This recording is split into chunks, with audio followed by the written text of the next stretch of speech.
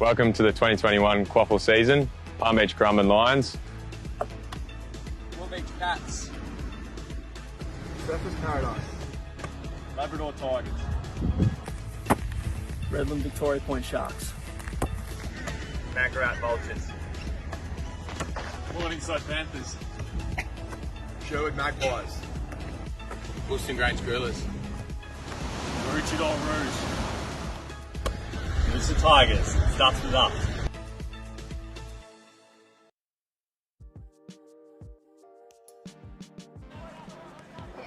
A very good morning and welcome here to Southport for the AFL Queensland Qafl Grand Final Day.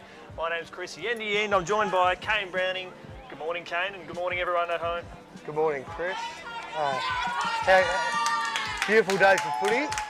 Not a drop of wind on this side of the beautiful Southport Sharks football ground.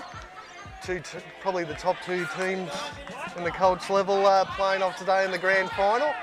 Broadbeach looking to upset ladder leaders Labrador, and should be a very good game indeed. Absolutely. Well, Broadbeach is the team that we'll have a look at first off. You can see on the screens at the moment we've got Cooper Parks, the full forward. He's been absolutely outstanding. Robson, Cummings, Semler. Jared Exley's had an outstanding final series. We've got the captain there in Harrison Tonks. He's going to have an outstanding game. Through the middle, we've got Munro, Rogers, Howard. I love the work of Kyle Rennertson. He's been outstanding across the final series as well. Denny and Conlon there. So that's the core of the midfield. Across half-back, Stortenbecker. Ezekiel's had an outstanding run across half-back. Dawson has been sensational across centre half-back across the year. And then you've got Bowen and Cottrell and Baines. So a really good lineup there. Matty Dwyer's your coach. Harry Tonks, as we mentioned, the captain. On the interchange bench, we've got Jenkins, Dunstone and Tyson and Crow.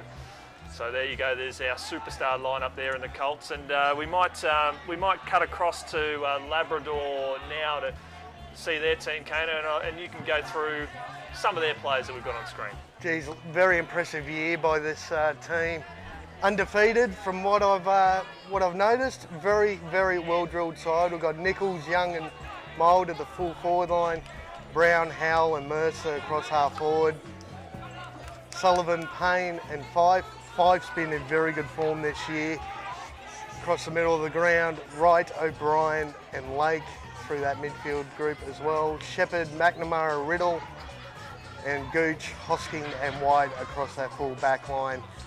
Truman, Kimpton, Wallace and Fife on the interchange bench. Looking very, very impressive, undefeated like I said, and Broadbeach will have to do a lot well today to be close to this Labrador Tigers side. They certainly will, and of course we can't have a day without the umpires now. As we have a look at, we've got Max David, Kai Pendlebury and Josh Weekly. On the boundary we've got Belinda Marr, Grace Wilkin, Tim Parsons, Eliza Mwandi there in the goals as well. So we've got a tremendous lineup there of umpires there. There's some of the best young umpires coming through. And Kane, one of the pleasing things about what we're seeing from the umpiring panels as they get ready to position is that these aren't just these are the best umpires for Colts in the Qafl. So what you'll see across the days, you'll see the best reserve level umpires and then the best senior level umpires. So I think that's a pretty good way to measure it. This panel has been umpiring at this level for most of the year. No, whether you're a player, coach or umpire, to be named to play your role on Grand Final Day is definitely a very, very big accolade, and I'm sure these umpires will do an extremely good job. Absolutely. Well, you've got the best seat in the house, and that's with us here at Southport. You've got the Labrador cheer squad. They're all pumped up. They've got two teams in it today. And obviously we've got Broadbeach. They start the day and they end the day. Could they bookend the day? Qafl Grand Final Day with a premiership? We'll see. Find out. Well, they're definitely, Grand Final Day is a whole new kettle of fish, just like finals compared to the home and away season. And again, probably the two best sides at this level this year. And Broadbeach, they're here to win, so it should be good to see. Hopefully the demons of last year's dramatic capitulation of the grand final won't haunt them. 50-point turnaround in the final term. As we get ready to join the Master of Ceremonies, Matt Bilkinson. Bielkowski. Reserve, home of the Southport Sharks, for the 2021 QAFL COLTS Grand Final between the Labrador Tigers and the Broadbeach Cats. I'd now like to invite all spectators and supporters to join our players and umpires in being upstanding for the playing of the Australian National Anthem.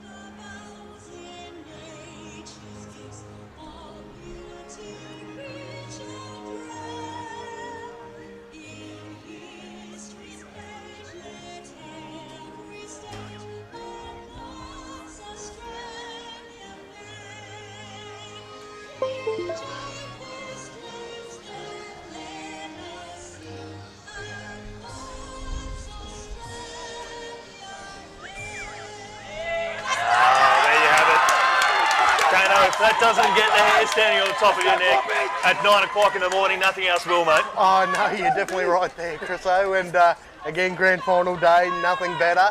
And it'll be very interesting. This first contest, like at all levels on grand final day, will be very interesting. The first possession players are able to get their hands on the footy, make sure they're clean, calm and collected, and get the ball moving forward for their side. That first couple of minutes is absolutely brilliant come grand final day. Should be very good. Absolutely. Well, we know Labrador, they've only played the one game since I think at the middle of July. It's been a long time with that COVID break. With the final series as it is, I don't know if that plays against them or not. Whereas Broadbeach, they've played the last. They're basically playing 4 weeks in a row into that match practice. A lot of hard games, but it's who's going to be better placed? Yeah, you probably. I mean, I must admit, I'd probably prefer to be a Broadbeach spot if you're playing week to week consistently, making sure you're doing the right things as far as game plan and fitness, especially fitness, making sure there's no injuries in the side. Probably compared to Labrador, where, like you said, they haven't played a lot of footy recently. You're probably thinking Broadbeach are better suited. So, but then again, it's only my opinion, and it can all change in the first few minutes of this grand final. So, wait and see, I guess. Well, Lewis Payne has won the toss for Labrador. They are kicking to the right of the screen, which we're not really feeling the breeze up here at the moment, but I'd suspect that it'd be blowing a little bit more, probably more towards us, I think, or more to the right hand of your screen. But the wind's not going to play any impact in what today. You were over at Labrador last week, and I mean we know what happened down there, but the wind had an influence in the earlier games in terms of the scoring, but today here at Southport, not going to be a problem. No, it's generally a pretty good ground as far as the wind's concerned, and especially as those forwards down that far end face just past us. Very, very easy to kick goals, especially on that end of the ground generally, so should be good for Labrador kicking to that end of the ground. Absolutely right there, and we of course we do have a jumper change, which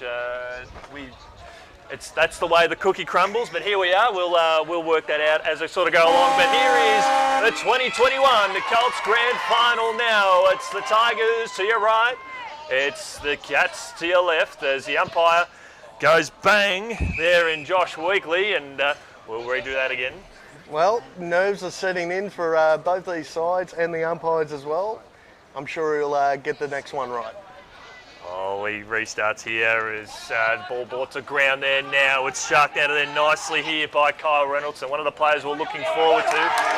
Didn't go the required journey, and umpire pulls the ball up here on centre wing as we see here this on the replay. No, very good tackle, ball and all tackle there, not allowing him to get the ball out to his teammates. Harry Sullivan laying the great tackle there. It's sharked off here nicely by Jed Riddle. Kick partially smothered. Comes out towards the boundary line now, and that is the jumper change that we have not been informed of, but we'll definitely get a clarification on that. He is in the ruck today, number 25.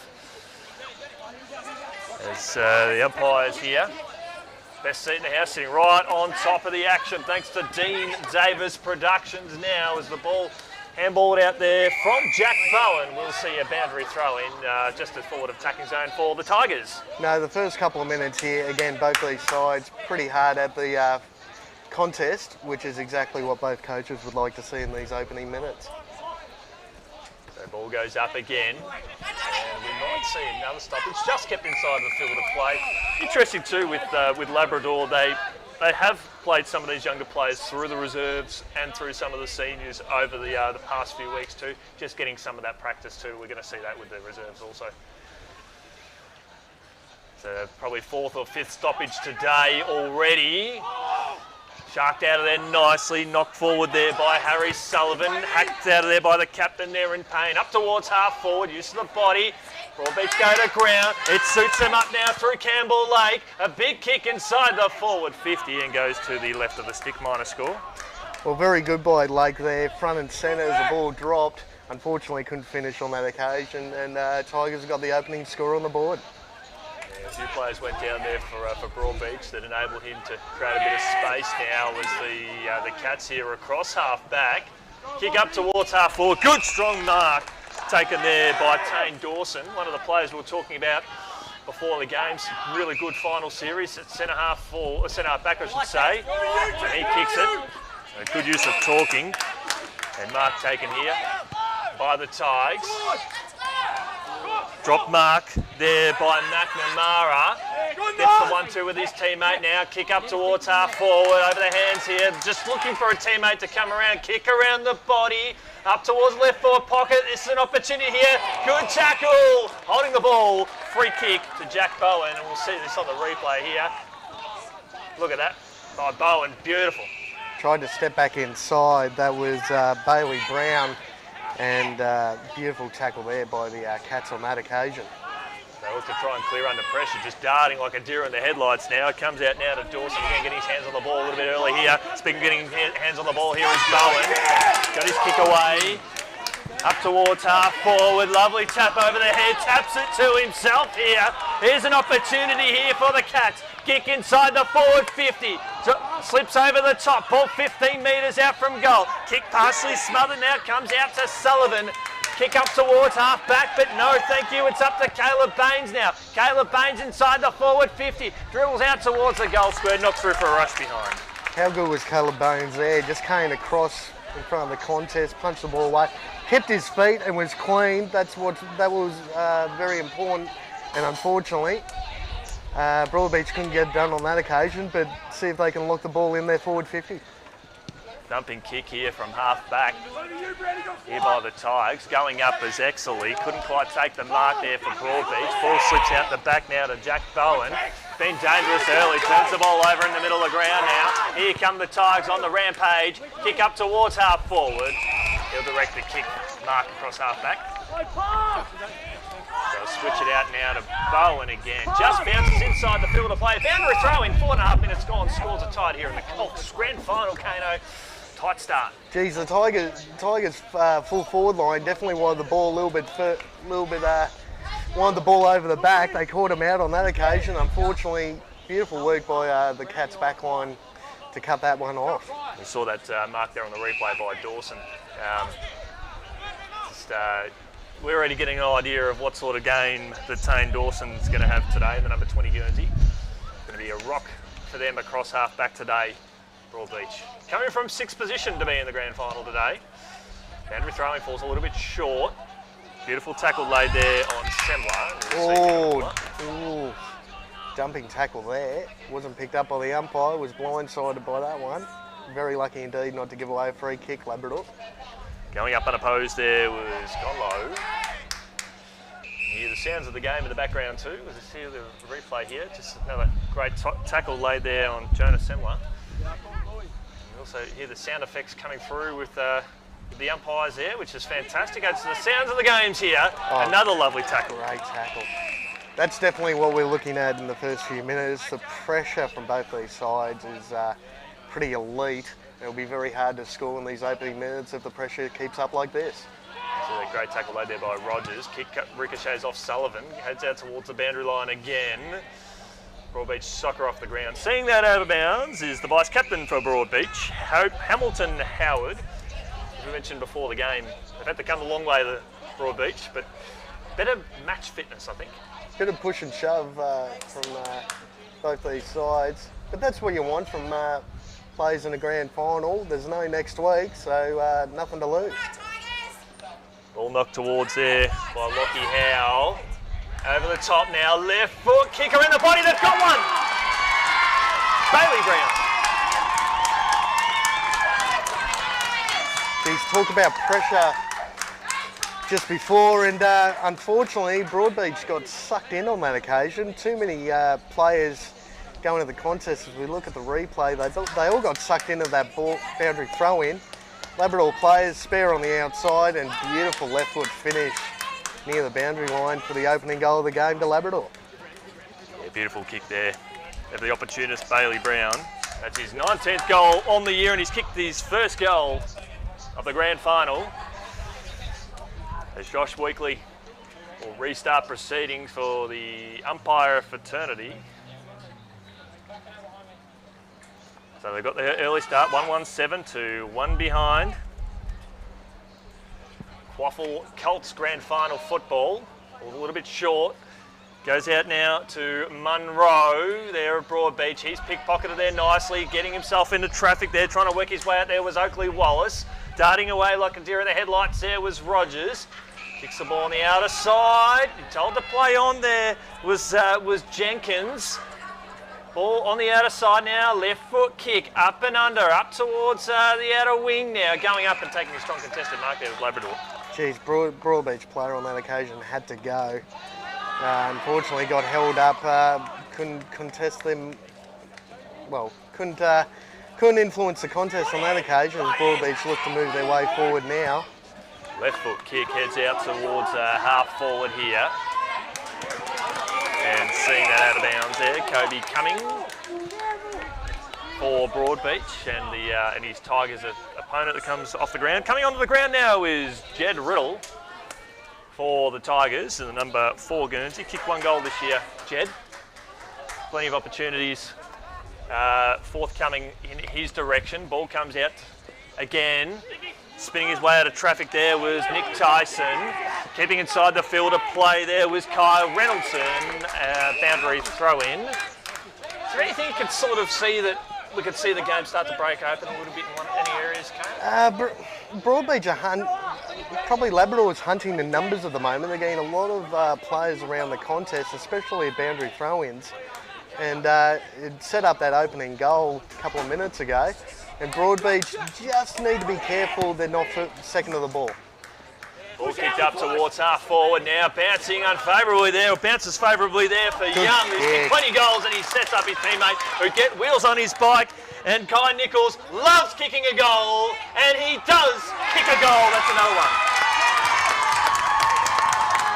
Geez, it's massive for both these sides. Though, when you're able to get one-on-one with your direct opponent, especially as a forward, and have open space as well, it's really hard for the defence to man up as the ball came in there. Probably too easy on that occasion. Set up the full forward, played on quickly, and beautiful finish on the right foot for Kai Nichols. And another goal to the Tigers. Broadbeach definitely need to get on their bike, work a little bit harder. The pressure has gone up another level by the Tigers. If the Cats aren't careful, they might get blown out of the water in this first quarter. The stoppages sort of favour the Tigers at half back because they're transitioned to a more open forward line, using their runners there. They've got a few goal kickers there in Nichols and Young, who combined there. They've kicked over 30 goals between them, or each, I should say, this year. Rucks contest again, belted forward there in favour of the Broadbeach. Now spinning his way out of traffic there was Tonks. Good work here by the Tigers. Handball dished out now to Semler. Just an up and under kick. Umpire calls play on it, favours Semler now. Here's an opportunity. Broadbeach inside the forward 50 now. Better. Good mark. Playing in front there and taking the mark was Connor Robson. You can see here on the replay here, Kano, just playing in front. Jonathan Semler there, beautiful effort there in the midfield group. Got absolutely crunched by a couple of Tigers opponents. Got the handball out and a beautiful kick inside 50 to set up this shot on goal for Connor Robson. Kicks now, just right on the goal line, and it's a goal. Great fight back there by the Cats. That's exactly what they needed to get that one kick closer to the Tigers, who kicked the first couple of goals of the game. Yeah, sometimes you need that first one, don't you, to sort of go the other way. See here on the replay now, lovely mark, playing in front. Beautiful kick on the right foot, coming out of the middle of the ground too. Hit him lace out the chest. Great kick.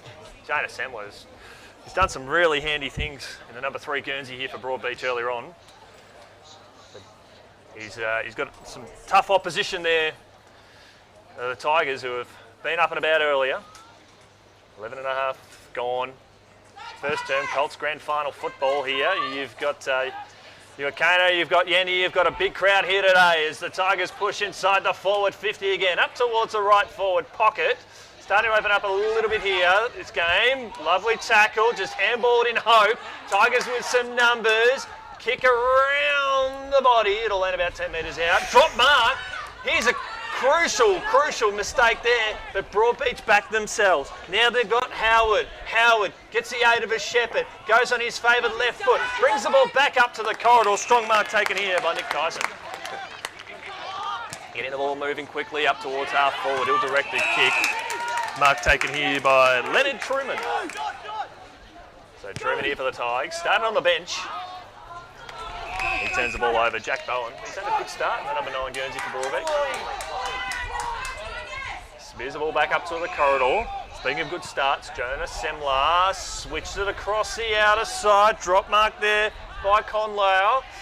Beautiful harassment there from his direct opponent there in Harry Sullivan, and we'll see a free kick holding the ball. It'll go to the Tigers. Geez, the Cats were out on that far side of the ground. If only he could have got that handball away. Great pressure there by the Tigers forward as he sets up an inside 50 now. Spears the ball, drop mark there.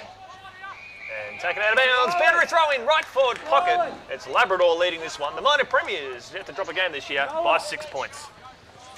They've just got to be careful at Broadbeach not to get sucked into the contest and allow their direct opponent free and open space to have a shot on goal.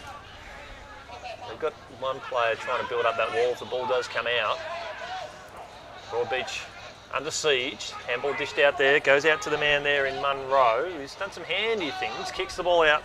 Looking for Connor Jenkins out there on that outer side. He's got the hands on the ball a few times there for Broadbeach. Beautiful tackle. And how's the umpire going to see this? G-A-W-N gone. Free kick to the Tigers at right half forward. Just looking at the replay now, tried to throw the don't argue out and got absolutely poleaxed by the Labrador's player on that occasion. How's that for inspiration? The captain doing the right things, pain and causing a lot of pain with that tackle there. Kick inside the forward 50, lands about 30 metres out from goal. And we won't see a stoppage just yet. Here's an opportunity again for Labrador. Left foot kick. Sticks out to the outer side, and Sam Mercer kicks a point for Labrador. That pressure level by Labrador at the moment, they're just hunting the Cats in this opening quarter, smothering them, not giving them any room to move at all. Fantastic intensity that they've lifted across the season. They've seen them be in the minor premiers undefeated, it must be said. Harrison Tonks here on the commentary room, probably sort of slow it down, up and under kick. Left a little bit of hang time there, but Hamilton Howard, so captain the vice captain for Broadbeach. Kick inside the forward 50, over the top now. It's an old-fashioned foot race as Ethan White first to the ball there. He's wrapped up straight away. Did he have any prior opportunity? No, he didn't. Ball up right forward pocket. Jeez, I'm very surprised. He had a little bit of time probably to give a handball or a kick out, as there's a fair bit of push and shove. Umpire saying, I'm not having any of that. I'm just going to throw the ball up. Good idea. Tigers win the ball to ground. White just squeezes the kick out there, out of traffic. That's clever work. Kick up towards the commentary wing. Mark taken here by Lockie Howe. Long way up from goal, which he's very familiar with. Finds Alex Fife, one of the players that built up before the game. Kano. Yes, no, in very good form, Fife. Great kick. Being good form. Harry Sullivan up towards right half forward now with a kick looking for his teammate there, and Josh Young loves a goal or 30 odd. And we'll see a boundary throw in, and Young setting up the first goal of the game. If we see the ball out towards the outer side, Young given no room there by Noah Cottrell. Geez, the Cats backline are working extremely hard and quite well, considering they've restricted them to only a couple of goals and a couple of other shots on goal. A good start by the backline for Broadbeach. They've got to hold firm here though. Yeah, we've had a chance to see plenty of it. 30 metres out from goal, left foot kick that'll go to 15, doesn't matter anyways. Kimpton kicks it out towards the right forward pocket again. I guess Labrador probably going a quarter time, but they'd be thinking that they could have done a lot more damage, considering the Broadbeach's efficiency going forward. I think they've been forward inside the forward 50 3 times and they've scored twice. Yeah, the transition, mind you, the transition from back to forward for Labrador is pretty impressive. I've been really impressed by their midfield group and their gut running at the early stages of the grand final. There's a free kicks paid here, too high. Yep. Get that on the replay there. Jack Kimpton taken too high there. A little bit overzealous there from his direct opponent. Kick inside the forward 50 to a 2-on-1. Turns the ball over now. Jack Bowen, who's gotten plenty of the ball already here for Broadbeach, as we've highlighted, is probably going to just stay across that outer side, avoid the switch. And strong mark taken there by Tane Dawson. Good start from him today. Kick up towards half-back. Oh, turns the ball over. Right foot kick inside the forward 50. Oh, ball hits the deck 30 metres out from goal. Working his way out of traffic. Here comes Jack Bowen again. Sees his teammate out of the corner of his eye. Has a teammate there in support who's just come on the ground. He might elect to use him now and apply a Shepherd. No, he runs straight into him and runs straight to a big wall. Holding the ball. Free kick to Labrador. Pretty unlucky there. I'm pretty sure he actually got the handball out here. Actually, no. You'd pay that a throw every day of the week. Good umpiring there. That's what we've got the benefit of the replays here. Kick inside the forward 50. Playing in front. Strong mark taken. And the Tigers will have another shot at goal. Jeez, almost impossible to spoil the ball when the ball's getting delivered like that as a forward. That's exactly what you want as a forward, out in front. Good effort there on that occasion by Kai Nichols, who has another shot on goal for Labrador to kick their third. It's already kicked the one. Comes in now. Slight angle, probably 35 out. Right foot kick. Coming across the face of goal though for a minor score. Tigers moved to 2-3-15. Broadbeach 1-1-7 were played just over 18 minutes into this first quarter. Well, thanks to you guys for your tremendous support of football here in southeast Queensland. Now is utilising every step they're allowed to take. How far did he run? Too far, said the umpire, Kai Pendlebury, holding the ball. And a 50-metre penalty to boot. Well, that'll hurt. Geez, those are coach killers. I'm actually surprised he probably took 2 bounces about 150 metres. I'm not sure what your math is like, but... he ran 30 metres before he took the first one, didn't he? Well, that's what surprised me. And so unfortunately, a bit of ill discipline as well adds insult to injury and sets up a shot on goal, probably 25 metres out on a slight angle. You can't see who that is from our vantage point. Still not sure who's kicked that goal, but that's a beautiful, beautiful goal. There we go. How's that? Gets you pumped up, doesn't it? Definitely does. Early stages of this grand final. Now again on that replay. Nice right foot kick, left, right swing. Straight over the goal umpire's head. Take a step and say that was Alex 5. Had a hunch, but we'll get that at quarter time. And just as if, I mean, you love the effort by Broadbeach. Their backline again is working extremely hard. Mind you, it doesn't matter how good your backline is, if the ball's coming in like that from Labrador's midfield group, they're going to really struggle to repel any inside 50s. They get that reward for effort now, almost thrown there. Connor Munro.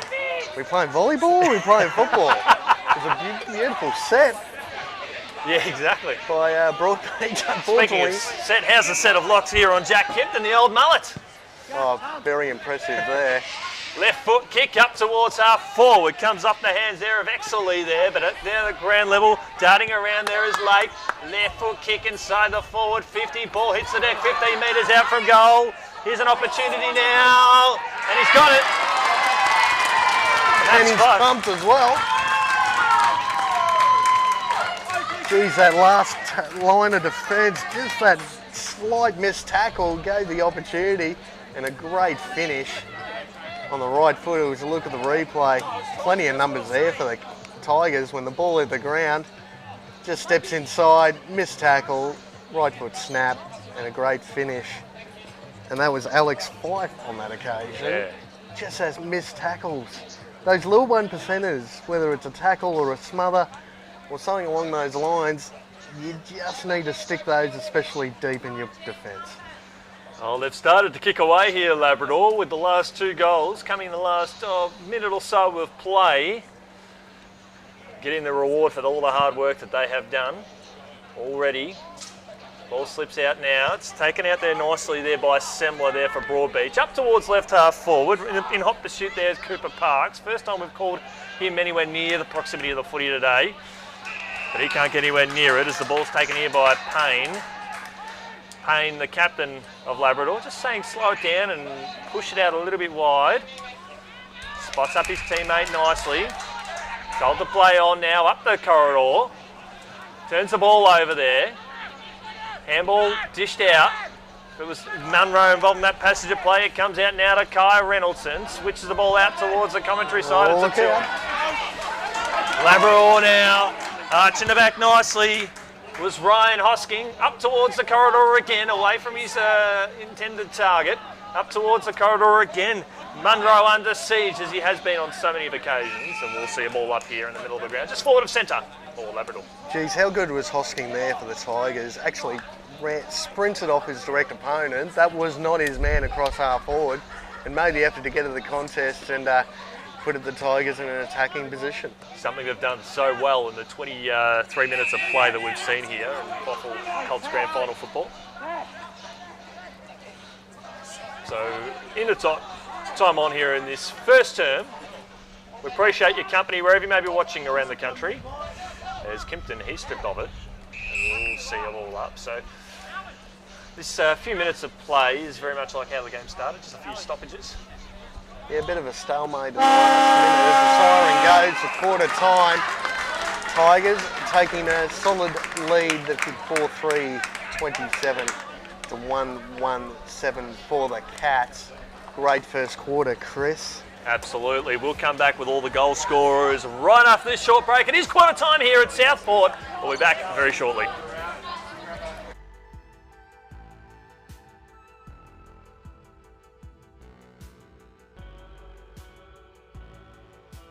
So one of the players we're looking forward to didn't go the required journey, and the Cats here across half back. Kick up towards half forward. Good strong run. The body up towards left forward pocket. This is an opportunity here. Good tackle. And throwing falls a little bit short. Beautiful tackle laid there on Semler. Yeah, which is fantastic. It's the sounds of the games here. Oh, another lovely tackle. Great tackle. Ball knocked towards there by Lockie Howe. Out of the top now. Left foot. Kicker in the body. They've got one. But now bouncing unfavourably there, or bounces favourably there for Young, who's kicked plenty of goals. Teammate who get wheels on his bike, and Kai Nichols loves kicking a goal, and he does kick a goal. That's another one. Here's an opportunity. Broadbeach inside the forward 50 now, better. Now up this shot on goal for Connor Robson. Kicks now, just right on the goal line. Shepherd goes on his favoured left foot, brings the ball back up to the corridor. Strong mark out of sight. He's got the hands on the ball a few times there for Broadbeach. Beautiful tackle. And he might elect to use him now and apply Shepherd. No, he runs straight into him. Ball probably 25 metres out on a slight angle. You can't see that is from our vantage point.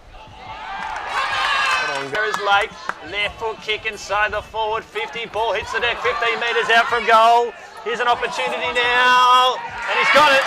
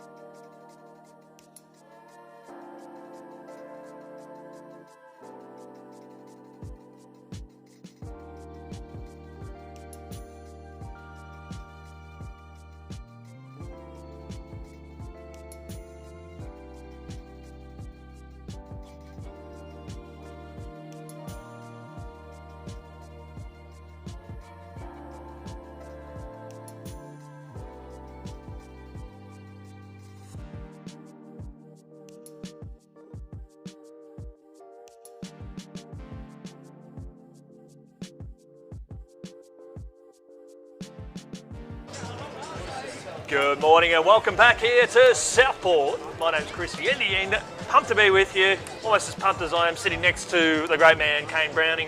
What a good first quarter of football we saw there from Labrador in the COLTS Grand Final. No, really impressive start by the Tigers. Again, like we said pre-game, probably the best team in the comp. They haven't lost a game all year, and that first quarter definitely solidified that notion.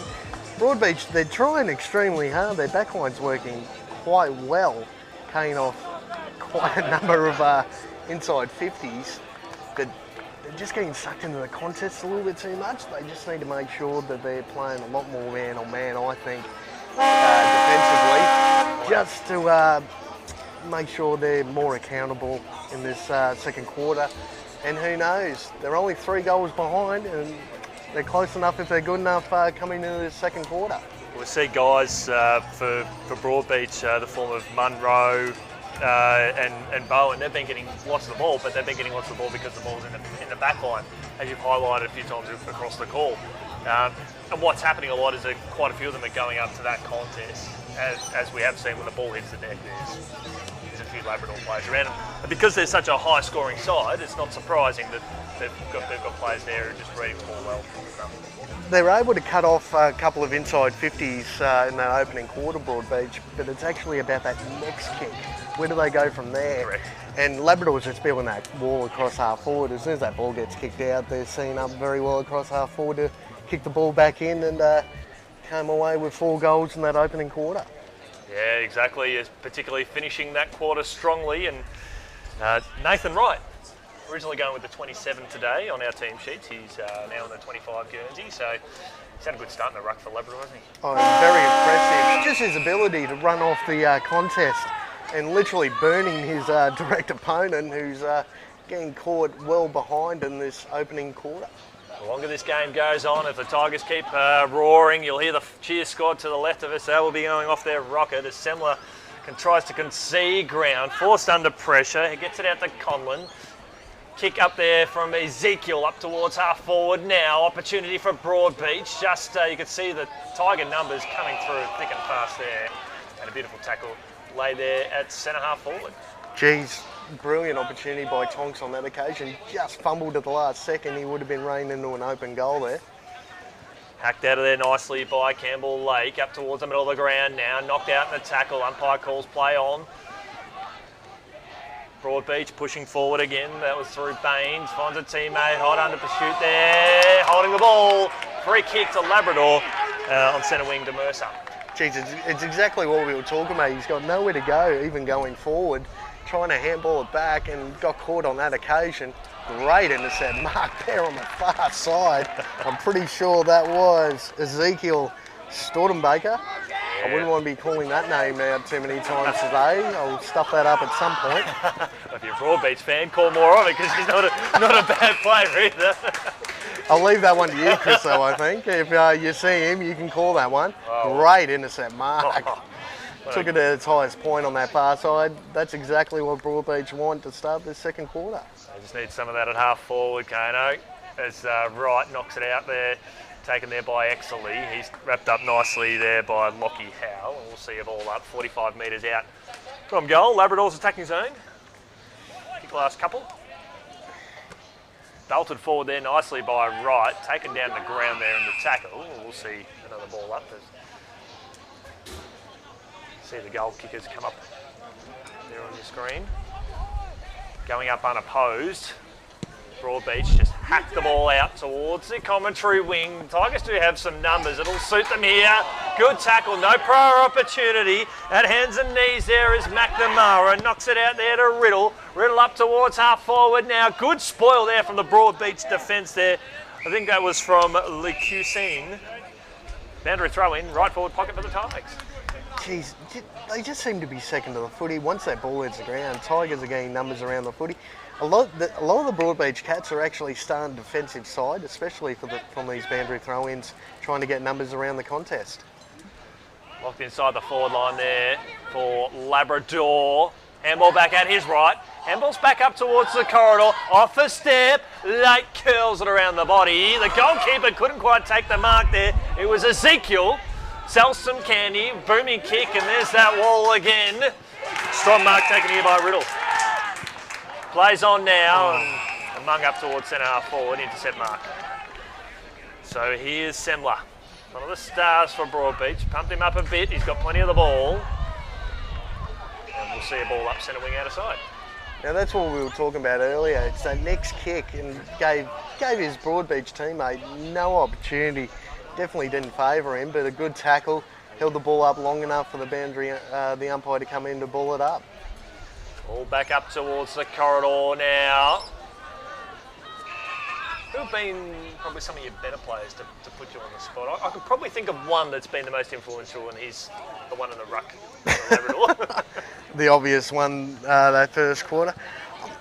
I might have to get back to you on that one, Chris. I think. That's what I thought. We've got to put you under the pump, mate. No pressure at all. No. Lockie Howe for Labrador. Good kick. Very good kick. Was he nudged in the back? No, not quite. Nudged in the side, said the umpire. Kick around the body there from O'Brien. Lake goes back in again. Guy Nichols has a shot at goal. It's coming. Falls a little bit short. The crowd riding every disposal. He hacked out of there nice, and it's a goal by Sam Mercer. The mullet again. Popped up to kick another one there. Great left foot finish. And again, Broadbeach just getting sucked into the contest. If we look at the replay, that ball was up in the air forever. Ball comes down. Broadbeach again trying to lock the ball, knock the ball over for a point. Ball came out, great left foot finish on that occasion, and Labrador go further in the lead. Well, it's 3 quick ones in a row either side of quarter time, and they've got 5 goals on the board. 4 players have joined in on the action. And the players that all kick goals, as we've highlighted at the start of the game, there's a lot of goal scorers, a lot of players who have kicked 10 or more, and everyone that's done that for Labrador has all kicked at least a dozen goals on the board this year. Rucks contest again, and Josh Weekly will redo that again. And good to, in fact, no free kick's been paid there. So it'll go to Broadbeach. Broadbeach now. Big opportunity inside their forward line now. A lot of one-on-one contests. Going up and not being able to take the grab there was Hosking. Ball dribbles out towards the boundary line. Picked off there momentarily was Ethan White. Boundary throw. And again, Broadbeach being second to the footy, there's really no point if you're going to bomb the ball in like that. You're going to bomb it on top of someone's head. He's going to have very little opportunity to take a contested mark, like we saw on that occasion. That's right. Maybe need to switch their back line up and send him a little bit forward now. Was right. He was taking the ground. He just got the ball out in the nick of time. Getting the ball out there was Reynoldson. He's taken out towards the boundary line. It'll be a ball up just inside the field of play. And that's the difference between the two sides. I've definitely noticed to start the second quarter. Labrador wait till the ball hits the ground and actually works out, okay, who has it, and then pushes players forward to put the pressure on. Broadbeach on the other side are actually trying to get the numbers around the contest before the ball is contested. And they're actually getting caught out because they're starting defensive side and Labrador's starting offensively. Ball goes that side, they've got the numbers. Labrador have probably kicked 2 goals exactly that way, deep forward. So, and some occasions as well, because you've got that extra numbers around the contest, which happen to be your teammates, they almost run into each other too. And they deny themselves that extra space to open up the vision and try and find some target down the field. No, you're exactly right, Chris. Calls play on there. Comes out now to Hamilton Howard, kicks the ball around the body. Comes out to White. Short kick inboard to Riddle. Good left foot kick along the boundary line. Keeping inside the field of play. Doing so successfully here is Fife. Turns the ball over now. Handball back up. Broadbeach with some numbers. Beautiful tackle there from Wright. Too high. A little bit overzealous. Geez, he probably did everything right there, right? I'm not quite sure where that free kick was pulled from, but Broadbeach have an opportunity now. Inside the forward 50. Tigers with some extra numbers. Umpire calls play onto that one. White just kicks it around the body in hope. Foot race there on the outer side. Labrador with again some numbers. The form of Sullivan. Kick the touch along the boundary line. Boundary throw in outer side. Out on the full, yes, boundary throw. And that's a massive key as well. Labrador definitely a lot cleaner by hand.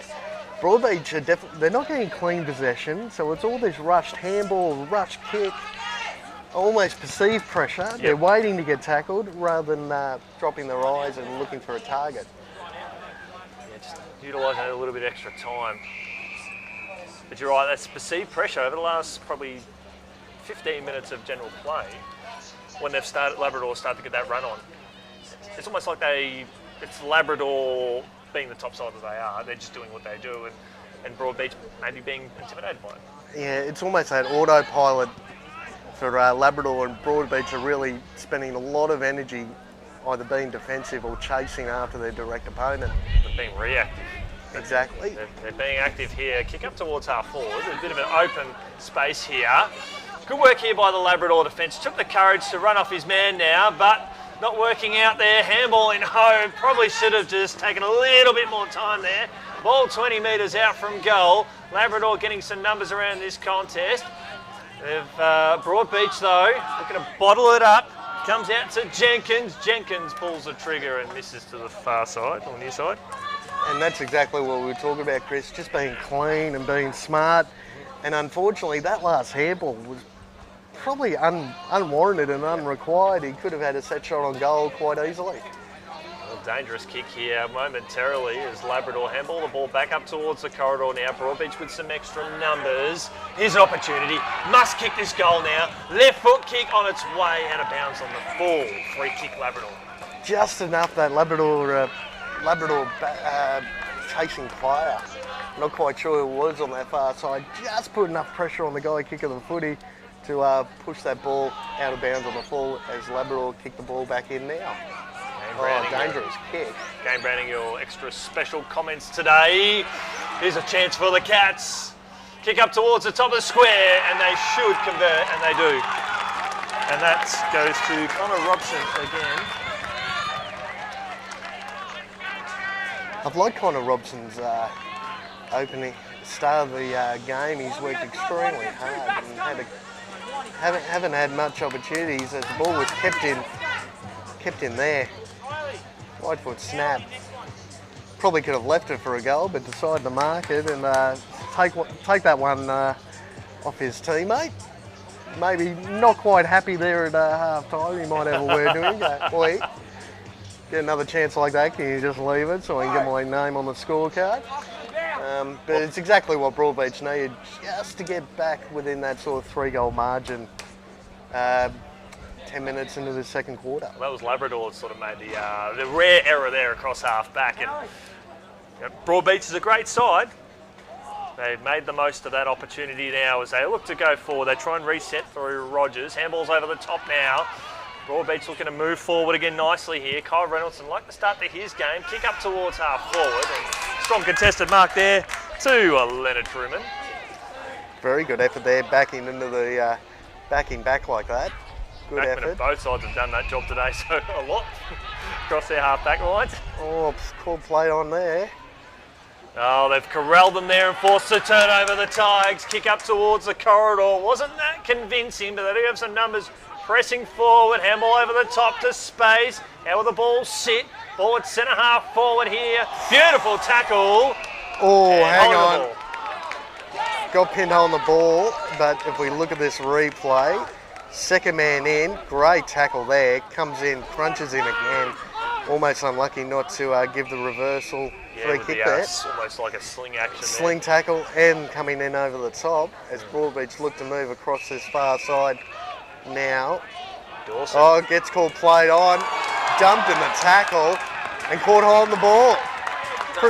That could be the story of the day here. Pretty quick there. He was actually pointing to say, well, he's gone over the mark and umpire scored played on and got absolutely poleaxed in the tackle. So Labrador looking to attack again now, probably 80 metres out on that far side. Probably just all they need to be doing now is don't bother about the mark, just get the ball moving quickly. As mark's taken there by Shepherd. Now he's called the play on. Right foot kick inside the forward 50. Comes out to Dawson, holding the ball! Yes! And Labrador will have a shot on goal to Josh Young. Gee, I've been impressed with Young's start to this game as well. Great rundown tackle there.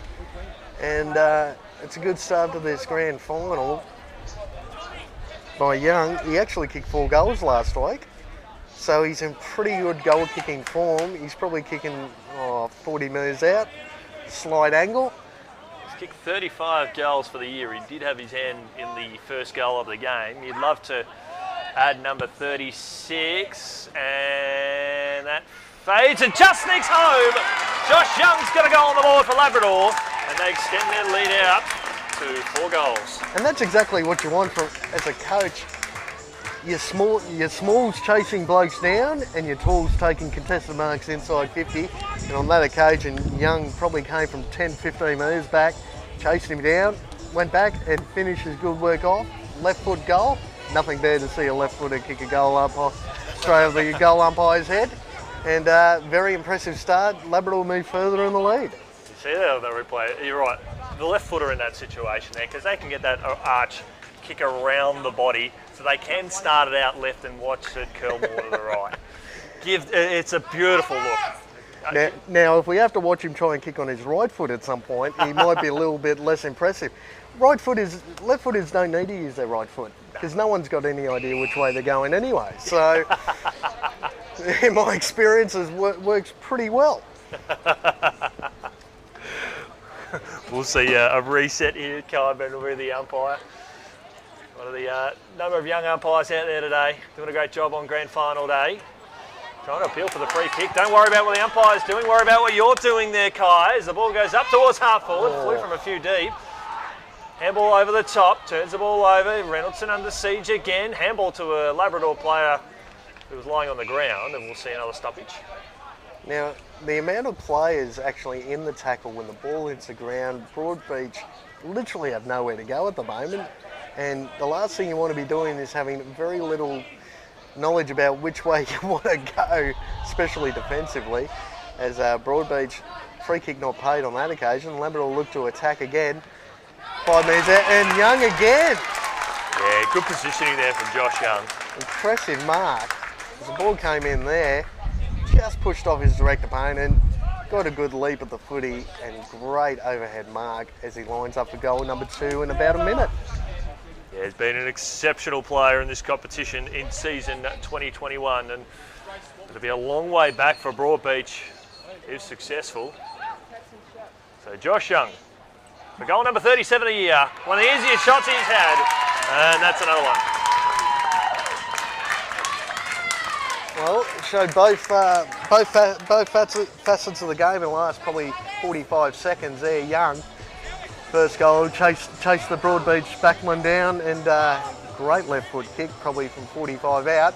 And right there, took a very good contested mark, right in the goal square, and straight over the goal umpire's head once again for a great 2-goal effort in about a minute. Yeah, well, the margin started to break out. We're at a game high, 31 points here on QAFL TV. Thanks to Dean Davis Productions and thanks to you guys supporting in the masses. Got some great numbers on the board early. We know the rewatch will be fantastic as well, particularly whoever's premiers today as right goes up, unassisted there. Ball pushes out towards Broadbeach attacking zone. Can Rogers manufacture something here? He handballs out over the top, trying to draw the free kick. Not forthcoming. In fact, yes it is. He'll get the free kick. Run! So it'll be Semler. Semler told to go. Right foot kick. Should have just gone up the corridor.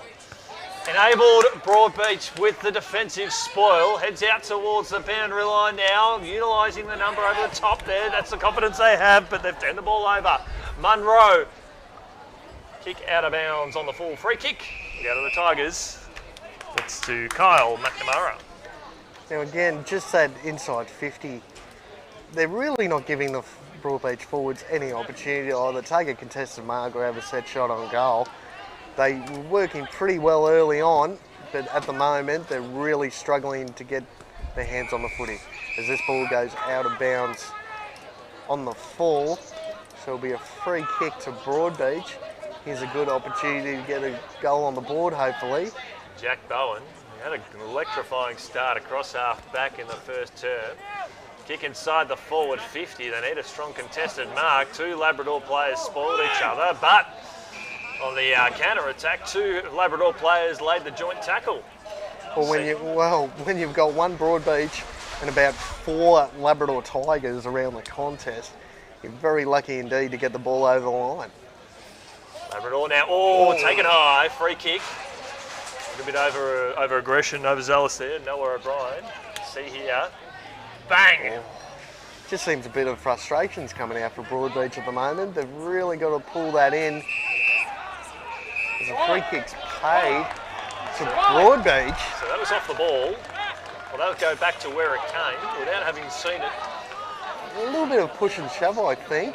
And generally, it's the guy that reacts after the initial contact.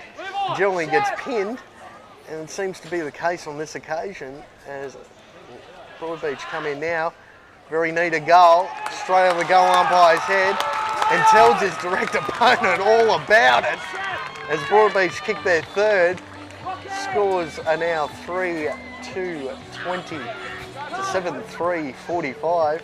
Well, as he comes in now, we look at the replay, and it's Kobe Cummings.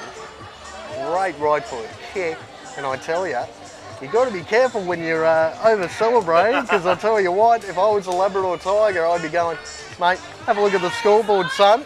And we're 4 goals up, coming into half time. You're going to need to do a little bit better than that.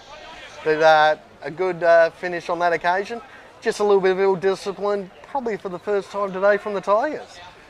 Big hello to the Cummings family. I'm going to take a stab. The reason why he's named Kobe is because they are Lakers fans. I can imagine Kobe would have been born around when Kobe Bryant was doing his best work in the NBA.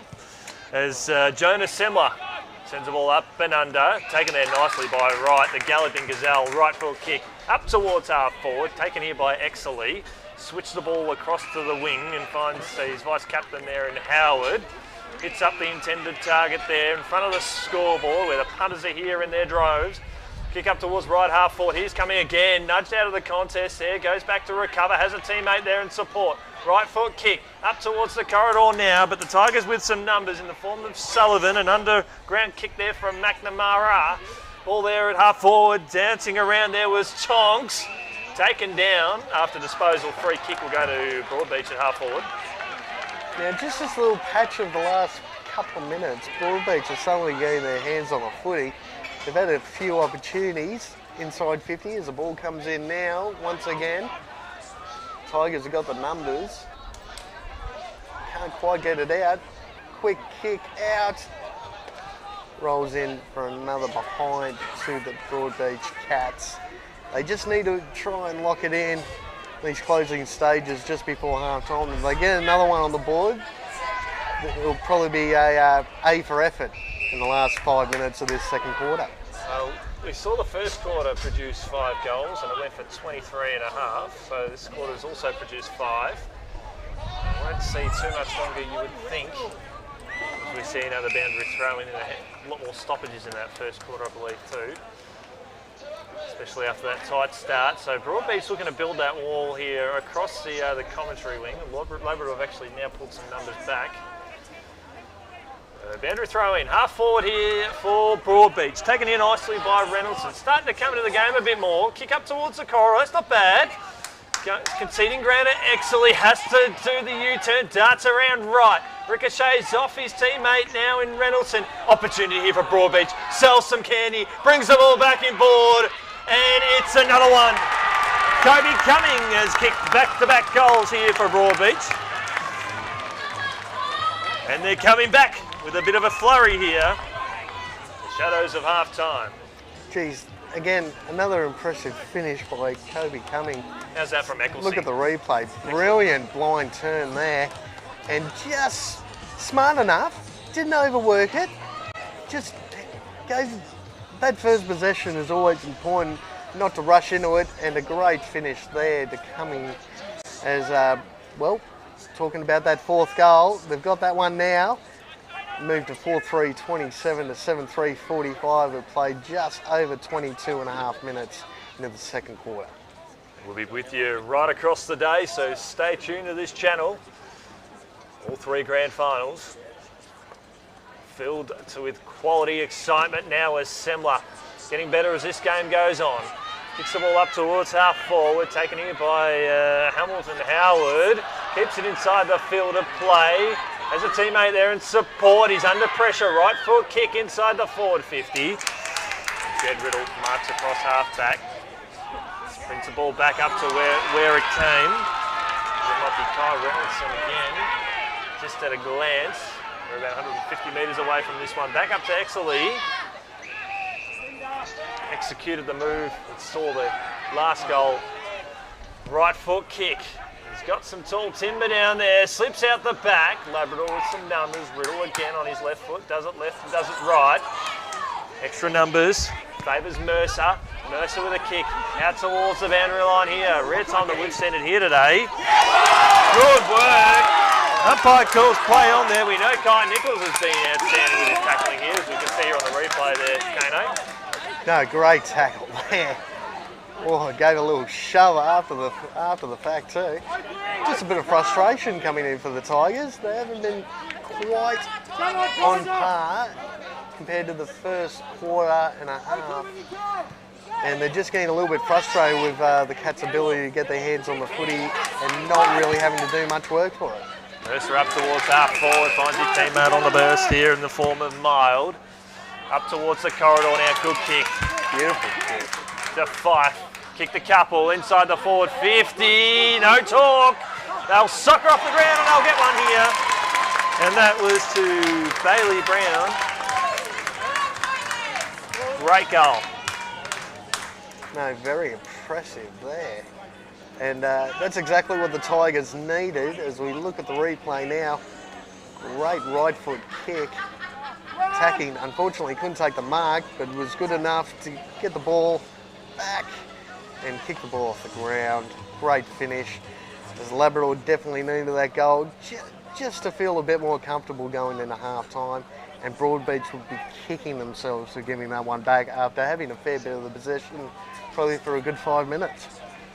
Yeah, Brown getting his second goal on the board today. Kicked the opening one. Great style. You bookend the first half with goals. Left to be seen here. Qafl TV. You've got Kano, you've got Yenny, you've got Nelson on the tech, you've got Dean on the camera. Best in the business. Broadcasting, bringing you these pictures right around the country. What a great way to spend a Saturday afternoon, Saturday morning into the afternoon. Bracing the best of Queensland football, at least here in the southeast part anyway. Up and under kick there from White, didn't go the 15, you can hear the umpires say play on. Handball dished out now to Campbell late. And it is half time here, Kano, here at Southport. No, very impressed. There's a couple of names just like to work through before we go to the break. I thought Josh Young's second quarter was really impressive with a couple of goals. Nathan Wright in the ruck has worked extremely hard and is definitely getting first possession for that midfield group. Nichols as well has worked extremely hard. For the Cats, I like Jack Bowen, Semler, Kobe Cumming again, like Josh Young, kicked a couple of goals in that second quarter to get the Cats back in it. But Bowen and Semler are working across half-back extremely hard, taking quite a few possessions. Unfortunately, they haven't been in dangerous spots, but they're too deep in that back line. But it's a great first quarter, and Broadbeach work their way back into it, and probably close enough if they're good enough. Well, it is half time here at Southport. Stick around for highlights and goal kickers right after this break, as we go to the break, and we'll be back with you in about 10 minutes or so time. Pushing forward again, that was through Baines, finds a teammate, hot under pursuit there, holding the ball. Trying to handball it back and got caught on that occasion. Great intercept. Nichols has a shot at goal, it's coming. Falls a little bit short, the crowd running every disposal. He hacked out of there nice, and it's a goal. Game Browning, your extra special comments today. Here's a chance for the Cats. Kick up towards the top of the square, and they should convert, and they do. 90 here, Kyle Reynolds would like to start his game. Kick up towards half forward, and stops it for the ball, sit, forward centre half forward here. Beautiful tackle. Now, Dawson. Gets called played on, dumped in the tackle. Comes out to Dawson, holding the ball. And the first goal of the game, you'd love to add number 36, and that fades and just sneaks home Josh Young. On that occasion, Labrador looked to attack again. 5 metres out, and Young again. Yeah, one of the easiest shots he's had, and that's another one. 70 tested mark, 2 Labrador players spoiled each other, but on the... And it seems to be the case on this occasion as Broadbeach come in now. Very neat a goal, straight over the goal umpire's head. And He has to do the U-turn, darts around right. Ricochets off his teammate now in Reynoldsson. Opportunity here for Broadbeach. Sells some candy, brings the ball back in board, and it's another one. Kobe X the boundary line here. Rare time that we've seen it here today. Good work. Yeah, good kick. beautiful. To Fife. Kick the couple inside the forward 50. No talk. They'll sucker off the ground and they'll get one here.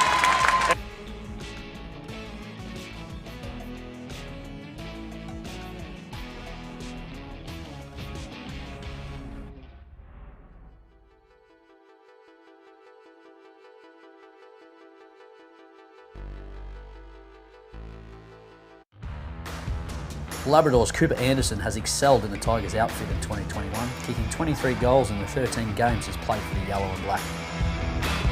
The former Beanley Junior has cemented his spot in the Tigers lineup over the past few seasons, providing a lot of versatility to the Labrador forward line. Cooper's best outing came in round 15 against rivals Surfers Paradise, where he kicked 4 goals.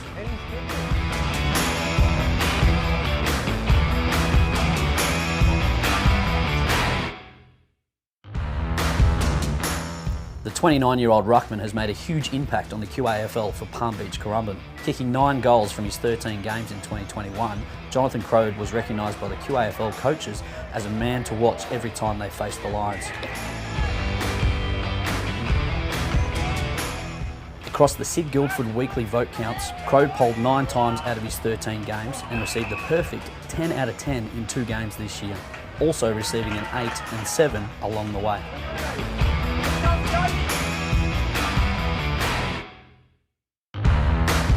Broadbeach's Jordan Moncrief kicked 55 goals in 12 games for the Cats in 2021, averaging over 4.5 goals a game.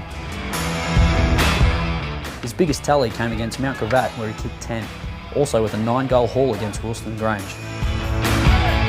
Jordan also had 3 other games where he kicked 6 goals during the year. Question of accuracy, it's straight through the high diddle-diddle, and they're on the way to another outstanding win to cap off this. In just his second QAFL season with the Broadbeach Cats, Jordan Moncrief, the former Mount Eliza and Casey Demon power forward, has cemented his position as one of the best forwards in the Queensland State League. He was unstoppable in 2021, kicking 55 goals from just the 12 games that he played. Missing 5 games due to the COVID cancellation of community football, it would have been exciting to see how many more the Mayor could have kicked for his beloved Cats. His target, Moncrief. Another snap around the corner. It's another one for the Mayor, is it? Yes, it is. Jordan polled votes in 8 of his 12 games played, being rated best on ground on 4 occasions. Outstanding from Jordan Moncrief.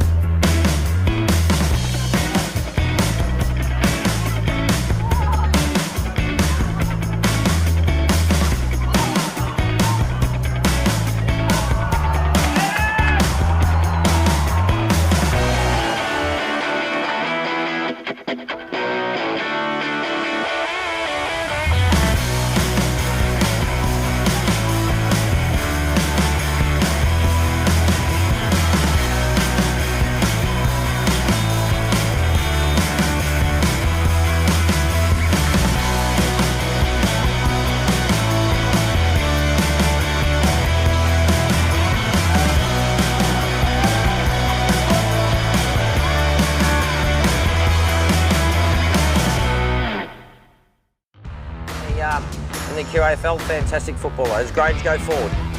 Big pick up. Oh my goodness gracious! Magnificent mark. Qafl, soars to the high heavens. That's why you come to the footy to pitching. That is magnificent. That right in front of our commentary position there. Oh, the balance in the air. You wouldn't know it was a windy day. That was absolutely brilliant. Number 8.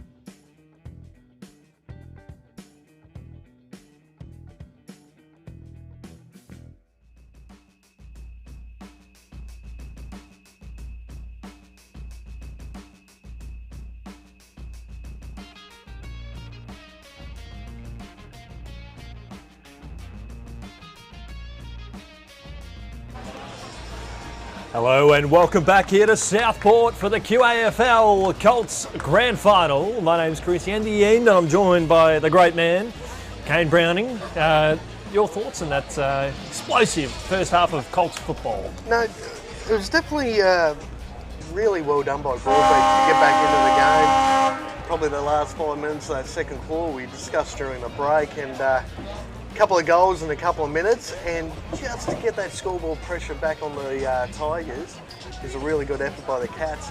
Labrador just seems to be that well-oiled machine that is just almost going through the motions.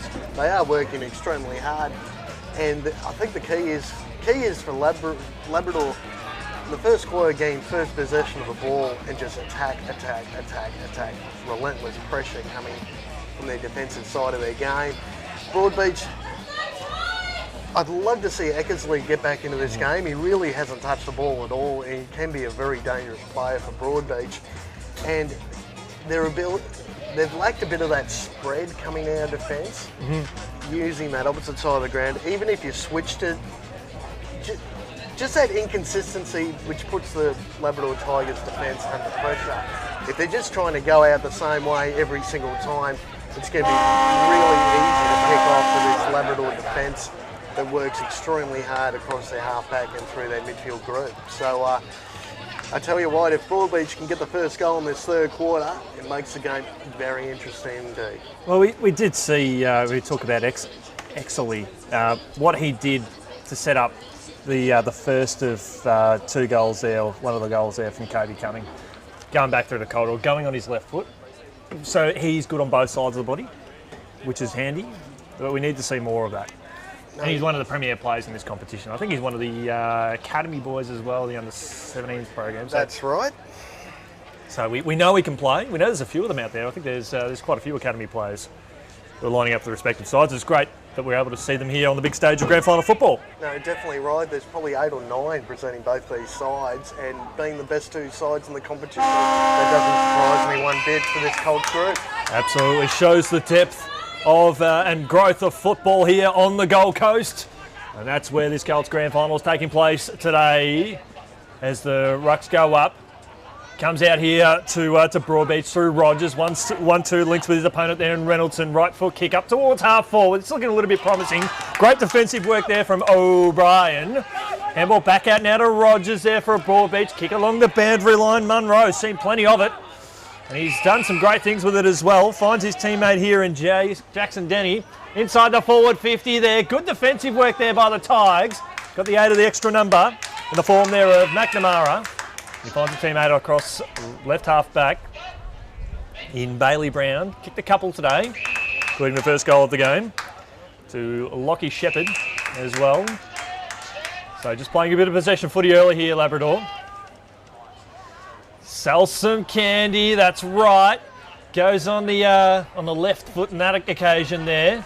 Along the boundary line of a 2-on-1. Here's Eckersley here. Handballs back up the corridor. Puts his teammate under a bit of pressure. Eckersley running again, just squeezes a handball out, looking for Rogers, bounces fortuitously for another teammate though, Archie's back.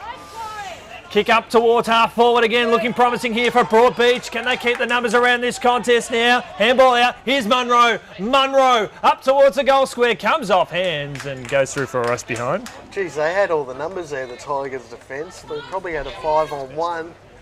And great effort there by those half forwards for Broadbeach to get possession back and have a shot on goal. Unfortunately, couldn't kick the goal on that occasion.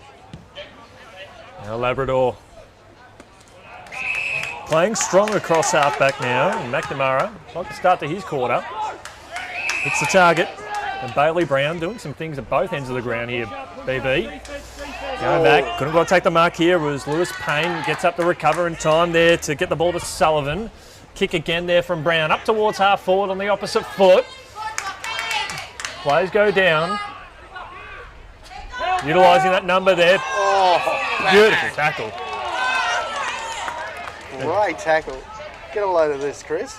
Watch this. Bang. Good night. Great effort there. And again, Jack Bowen. Great effort across half back. He's probably their best at the moment, the Cats. Yeah, exceptional game that he's had today. Jed Riddle now. Here's the ball up towards half forward to meet the sandwich here. is Kai Nichols, and he takes the mark, puts the ball up towards the top of the square. They all fall down. Right foot kick around the body. Bit ambitious there from Ezekiel. Bit of a chaos ball, but the old don't argue. Over the head there of Semler. Semler now. There we go. He's got an extra teammate there at half back. And spots up Munro's covered the ground very well today. If they move quickly, unfortunately, they had an open man there on the far side. Now he's decided to go down the line. For the intended target there, I think it was Parks. Great effort there by the Labrador backman. Closing speed was quite impressive just to be able to punch the ball out of bounds. They're doing that at both ends of the ground, aren't they? They're closing speed in their attacking half and defensive half. No, you're definitely right there, Chris. As the ball gets thrown back in now. Rucks contest again, right, handballs the ball back up towards the corridor for Labrador. Rogers gets his hand on the ball there for Broadbeach, back up towards the corridor again. Denny up towards centre half forward, love a good one-on-one contest there, umpire in perfect position now, and Labrador under siege, but they've got their confidence up. O'Brien gets the ball up here towards half back, directing traffic. There was Alex Riddle, I should say. Now, that was just not necessarily Jonas Semler coming in late, extremely late. Didn't have to do that. Right, pierces the ball inside the forward 50 there. Broadbeach with some numbers around this contest. Locking it up will be suitable for the Tigers. See, just there's that downfield incident there. As Broadbeach under siege across half back, here's Semler. Just don't do anything silly that might take you out of the game for a bit. Good luck marking that. Kobe Cumming, though, was able to bring it down to ground. They do have numbers at ground level, which is a change of what we've seen in that first half. Ball here at ground level. Here's an opportunity. Would love a goal-scoring opportunity. Connor Robson. He'll get it downfield. He'll take it back.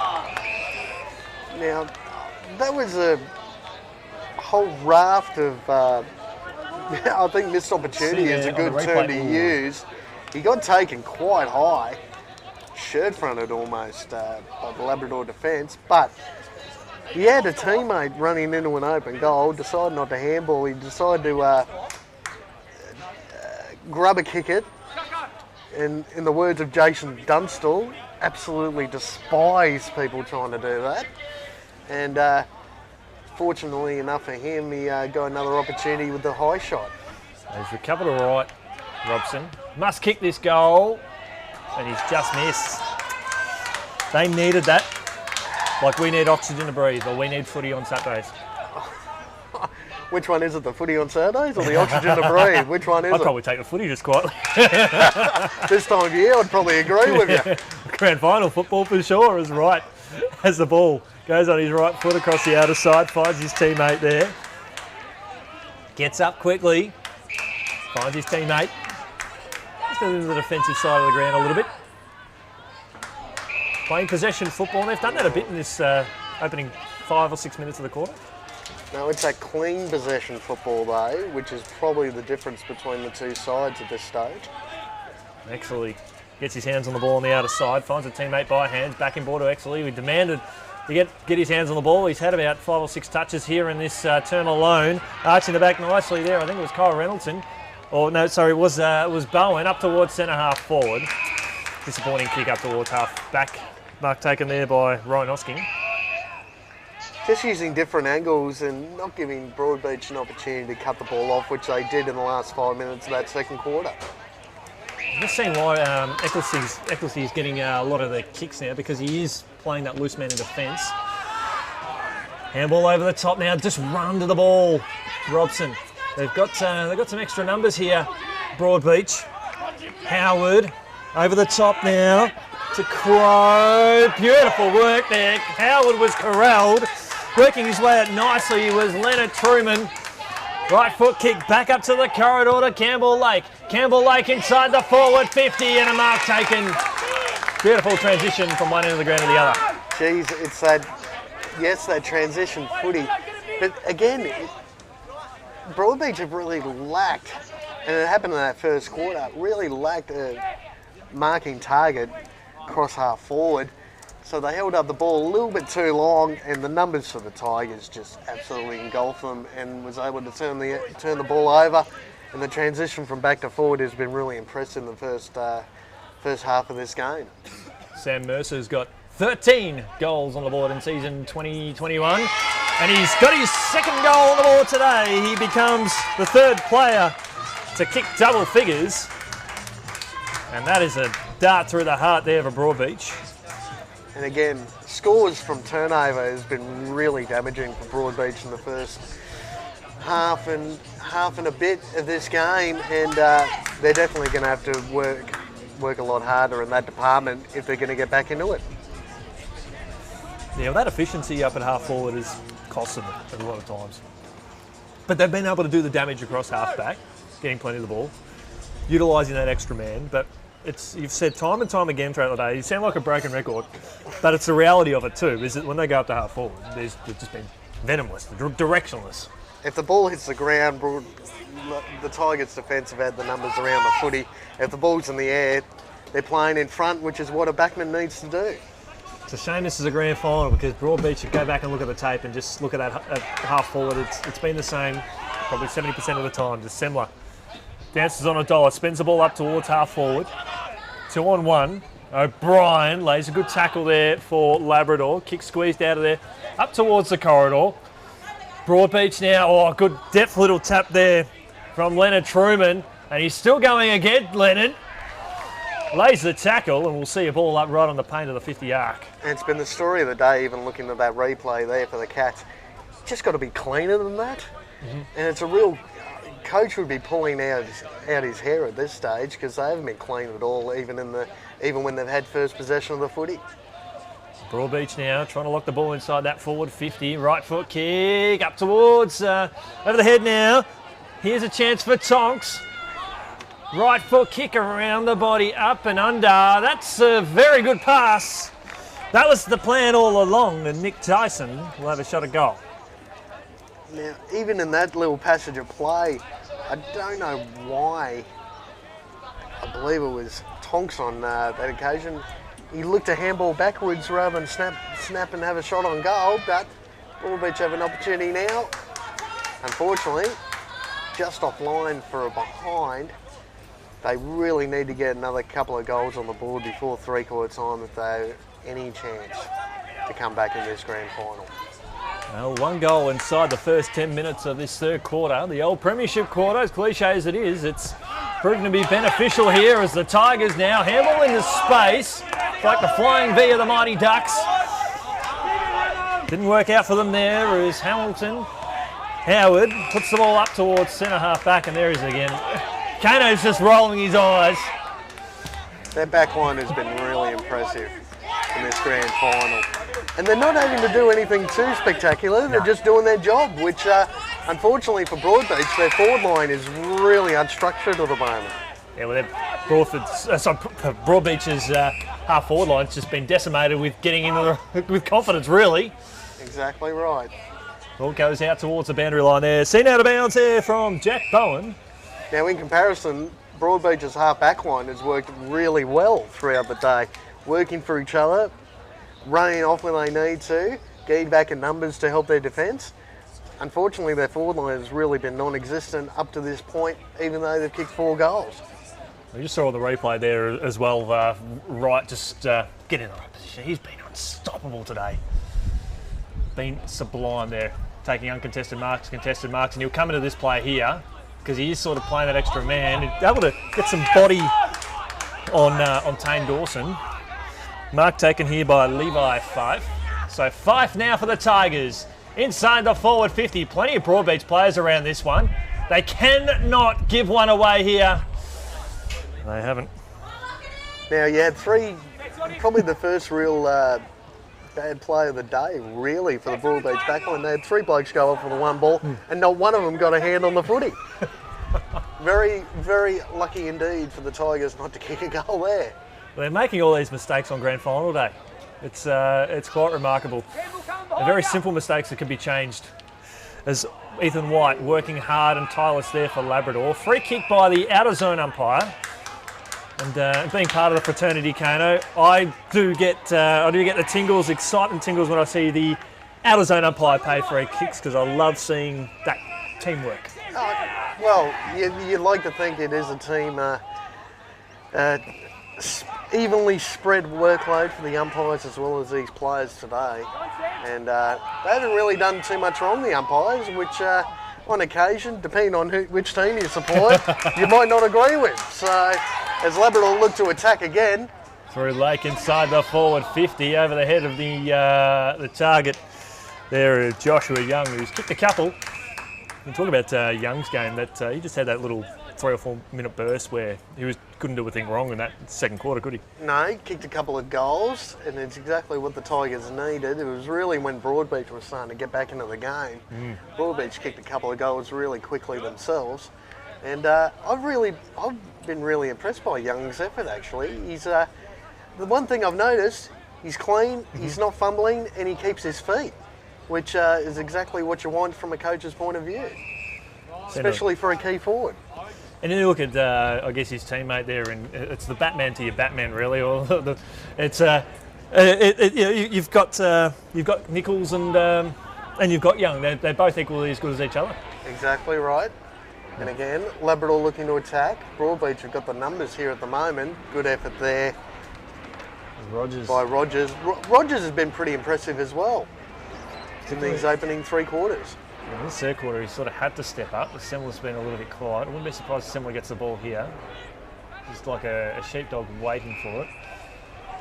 One player I'd like to see come into the game a little bit more after a dynamic first quarter is Harry Sullivan, number 12 there for Labrador. When he's got his hands on the ball, it's been really pleasing with his disposal. He's very courageous too, Harry, as Rogers lays the bump that sees the ball out of bounds. And we'll be thinking about, particularly over the last quarter, who some of the better players at. Obviously, we'll be making our own tips and predictions who might get the best on ground medal, and that'll be something we'll be thinking about over the next 25-30 minutes of play. As we know in football, anything can happen. As the Labrador trying to appeal for the free kick, not forthcoming there. Broadbeach under siege there in the defensive half of the ground, trying to work his way to the ground. Munro's been sensational at times. He's got plenty of opportunities wide here. Just got the handball away, out to Lake. Handball's out to a teammate. All right. He is doing all the right things. Nothing wrong about his game here today. Lake's had a really good input as well. Inside the forward 50. Young was the intended target. Brings the ball to ground there. Takes one too high. Oh, wants to go on with it here. I tell you what, if you're going to pick a fight, can you make sure you got at least one teammate around you? Because there were 4 Tigers there just waiting for him to do something stupid. As Broadbeach again under pressure, gets pinned on the ball. I tell you what, this bloke right here, the Labrador in Samuel Mercer, I'm pretty sure he's kicked a couple of goals in that first half. He's been really impressive for the majority of this game.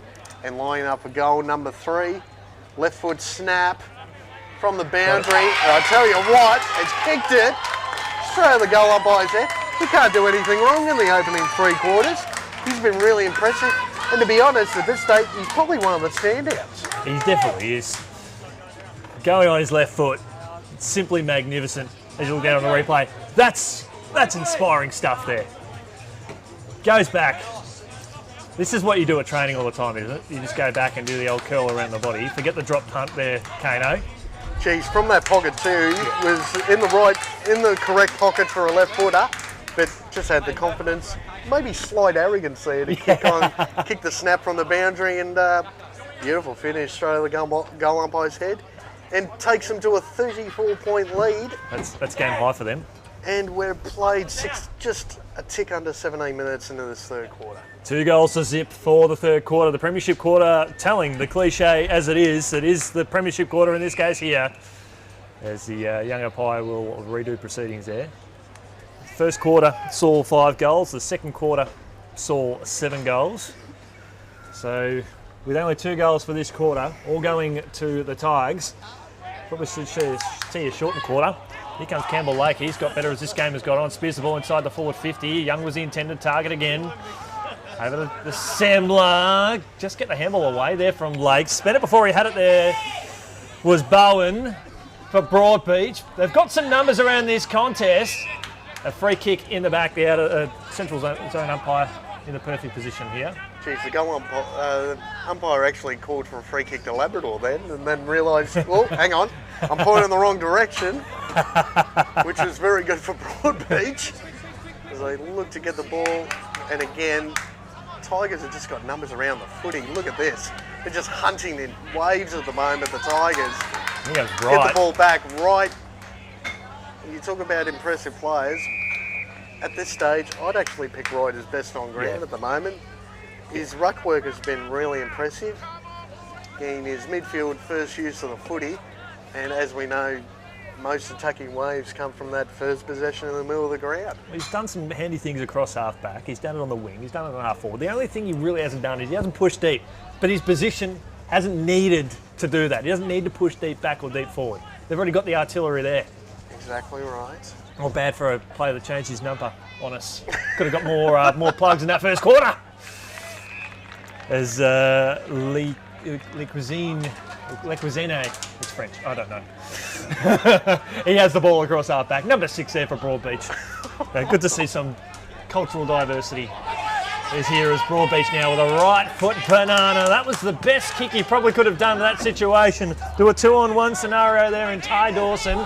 But again, well, Lake is stepping up. Lake again, right foot kick up towards half forward. Big contest this one, spent it before he had it. Labrador back up towards the corridor there. The mighty man with the mallet there in Kimpton inside the forward 50. Okay, I'm going to just grab these words and eat them because I just said before, Wright doesn't need to push deep forward. And he's doing just that. I think he just decided to take a rest. And, I'm going to go rest. And then realised, oh geez, here comes the ball, and didn't have to move. Laced him out inside 50. That's the first time that he's pushed forward all day. Has not gone this close to goal. Question of accuracy. It wasn't the best looking kick, but it's a premiership winning kick because that's the way the Tigers are heading. And he's got his first goal on the board for the day. I can't speak high enough of this kid. Really impressive. And when you add, like we talked about a couple of minutes ago, goals scoreboard pressure with a goal, I tell you what, it's almost been the complete game up to this point for that young bloke and Nathan Wright. Yeah, it's hard to argue with. If we were in the position now, it's only we're time on the third quarter, but he's been the standout. But another player that I've really liked, and I say it's a shame for Broadbeach as well because they've had some outstanding contributors, but Campbell Lake has also stepped up in this third quarter. Did some handy things in that first half, but it's just shaping up to be a complex performance. And you're right, Wright has pushed forward, and Lockie Howe's pushed into the ruck. And Lockie Howe's one of the leading goal kickers in the comp. But it is three-quarter time here. 3 goals to zip in favour of the Tigers. We're at 40 points the margin. Can't have a big last quarter coming up. No, definitely. And if the Cats are... And that's the thing, like we've probably talked about all day, Chris, is the fact that probably the 3 best players for Broadbeach are all playing across half-back. Yep. But all their possessions are coming deep in defence and not running in waves to set up attacking plays across half-back, which has been a massive minus to their ability to kick a winning score. And on the other hand, a lot of the Tigers' possessions are coming through the middle of the ground or across half-back, where they're able to run down the wings and set up play inside 50, and their ability to hit targets inside 50 has been second to none. So Broadbeach, any chance, they definitely need to kick the first couple of goals going into the last quarter. Oh, there's no wind suiting the conditions here today. It's perfect for football. Make sure you join us for the last quarter right after this break. Let's go down.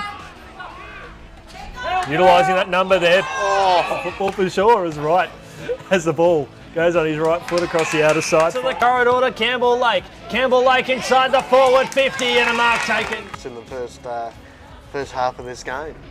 Sam Mercer's got 13 goals on the board in season 2021. And he's got his second goal from Leonard Truman. And he's still going again, Leonard. Speculative, they're just doing their job, which Unfortunately for Broadbeach, their forward line is Broadbeach again under pressure. Gets pinned on the ball. Impressive for the majority of this game. And lining up for goal number 3. Left foot snap from the boundary. I tell you what, it's Oh, there, the mighty man with the mallet there in Kimpton inside the forward 50. 50. That's the first time that he's pushed forward all day. Has not gone this close to goal. Question of accuracy. It wasn't the best looking kick, but it's a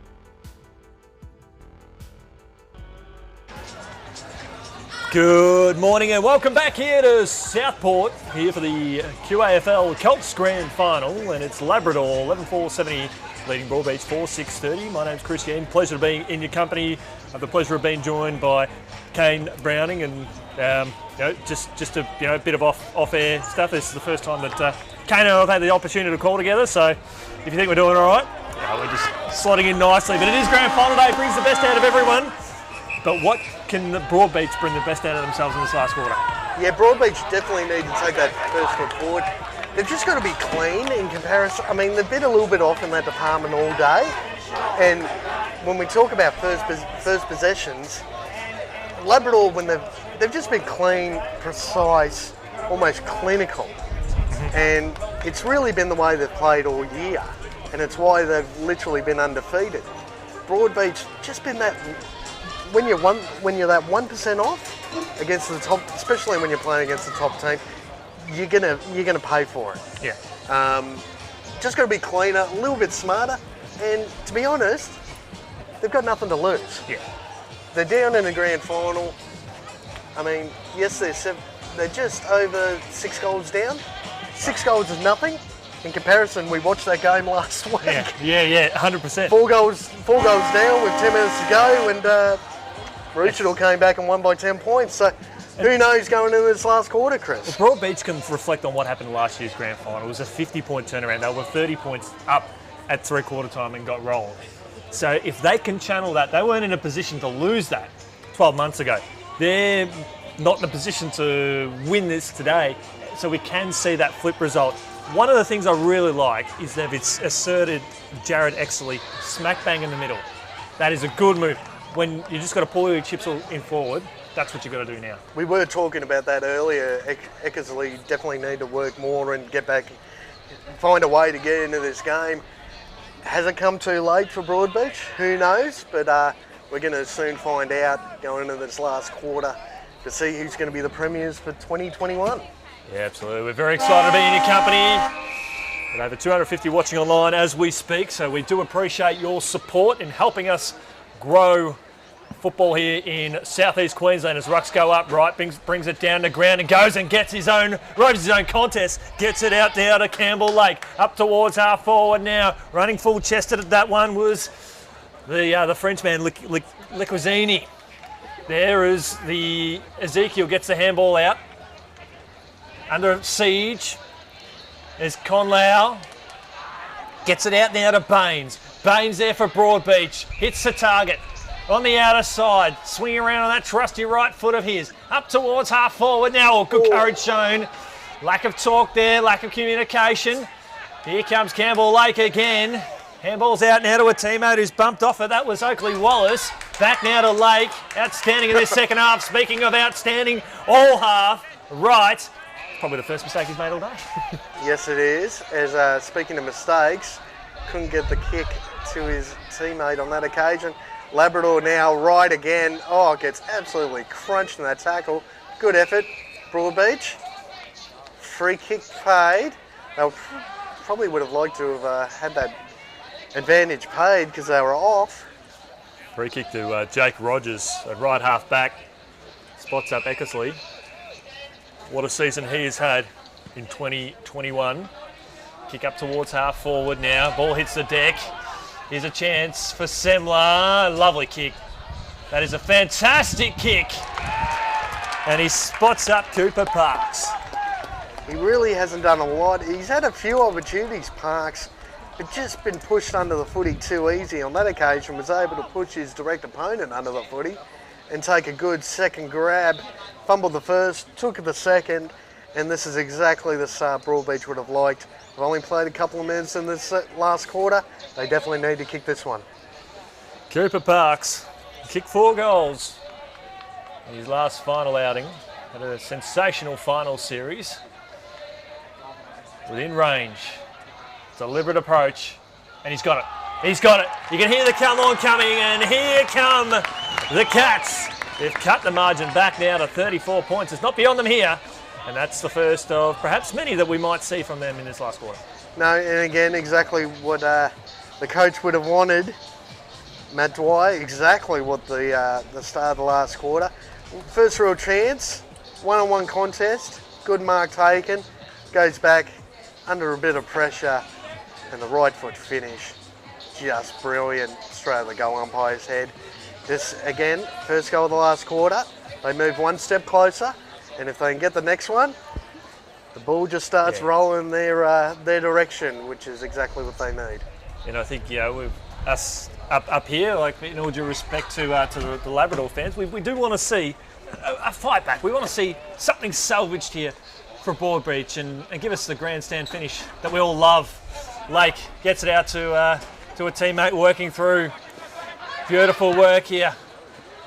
Left foot kick up towards half forward. Again, just that run of numbers here. Diving on the ball there was Jenkins, but he had no opportunity to get out of it. He was actually knocked onto the ball, I believe. So we'll see a stoppage. You're at half forward for Labrador. Kicking to the left of your screen. Going up almost unopposed there was Lockie Howe. Right foot kick around the body there from Broadbeach. Up towards the commentary wing. Cut there from Semler. Got first hands on that one. Taken out there by White. Lovely work. Comes out now to Denny. Denny, right foot kick. Here's the man of the moment. Was he impeded on? No, the umpire said play on. It was a good defensive spoil. White under siege. I don't know if we might get a replay on this one here. Well, a good tackle there. Good smother there from Denny. Just his second efforts. Denny's had 2 smothers in about 30 seconds. I don't know how you could not pay a free kick there, deep inside 50. Labrador got away with one there. Can Broadbeach get one back here? Right foot kick around the body. Going up unopposed there was Tane Dawson, minor score. So I think they've pushed Dawson up towards half forward to be that sort of strong talk. Because we highlighted earlier that he did take a few strong contested marks there in defence.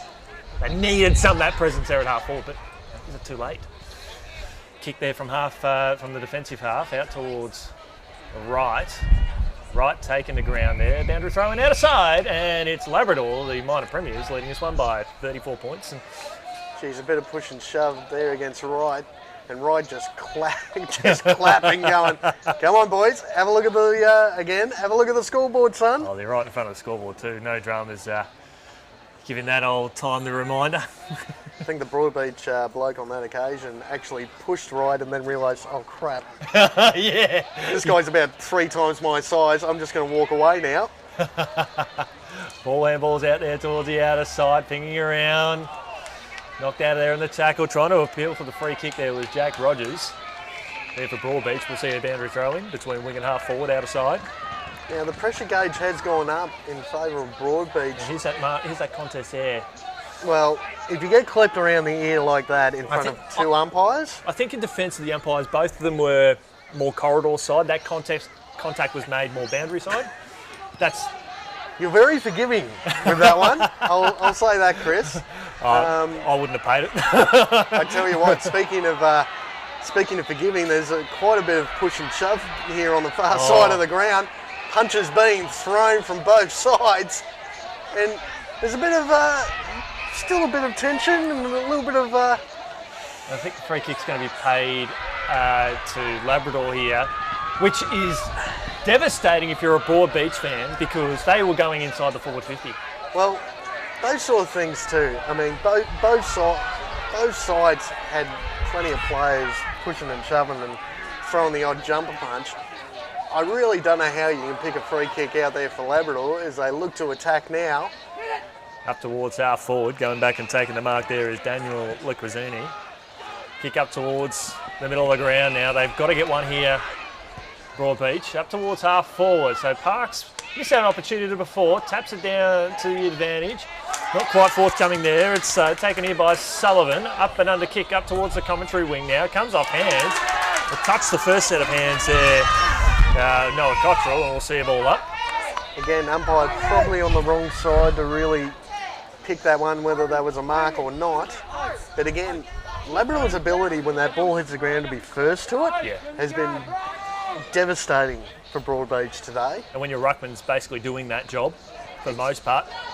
Exactly right. Wins a hit out there, brings it now to Sullivan, up towards centre half forward there, running it Broadbeach, up towards the corridor now. Big moment this one, running it hard nicely was Bailey Brown, had an impressive game today. He's got a teammate there in support, couldn't quite gather it there. Jake Rogers intervenes, rejects himself into the contest there for the Cats.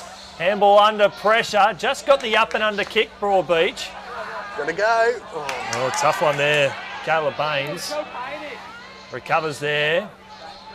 Lovely tackle there by Bailey Brown, and we'll see a ball up. He's Bailey. You see here this tackle there from Bailey Brown. His game's been impressive today too, hasn't it? Yeah. Again, it's just that fumble. The moment you fumble, you're automatically putting your teammates around you under pressure as well, and it just flows from one player to the next, and all of a sudden, and you just can't do that in grand finals, unfortunately. As a free kick's paid.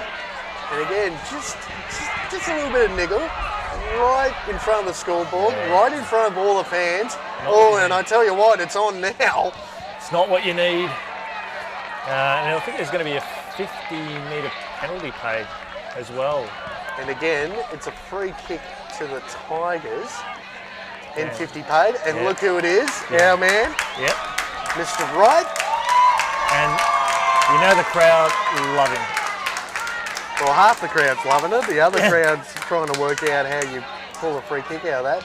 As Wright kicks inside 50, great defensive effort. The ball gets punched over the line for a boundary throw-in. Wright looked to play on quickly and hit out the forward inside. Just couldn't quite get to him in time, and good defensive effort there by the Cats. Boundary throw in here, time ticking away here for Broadbeach. 9 minutes gone here. They've kicked the only goal of the quarter. They need more. Labrador got to the right end of the ground for them. One more will definitely shut the door. Kick on its way around the body there from Mercer, and it goes through for a minor score. Mercer been one of the better players on the ground too for the Tigers. Kick across. Was that right again on the far side? He hasn't done anything wrong. Has not done a lot wrong. I believe it is. Yeah, pushing into the ruck.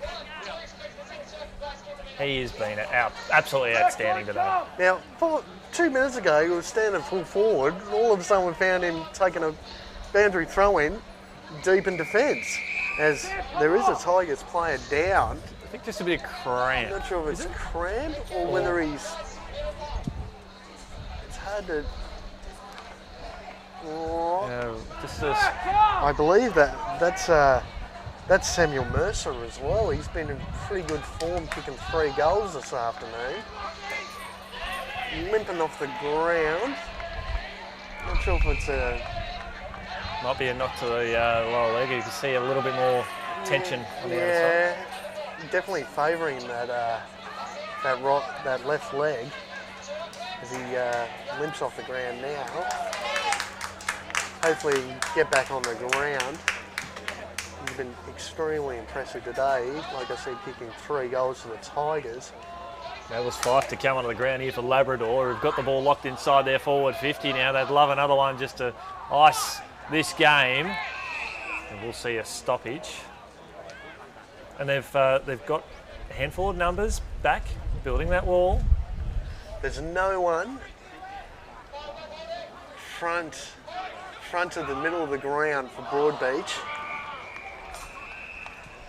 Yeah, no one in their half at all. On the ground at the moment. And just trying to look across the ground, just working out numbers. Well, I tell you what, Broadbeach at the moment, they've got their hands in the air, waving it. I mean, if you were 90 metres away, Chris, and all you're doing is putting your hand in the air, going, kick it to me, it really seems like you've run out of ideas. Yeah, you need to contribute more to that. If you want the footy, go get it. Don't stand there waiting for a bloke to kick it on top of your head. Free kick out of that ruck contest, and I think... And again, the push and shove. Is that going to go to right? No, it's not going to go to right. See how this contest here. Oh, he got pulled down. That's midfielder. Feist. Yep. And again, just a little bit of ill discipline by the Cats. It just seems like they're guessing at this point. They're trying to manufacture something. They're not sure what that something is, but unfortunately sometimes the harder you try, the worse it gets, as that kick comes across the face of goal for a behind. Broadbeach need to go now, looking to play on quickly. Takes a bounce, handball over the top, gets the handball back. 3 bounces. Oh, and gets absolutely poleaxed after he's kicked the footy. But that's what Broadbeach need. They need to move quickly now. Looking to switch the ball across the ground now. Kick inside. Broadbeach looking to attack. Inside 50, got some space. And a beautiful kick and a beautiful mark. Taken by Cooper Parks again. He's done pretty well in this last quarter, Chris. He's presented well. Almost looked like he just about tore his hamstring taking that mark too. He seems to be okay. So Cooper Parks kicked 4 goals last week. Would love to add another one. Said he decides to fool everyone, and he drops it in short and gets it to Semler. Now, Semler's been one of those players today. You're either going to love his game, probably in the first half, and to be honest, you're probably going to hate his game in the second half because he's been a bit ill-disciplined, a little bit lazy. But I tell you, this goal probably wipes all that in this last quarter. The line's up now, right foot kick, straight at the goal umpire's head, doesn't have to move. That's his 6th goal of the game. And he's in the thick of it again. And he's in the thick of it again. Oh, you see the hands? The hands pointed. He's pointing again. They're pointing to the scoreboard, saying, "Boys, don't know what you're doing. You've only kicked 6 goals. We've kicked 11, and we're in the best spot to win this premiership." But just enough niggles still in this game to get a bit of excitement. Look, I mean, the last quarter, the last 10 minutes of QAFL TV footy, which was last week in the senior prelim, is an indication that anything can happen. A team that is not supposed to win can get up. So believe in the impossible. It can definitely happen. Well, again, Broadbeach have got one back. If they can kick the next one, they'll probably give themselves a shot. If they can get to 7 goals, we're probably a third of the way through this last quarter, maybe a little bit more than that. They're in with a shot. So, speaking of which, got possession now, but the pressure's coming from this Tigers group. what's the umpire called here? It's a throw, I think. So here comes Jared Exley. Gets on his bike, left foot kick up to Kai Reynolds. And Kai Reynolds, he has to run harder. He arches the back now. Has a teammate loose there at half forward. And now it's starting to happen, Kano. Yes. Mind you, it's a pretty difficult kick on that far side of the ground. He's probably right on his limit, I'd say. He's right on 50, probably. Harrison Tonks, the captain. Well, if you want a captain's goal, you definitely need one now. As he comes in now, right foot kick. Coming back and just offline for a behind. But Broadbeach got to lock this ball in now. They don't have a choice. You got to risk big to win big, as they say.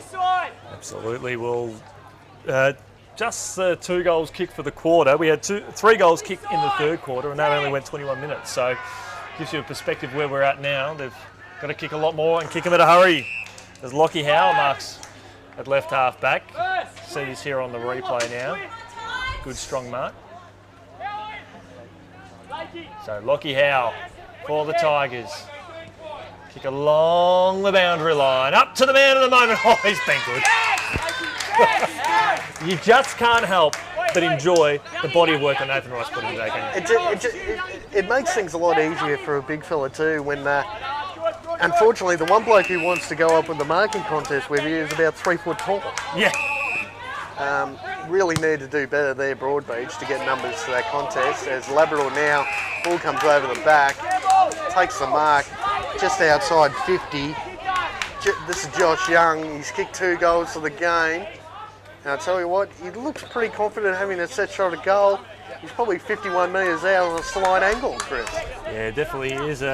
But he's had that sort of year where he's kicked 2 today. He's going for goal number 3. He kicked them both ends of this ground. Kicked both of them at this end of the ground, I should say.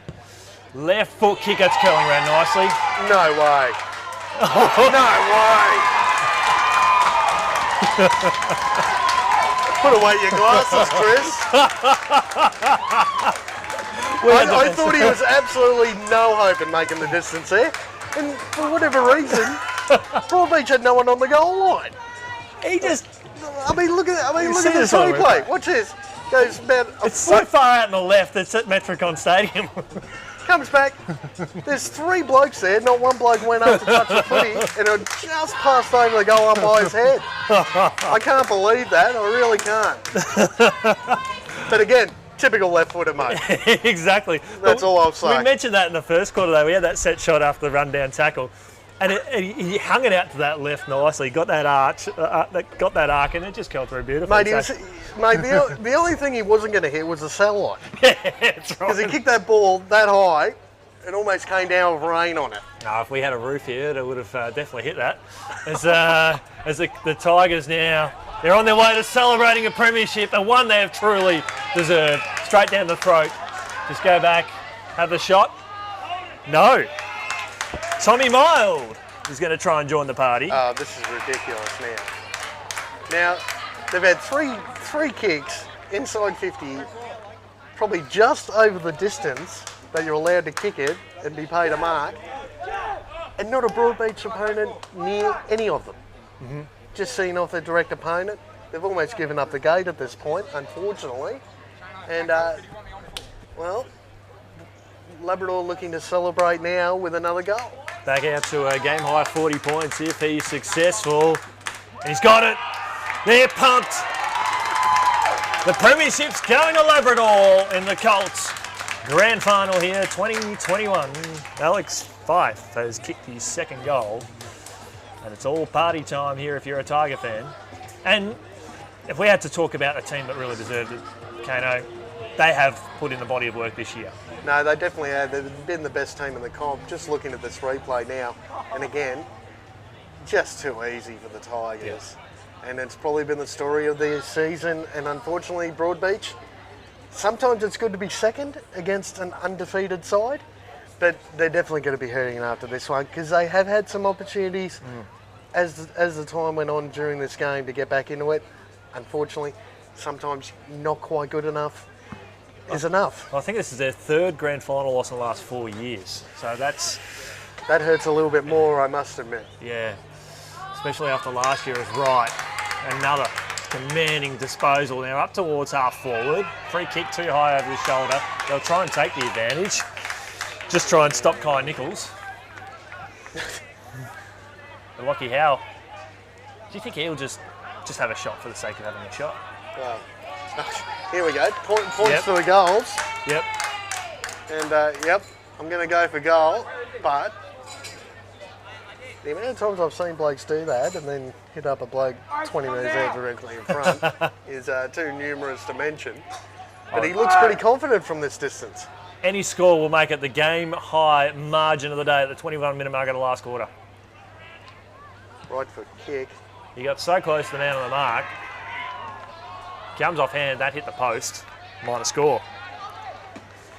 Well, can Broadbeach get one last goal to finish this game off? They just haven't been good enough today, unfortunately, for their supporters, as the Tigers again look to cut it off. Wright doesn't look like slowing down at all. He does not look like slowing down. He is an absolute gazelle, that kid. It's one of the best games from a ruckman I've seen at any level in quite some time. He reminds me of a hurdler. Yeah, he just does. Just the way he runs, like his running action. Exactly. Yeah, Mark Blitzarf's there of Geelong. Kick up towards a vacant half forward. Can Cooper Parks generate something here? Ryan Hosking, though, for the Tigers. Handball's back in. They are just going to soak up the last few minutes or whatever's left of the game here, the Tigers. And Wright's just casually jogging into position there, waiting for that next kick. He might end up with... oh no, that is Fife, I'm looking. No, he's decided to take a couple of steps back, set up defensively. As the ball gets cut off again, story of the day for Broadbeach. I think it's just got to that moment where... Oh, hang on. And 50. Now, you talk about frustration. Look here on the replay here. Absolute frustration. Now, in all honesty, I've got no idea what was going through his head then. And... is that another 50? Yeah, and he's been told to get off the ground. He's been sent. Yep. Now, whether that was abuse, that would have had to have been some sort of abusive language. He's got his hands in the air trying to work out what I do, but I wouldn't have thought that attempt at a bump after the guy's taken the mark would have been enough to send him off. But it seems like something's definitely been said after the fact. Well, at this time of the game, at this time of the season, that doesn't really matter, does it? It's. I think you're disappointed. Disappointed how this last quarter's unfolded. Disappointed how the second half has unfolded. There's disappointment and then there's stupidity, Chris, and that would definitely fall into the category of stupidity. Well, it was 45-27 just before half time. And then in that time, it's the Tigers had 4 goals unanswered to basically kill this contest. And now the margin's just growing greater. Which has a knack of happening in grand finals. As Tommy Miles sneaks that through and he joins the party as the Tigers are on the march. Geez, again, just been really impressed across the board from the Tigers. Majority of players have been at the same, and it's probably been the story of the year, having a full team of players playing their role to an absolute T against any opposition, anywhere, anytime, and there seems to be a pretty good reason why they've been undefeated all year. And they they've got class all over the park, haven't they? It's everywhere, on every line, they've just got something special. And I tell you what, if you didn't know the name of Nathan Wright before this game, you're definitely going to after it. Oh, the best is yet to come. And he's back in the ruck too, just to finish this game off. Geez, it'd be fitting if the ball was in his hand to finish off. Wins another hit out. He's probably hit out number 30 today. Campbell Blake's not too bad either. He's had an outstanding game. The longer it goes on, Young tries to nurse his man under the ball. They don't want to slow down. They want to go for the jugular. Here the Tigers. Out towards Mild again. Lays the tackle there. A little bit overzealous, too high. Too high, which is probably probably been the first thing that's gone right for this Broadbeach side in the second part of this last quarter. 47 points of margin at the moment. Did you sort of expect that coming here? Well, there goes the siren. Labrador are premiers and QAFL COLTS for 2021. And to answer your question, Chris, I probably would have said this might have been the likely margin, but to be honest, as the games progressed, you probably would have thought the scoreboard could have blown out even more. Yeah. As impressive as Broadbeach have been this year, Labrador, too good, too strong, and worthy premiers for season 2021. Absolutely. It has typified where this club, Labrador, is headed. They've under senior football coach Nick Malcheski. Unfortunately, the seniors couldn't make it into the big dance today, but this is a result of the future. If you're a fan of Labrador, from where they've come as a club over the last couple of years, to be able to respond like they have and contend across all three grades, it all starts from the bottom. This is where it starts, and there's plenty to love, isn't there? No, there definitely is. Again, Josh Young popping up with a couple of goals. Nathan Wright we've been talking about all day. Wouldn't surprise me one bit if he won best on ground today. The likes of Mercer, Lake have been really impressive as well. I liked Bowen. I liked Semler. Unfortunately, a bit of ill discipline later in the game really cost the Broadbeach Cats. Kobe Cumming popped up with a couple of goals in that third quarter. Tried to get him back into the game, but probably too late, unfortunately. And like I said before, Tigers, well-deserved premiers for this year. Yeah, certainly have set it up in the first quarter, kicking 4-1, and then put the foot down on in the third quarter, 3 goals to nil. The premiership quarter being the defining one for them. They kicked the last goal of the first half. They went on a 4-goal stretch. But Kano, it's been an absolute privilege for you. We've our tip for the day. Hopefully all going well. Nathan Wright will he'll get the best on ground award, but we will try and capture the essence of the presentation. But mate, it has been a pleasure being in your company today. No, thank you very much, Chris. More than happy to be here and to watch a very good, impressive side in the Labrador Tigers today. Fantastic. My name's Chris Yeend. Coming up, we'll capture some of the presentations, but coming up after the conclusion of this game, footy just keeps rolling along. It's Morningside v Labrador in the reserves. I'll have the pleasure of being joined by the wild thing, Daniel Viles, and we'll be back shortly. For Semler, lovely kick. That is a fantastic kick. Outing at a sensational final series. Within range, deliberate approach, and he's got it.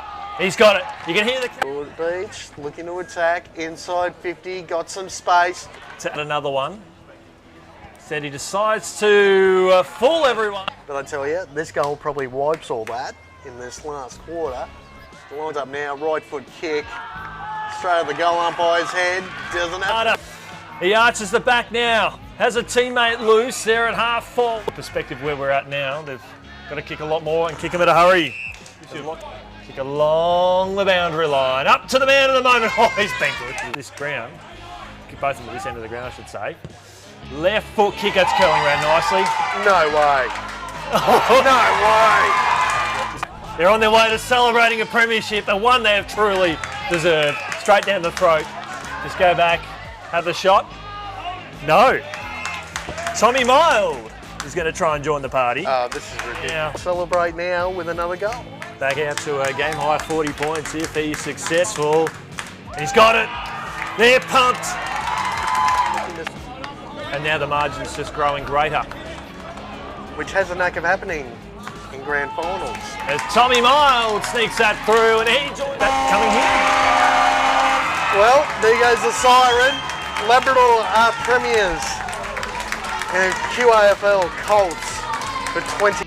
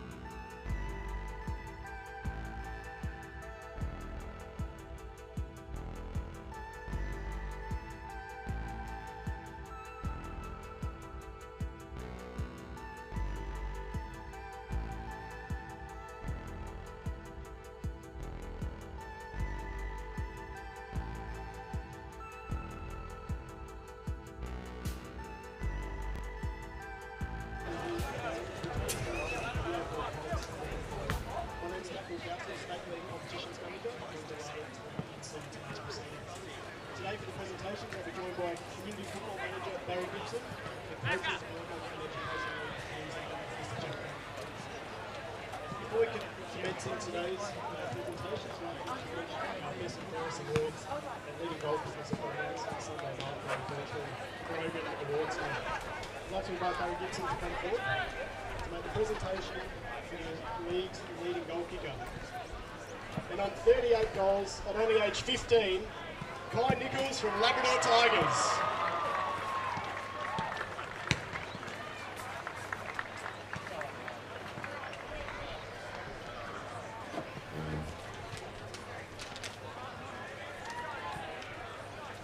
Congratulations, Kai, well done. I'd now like to take the opportunity to acknowledge and congratulate our league best and fairest for the COLTS this year, and winner of the Clem Ryan and Peter Wallace Award. Unfortunately, he couldn't be here with us today, but we congratulate Thomas Qafl and the Maroochydore Leagues for his win.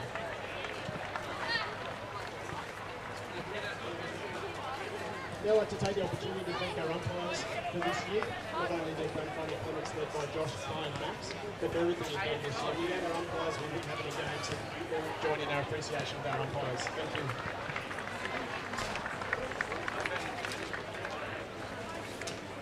Now on to today's grand final. And our first up round, I'd like to invite Barry Gibson, to make the presentation. This year's best on ground for the 2021 QA4 COLTS from the Labrador Tigers, number 25, Nathan Wright.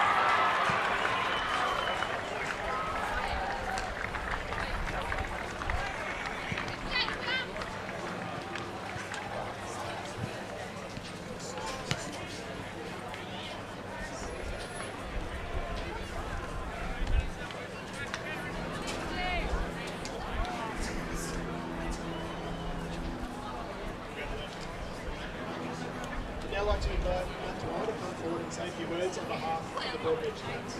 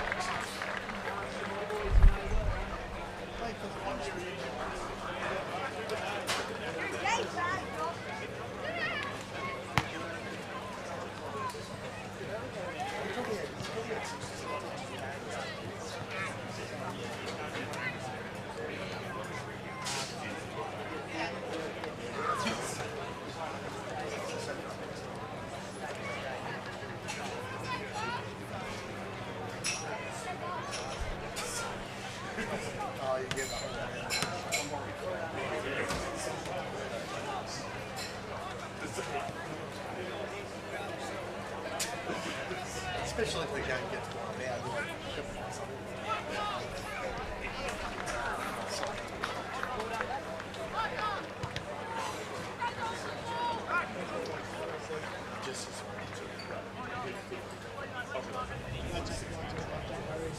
Oh yeah, I wanted that one out. Dick Jackson, coach of the Labrador Tigers, made it set, made it set. match report. Last Nick Safety ranks.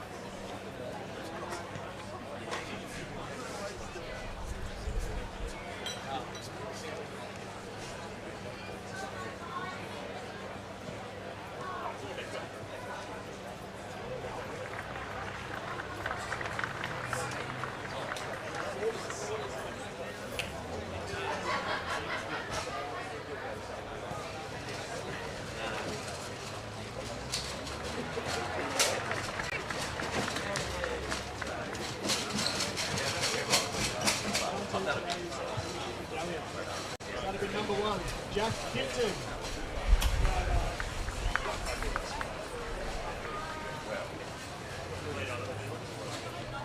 Number 2, Campbell Lake.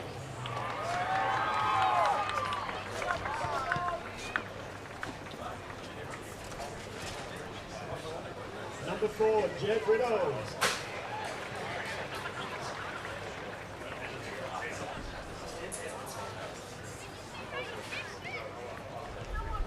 Number 5, Alex Fife.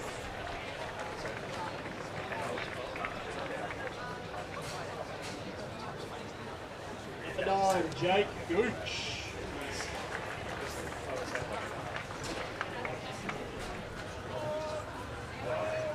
Number 10, Joshua Young.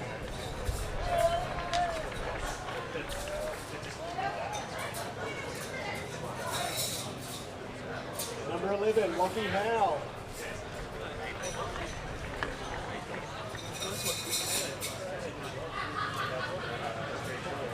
Number 12, Harry Sullivan.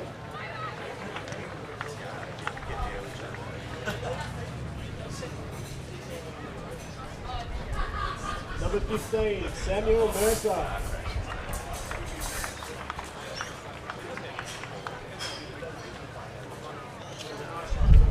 Number 20, Ryan Hosking.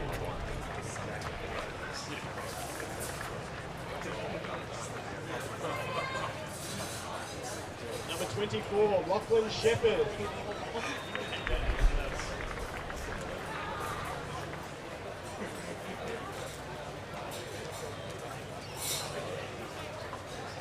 Number 25, Nathan Wright.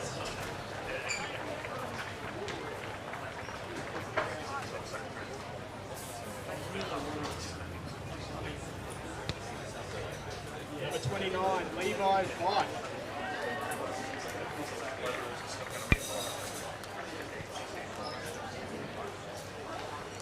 Number 30, Bailey Brown.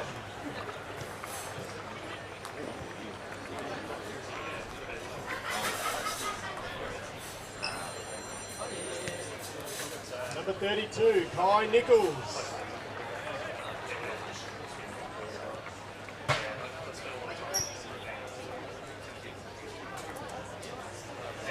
Number 34, Ethan White.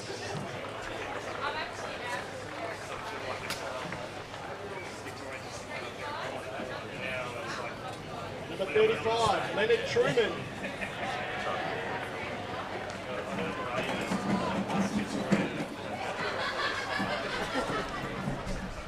Number 44, Oakley Wallace.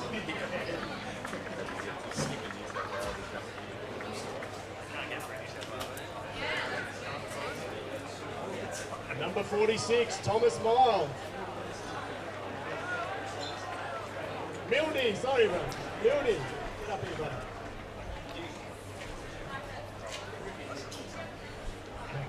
Number 61, Noah O'Brien.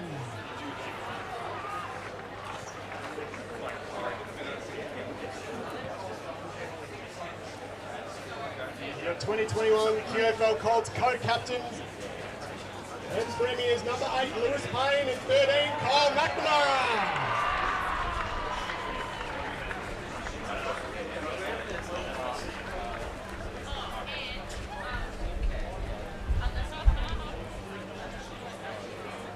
I'd like to ask Barry Gibson from Liverpool to present the Premiership Cup and flag to Coach Nick Jackson and captains Lewis and Kyle.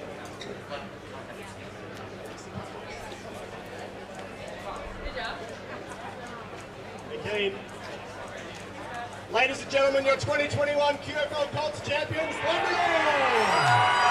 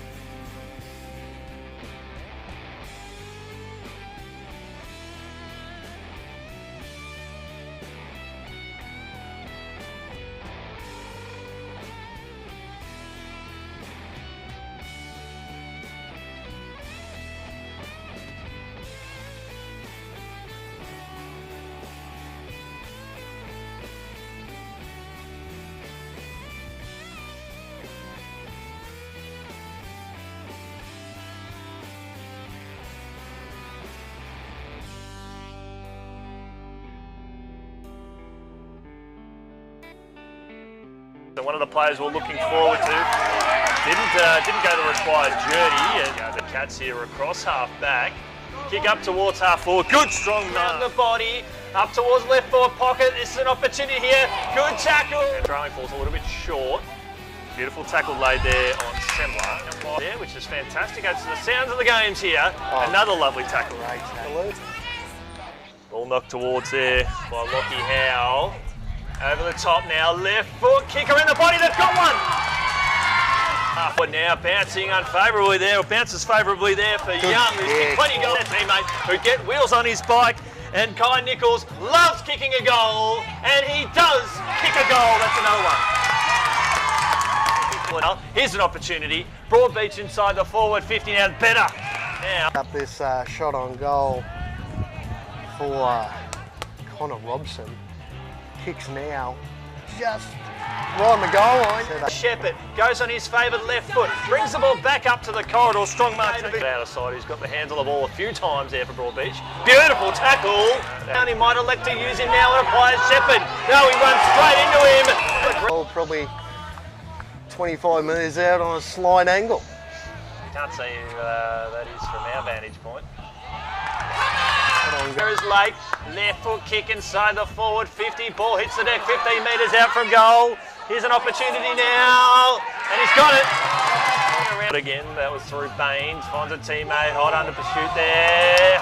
Trying to handball it back and got caught on that occasion. Great intercept. Bulls has a shot at goal, it's coming. Falls a little bit short, the crowd riding every disposal. He hacked out of there, nice, and it's a goal. Game Branding, your extra special comments today. Here's a chance for the Cats. Kick up towards the top of the square, and they should convert, and they do. Come to here, Kyle Reynolds, like the start to his game. Kick up towards half forward. And strong control. The ball sit. Ball at centre half forward here. Beautiful tackle. Nicely. Now, Dawson. oh, gets called played on. Dumped in the tackle. Comes out to Dawson, holding the ball. The first goal of the game. You'd love to add number 36, and that fades and just sneaks home. Josh. On that occasion, Labrador looked to attack again. 5 metres out, and Young again. Yeah, one of the easiest shots he's had, and that's another one. Not contested mark. Two Labrador players spoiled each other, but. And it seems to be the case on this occasion as Broadbeach come in now. Very neat a goal, straight over the goal umpire's head. He really has to do the U-turn, darts around right. Ricochets off his teammate now in Reynolds. Opportunity here for Broadbeach. Sells some candy, brings the ball back in board, and it's another one. Kobe comes the boundary line here. Rare time that we've sent it here today. Good work. Yeah, good kick. Beautiful kick. To Fife. Kick the couple inside the forward 50. No talk. They'll soccer off the ground and they'll get one here. Excellent. Utilising that number there. Oh, for sure is right as the ball goes on his right foot across the outer side. Corridor to Campbell Lake. Campbell Lake inside the forward 50 and a mark takeover. It's in the first half of this game. Sam Mercer's got 13 goals on the board in season 2021. And he's got his second from Leonard Truman. And he's still going again, Leonard. Spectacular. They're just doing their job, which unfortunately for Broadbeach, their forward line. As Broadbeach again under pressure, gets pinned home the ball. Impressive for the majority of this game. And lining up a goal number 3, left foot snap from the boundary. And I tell you what, it's kicked. Oh, there, the mighty man with the mallet there in Kimpton inside the forward 50. 50. That's the first time that he's pushed forward all day. Has not gone this close to goal. Question of accuracy. It wasn't the best looking kick. Lovely kick. That is a fantastic kick. Really. Had a sensational final series. Within range. Deliberate approach. And he's got it. He's got it. You can hear it. Broadbeach looking to attack. Inside 50. Got some space. Another one. Said he decides to fool everyone. But I tell you, this goal probably wipes all that in this last quarter. It lines up now, right foot kick, straight at the goal umpire's head, doesn't it? He arches the back now, has a teammate loose there at half full. The perspective where we're at now, they've Got to kick a lot more and kick them in a hurry. Kick along the boundary line. Up to the man of the moment. Oh, he's bent it out of this ground. Kick both of them at this end of the ground, I should say. Left foot kick, that's curling around nicely. No way. No way. They're on their way to celebrating a premiership, and one they have truly deserved. Straight down the throat. Just go back, have the shot. No. Tommy Mild is going to try and join the party. Oh, this is ridiculous. Celebrate now with another goal. Back out to a game high 40 points if he's successful. And he's got it. They're pumped. And now the margin's just growing greater. Which has a knack of happening in grand finals. As Tommy Mild sneaks that through, and he joins that coming here. Well, there goes the siren. Labrador are premiers and QAFL Colts for 20.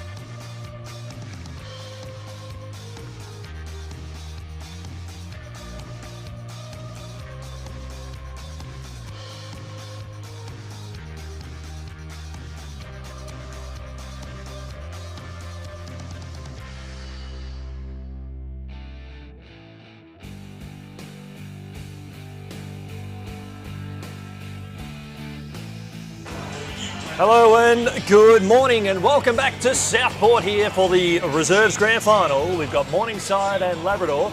My name's Chris Yand. I had the pleasure of being joined by Daniel Viles. Good morning, Dan. Good morning, Chris. Awesome to be with everyone out there today. And Grand Final Day presents a lot of excitement. How are you feeling? Look, it's good. It's wonderful to be here at the Fankhauser Reserve at Southport, and of course the clubhouse here, where they entrap you in luxurious surroundings by making the exit directions impossible to follow. So it's a wonderful place to be. But of course, in this grand final, we have the one Brisbane team of the day in the Morningside Panthers. We've mentioned in previous broadcasts how there isn't really a dominant centre in southeast Queensland Australian football. There's more or less equal power base between Brisbane, Sunshine Coast and Gold Coast. Absolutely. We'll go through Morningside's team at the moment. In the forward line, we've got Murray, Copeland and Ed Milan. At half forward, we've got Brown, Massey and Cockatoo Collins. Go through the centres, we've got Baxter, who's one of the captains there, Halkias and Barry, and in the midfield in the ruck there we've got Wallers, Johnson and Chapman. Lining up across the back line now, we've got Edwards, Nelson and De Rosa. And at full back, we've got McQueen, Hammond and McCormick. And across the interchange, we've got Munro, Ollie Moncrief and Purslow and Cole. Captain today, coach there is Adrian McCormack, and we'll now cut across to the Tigers now when we get a few moments, and Dan will go through the teams. Labrador Tigers minor premiers, Rubok, Turner and Close at the back with Anderson, Coombe and Connolly in front of them. We've got a Coombe and a Coombs in this side, as you see now. Reeves and Brown filling out the centre, and then Hoffert, Hicks and Freeman. Hoffert in the ruck, Hicks and Freeman with assistance. Watmouth, Baird and Jackson across half-back. Johnson, Riddle and McMahon across the back line. The captain's Billy Hicks. Interchange, Smith, Gibbison, Walsh and Evers with the coach Byron Denellen. Minor premiers only went down by very narrow margin to Morningside in the semi a couple of weeks ago. Yeah, with the kick after the siren, we'll go through the umpires now. We've got Jono Angus, who's got some great experience. We've got Henry Harris, Matty Bellina, and the emergency there, we've got Lily Crapp there in the number 3 Guernsey. In the boundary, we've got Ronan Mahoney, Connor Shock and Luke Spanner on the boundary. And then in the goals, we've got Caleb Fidge and Darcy Rabin. So big congratulations to all the umpires. Big appointments, yeah. And as we highlighted in the previous call as well, is that all the umpires that are running around today in each particular competition, they are the best umpires of that competition. So when it comes to the finals, the group that you've got out here, they're ranked up against the best reserves umpires at this level, which is fantastic compared to all those other reserve competitions. So I think it's a wonderful way to sort of do it. I like the way that they don't just sort of shaft down senior umpires and say, okay, you can have a reserves grand final. If you've got to know the players and the patterns earning your stripes in reserve grade, you get the appointment. Well done, umpires, AFL Queensland. Absolutely, to James and the team over there, and we've appreciated their support across the and speaking of umpires, I guess, as well, 450 umpires have signed up for season 2021 as well, so we want to try and crack the 500 mark next year. But enough about the umpires, because we don't want to detract away from what's happening on No, it's all about the umpires. Absolutely. I think we should, yes. It is always about the umpires. But yep. How do you see today's game? Keeping in mind the last time these two teams met, it couldn't have been a better game. Oh, well, I mean, it's set up for another classic, really. It is. I mean, first and second on the ladder, and they could barely be separated last time. I suppose, just looking at it, there's... To me, Labrador's a more complete team, but Morningside has the biggest stars. I mean, they ended up with the top 2, Morningside, in the Bill Clerk medal, with TJ Halkias in the middle of the park winning the Bill Clerk, and then Alex Nelson in defence coming second. So I expect those two to be in action today. For Labrador, I see their key defender as being Kurt McMahon, who has only played 6 games at this level, but he's played 14 in the seniors. And I think just that bit of extra experience and playing at a higher level throughout the year will stand him in good stead for reserves grand final and give confidence to those around him. Bill Hicks, of course, the captain, is a maestro of midfield for Labrador. And up front, the 2 number 38s, it just happens to be my favourite number, long story, not today. But Jordan Brown for Morningside with 19 goals this season. Patrick Turner for Labrador, 24 goals in reserves, but also 20 goals in seniors. So he's had a wonderful year in front of the sticks. Absolutely. Well, Pat is playing in the reserves today after playing in the senior preliminary final, loss to Maroochydore on the last weekend, and I think great opportunity for him. It was a great addition there in the forward line there with Red Slaff. He couldn't quite get the opportunities that he would have liked because they changed that dynamic. So big opportunity here for Turner. He was an addition to the team. He did play, my understanding is, if memory is correct, he did play in this semi-final at reserves level, and then going to step up as well to try and guide his team to the grand final. So You're doing that gym exercise where you go up on the step and down again. So. But I think it's great in this competition. I know some levels of football is that if you've played X amount of games at a certain level, you can't go up or you can't go down. It's great here that you're able to have the opportunity to play. Well, it's a good balance, and I mean, as someone who's been in sports administration, getting that balance where you're not compromising the integrity of either grade, Correct. very tricky balance to strike, and I think AFLQ has done that quite well. Having said these two sides as well, if you look through their team lists, most of them have played 10, 12 plus games. Yeah. They've actually been very settled. Yeah. Partly because their top teams have been successful this year. Yeah. Labrador obviously an amazing season until last week. And then Morningside, they got into the finals. Yep. And so both seniors and reserves quite settled. And in a grand final, it's not just about individual stars. It's about those combinations. It's about those off-the-ball movements, the understanding between players. This, I expect to be a very high-quality match. Absolutely. Again, they're probably going to the pressure of, as a football fan, we love what we saw last time. Morningside won with a point after the siren to advance through the big stage. And Labrador was simply outstanding in their win over Palm Beach Grumman last week. After being 7 goals up at three-quarter time and going on to win, did what they needed to do, which is the standard cliche. But it's gotten to this stage now.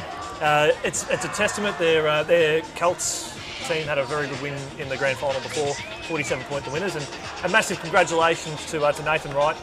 Kano and I were sort of talking up his game, and we got the pressure on us today because we will look at who we perceive to be a best on ground candidate, and it's always just great to see players like Nath, who has played. He's going to be a big story of this football club in the future to come. He's made his name. It's good to see players make their statement on grand final today, because next year we'll go, he's one we've got to watch out for going forward. I prefer to pick the best on ground a different way, and that is I wait till they name it and then I say if I agree with it. So I find that's a lot easier and a lot more historically accurate. Now, I'll press you for a winner in a moment. Oh, sorry, we're time for the anthems. We'll be back after this short break.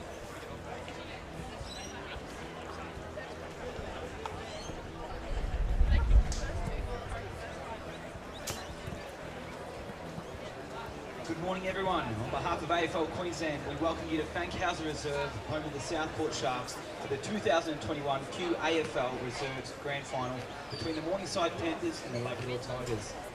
I'd now like to invite all spectators and supporters to join our players and umpires in being upstanding for the playing of the Australian National Anthem.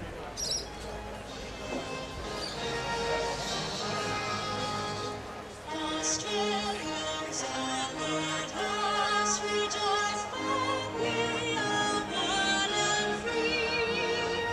We've golden soil and clear bottom, our home is God by sea.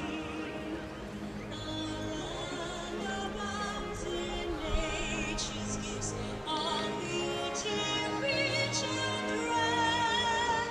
In history's page, let every stage and once Australia fair. With joyful strains that let us sing, and once Australia fair. Oh, there it is. It gets you fired up every single time. And Daniel, we highlight the talent that's running through this reserves competition. Is that so many players across both teams have played senior football this year. If you are interested in ever sort of becoming a part of this competition, you know that if you are playing reserves football, you are going to play an incredibly high standard of football that is equal or greater than a lot of standards around the country. It's the QAFLW perhaps doesn't have the reputation of some of the leagues from the southern states and the more traditional Aussie rules states. There does seem to be a bit of a resurgence in Aussie rules interest in Queensland just in the last few years.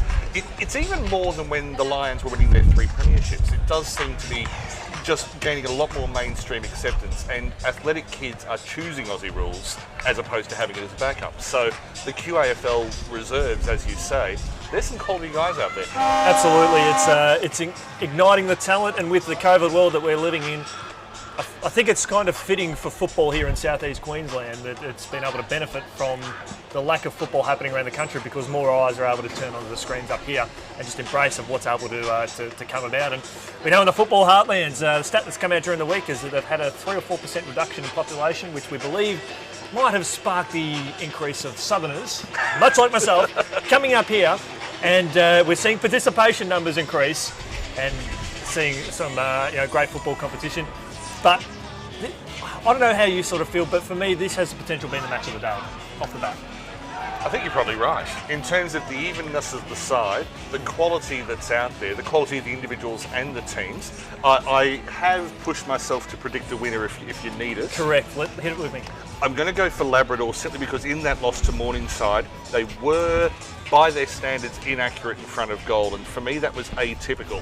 I'm not disrespecting the pressure that Morningside put on Labrador's shots, but for me, if Labrador produce a typical performance in front of goal, they will get the chocolates. Well, that was sort of, the kicking was contagious, really, in that sense, because it was poor kicking that cost them in the senior game later on, following that game as well. So, whereas the Colts, on the other hand, they won a low-scoring contest to advance through the grand final, and they only put 8 goals on the board that day and kicked 14 on the grand final stage. But the contest for me that I'm really looking forward to, I'm looking for Tommy Hoeford for Labrador in the ruck, and Will Walbers, number 60 in the ruck there for Morningside. That is going to be a contest to saviour. It's heavyweight, isn't it? It is. It's super heavyweight.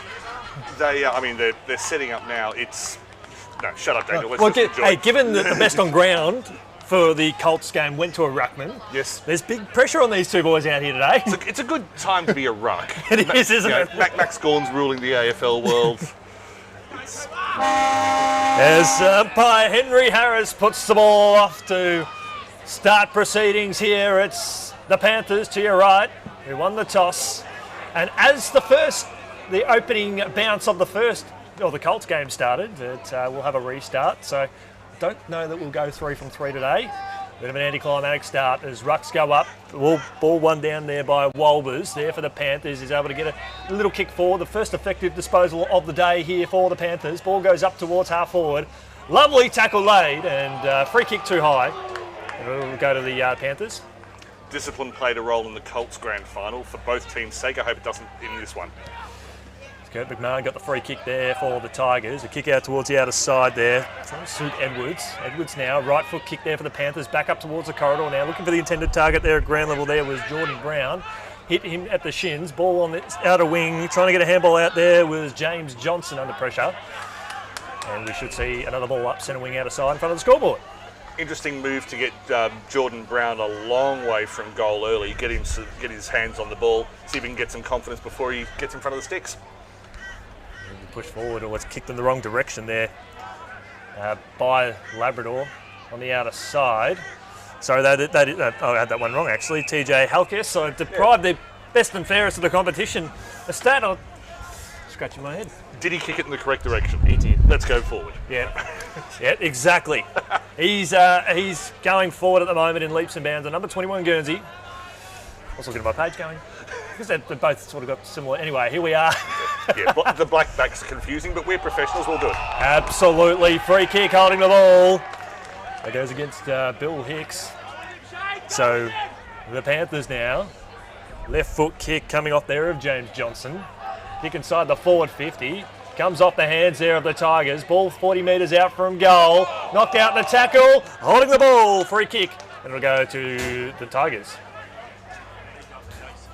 See that there on the replay, that beautiful tackle there from Bailey Reeves. One of the players to watch today is the Tigers are under siege across half back. Kick up towards the middle of the ground now, up to a 2-on-1 contest. Ball hits the deck, plenty of Panthers around this one, having to lay the tackle. Good handball dished out now, utilising the run, right foot kick. Up to a sort of a vacant centre half forward now, forcing a bit of a foot race on. Bounces favourably here for Pat Turner, the player we spoke about before the game. Kick up inside the forward 50, kick around the body, and that's a minus score there to Shaden. In fact, out of bounds on the full. Free kick to the Panthers at right back pocket.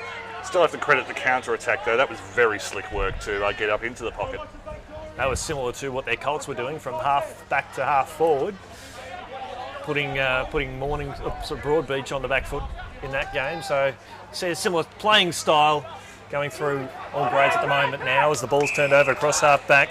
Kurt McMahon, another with senior experience in season 2021, pierces the ball inside the forward 50, and a strong mark taken there by the Tigers, and that is to Reece Coombe. Coombe came across beautifully, read that nice and early. Nelson was ready with the punch. Coombe said, sorry, I'm going to get there before you. Shot on goal. So Reece Coombe at the about 3.5 minute mark of the first quarter to kick the opening goal of the grand final. Has already got 8 on the board in season 21. Left foot kick, and he's got it. The Tigers are on the board. They're 1 straight 6. Lead Morningside yet to score. And really, they haven't dominated territory in the early part of this game, Labrador. That all came from a counter-attack. Morningside didn't clear particularly effectively. Back into to Coombe, who read the inside 50 ball perfectly, and then the set shot was just a training run for him. Just very simple, effective football from the Tigers. Yeah, as we've come to expect from them in season 2021, they've had an outstanding year across all 3 grades, it must be said, and it's no surprise that we've seen 2 of them advance through the grand final, and 1 of them just missing out.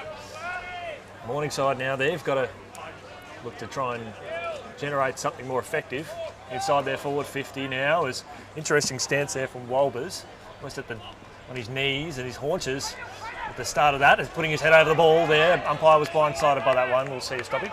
I think if they allowed Wolbers to take starting blocks onto the ground, he'd sort of be really crouched down just to get that push. He'd do it very well in the standing vertical league, wouldn't he? Try and break a few records. Kick up towards left half forward, looking for the goal kicker there in Reece Coombe. He was held. So free kick to the Tigers. Labrador now, left half forward. He's about 65, 70 metres out from goal. So Coombs kicks it man on the mark there in the form of Scott Munro. But they're able to recover now with a kick up towards half forward. Good strong mark taken, not quite. Umpire said play on. Handball over the top now. Right foot kick around the body there from Morningside with a clearing kick up towards half back. Finding Edward Milan. Milan up towards half forward, finds Ben Murray. So Ben Murray on the burst. He's got a very vacant forward line now. Through the hands here. Opportunity coming here for Cockatoo Collins. Hits the bottom of the post. Minor score. I've been noticing in the early part of this game, it's pretty much one-on-one contests around the ground. There's no zonal defence, there's no protecting space. And if you're up against Cockatoo Collins, you're not going to win that race. He's got that speed, doesn't he? I saw in that passage of play, his breaking speed. Outstanding for this team. Riley Johnson across half back here for the Tigers, and an old floating mung up towards the commentary wing, trying to paddle the ball in front of him as our great man Jeffro stays tap, tap, taparoo. Tap, tap, tap. Anyway, a shout out to him, he'll be watching on the day. There's a kick here from Labrador. On the bounce. Closing speed there from Shaden Close, is able to impede the tackle. Force a turnover free for the Tigers at half back. He ran off his line. Out to Bill Hicks, has a teammate coming through in the form of Bailey Reeves. What a season he's having as he kicks the ball inside the forward 50. Shaden Close, it's bouncing, and it's missed. I hope Jason Dunstall never sees that dribbler kick. He absolutely hates them. But, of course, Close created that opportunity for himself with the tackle in midfield, forced the turnover, and then he was nearly in position to capitalise on his own work. Well, that shows that his ability, he's got that speed, he's got that endurance. He's got that smart ability to be able to push forward. Good game sense. The Shaden Close. We'll be watching him with great interest today, have a greater impact. Hopefully it'll be the man to fly out here. In fact, he's opposite Ruckman there in Wolbers' marks. So Wolbers on right half back. Runs off his line, selected a handball to a teammate, goes to a 2-on-1 here. Boundary throwing wouldn't be a bad option here for Morningside. As Labrador hits him hard on the chest here in Ben Gibbison. Ben Gibbison up towards the corridor now, looking for Reece Coombe.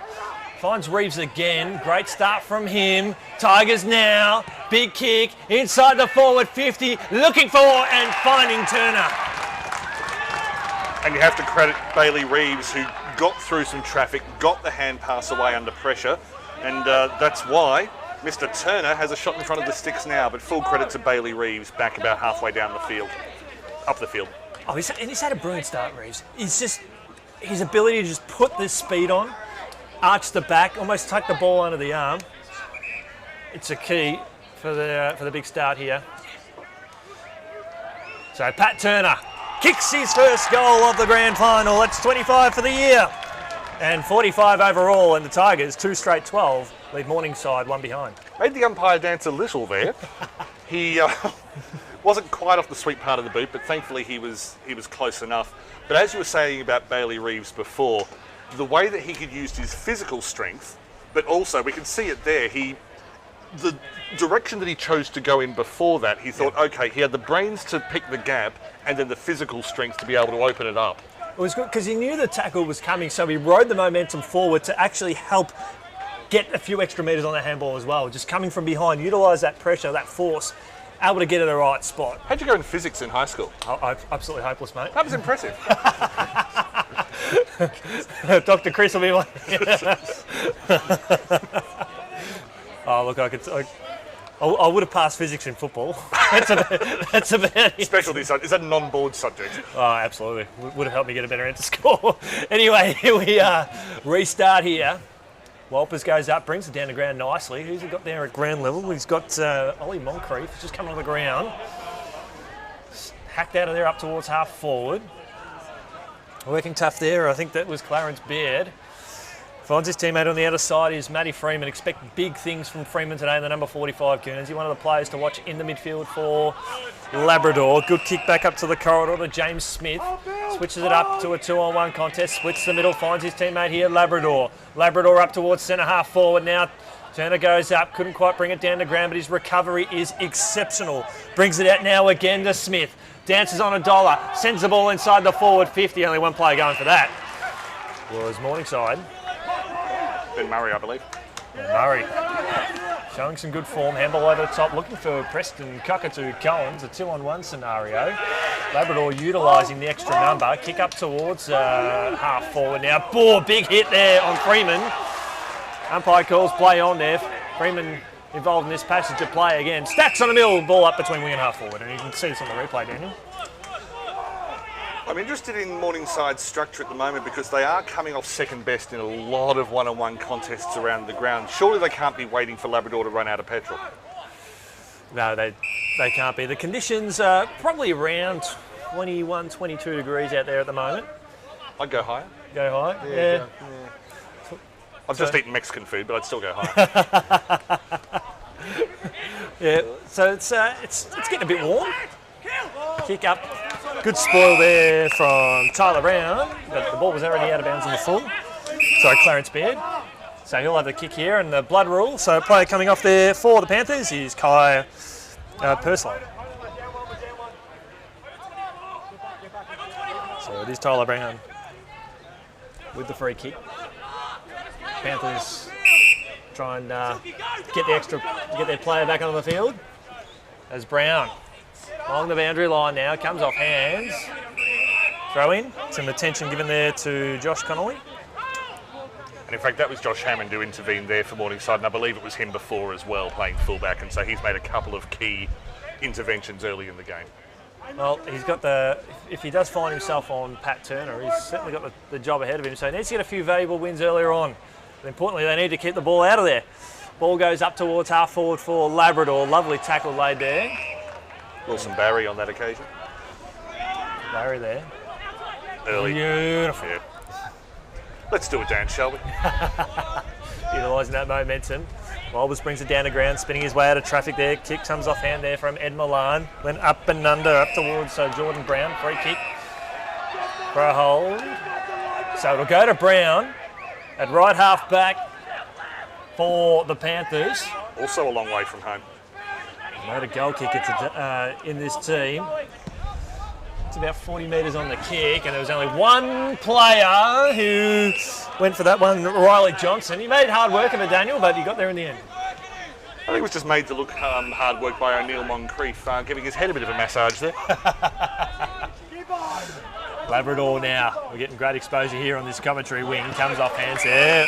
Good spoil there on Hoford. Hammond again.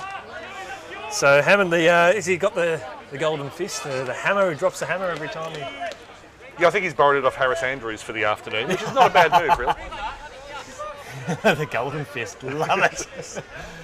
Harris might be watching today, so he's a big supporter of Queensland football. The Brisbane Lions fullback. Kick ricocheted off there from the kick there of Walsh. Kick inside the forward 50 here, Labrador. Couldn't quite take the mark there. Hard running there from Alex Nelson. Kick up towards the middle of the ground now. Bounces around. Lands in the arms here of the Tigers. Right foot kick. Sends it back to once it came. Good hit. Inside the forward 50. Ball 30 metres out from goal. And here come the Panthers again. Arching their back. They're under siege at the moment now as TJ Halkias kicks the ball out towards another 2-on-1. Lovely defensive spoil here from young Matty Watmuff. Or Watmuff. Watmuff had a good punch there. Louis McCormack got away with one from Morningside in the defensive line. Very ineffective punch, and he was lucky that it just happened to fall to a teammate. The second time that the Panthers have cleared the ball across half back and have kicked it to a 2-on-1 here on this commentary wing. True. So it's becoming a common formality. They just need to get that extra number around. It's going to see a ball up. I just wonder whether they've got an extra number around the contest. I think what they're doing is they're trying to find Halkias, and then of course he draws attention. Correct. Halkias being manned up there by Freeman. That's a contest to salivate over. I think Freeman might be playing the hard tag on Halkias, but Freeman's a very capable ball winner in his own right too. And a lot of the best taggers are, because they don't just tag, they then create. Yeah, and they go often where the ball is too. Because Halkias and Freeman contest again. It will be the standard formality at the end of the day. You never see a fat tagger, do you? They're fairly fit sorts. Yeah, exactly. And he's not the tallest, Freeman, but geez, you can put some pressure on now as he's wearing Halkias like a glove. Halkias actually shrugged him off there in the end. Kick up towards half forward. Going on there on the slide there was Sean Massey there at half forward. Kick inside the forward 50. Big fly and big mark. And they'll have a chance to kick their first goal. And Ben Murray. Yeah, this is Ben Murray. Looks nothing like Josh Hammond at the other end. But again, read that very early. It was a good kick into space, firstly by Moncrief and then further inside 50. Difficult shot. So Ben Murray, wrong side for a right footer. Bree starts to pick up and kicks off the side of the boot. Out of bounds on the full. Free kick to Labrador. They needed that one badly. I think he accounted for the win twice. Yeah. There, he sort of overcompensated. But look, he's had a sighter. Morningside haven't scored yet. They will settle once they get a sixer. Absolutely. That's very important for them. They've got to bottle it up here. Riley Johnson in the left back pocket for Labrador. Wherever you're watching, we hope you're having a fantastic afternoon. We've just ticked on 12 p.m. midday local time, or just after. So thank you for your company, wherever you may be watching today around the country. Kick along the commentary wing. Tyler Brown involved in this passage of play, but it's turned over now to Halkias, the reigning league best and fairest winner. Tigers moving forward some numbers. Gibbison up towards half forward now. They've got the extra number here. The Panthers running themselves into trouble and out of trouble there. Jake Chapman arches his back and kicks the ball up to Daniel, if it's not a 2-on-1 contest, it's out of bounds on the full. It's not the first time they've done that either. Here, right in front of us. I'll keep thinking about what the tactic is there, because on that occasion they weren't just trying to pick out the star. There's something in them that's saying kick right, kick right, kick right. Yeah. Doesn't work, does it? They need to go, whether if they're kicking it a 1-on-1 contest, hoping they spoil and reset, I'm just not too sure. Anyway, up towards half forward now. Oh, big fly, bodies hit the floor. Kick around the body there from Benjamin Gibbison inside the forward 50. Handball in board. Looking good here for the Tigers. Looking very good for the Tigers. That's another one. Blair Rubok. Round the body. Some good work by Cockatoo Collins in the lead up, who lost his footing and didn't really regain it. He just saw, I think it was Rubok. There might have been another pass before that as well. It was straight to Rubok, but was just able to get up. And for Rubok to get his composure so quickly and be balanced so that he could get the good ball drop and the good ball onto the foot, that's excellent counter-attacking from Labrador. Unfortunately, we do have to draw it back to this mistake over here on the near side. Absolutely. It's not the first time, and we hope it's the last time. We love seeing the footy over this side of the ground for the commentary purposes, but when we see kicks to a 2-on-1 on 2 occasions and out of bounds on the full twice. There's fans on the far side. They've paid their money to get in here today. Give them some action. Absolutely. Well, they did see a bit of action there in the COLTS, and there wasn't much footy being played. I can tell you that much. But we won't say much about that one as Jono Angus goes bang, puts the ball down the ground there. As Will Oh, it hacks it forward. Wolvers up towards right half forward now, looking for Jordan Brown. Free kick. It'll go to the Panthers. Morningside. Opportunity. Finished second on the ladder of the home and away season. Thriving now. Inside the forward 50. Why are they going out of that forward pocket is beyond my knowledge. The corridor doesn't seem to be the way home for them today. I think that was just a skill error. There was, I think it was Copeland who was coming across, and I think he was the target, kicking it into his space. Just came off the wrong part of the foot. At least the thinking there was clear. Well, now they've just got to bring the ball up, bring the ball through the corridor now. Inside their forward 50. Boundary throw just falls a little bit short. Opportunity here for the Panthers. Locked inside their forward 50. As a lovely tackle, gang tackle laid there by Kurt McMahon and Riley Johnson. We'll see a ball up. I identified McMahon before the match. That experience there, he thought, nope, he's away here. I better get onto him right now. Yeah, I like to go that shutdown in that moment there. Another hard tackle. Ball still hotly contested. Hacked there by Ben Murray under pressure. Over to the lot of the pack there. One of. Just trying to look at it. They've got Halkias that sort of peeled off a little bit here, Morningside. Staying that sort of kick and a half going to play. So reset here. Hofer brings it down the ground here for Labrador. Another tackle laid. Another stoppage. It wasn't really clear from that last ball up how Morningside were planning on getting to goal. There was a bit of congestion around. There didn't seem to be a very clear setup as to where the ball was going to get out of that stoppage.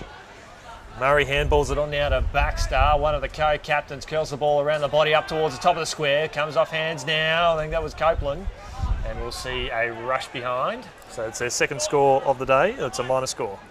I think it was a drop mark there from Copeland. He just let it fall through the elbows, really. So the bread basket was just a little bit too big. You needed a... It was a forklift that didn't pass inspection. I love it. Ball there for Labrador. Can they make the most of that missed opportunity there for Morningside? They will.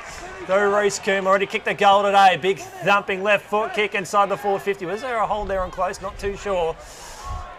Tackle laid there from Turner. He's dumped his man to the ground, but that was okay. Ball up right on the paint, and we'll see this on the replay here.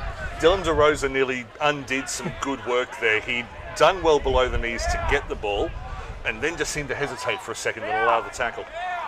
Rucks go up again. Changing the ruck there for the Tigers. You got Ben Gibbison who is getting the job done there.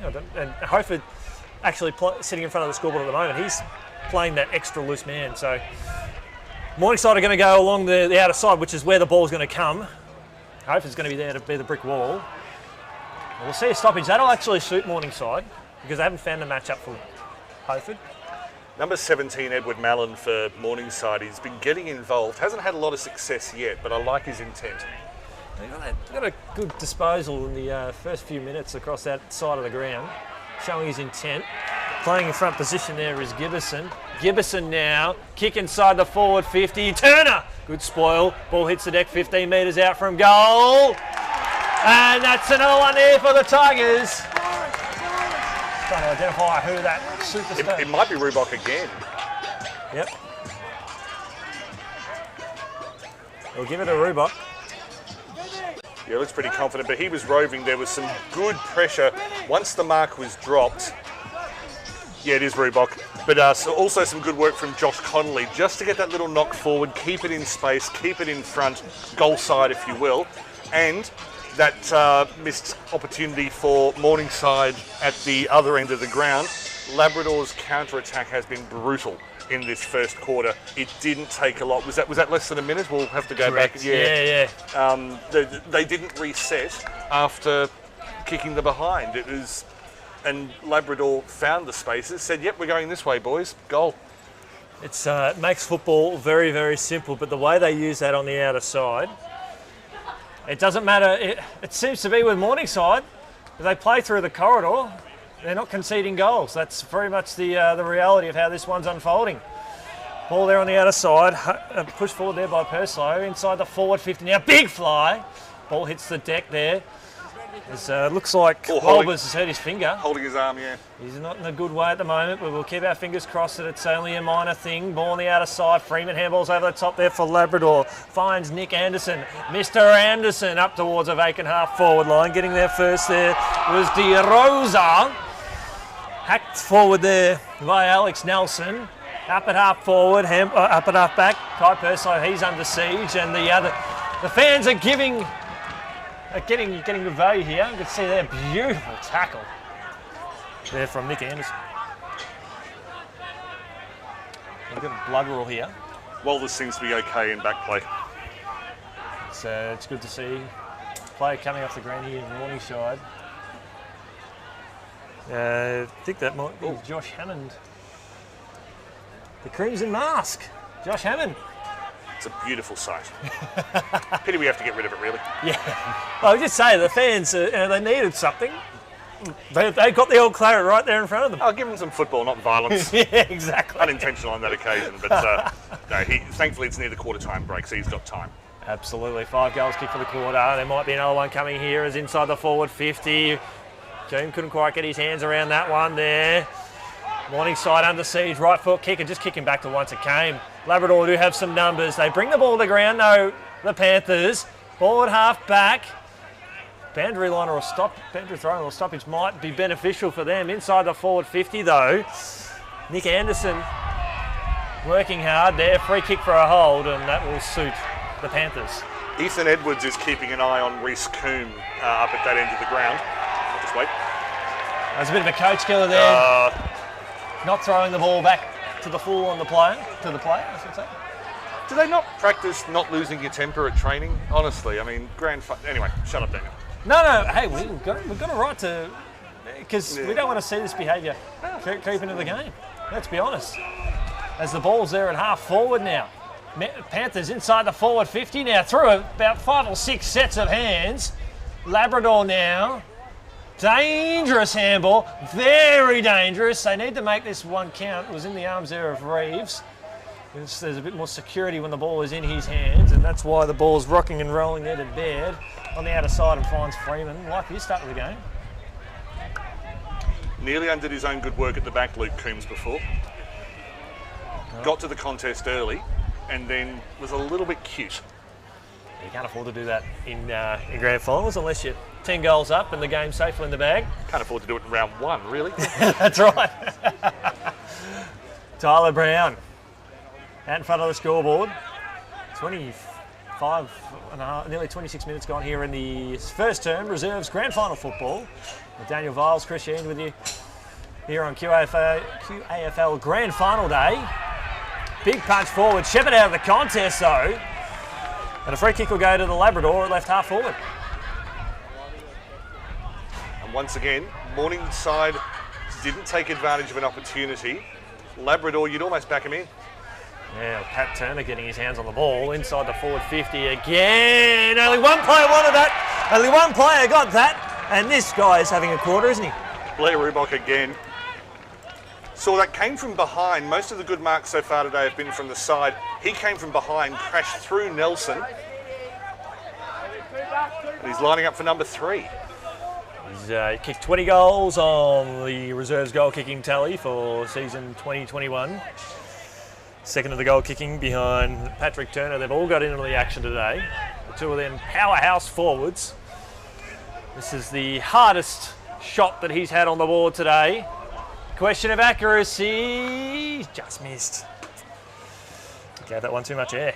And I was just looking at the way that Labrador was setting up while that shot was being taken. They're already set up for any counter that's coming. There's no way that Morningside will get an easy passage back to their goal scoring end. I guess we're just seeing that's something in practice of training about resetting while there's a set shot. You almost love a set shot sometimes. Ball comes off hands here of Ben Murray, there for the Panthers here on the commentary side.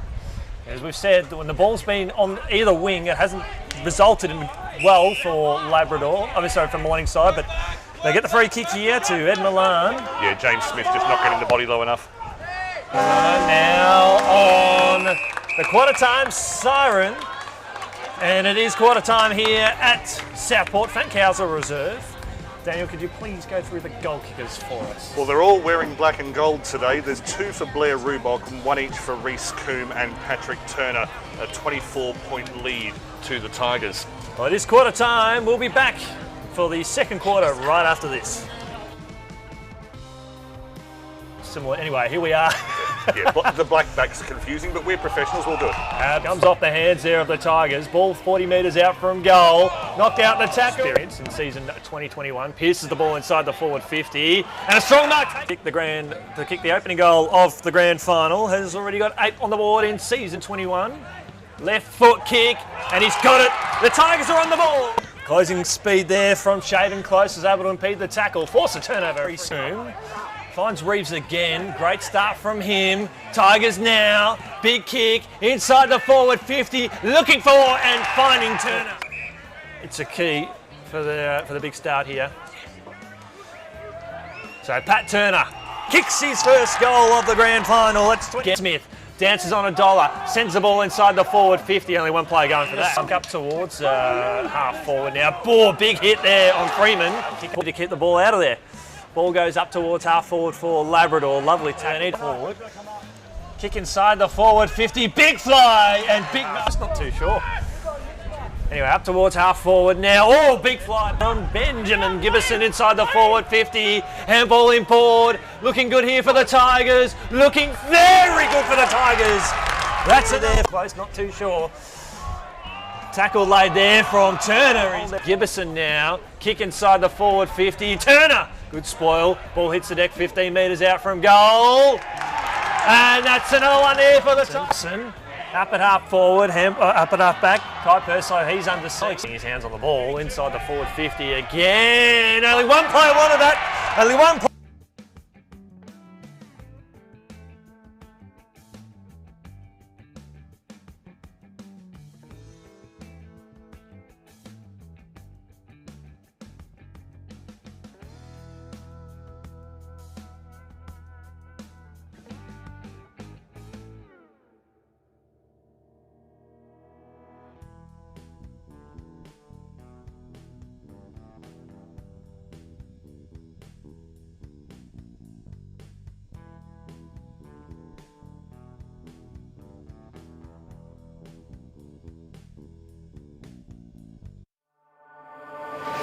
Couldn't lay the tackle. Marsden has got it! Darcy Marsden! Chris, they've beaten the home side at 30. Devils are on the board.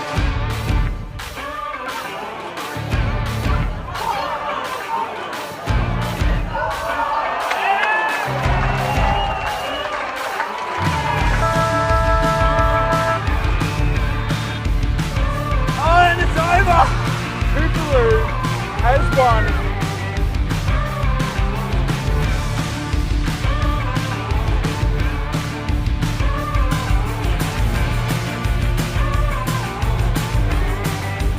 As it goes out to the left pocket. Great grab.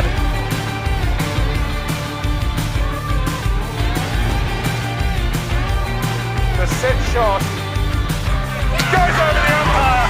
For the first time today, the Red Lionesses lead on the board. Kick from 35. Davidson is going to start the party early. Davidson celebrates as the Red Lionesses are the premiers for 2021.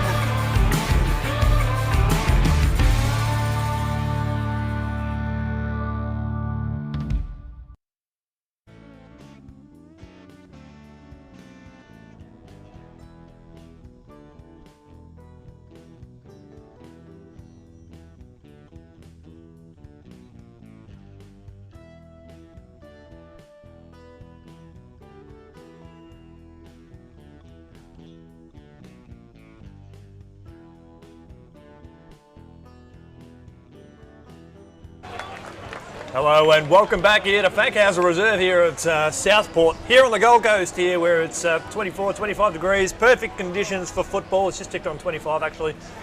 And in the reserves football, it's Labrador 4-2-26, the leading Morningside. 2 behinds. Christian with you today alongside the great man Daniel Viles who's making his QAFL debut. Essentially the voice of women's football in Southeast Queensland. How did you see that first turn. Yeah, on the Marlon Pickett selection today, aren't I? Just brilliant.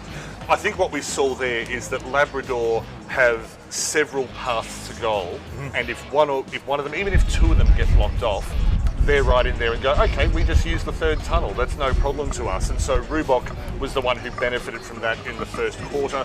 Coombe did well. Conley didn't get on the scoreboard and didn't even have a shot, but the work that he was doing to create opportunities in front of him was sensational. With Morningside, yeah, they lost opportunities. Maybe whatever win there is, no, actually it's against them this quarter. I don't know what I'm talking about. But the win hasn't really been evident across the first 5 quarters of today, let's be honest. Composure maybe, I don't know. So, but they do need to work out how we're going to get to goal, because just going wide is very much a defensive negative move, and well, it hasn't worked. They've still conceded 4 goals even by trying to take Labrador out of the corridor. And the Labrador corridor, if you like. The Labrador corridor, there we go. That might catch on at Tiger Land as umpire Jono Angus gets ready to restart proceedings here at Fancower Reserve here on the mighty Gold Coast. As he'll redo that one again, Jono. Oh, I thought that was good enough. I thought so too. Jono puts a lot of pressure on himself, but he's one of the more experienced and well-admired umpires in the state campaign, that's for sure. Lovely tackle laid there on Jakey Chapman. We'll see a ball up here as we'll see that one on the replay. That was Hoffett, and I've been impressed with both Hoffett and Walbers moving around the ground in the first quarter. They've been shown plenty of energy. Must have had a look at Nathan Wright's game in the COLTS grand final, best on ground as a ruck. Opportunity now inside the forward 50, and the Tigers, no, couldn't quite bring it down the ground there, Coombe, but close. This has a shot and misses to the near side. Well, that was 3 near misses. Rubok maybe could have gone back and just settled a little bit, then went across, the mark was dropped by Coombe, and then the snap missed by Cockatoo Collins. Morningside need to make them pay now. Well, the opportunities are coming. Ball up towards half-back, good spoil there from Mackenzie Riddle. Panthers under siege. Labrador now. Riddle dances on a dollar, darts in with a kick up towards half-forward. And Reece Coombe, he's just saying it's all mine, no worries. So Reece Coombe here for the Tigers, and how do you see his chances here? Well, I am looking at the flags across the ground, and whatever win there is actually favouring him at the moment. I'm not ruling him out. Reece Coombe, bit of right to left about it. It's a tough kick. It's going to curl back. It's just for a little bit short, and a free kick, chop of the arms, and it's going to go to Labrador. Labrador will get a free kick almost from point blank range. And Mr. Rubok, who doesn't look like missing. He's having a day out here in the QAFL Reserves Grand Final. And panicky defence from Morningside on that occasion. That's why they've conceded the free kick, because they thought we can't let him have another one. Absolutely, they are becoming Rubok conscious, and he's missed it. That's because I said he was having a good day, and he's a sure thing. So the commentator's curse, I haven't lost a thing. But once again, they're at this end of the ground, and they are, they're set up. It's matchups galore as far as the eye can see back from the 50. A lot of players within the kick and a half out, so they have to go a little bit longer. That was probably the kick they didn't need to have. Up towards the corridor, mark taken here by Reeves. Good game from him so far inside the forward 50. Hello. Here's a chance. Oh, hits the post. I think it was a Bailey Reeves gets the point for that one. And they are knocking up, having a chance here. They're up to 3 shots on goal, and they've missed. They could have put this game away early. There's a nice bit of harbour bridging there just to get the ball going through. It's just shepherding it through. Not practiced enough. Oh, they are having a nightmare getting off half-back. Kent McMahon plays on now, left foot kick inside the forward 50. And that's Patrick Turner. Good mark. He's just pointed inside, so whether that's a little bit of bluffing or whether he actually is going to look for the inside play. He's not going to pass this off. That's right, he's a full forward. He thinks like a full forward. He sees goal, kicks goal. We'll see how that one works. Pat Turner. He can't afford to miss opportunities like this. And he's missed again. So Pat Turner misses. He's got 1 goal, 1 on the board today. And they're pushing the lead out. They're getting there point by point. 4 misses in the first 4 minutes of the second quarter. Morningside still have to make them pay though, and so far they haven't, and they haven't really looked like it. Where's their option now? I can't see one. Well, I don't see that Labrador get a goal. It's not a bad thing for Morningside because we'll give them a chance to reset. That's probably what's going to happen here as he plays on now. It's just going to go straight back to once it came. Who's going to fly? Comes off hands, another point. And some good work at the back from Cameron McQueen just to diffuse the danger. Well, they've had enough practice now. Make it count, Morningside. Work out what your exit strategy got that is. space. Go that short kick.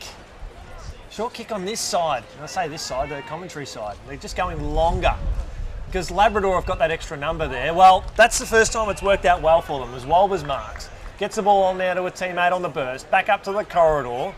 It's taken them a while to get that far, but Bill Hicks marks on the outer wing. He was equal 9th in the best and fairest for the Bill Clerk medal the other night. He's had a very good season in the middle of the park for the minor premiers. Well, he's got a raking left foot on him too. Very accurate. A bit of an ear warmer or an ear tickler. And that will go to Bailey Reeves. Inside the forward 50. Players coming, but Turner came through from behind. Couldn't quite take the mark there. Morningside under siege. They almost ran back up the corridor and nearly put themselves into trouble. And Nelson sent it out to the fans. Take the game to the fans, they say. They took it literally. Ethan Edwards did really well to get to the ball in the Morningside defence there and then ran into a wall and suddenly any work he'd done didn't work. Hofer drops the mark, almost uncontested there. Kick around the body. Out of bounds on the full. The ball has just been locked inside their forward line. It is 5 points to nothing. They've had 6 shots on goal in the first 6 minutes of this second quarter. They almost got to take a punt and bring it out to this side of the ground. Take a risk because it's gone out there more often than not. It's come straight back. Labrador have set up for that. Well, they know what's coming. There's no unpredictability at all. Ethan Edwards. Defensive half-back. Kicks the ball on the outer side. Hands there. Good sport there from Kurt McMahon. Ball hits the deck. Freeman now sees it out of bounds. Boundary throw in between wing and half forward. Attacking zone for Labrador, which, Daniel, has been the standard formality in this quarter, let alone the game. Well, the Morningside is in damage control mode 6.5 minutes into the second quarter. What's their path to goal? What are the ideas that Adrian McCormick has? I haven't seen them yet. Well, they're pushing out that line, pushing out that side. Wolbers just gets it out. Was there a leg? Yes, there was. So free kick to Morningside. They've got to utilise this now. It's Jordan Brown having to push and get kicks further up the ground. Good tackle. Laid there as the ball squeezes out there. Nice little depth touch there from Hicks, who's done some very handy things in this term. But now it's Labrador under siege. They've just had that run of numbers. Underground handball. Lovely work out to McMahon. He was stripped of it there by his Morningside opponent. Morningside now are able to cause a turnover. Lovely spoil there from Morningside. Labrador still with that extra number around this contest now. Just trying to tap around. Gather possession of the ball in front of the scoreboard. Labrador darting around. There's Hicks again. Kick along the boundary line. A boundary throw wouldn't be a bad thing for Labrador here. Shaden Close lays a good tackle. Pushes inside the forward 50 here for the Tigers. Now they'll bring it out to the commentary side. No, they won't. They might just fumble it. They've got the extra number here. Here's Shaden Close darting around. Handball over the top now. Ball 15 metres out from goal. Morningside under enormous pressure at the moment. They just can't find a way to get out of half back. Morningside ricochets back into Close there for Labrador. He was held on to momentarily. Slapped forward out of the hands there of Bailey Reeves. Good pressure there. Free kick eventually has been paid and it'll go to Morningside. I saw more Morningside heads over the ball in that passage of play, even when they were being pushed backwards. That's the most commitment I've seen them show in this match so far. Well, a match that has gone about 36 minutes in full game total. Oh, Walbers, the brick wall. Pretty tall wall. Yeah. It's a great wall. It's the best wall. We're going to make Labrador pay for it. That's the second time it's gone up in his general vicinity. This is the best. This is good. Daniel mentioned before about this, about that sort of best passage of play. Well, this is some of their best passages at the moment. Jordan Brown puts his head over the ball. We'll see a stoppage, and we'll see this on the replay now. Right idea from Murray. Just a little bit of a skill. Oh, sorry. That was the mark from Murray there. And then just his kick up to look for Brown. Just fell short of the mark. Opportunity not over, however. So Rucks will contest. Ball brought to ground there by the Panthers. Ball at 55 metres out from goal. 52 now. 51, 50. It's almost like a game of rugby league. Every metre is well earned. Getting close to the try line. Well, that was almost 1st and 9 there, I thought. But Absolutely. Hope it brings it down to ground here for Labrador.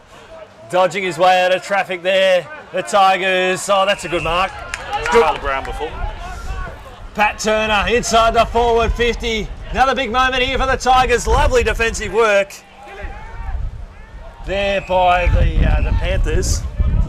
And we'll see a boundary throw in. So I think that was the play that came off the ground. With the blood rule. I think we've had a jersey change because number 23 is not on our list, so we'll have to get an update. That was the play that came off the ground with the blood rule before. His name escapes me at the moment. Was it Hammond? That was Hammond. Yeah. There you go. So he's gone from 32 to 23. His jumper's on backwards.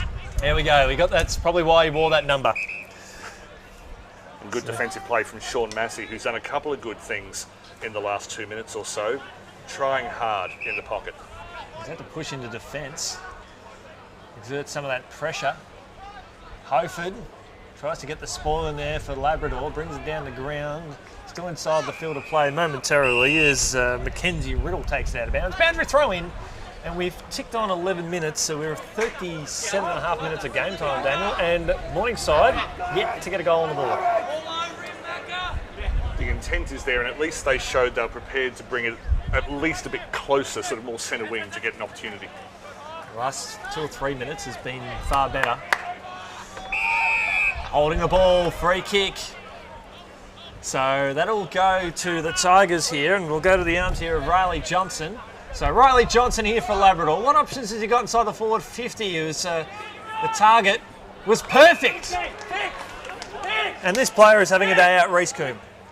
Yeah, D'Souza, I think, in defence, just found himself underneath the ball a bit, didn't quite judge the flight. Tell you what, Coombe did. Don't know if he was the intended target. I think there was another player there on the lead, and the ball just fell a little bit short. So he's a left footer. Question of accuracy. It's holding its line momentarily. Goes through for yet another behind. That's 1 goal, 1 on the board for him today. 6 behinds for the quarter here, and it's not Breeze. Breeze is not having too much impact, I think. Except I'm looking at those flags up at the, I think it's the northeastern end. They haven't quite got my bearings yet. There's a bit of flutter in them. Yeah. Hopefully Morningside can conjure something out. When they're going out there, they're going to Walbers every time as well, as Walbers has the kick and sprays it off the side of his boot. Lands in the arms here of Kurt McMahon. An impressive game for him today already. McMahon going back along that same passage of same side of the ground where Walbers was for Morningside, where he got the kick before. Good pressure there. He's GAWN. He's gone free kick, and it'll go to Josh Connolly. You can see here on the replay there. Beautiful tackle there from young Joshua. There's a lot of flat-footed Morningside players inside 50. Their opponents, direct opponents, jostling around, looking for position, creating doubt, and there's just a lot of flat feet wearing red, white and black jerseys at the moment. Well, Connolly here. First major shot on goal from him today. He pulls the trigger from about 55 metres out. How's the distance? And it's just touched. They're getting closer and closer. It does seem to indicate that it's a bit easier to get your bearings and judge the wind from that side of the field. And I don't think it's just because he's right-footed and has the natural swing back toward goal. It just seemed the wind just seemed to have less effect on that kick overall. Blood rule here. We might see a third jumper change here for Josh Hammond. He has a box out the back. They just keep pulling out jerseys. triple XLs just all there. Just ready to go. They probably expect that from him. So now he's got to find a number, give him number 5, 2 plus 3. Oh, there we go. Yes. Oh, good. Oh, thought he'd marked it. That was good work there from, I think it was Reeves. So I wouldn't be surprised to see if Josh Hammond comes onto the ground with yet another jumper. Meanwhile, boundary throw in here inside the forward 50, 7 behinds and an out of bounds in the full has been the formality here for Labrador. That's been their shot tally. They have 1 goal, 1 on the board. Technically, if you sort of break it up, they are penetrating. Now it's up to Morningside. They just can't clear the ball out. Well, they do, but it goes out of bounds on the full, as it did in that instance there. He always looked disappointed before he kicked it. There was just a lack of energy in the body, and it came off the side of the foot, and he almost seemed to just sort of go, oh, well, it's that kind of day. Yep. And then he's jogged back inside, or he's jogged into the defensive half of the ground. Well, is that him there? He'll have a chance for redemption. So he'll have another chance here, Walbers. He followed Hofert inside the defensive 50. Good strong mark. No, not quite taken there. Well, not paid there to Purcell, but he got the free kick. And Morningside were lucky because Perslow nearly won a 1-on-3. Which has been very tough for them. They haven't kicked a lot of one-on-one contests, particularly on this commentary wing. More numbers here for the Tigers at ground level, going up unopposed. Ben Gibbison and Daniel's hands are going up in there. He cannot believe it. Yet another turnover. Just replay it over and over again. You're getting the same result at the moment. Kick up towards half back. We'll see another stoppage. I would just love Morningside. You could see here on the replay now. Good mark taken there by Gibbison. But I just want to see Morningside go up the corridor. Yeah, keep it simple. Route 1. Yep. Shortest way home. Taken high, just inadvertently as he was slipping down the ground. Exactly, yeah. That was unlucky, that one. Right decision. Umpire can't do anything else, but there's no malice in that tackle. Ollie Moncrief. Yeah, slipped there. Yep. The arm was hung out by Brown, I think. Free kick for a hold, so Morningside will have an opportunity now. Okay, where's their free people? I can see Copeland running forward, but he's matched up. And the umpire's either called time off. He's called time off because the player was so forward of the mark. So Murray here gets the right result there in the end anyway. That was the focus, that was the plan all along to Ollie Moncrief. Back up to the corner, up towards Halkias. Just some clever work here from Shaden Close. Look at him go. Great to watch. Inside the forward 50. Left foot kick, lobs it up to Pat Turner. Can they finally get one in this quarter? Those 3 players were in position while Morningside still had the ball. They were reading the play 6 moves ahead. Geez, they'd be good at chess, wouldn't they? I think Kasparov would still taken, but but no, the way they're setting up in anticipation, there's so much trust of the midfield, and they just think, no, they'll sort it out, and when they do, we'll be in position. Shaden Close, well done. Pat Turner here for the Tigers for his 2nd goal of the game. They've missed their last 8 shots on goal, 7 points and out of bounds on the full, and he's finally got one! Finally! And the Tigers get the first goal of this quarter at the 7.5-minute mark. And that was the wobbliest looking one of the lot. It came off, certainly didn't come off the sweet spot of the foot.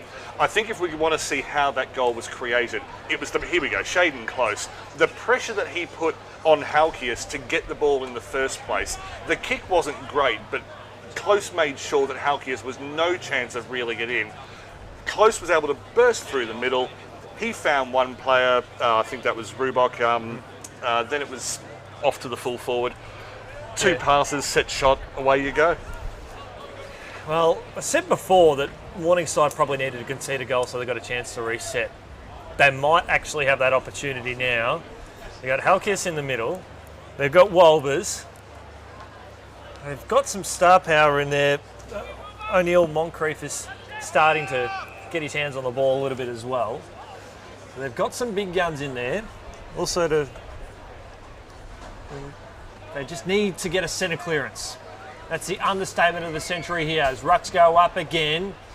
Slap forward there for Labrador. Freeman knocks it forward again. Handball out.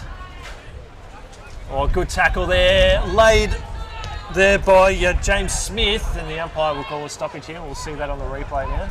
Some hard work from Morningside there. Jake Chapman was second to the ball initially, but kept working, and then Ryan Cole made sure it was wrapped up. Handball forward there for Morningside, but it's hacked forward there by Walsh, up towards half forward now. A few Tigers around this contest as Morningside now handball the ball out wide towards Ethan Edwards. Ethan Edwards there for Morningside. Finds his teammate there on the bounce there. That's Ed Milan. Ed Milan back up to the corridor. Almost sold himself into some trouble there. It's Morningside. They are doing it the hard way at the moment. Hard in your mouth stuff. Right foot kick up towards half forward there on the bounce. Tapping it forward to advantage now. Right foot kick on the way. And is that going to be a downfield free kick? It was Copeland who put the ball inside 50. It's going to be a downfield free kick, and Ben Murray will have a shot on goal. So they'll finally have a chance to kick one here. Morningside. Hostile crowd over in that part of the field. They'll only get more hostile the longer this day goes on. So Ben Murray, can he kick there first? Yes. Oh, they needed that. I noticed earlier Jake Chapman, even in the play that began over at right half back, he was throwing himself around. Some good work by Ethan Edwards to get it moving forward. Sam Copeland with that little tap forward, I think he was the one who was taken out, which caused the led to the decision to have the easy set shot. But again, they weren't playing on the boundary line. They were playing between the centre square and the boundary line. It gave them that little bit of space to move. It wasn't so negative. It was a genuine path to goal, as opposed to it's safe out here. You can't, I don't care how badly you swim, you can't hold on to the side of the pool. You've got to at least give yourself a little bit of room up that wing. And they backed themselves to actually run and carry the ball, which hasn't really happened too many times today. As we'll see another reset here. So we mentioned before that Morningside almost needed Labrador to kick a goal. Ah, yes. And it's happened because it gave them that chance to reset. You and I've seen enough footy to be able to see that can actually help the team that's trailing be able to get their midfield around the ball, and the rest they say is history. They'll have a chance here now. There's Moncrief. He's had a nice little 7 or 8 minutes passage of play here. Comes back down to Moncrief. That was a throw, in fact. And will that be a 50-metre penalty? No, I don't think so, says the umpire there in Matty Bellina. So free kick at half-back there for the Tigers. And that went to Ben Gibbison, who switched in the ruck. Turning the ball over now. Morningside. Kick up towards half-forward. Good defensive work there. I think it was from McMahon, but Morningside with numbers at ground level. Right foot kick skewed off the instep of the boot. It might suit them here. Murray. Here comes Moncrief. Good smother there from Labrador. Simply sensational there. There's McMahon. He's taken high free kick, centre half back. Well, Moncrief will cop it from the supporters, and he did have a kick smothered, but he was largely responsible for getting the ball into that position in the first place. And I think Adrian McCormick will be very pleased with that passage of play from his number 40. Bill Hicks receives it from McMahon after almost having his head taken off. Luke Coombs here across half back, looking for close. Good defensive work there from Morningside. They're in Massey. But Labrador with some numbers, handball over the top, falling to ground at the wrong time there, Morningside, but they do have some numbers. Reeves, right foot kick, did he hit a target? Oh, you betcha. Rubok's having a day out, and so is Bailey Reeves and the Labrador team. Let's applaud the skill from Reeves, because he was basically sideways when he kicked that ball inside the boundary line. Rubok was clever enough to read it and to back Reeves' skill. And he's been rewarded with a shot, albeit a rather tricky one. And he'll kick this too. He's missed his last two from set shots. Okay, I'm in the wrong caper here. He's missed it. No, you're a commentator, you just cursed him. That's how it works. That's a sign of quality. See this work again here from Reeves, hard on the boundary line. Just kick the ball, hit the target. We said he's having a good game. He just continues to deliver with every disposal. Halkias now tries to shake off close. Halkias finds a teammate under pressure. Back to Halkias. Lovely tackle. Knocked out in the tackle, said the umpire. So play on Chance here for Morningside. Under siege again. Back into Massey. Finds a teammate who just kicks it around the body and turns the ball over to Billy Ivers. Rubok and Blair in that tackle before. Rubok's not just a goal scorer, he'll give you forward pressure as well. Right foot kick here from Ivers inside the forward 50. Uncontested mark almost to that back to Cam McQueen for Morningside. He was calm under pressure there, McQueen. He had to be. The traffic was coming behind him. It's Burslow. Marks in front of Freeman. Burslow, they're looking to go still across to this side. I'm still not sold on the concept yet. Comes off hands there. They're able to get first hands onto that. Labrador again with some numbers. Comes out to Reeves again. Reeves has been sublime and he'll draw the free kick downfield.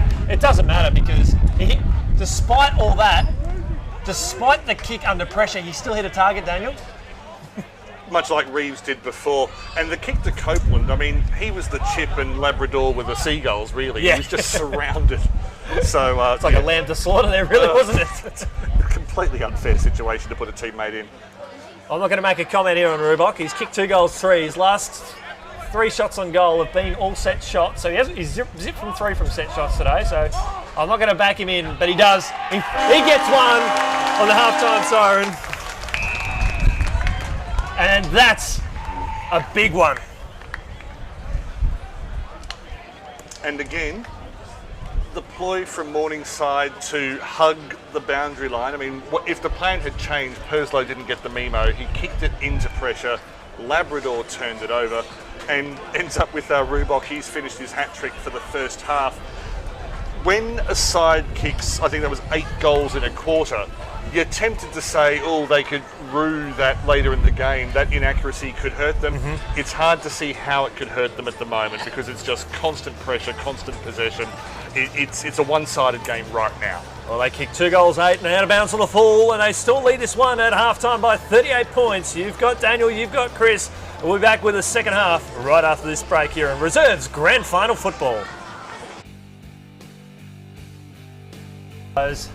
In the state campaign, that's for sure. Lovely tackle late. Man plays on now, left foot kick inside the forward 50. Forward. That's the second time he's got up in his general vicinity. What happens is he got inside the forward 50? It was the target was perfect. Where Wilbers was from Morningside, he got the kick to 4. Good pressure there. Wing. More numbers here for the Tigers at ground level, going up unopposed. Here from Shaden Close, look at him go. Great to watch. Inside the forward 50, left foot kick, lobs it up to his second goal of the game. They've missed their last 8 shots on goal. 7 points and out of bounds on the full. And he's finally got one. In that part of the field. They'll only get more hostile the longer this day goes on. So Ben Murray, can he kick there first? Yes. Murray. Here comes Moncrief. Good smother there from Labrador. Numbers. Reeves, right foot kick, and he hit a target. Oh, you betcha. Finds a teammate under pressure. Back to Halkias. Lovely tackle. Right foot kick here from Ivers inside the forward 50. Uncontested. 3 shots on goal have been all set shots. So he's zipped from 3 from set shots today. So I'm not going to back him in, but he does. He gets one on the halftime siren.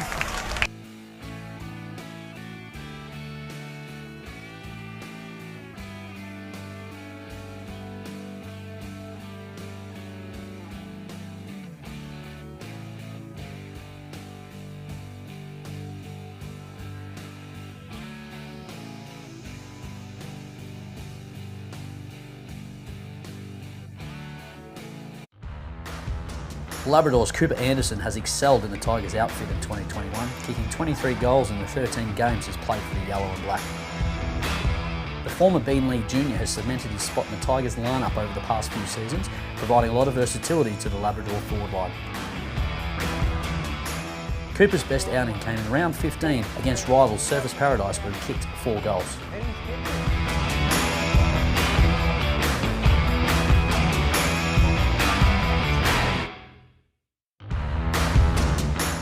The 29-year-old ruckman has made a huge impact on the QAFL for Palm Beach Currumbin. Kicking 9 goals from his 13 games in 2021, Jonathan Crode was recognised by the QAFL coaches as a man to watch every time they faced the Lions. Across the Sid Guildford weekly vote counts, Crow polled 9 times out of his 13 games and received a perfect 10 out of 10 in 2 games this year, also receiving an 8 and 7 along the way.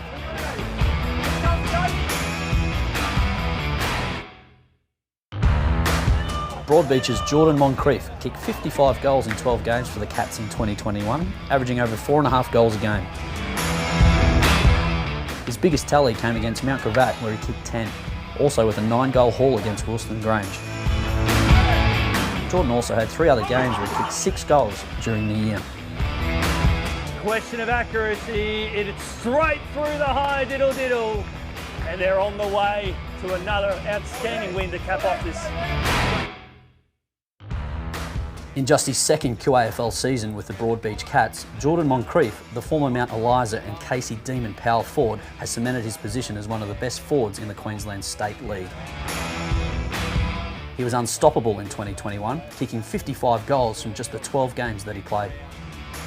Missing 5 games due to the COVID cancellation of community football, it would have been exciting to see how many more the Mayor could have kicked for his beloved Cats. His target on 3. Another snap around the corner. It's another one for the Mayor, is it? Yes, it is. Jordan polled votes in 8 of his 12 games played, being rated best on ground on 4 occasions. Outstanding from Jordan Moncrief.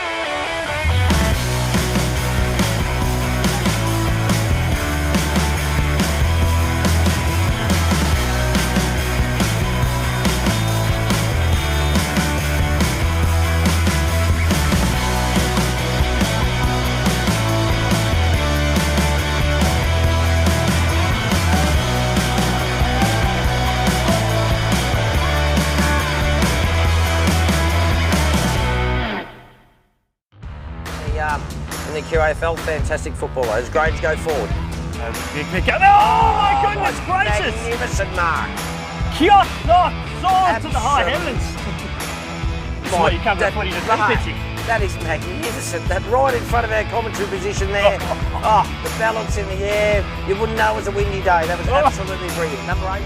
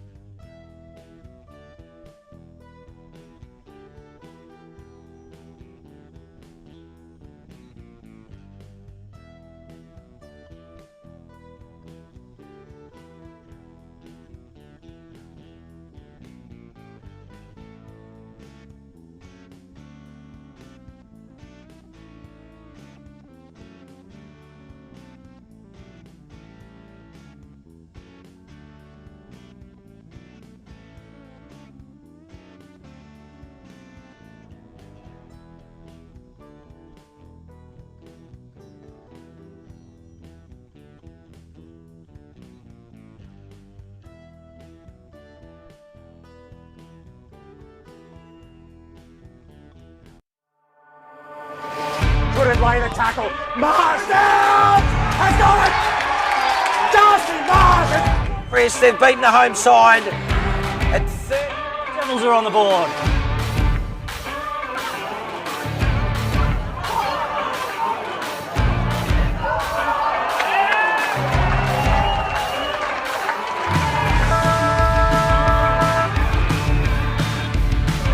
And it's over! Cooperoo has won.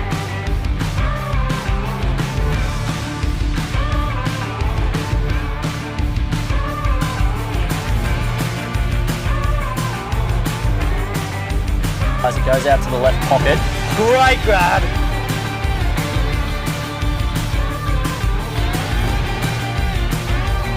The set shot goes over the umpire. For the first time today, the Red Lionesses lead on the board. Kick from 35. Davidson is going to start the party early. Davidson celebrates as the Red Lionesses are the premiers for 2021.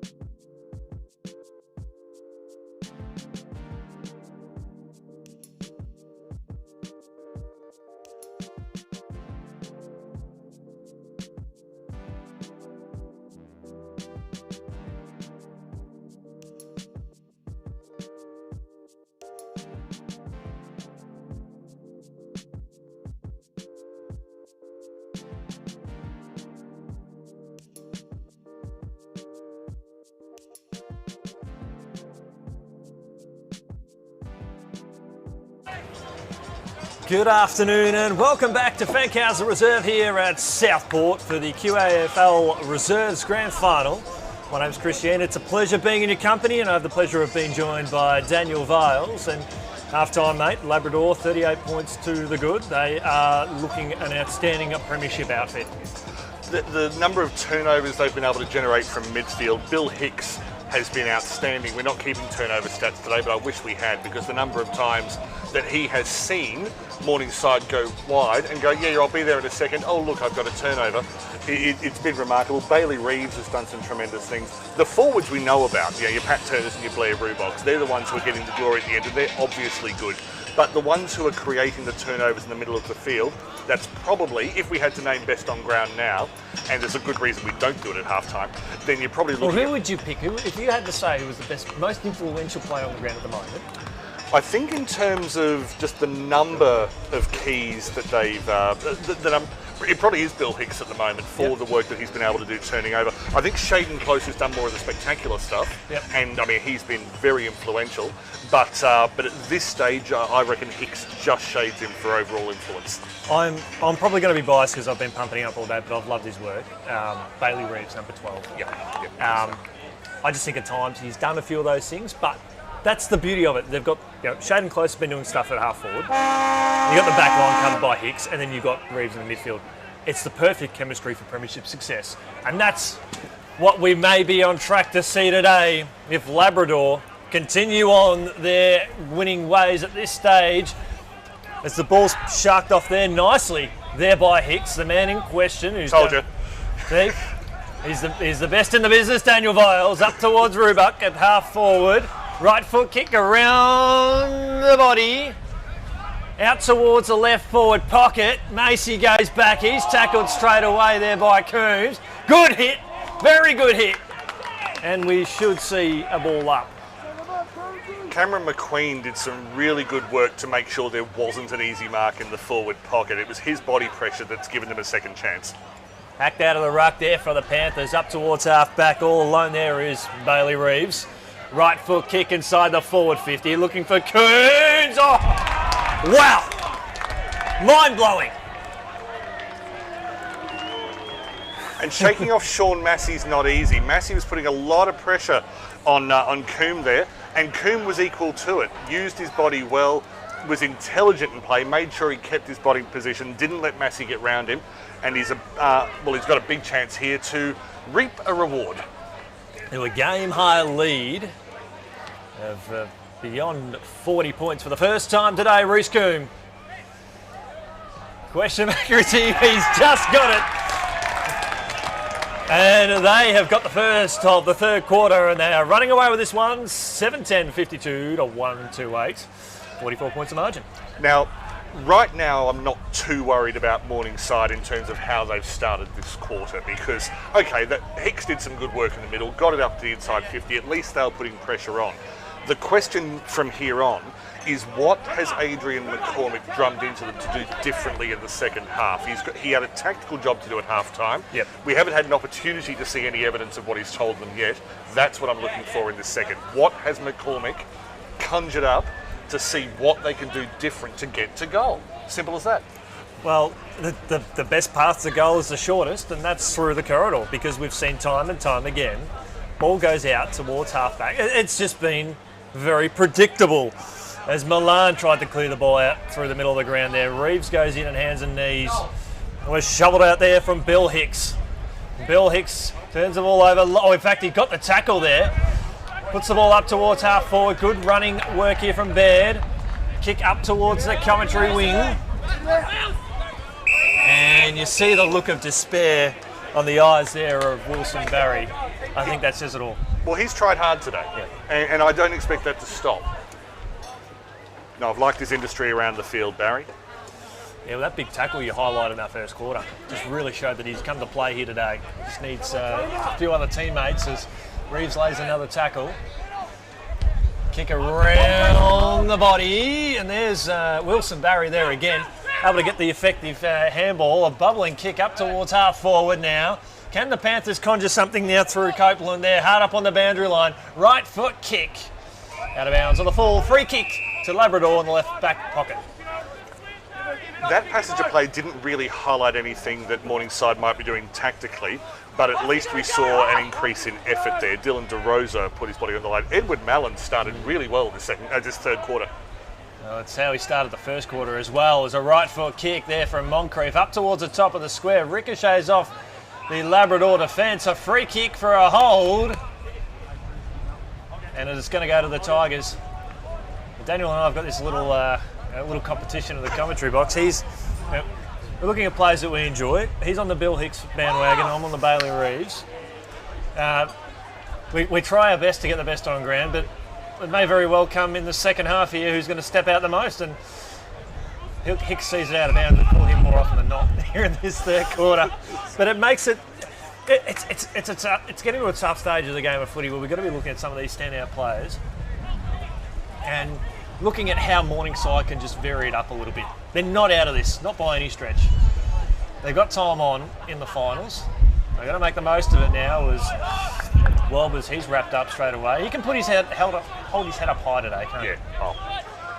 Well, it's easy when you're about 6'8", but he's worked hard. He shook off a bit of a finger problem in the first quarter, and once again just held his head up and made sure there's a bit of pride in this Panthers outfit. Well, Hicks is coming off the ground now for the blood rule, so this might enable Bailey Reeves to get a few more points.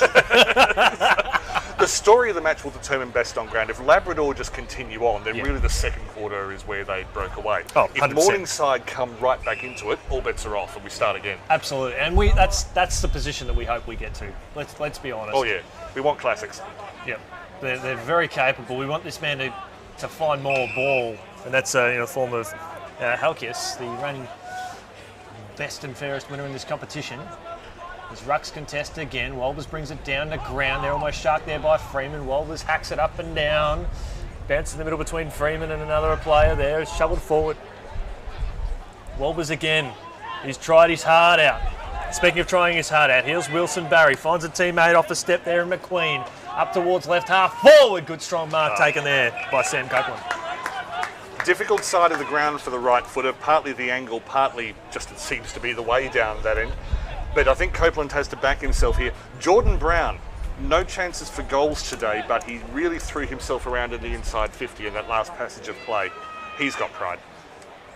If they can kick this goal here, it will bring the game so much closer.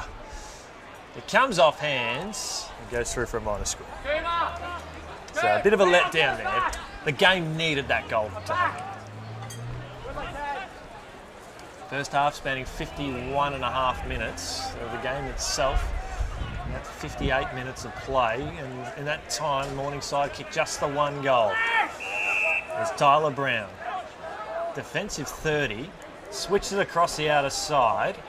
Sees something he likes, sees a couple of options that he likes. Of Morningside with some numbers. Massey's getting better as this game gets on. Sharked there nicely there by Jake Chapman. Kicks the ball around the body. Brown will be the one to fly. Gets first hands on it, recovers well. Falls over at the crucial stage. Morningside though, dancing on a dollar. Runs straight into a brick wall there from McMahon, and we'll see a ball up.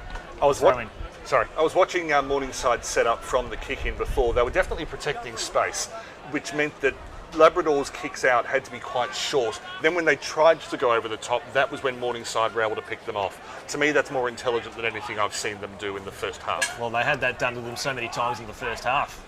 So they're trying to beat Labrador at their own game. There's a free kick. We'll go to the Tigers. If it's a game that works, why not copy it? Absolutely. Imitation is the best form of flattery, as they say in the classics. And flattery is the best form of getting a pay raise, I think. Absolutely. I've heard. Labrador with the ball across half back. A kick along the boundary line. Who's going to be the option here? Massey involved in that passage of play there for the Panthers. The kick squeezed out of there from Ethan Edwards.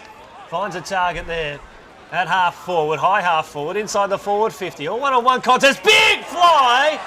That's the mark of the day, and that could be the spark. Sammy Copeland, see this on the replay. Oh! You won't see a better mark like that today, and we challenge any player out there to beat that. set the standard. Sean Massey's remembered that he's huge and strong, and he started to throw himself around. Copeland likewise. Massey's just got such a thumping kick on him as well. Copeland, to give them a pulse, because there is a pulse. Heavens to Murgatroyd. Ball goes out towards... I really don't... Okay, you're just going to put that one out of the mind. Just put it out of the mind. I'm sorry, Sam. That is... In all due respect. That is not indicative of Sam Copeland as a player. That was out of this world. Mind you, if he's got a kick like that, put him in ruck. Exactly. You might slot in the ruck now to replace Walbus. Freak boundary throw in again. Oh, look, it happens to the best. Let's move on. Let's move on. I could not kick like that. I'd kick worse. So that's why we're up here calling footy. Save it to the experts. Ball hits the deck anyway. Here comes a chance for Morningside under pressure. Boundary throw in. Running out of real estate there was Ed Milan. You can see there, McMahon, bang! He's definitely having an effect down back, Kurt McMahon. He's played enough reserve games to get the patterns, but he's played enough senior games to get the experience. It's a good combo. Absolutely. His experience across half back today has just been relentless.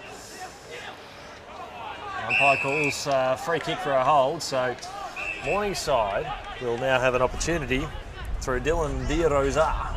And the player who went off for blood before for Labrador, just trying to remember who it is, he's now in jersey 52 with his head strapped on. So 52 there, that's Hammond. It is, no, he's a Morningside player. This is a Labrador player. Oh, your man. Ah, yes. So Hicks is in 52. So can he kick this one here? Right foot kick, it's going. There is a pulse in the Panthers as they kick the first one. And Dylan De Rosa provides it. That's only his second goal for the year. But again, a lot of the big players for the Panthers are starting to put their heads over the ball. They're starting to show a little bit muscle. Nothing dirty. Nothing dirty. It's very controlled power and aggression. And look, I suppose the question for them is, has the damage already been done? And in the commentary box, we have the luxury of wondering about those sorts of things. If you're a Morningside player, you take that as absolute, irrefutable proof that you can get back into this game. Absolutely. As we've seen right across the final series, the goals can be kicked. That's a beauty about having time on in these matches, is that you're not playing your straight 20s or 25s or whatever the quarters end up being. You do have the luxury of having time on. So Ruxell can recontest here. Gibbetson in the ruck there for the Tigers. Oh, that's Hicks, who's in a world of pain there. Hopefully it's just a bit of cramp. And a free kick for a poor tackle. Just watching Hicks here, he is looking groggy. That's, unfortunately. It's not looking good at all for Bill. High hamstring. But we're not here to make assumptions, we're not doctors. As the ball goes up towards Murray. And we'll see a ball up there at half forward. You see that tackle there on the outer side there. Lovely work. Sorry, not good work there by Rubuck. Just buried his opponent there in the ground. Hack forward around the body here from Purslow. Inside the forward 50. Here's Copeland darting around. Finds his teammate there in Cockatoo Collins. Yes. Keeps it inside the field of play. This will be a great kick. Kick up towards the top of the square. Offhands there from McMahon. Minor score. McMahon versus Brown is a contest you'll be wanting to see. As Morningside's become more confident, they're now confident to put their main goal scorer in Jordan Brown up in the goal square. So we'll see if that has an effect soon. Well, it has been a dramatic turnaround in that first half. What we've seen in Morningside is that ball that's been picked off by the wind, and a drop mark there by Cameron McQueen, boundary throwing between wing and half forward, attacking zone for the Panthers. But again, that's the second time now from behind that they've forced Labrador to kick into a situation where they were short-handed. Yeah, how many times have we seen that in the second quarter? At that end of the ground? I got 8. How many you got? Yeah. It happens so many times. But no, much better setup at the kick-outs from the Panthers. Freeman, he's corralled, handballs blindly out towards the boundary line, taken out of bounds there. He was taken out of bounds there, Smith. Oh, well, but that's why we're up here calling. Love the work the umpires do as Moncrief knocks the ball forward. Here comes Massey, bang! Oh! Did not stand a chance there to Nick Anderson. I thought Anderson did well to hold his ground. He saw exactly what was coming towards him and thought, oh, well, this is my job. Here it comes. Ouch. He probably had that split moment going, okay, this is it. His life flashed before his eyes there. Tell my mum I love her. Yeah, that's right. And Massey's back up. He's just marked again across half back. He has really improved. Since he's moved from half forward to half back, it's been a really good move there by the coaching staff. Oh, he's more comfortable back there, surely. Yeah. There goes Reeves. He's done me in. It's slipped right through his fingers. Kick up towards half forward, through the hands there of Baird. They do have some numbers here. Labrador, just out of trouble there. Reeves, just too hot to handle there for Nick Jackson. Here comes Baird again, squeezes a little kick out to Mackenzie Riddle. They've got some real estate out there. They've got Rubuck. He'll be hot on the lead. Oh, beautiful work. Sold his man out of trouble. Spun around. Read the bounce beautifully. Got it out to Shaden Close. Close now. Corralled there by Wilson. Out towards Massey again. There they're going, say the umpire, say the fans.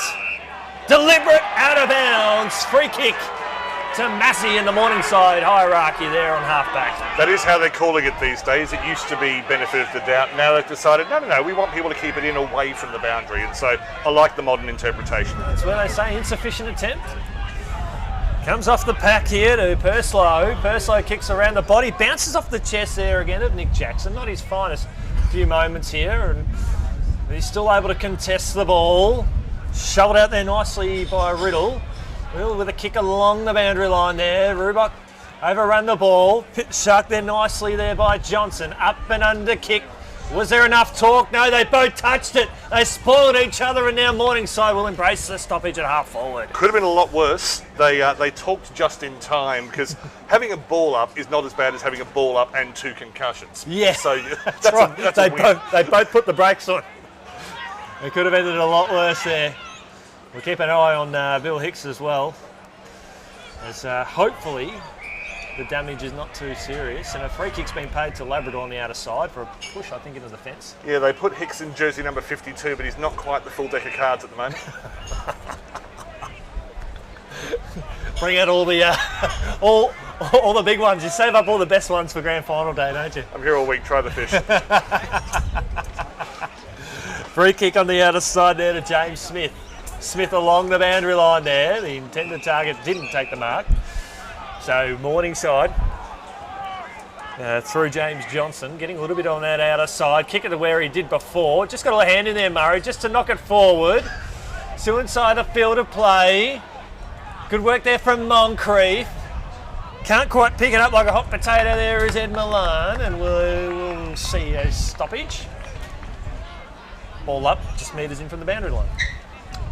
Mallon had a couple of quiet minutes there, but he started this quarter very well, first 5 minutes or so, and he just got back into it there. I've been liking his input this quarter. For all their good work they've done, Morningside, they still 36 points down. It's 1 goal apiece for the team. I feel like that they should be getting more bang for their buck and getting more reward. It's just not forthcoming. Well, here's an opportunity now. So who's going to get the ball over there? It's Dylan DeRosa. He rolls off the tongue nicely. DeRosa now. He plays on. A metres in the clear. A big bomb inside the forward 50. Through for a minus score. For 1 second. But of course he's already on the board this quarter. And so it's up to Morningside. They've gone quickly here and they've found a loose player. So Morningside didn't have time to set up their usual defence there. Well, they had a change off the bench. Cockatoo Collins come onto the ground, and so therefore they were 1 down for that split second, which saw the uncontested mark there from Nick Anderson. Ball up towards half back now. Comes off hand. Here comes Bailey Reeves. Handball's out towards Coombe. Coombe with a left foot kick. Spots up Gibbison. Gibbison, an uncontested mark there at half forward, sitting right over the top of it. Mark inside the forward 50. Was he tunnelled? Yes, he was. Free kick to Rubuck. Poor decision back here from Scott Munro to go the punch. See this here on the replay too, isn't it? It's there. it's the right call, but I feel a little bit sorry there for Ethan Edwards. I don't think he did all that much wrong. I definitely agree there. Rubach has kicked 3 goals, 3, kicked that one and a half time. Well, he's at the easier end of the ground now, and those flags I was pointing to before, just to the right of where you're looking on your screen at the moment, a lot calmer than they were. Well, we're sitting right over the top of this. We've got the luxury of seeing it in the flesh and seeing it fade. It'll drop towards the top of the square. Shading close. Just misses. That's his third, I think his third behind I got from today. Shading close, looking promising. Back to 6 goals. They need to go coast to coast here, the Panthers. Sitting at 19 minutes gone. Quarters have gone 27 and a half and I think about 24. So Barry with a booming kick, got plenty of real estate on it. And this is what we were looking for. Halkias handballs over the top now. It's overrun there by Murray. Going back there was Cockatoo Collins. Kick around the body, left foot kick in front of Halkias. Can he keep it inside the field of play? No, he can't. And that might have been the moment, just slipped away. Morningside turned a weakness into a strength there because they hadn't kicked short from a kick out all day. Labrador hung back, so the fullback was able to run out and then boom one. Yep. And it nearly fell, well, it did fall in their favour. They just couldn't quite get it together after that. Rucks go up here. Always brings it down the ground there for Morningside. Desperately need one here. And Labrador with the free kick at right half back. Labrador have been winning the crucial moments in their defensive half for the most part.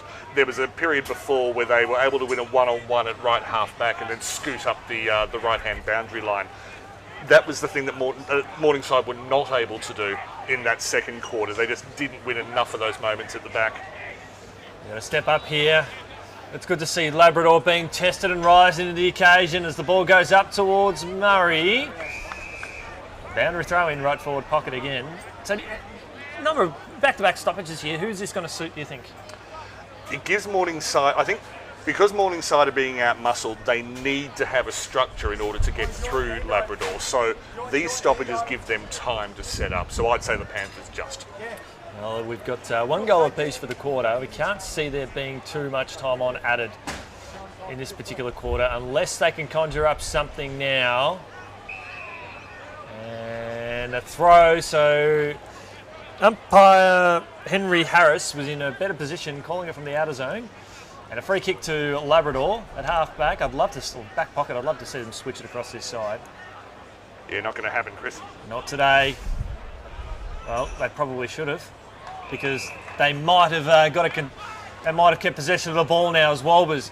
Right foot kick inside the forward 50 through the hands there of Murray. Ball hits the deck 20 metres out from goal. Here's a chance for a goal. Right foot kick, and then they do get that goal at Milan. Well, he's been the flavour of the quarter. If his name is pronounced Milan, then it's Milan Fashion Week, because he has been able to get himself into good positions over and over again this quarter. On that occasion, again, they used the stoppage to set up a good structure. They found a path to goal. Some good work on the ground to be able to get the hand pass to him. Morningside needed that one. 30 points doesn't look anywhere near as big as 36. It's more than just 6 points. I think also getting past 20. Once your score's out of the teens, you start to think, oh, that's right, we do know how to score goals. So some excellent sustained pressure from Morningside. And I also like the work, William Walbers, he's been good as a ruck, but his intercept work from across half forward has probably been his greatest contribution to the match so far. Yeah, well, he made the most of that opportunity there. He's been winning plenty of the ball. The big ruckman, as ruckmen tend to do on grand final stages, is the pressure's on Labrador. Ball slips out to Coombe. There's another play down there for Morningside. Ball up towards the top of the square. This is a big contest. Wow. Well, it almost goes back to what we were saying about Morningside. We'll see this on the replay here. Kick towards the top of the square. Strong markers. That's Turner, yeah. And Turner, Massey put the effort in, was just caught out of position, had to twist his body, and of course, in the time it took him to do that, Turner had the ball signed, sealed, delivered.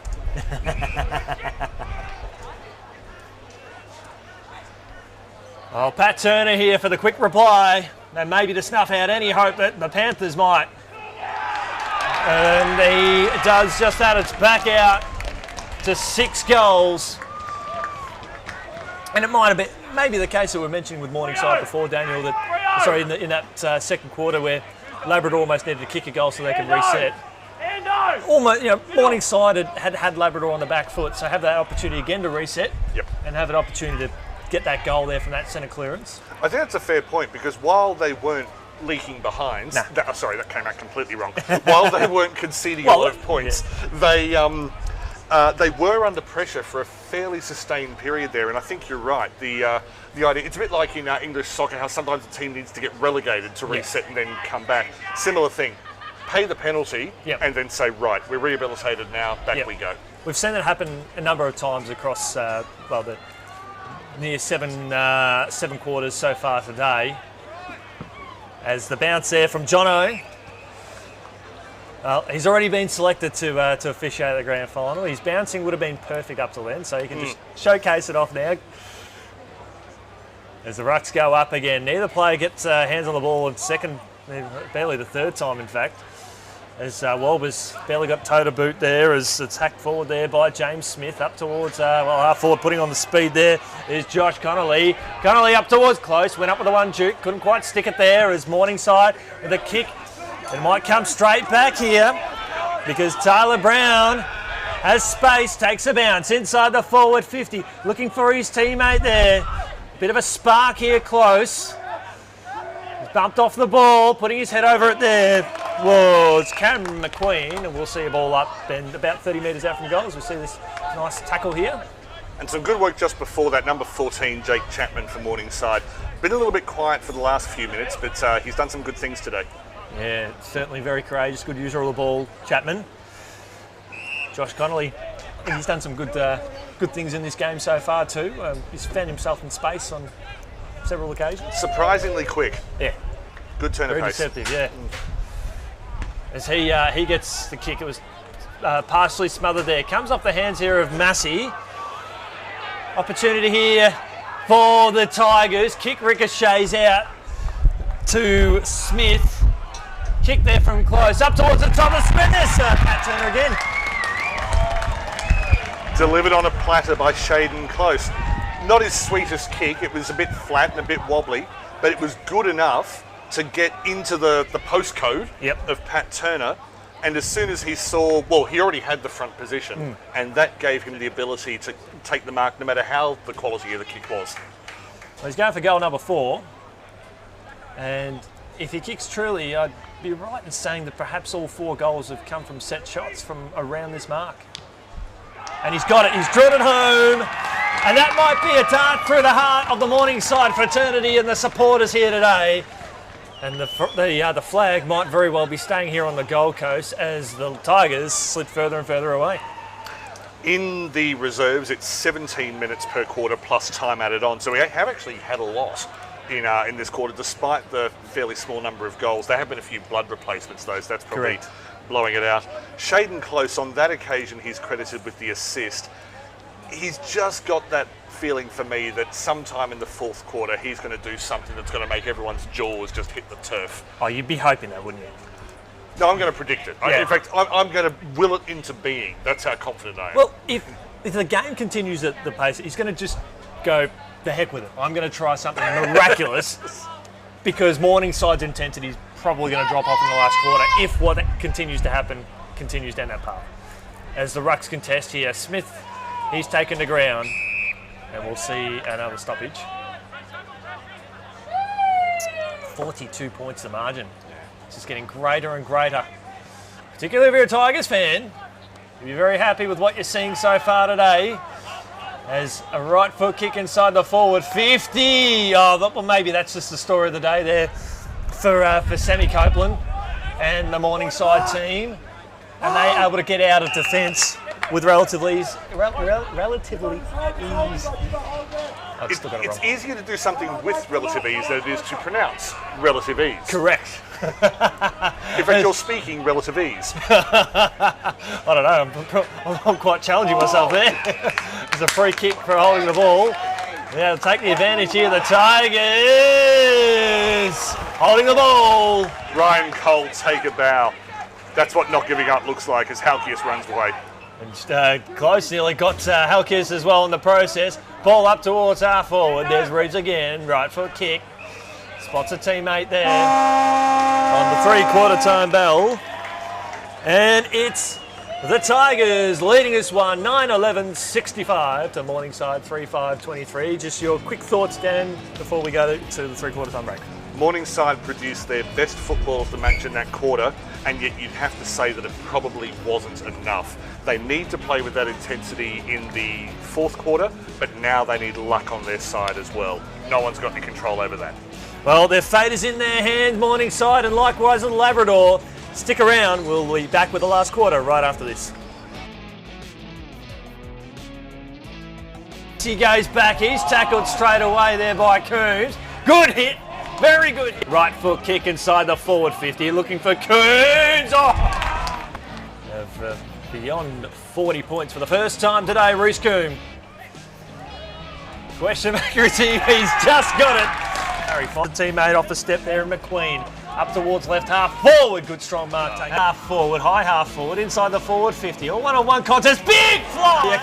Ball hits the deck anyway. Here comes a chance for Morningside, under pressure. So Hicks is in 52. So can he kick this one here? Right foot kick, it's going, it's going! There is a pulse in the pants. Hicks, who's in a world of pain there. Hopefully it's just a bit of cramp. On crease, knocks the ball forward, here comes Massey, bang! Oh! Not today. Well, they probably should have. Because 50 through the hands there of Murray. Ball hits the deck 20 metres out from goal. Here's a chance for a goal. Right foot kick. And then they do get that goal. Ed Forward for Morningside. Ball up towards the top of the square. This is a big contest. Oh, Pat Turner here for the quick reply. And maybe to snuff out any hope that the Panthers might. And they do Smith. Kick there from close, up towards the top of Smith. If he kicks truly, I'd be right in saying that perhaps all 4 goals have come from set shots from around this mark.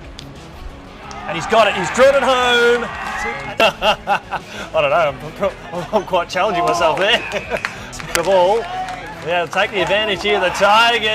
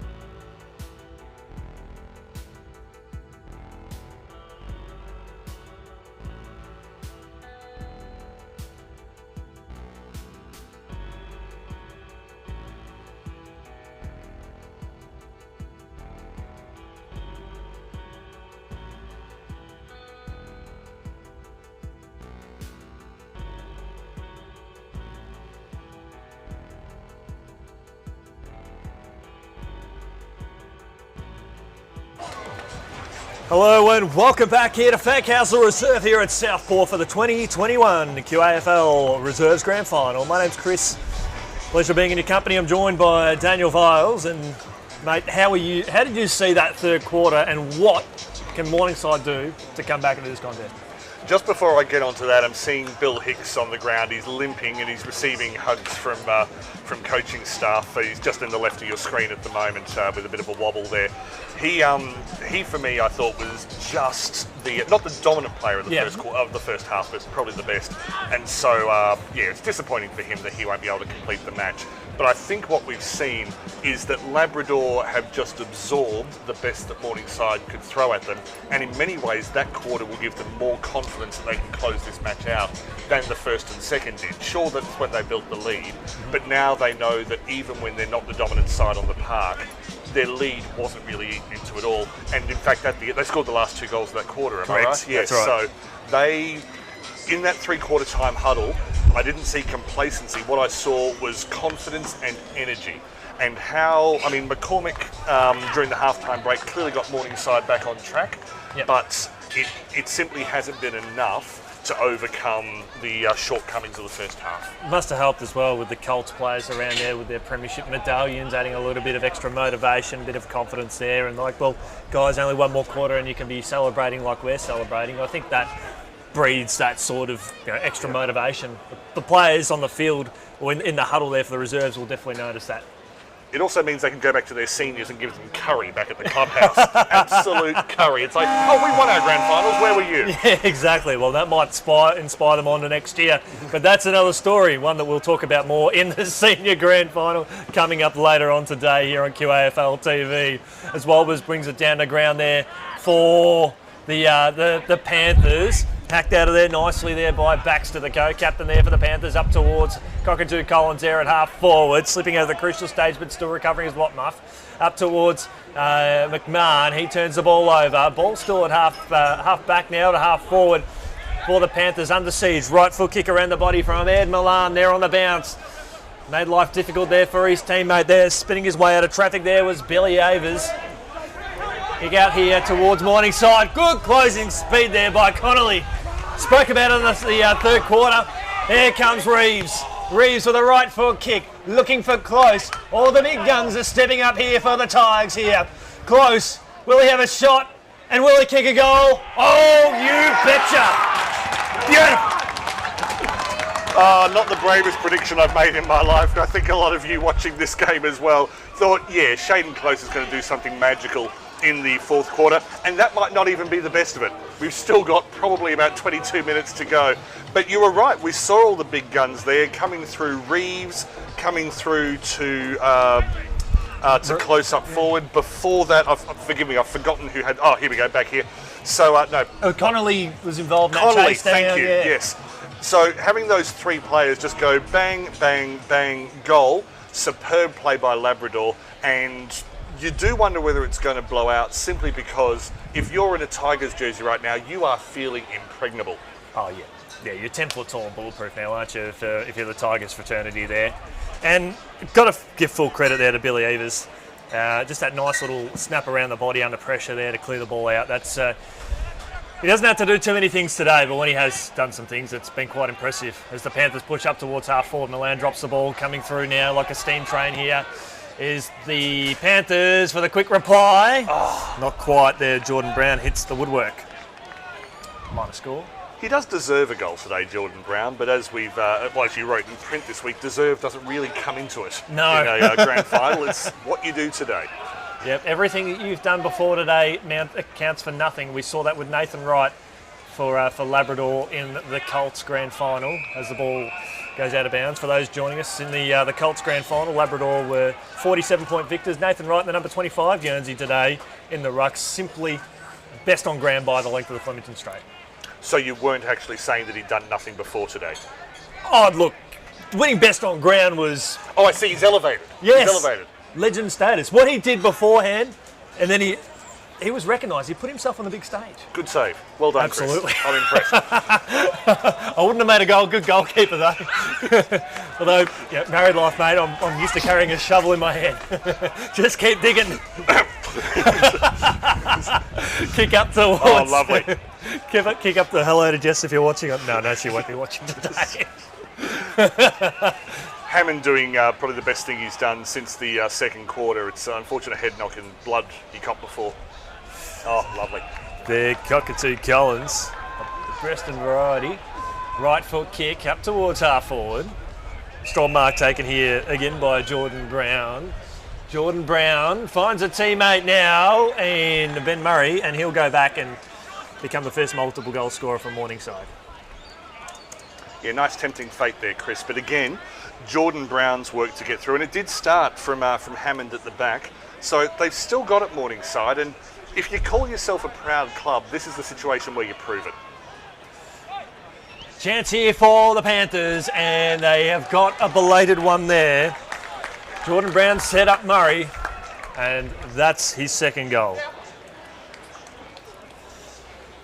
And of course, we live in a world where Maroochydore seniors side has changed the perception of what's possible to do late in the game. Correct. That will not be the last time we say that today, because it's a bit of a, not a cloud, but I mean, what Morningside did last week to Labrador seniors has just coloured the whole competition. So we no longer look at a side trailing by 41 points early in the fourth quarter and think, well, it's still game over. Absolutely. We just don't anymore.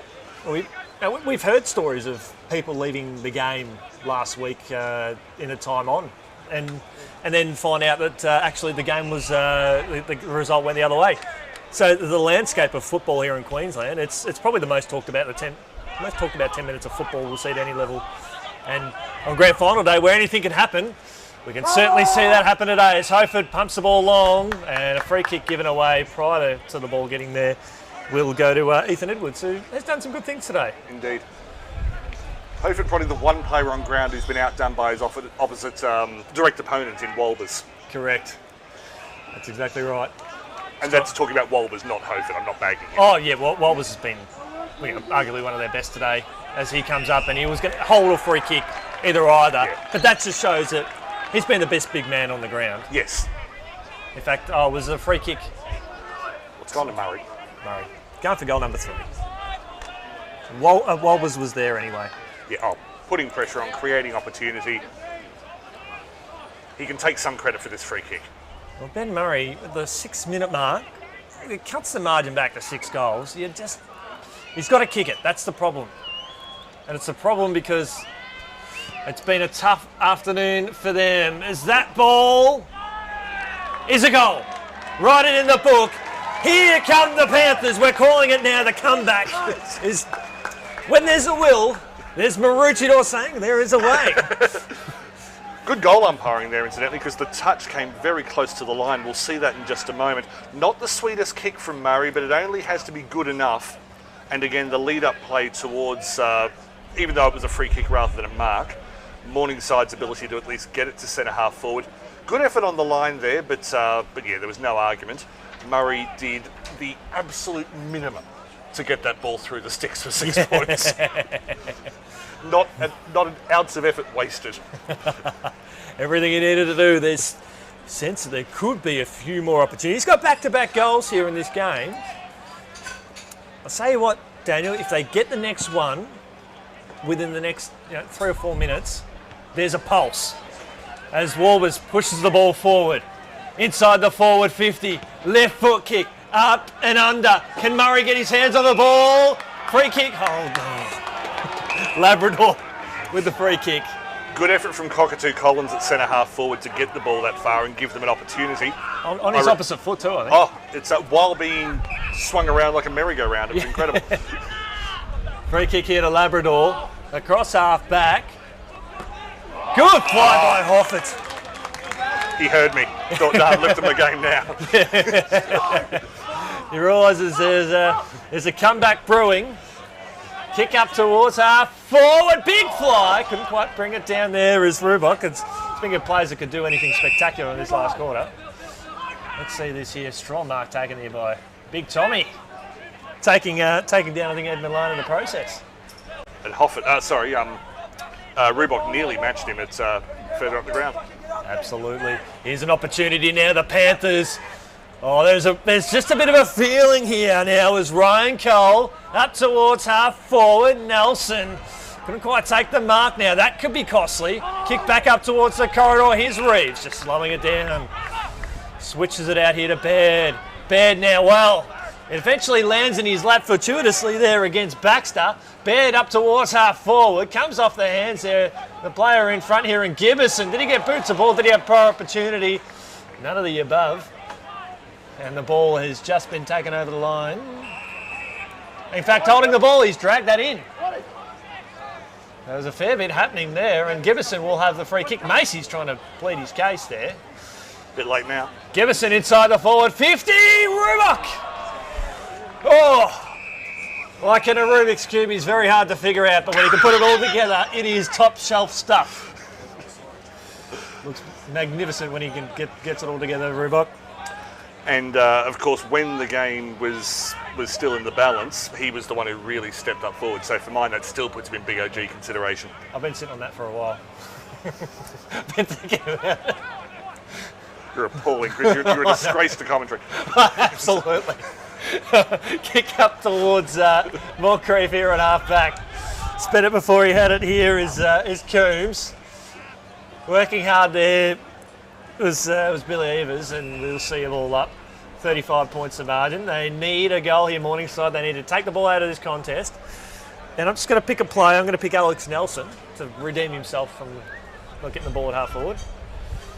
As Walbers, he's literally doing it with one arm at the moment. He's just taking them to the cleaners. Ricochets out of bounds. Boundary throw in. That's 60 from goal. Yeah, Nelson to centre half forward hasn't yielded a reward yet because firstly they've only got the ball to him twice, and secondly when it's got there he hasn't done anything with it. So yeah, no reward yet. Absolutely, and to be fair to him as well, the kicks exactly haven't gone to him too well. No. They're just going to redo that throw in. We have seen that on a number of occasions on this side of the ground across both games today. And for those who are just joining us, in the COLTS game, Labrador 14-7-91 defeated Broadbeach 6-8-44. And Nathan Wright, best on ground there, number 25 in the ruck there for the Tigers. One of the most commanding performances you'll probably see today is a switch across the outer side. Doesn't have, as a teammate in support, the handball was a little bit overzealous. Handball back inboard, left foot kick. This could ice it. Not forthcoming there for Mr. Anderson, minor score. I think he's still recovering from that massive hit in that third quarter. We'll be talking about that for a while. Indeed. They some good Morningside performances at the back. I think Ethan Edwards has not stopped trying. Wilson Barry as well, who has the ball now. Just the sum of the parts hasn't been there. Yeah, just been able to link between the arcs really. It's fallen down for them. As the ball slips through the grasp there. Almost pulled the trigger there was Billy Evers. Right foot kick around the body from Rubach. Minor score. Yeah, he only got one side of the cube finished there, didn't he, Chris? Knee slap. 6 goals of margin. Labrador have exactly doubled the score over the Panthers. Oh, one more now, but yeah. Oh yeah, that's right. 6+1. Out towards Murray. Can he take the mark here? That he does. He's got to get going really quickly. He hasn't been afforded that with Mackenzie Riddle hot on his hammer. Brings the ball back to Halkias here. Opportunity for the Panthers. Mung. There was anything but convincing, but it still might come off. Running through is Jake Chapman. Jake Chapman kicks the ball inside the forward 50, and the ball just bounces away there from Jordan Brown, and that ball might be bouncing away from a Morningside revival here at the 12-minute mark of the final term. For whatever reason, Jordan Brown just did not read the flight of that ball at all. He just couldn't get a handle on it, and that's unlike him, so yeah. Chapman probably ran out of petrol tickets as well. Yeah, a bit more time up his sleeve. And I've generally liked Chapman today. I think he's been excellent on the losing side, crashing through the middle. Been a treat to watch. He's going to fly here. From behind, in front, Murray couldn't take the mark there. Still inside the field of play. Halkias is wrapped up. How much prior opportunity do you have? Plenty of opportunity. GAW and gone. Free kick, and Freeman, who's been wearing Halkias like a glove for the most part, gets the ball rocking and rolling on the Luke Coombs. Coombs inside the forward 50 here for Labrador. Pat Turner plays on now. Left foot kick, and a left foot point. 4 goals, 2 for him on the board today. You almost expected that to go through. You did, didn't you? Freeman will not win best on ground, but I would imagine that when Labrador named their best for this game, Byron Denellum will absolutely put him in the top 6 for the influence he's had on taking Halkias out. League best and fairest winner. Having 0 influence on this game, pretty much. That's all you can ask for. He's been given a role today, and he's played that role to perfection. And no real counter from Morningside either. They haven't had a plan B for that. They must have seen it coming. Must have. Hasn't, See that strong mark there on the replay from Big Tommy. And he's going to have a shot. Tommy Hayford. So this will snuff out any hopes of a revival. Right foot kick. It'll go up towards the top of the square. Comes off hands. Ball about 20 metres out from goal. And the free kick too high. And that'll go to Morningside.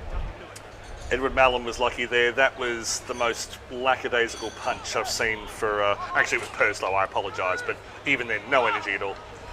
Yeah, the Sting's slowly coming out of this game. There's still a chance. You just never know. Maybe another 13 minutes to go in this quarter. That quarters go 27 and a half, about 26 and then 28 and a half. And in the last quarter, let's produce 5 goals. It went 28 and a half minutes. So, you just never know. That's the way football rolls sometimes.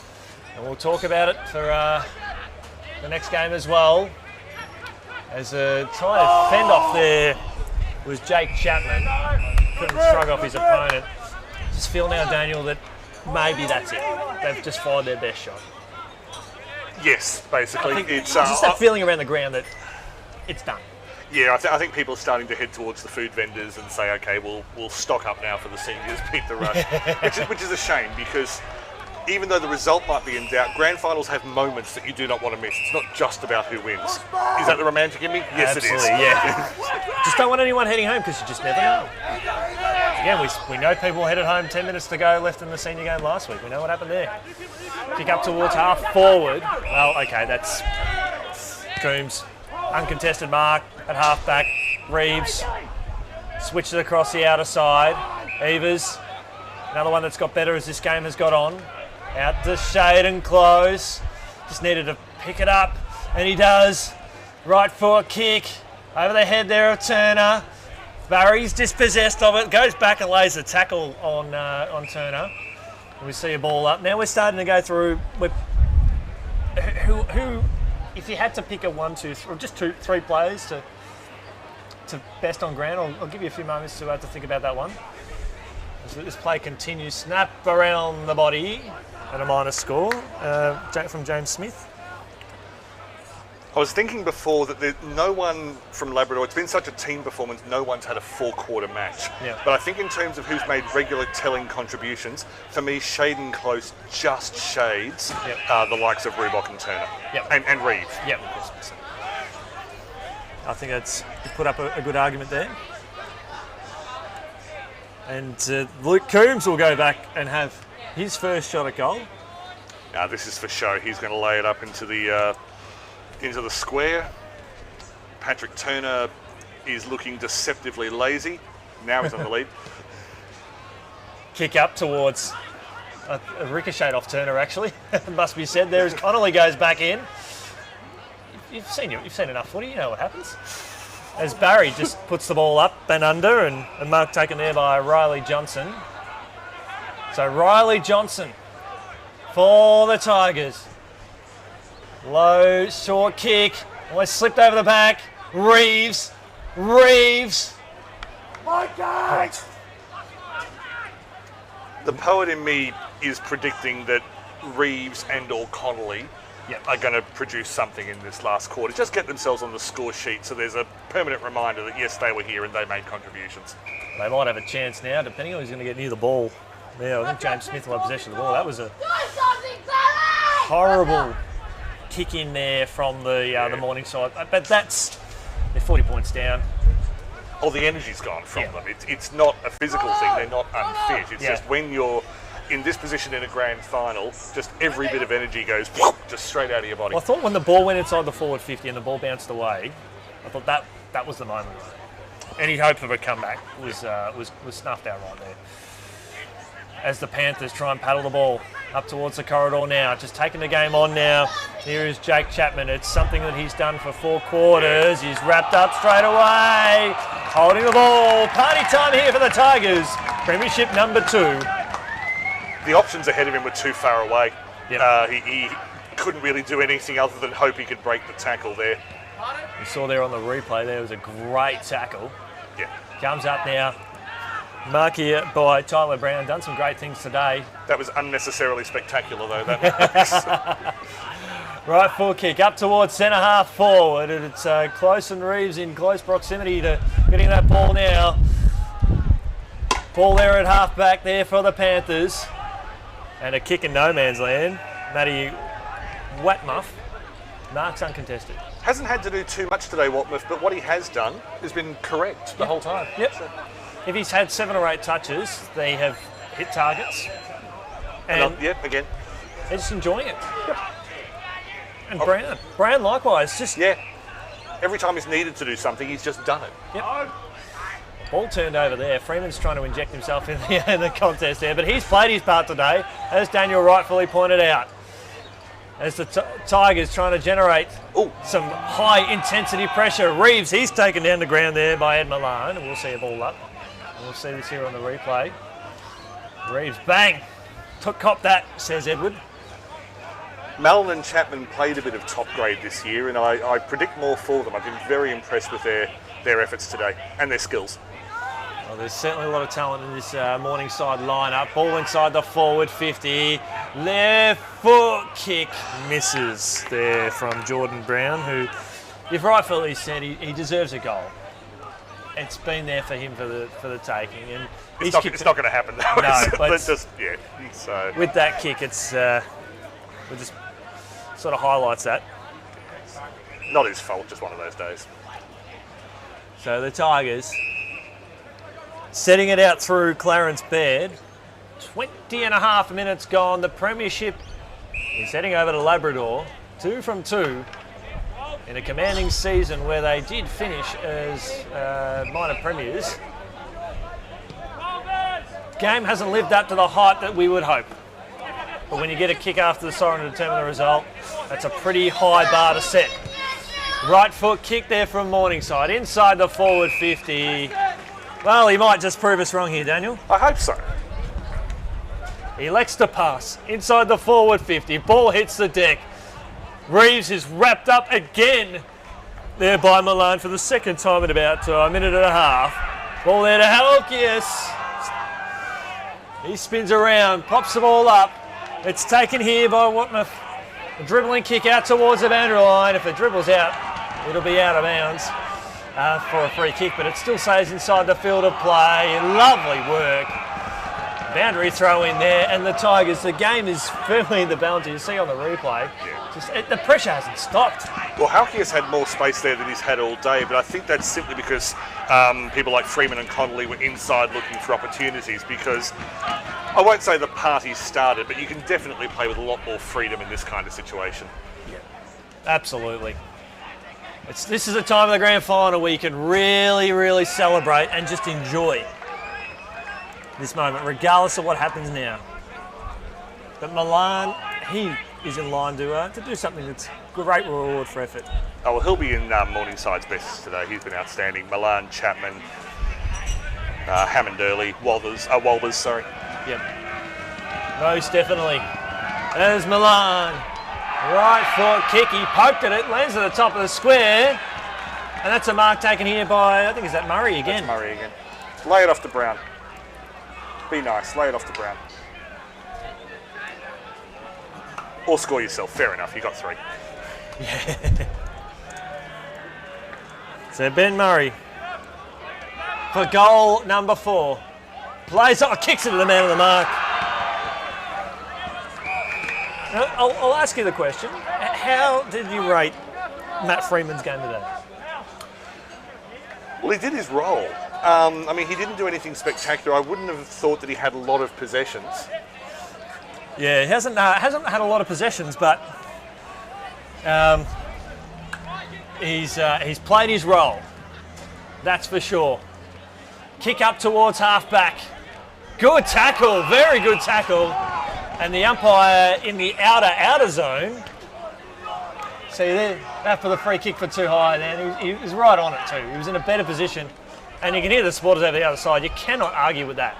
Kick up towards half forward. Good spoil from behind. Heads out towards the boundary line there.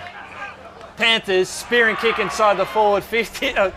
It's just not happening for them late in the game. Milan, he's stripped of it. And we'll see a ball up, or will we see holding the ball? I think we'll just see a ball up in that situation.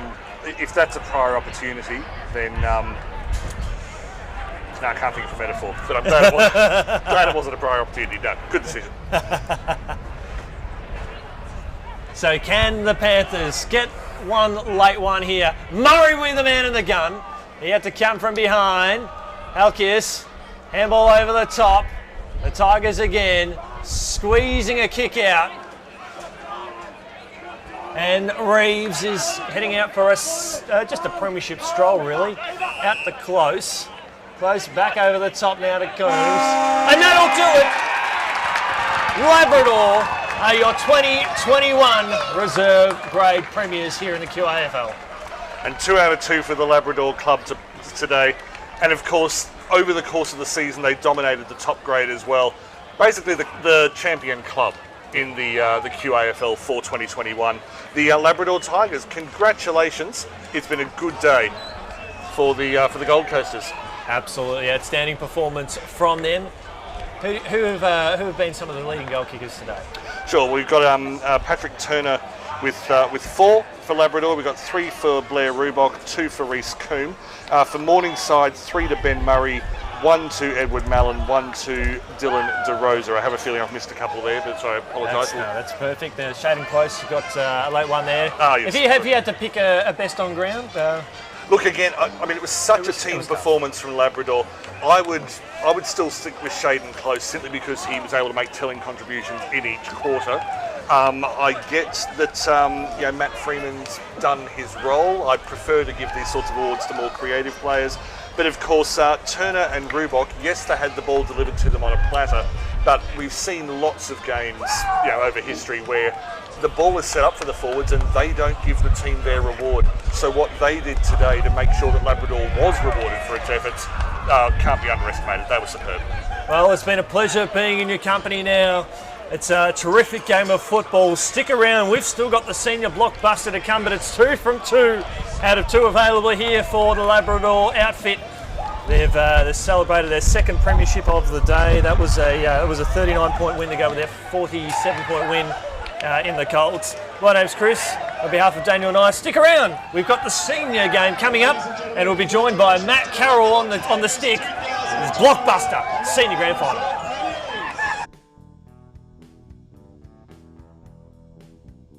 Connolly spoke about it in the third quarter.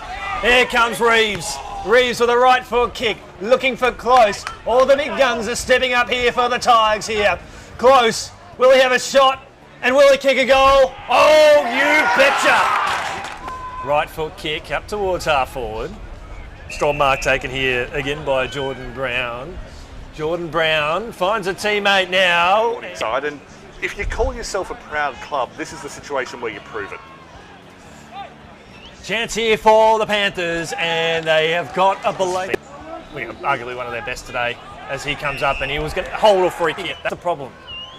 And it's a problem because it's been a tough afternoon for them. As that ball is a goal. Here to Labrador, across half back. Good fly by. It comes off the hands there. The player in front here in Gibbison. Did he get boots of ball? Did he? Bit late now. Gibbison inside the forward 50. Rubach. Coombs inside the forward 50 here for Labrador. Pat Turner. Halkias out. League best and fairest winner. Having zero influence on this game. Done for 4 quarters. He's wrapped up straight away. Holding the ball. Right foot kick there from Morningside. Inside the forward 50. for a free kick, but it still stays inside the field of play. Lovely time of the grand final where you can really, really celebrate and just enjoy. This is right foot kick, he poked at it, lands at the top of the square. It's Miller at the top now to Coombs, and that'll do it. Labrador are your 2021 reserve grade premiers here in the QAFL.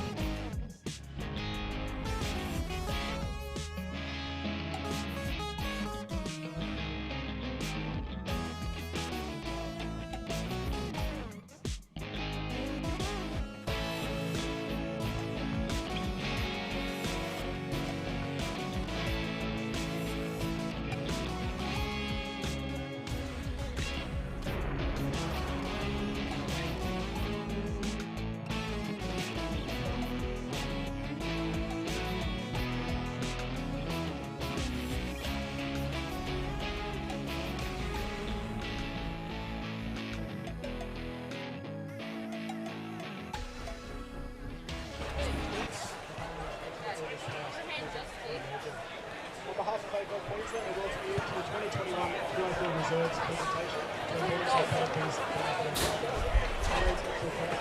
competitions management. It's our delight to host these proceedings. Today I'm joined by Trish Slides, head of AFL Queensland, Barry Dixon, the football manager for Queensland, and Bill Hardy, senior. Rather Jimmy Hardy Jr. for whom the Western Australians discussed. Before we commence today's presentation, it's I'd like to recognise starting with the reserves leading goalkeeper. Unfortunately, he took the last game. He took 36 goals from the Surface Paradise Demons as Cameron Koharani. I'd like to invite Trish Wise, head of AFL Queensland, who is represent the 2021 QAFL Reserves Best and Fairest and Guild Work medalist from the Morningside Panthers, TJ Helkias.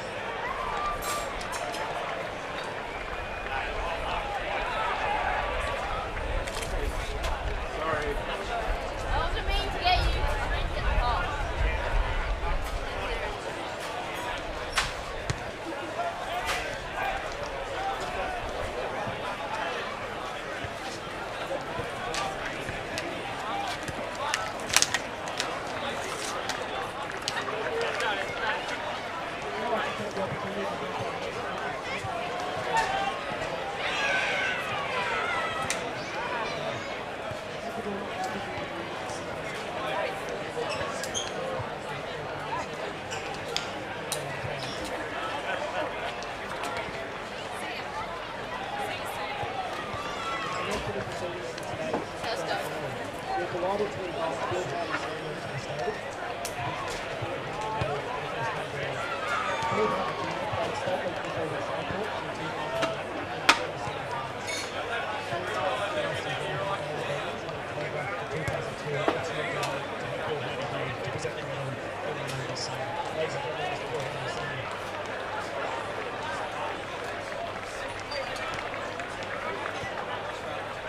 It is our pleasure to announce that the winner of the Phil Hardy Medal to the QAFL Reserve Best of Grand for 2021 is the Labrador Tigers, number 45, Matthew Freeman.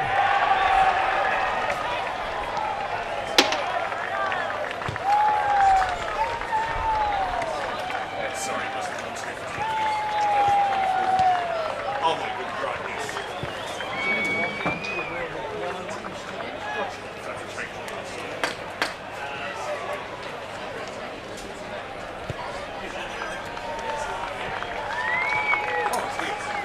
Congratulations, Matthew. Thank you very much to Bill Hardy for being here with us today. You're up to invite 18 this morning, coach of the Morningside Panthers, thank you very much on behalf of the club.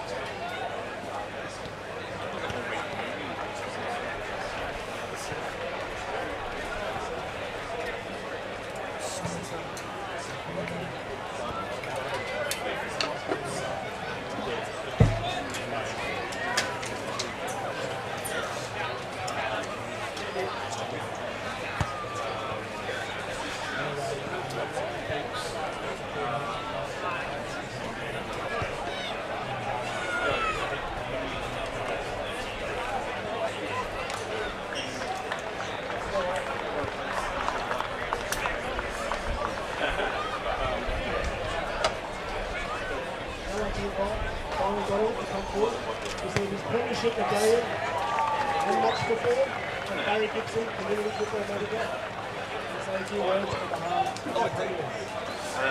Chris Gilk also came up before and said, I think from your call last week, Bury, they wanted to do the penalty. So Bury, Becky Bury, and now 4 weeks.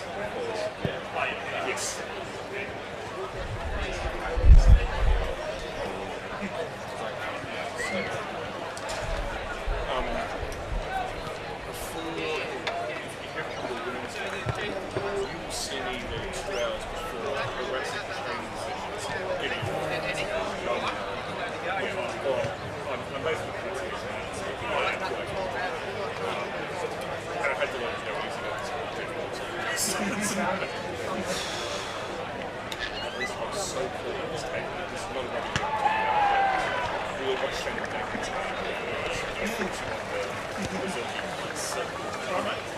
Now on to the presentations of the Premiership medallions for the Labrador Tigers. Starting with number 1. Ladies and gentlemen, welcome to the QAFL Senior Grand Final between the Broadbeach Cats and Maroochydore Roos. Please put your hands down, welcome our umpires to the field. Number 11, Nick Jackson.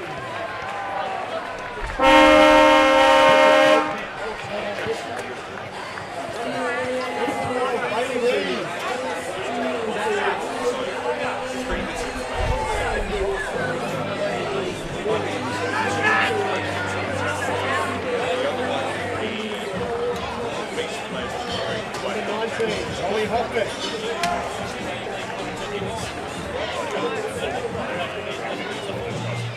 Number 20, Reece Goodman. Yes, brilliant. So just say Number 23, Benjamin Giddison. what was on second? Number 24, Josh Connolly. The lady who's over there, she's running this. Number 30, Shaden Price.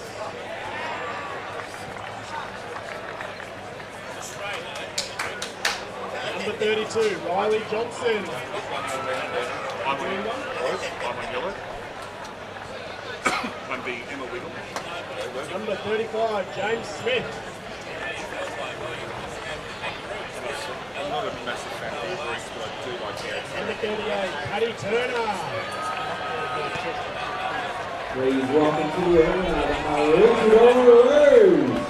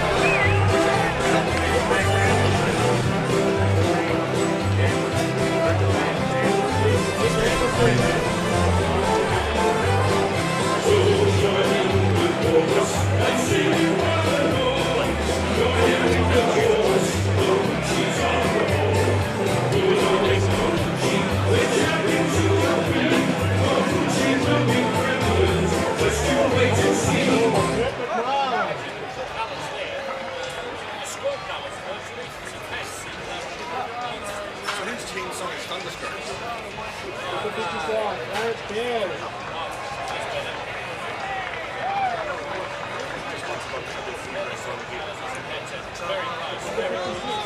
Brown.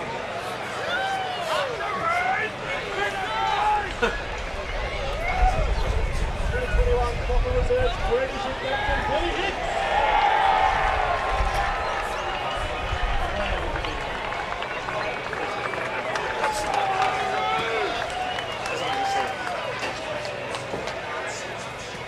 Great pleasure to present Coach Paul Donovan and Billy Hicks.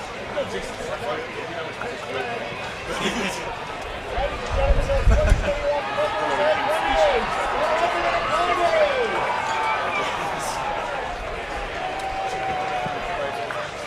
Yeah, I've done it for the last few years actually. Yeah, this year I've worked out. Yeah.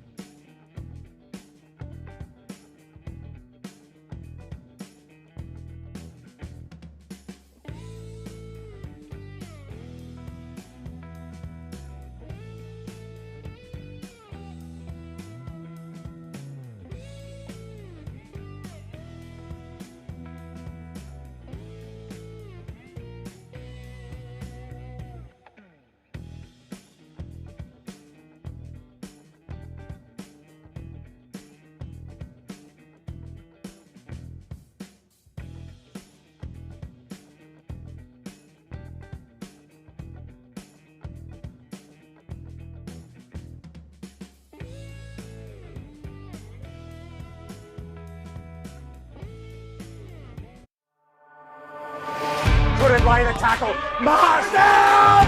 Has got it! Darcy Mars! Chris, they've beaten the home side at 30. Devils are on the board.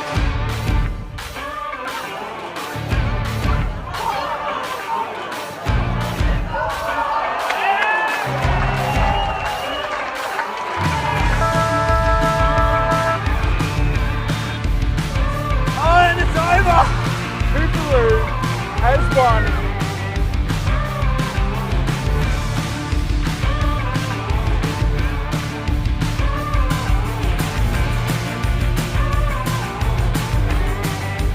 As it goes out to the left pocket. Great grab.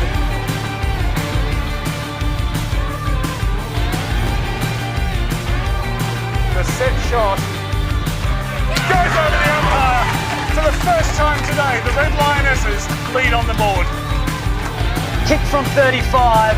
Davidson is going to start the party early. Davidson celebrates as the Red Lionesses are the premiers for 2021. Welcome to the 2021 Qafl season, Palm Beach Grumman Lions. Broadbeach Cats. Surfers Paradise. Labrador Tigers. Redland Victoria Point Sharks. Maccarat Vultures. Morningside Panthers. Sherwood Magpies. Woolston Grange Gorillas. Maroochydore Rouge. It's the Tigers. Starts with us.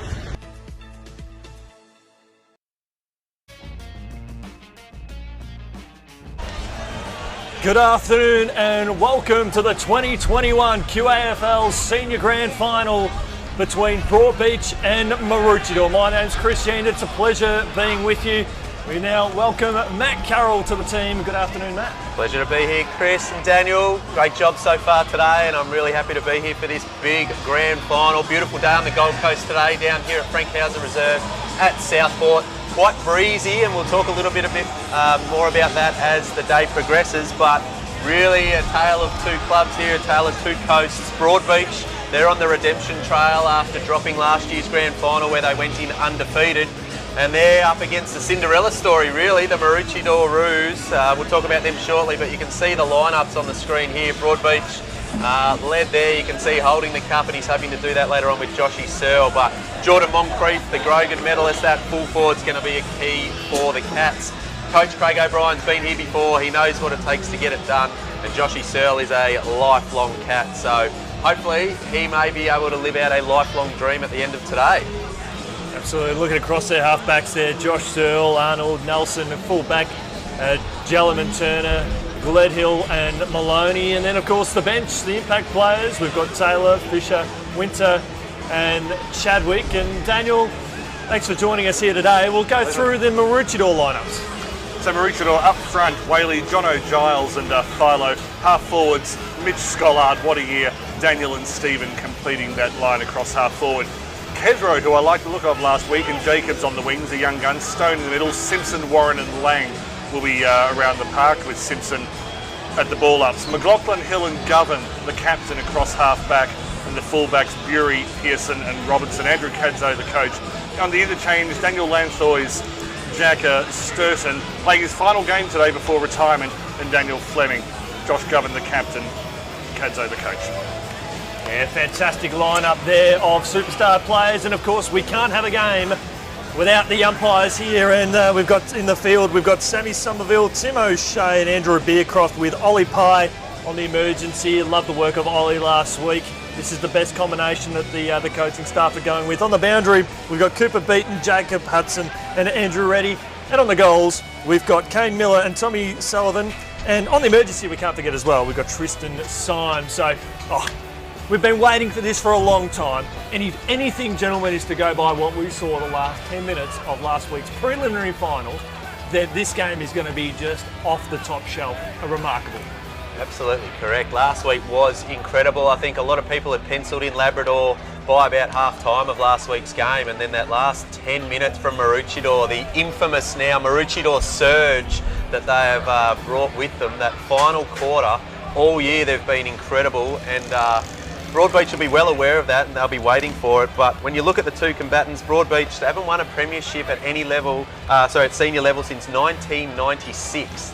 And this is the 50th year of the club, and so there'd be no more fitting way to celebrate than for them to break that drought. Will be very interesting to see how they go. For Maroochydore, they only joined the QAFL in 2020 and already they've made their way into the big dance. So a couple of big storylines from either team, quality players across the park, multiple members of the QAFL Team of the Year are going to be out here as you'd expect from the grand final combatants.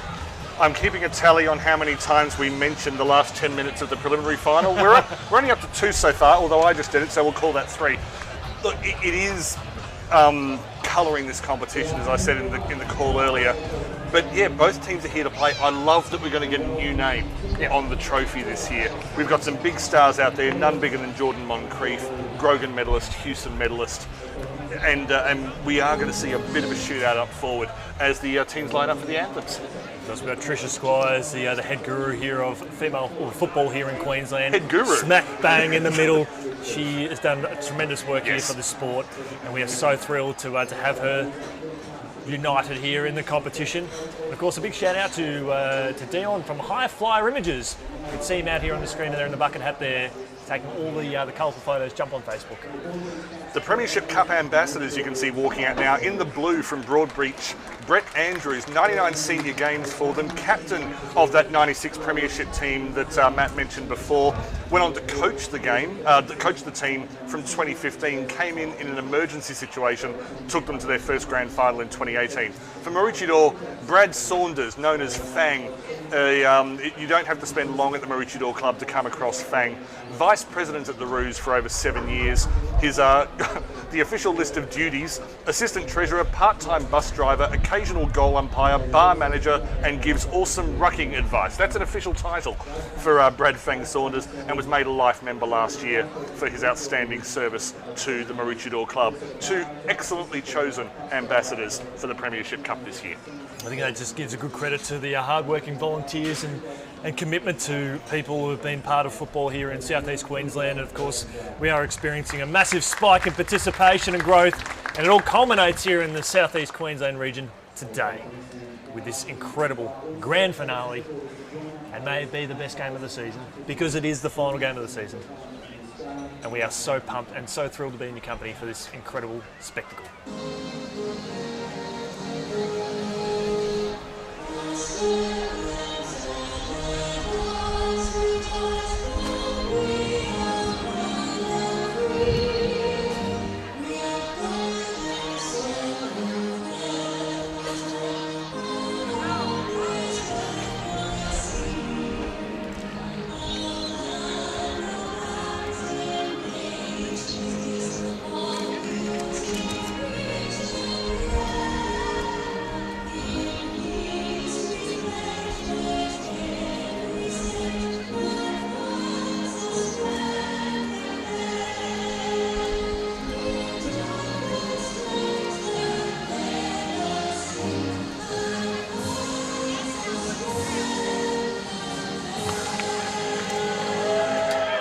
There it is, ladies and gentlemen. Everyone's pumped, and we get the opportunity here to see the captain's coin toss. The two number 12s, two captains of his team. Josh Searle, synonymous with the Broadbeach Football Club. Josh Govan, coming up from Queensland, originally from the Gisborne Football Club.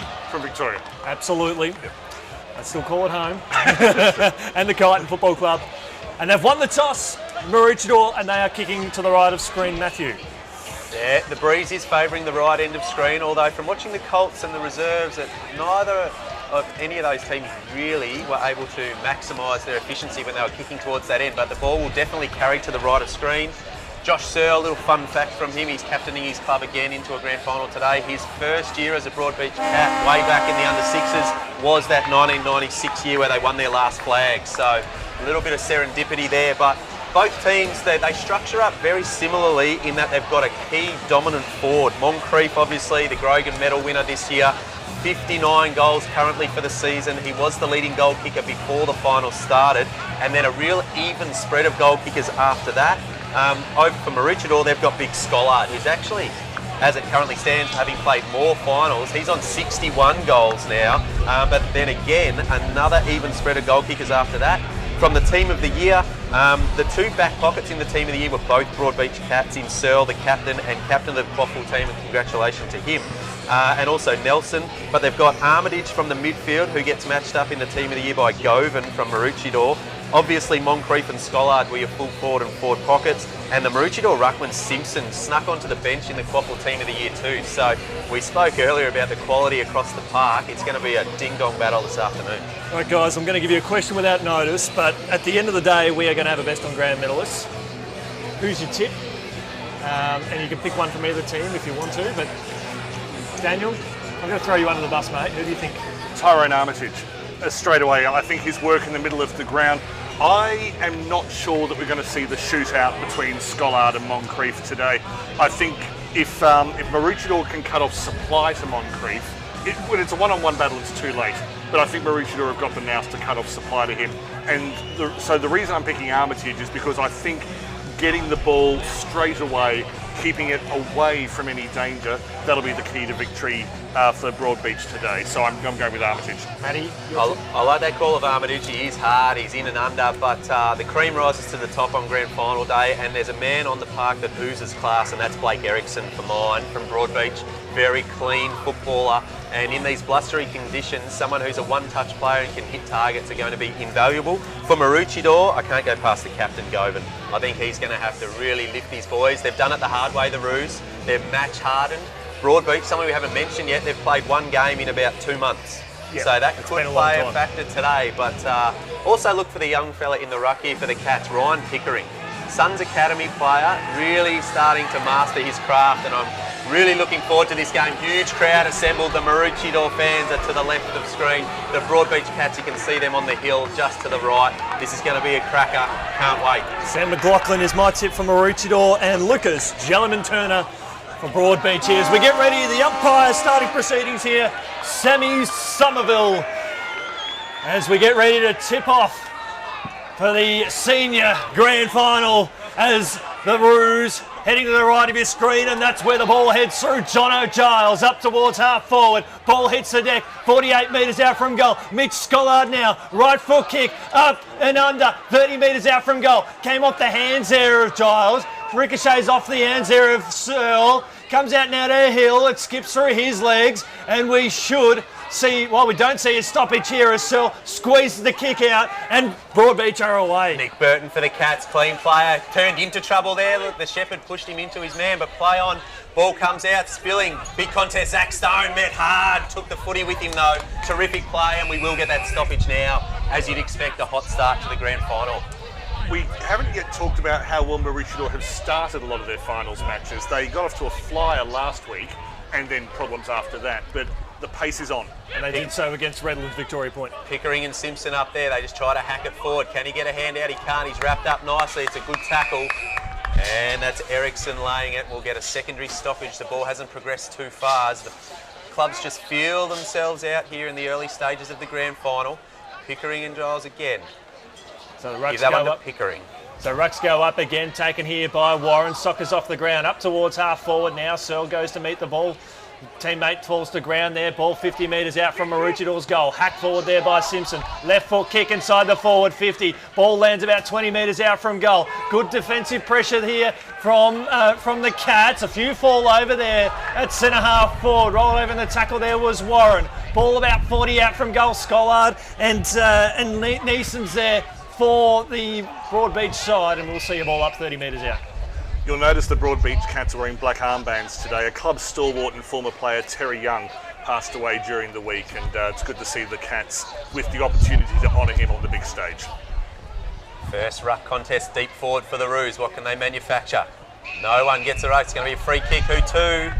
Wait for the umpire. He's going to give it to Maroochydore. Very interesting decision. Would like to see it again. Both ruckmen seem to engage with each other, but the umpire didn't like something that Pickering did there. And so the free kick's going to go here to Michael Stephen. Here's the contest again. Oh yeah, it wasn't Pickering, my apologies. Took his eye off the ball there, Maloney. And so it will be Michael Stephen. He's kicked 18 goals. He's one of that second tier of goal kickers for Maroochydore. Kicked the first goal of the game last week too. And very, very casual approach, but the Maroochydore fans go up on the hill, and that's a terrific start for the Roos. They kick the first of the grand final. Yeah, that was relaxed. It wasn't lazy, it wasn't lacking energy, it was just relaxed. Look, we can talk about the free kick. The umpire's about 100 metres closer to it than we are, but the point is that Michael Stephen, I think, kicked 4 in the end last week, and he got himself into an opportunity. You don't get free kicks unless you're in there contesting the ball, and so Maroochydore will be very satisfied with their start. So Michael Stevens gets the opening goal of the 2021 QAFL Senior Grand Final here at Southport. Bank Harris Reserve here on the Gold Coast. It's a pleasure being in your company. We've got all the experts. We're going to give you the best wrap-up of a Senior Grand Final you will hear in decades as rucks go up. Simpson knocks the ball forward there for the Roos. Up towards Robinson. Giles with a spearing kick inside the forward 50. This is how last week started here for the Kangaroos. Trying to work his way out of traffic there was Ericsson. Under pressure now. Out towards Searle, and Broadbeach are away. Beautiful work out of the back line from the Cats. Very experienced back six they've got. Nice defensive work from Maroochydore. Ball bobbling around on the far wing. Coming in hard with the body was Moncrief. Just got rid of an opponent. Ball goes to ground. Umpire says holding the ball. Free kick to the Cats. They've got it on the far wing. And he's going to look up, and first real foray forward for the Cats. Kicking against the breeze, remember. So the ball has been holding up. Burton's gone short. He's ignored. He's going to look to the mare, Moncrief, although it's not a great kick. And it just goes out of bounds, off hands, and they'll have a boundary throw in. Yeah, the mayor was out of his office, I think. They had to put the phone message on. But some excellent work before that. The tackle from Sam Jasper is probably the first really dominant thing that a Cat's done in this match. Interesting matchup. Ben Kethro's got the job on Moncrief, the Grogan medalist there. But Kethro has been fantastic in the midfield, in the back line this season.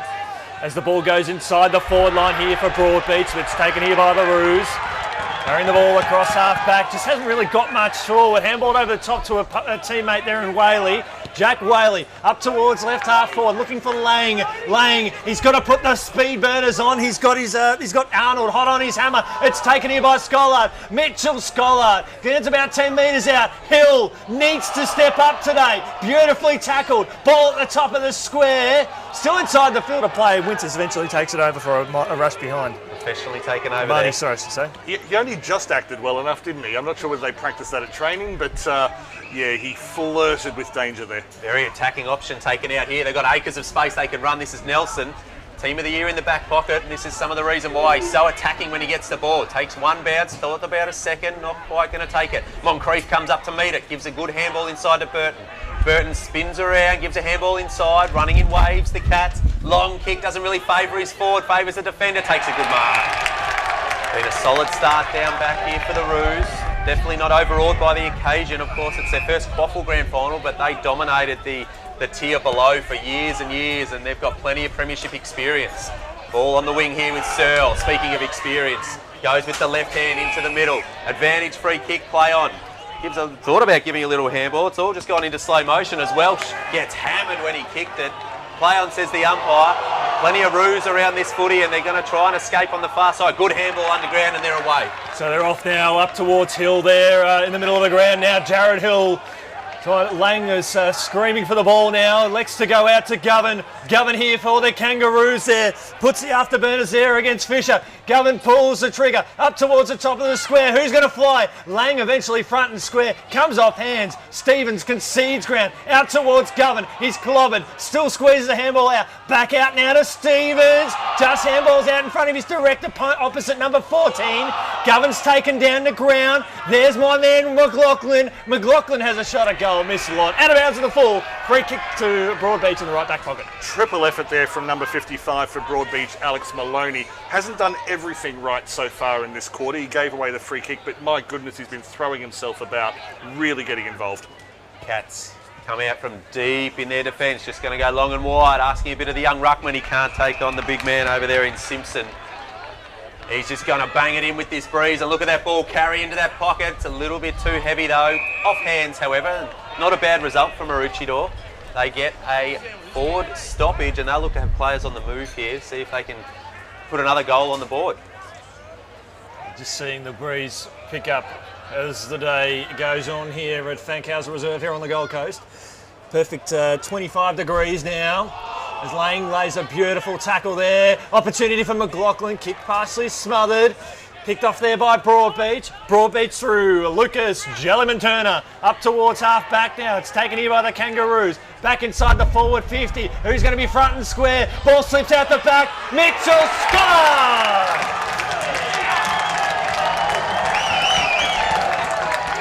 Scollard found some crumbs and turned it into a three-course meal. He had the luxury of doing that because of the contest happening ahead of him. Broadbeach has not had an inside 50 yet. Any time it's even looked like happening, they've been able to turn it over. I think they only had to do that once. And on that occasion, okay, there's a bit of fortune there, but they've had so many attempts at getting towards the goal. Eventually a bit of luck happened for them, and they turned it into a major. Well done. Well, Stephen and Scholar kicked the first two goals of last week too. So, Matt, we are seeing a bit of history repeating because the script was probably not expected to go this way again with a hot start from Maroochydore. Great start from the Roos here. All the Cats defenders went to the ball there, and Scholar just stayed down out the back that it was going to drift over the top, and got the rewards with the goal. Pickering beaten again. Free kick holding the man paid by the out of zone umpire, and it's going to go to the Roos, and it's all coming up Maroochydore at the moment. Not going to muck around with it either with this breeze. Going to get it in long and deep, put some pressure on. Good spoil comes front and square. Good representation from Maroochydore, and they'll be happy with that. They'll get their forward press happening now. They'll just try and lock it in. Very difficult to move this ball so far against the breeze. Jackson Bury making sure that move ended there. Sure, they're still defensive, but locking it down was excellent. So can the Roos capitalise here? Mahoney tries to work his way out there for Broadbeach. Searles wrapped up in there with Lang, and we'll see another stoppage. So it might just take some of the sting out of Maroochidore's spark at the moment as McLaughlin tries to burst his way through. Taken here by Broadbeach. Jono Giles getting in the way. He'll try to dish it out to Warren. Ricochet's back out now. Good tackle there from Fisher there for Broadbeach. Comes out now to Ericsson. Hard up there on the boundary line. The kick has just been marked there by Simpson. It's just tumbled over his opponent there, but he started really well, the ruckman from the Roos. Very dominant big man so far. Pickering's going to have to get some work. Oh, nearly pay that out the back, and they do. Good grab taken there from Harrison Arnold. Umpire just wants him to come back behind his mark there. Nice bit of early clean football from Braden Taylor onto the field. Couple of real young guns from the Cats in this team. He's one of them. Nice kick out wide here, comes to Lower. He's going to be a key today, Max Lower. That's a beautiful kick inboard, and Broadbeach like to attack the corridor where possible. No surprises they're using this defensive side with this breeze.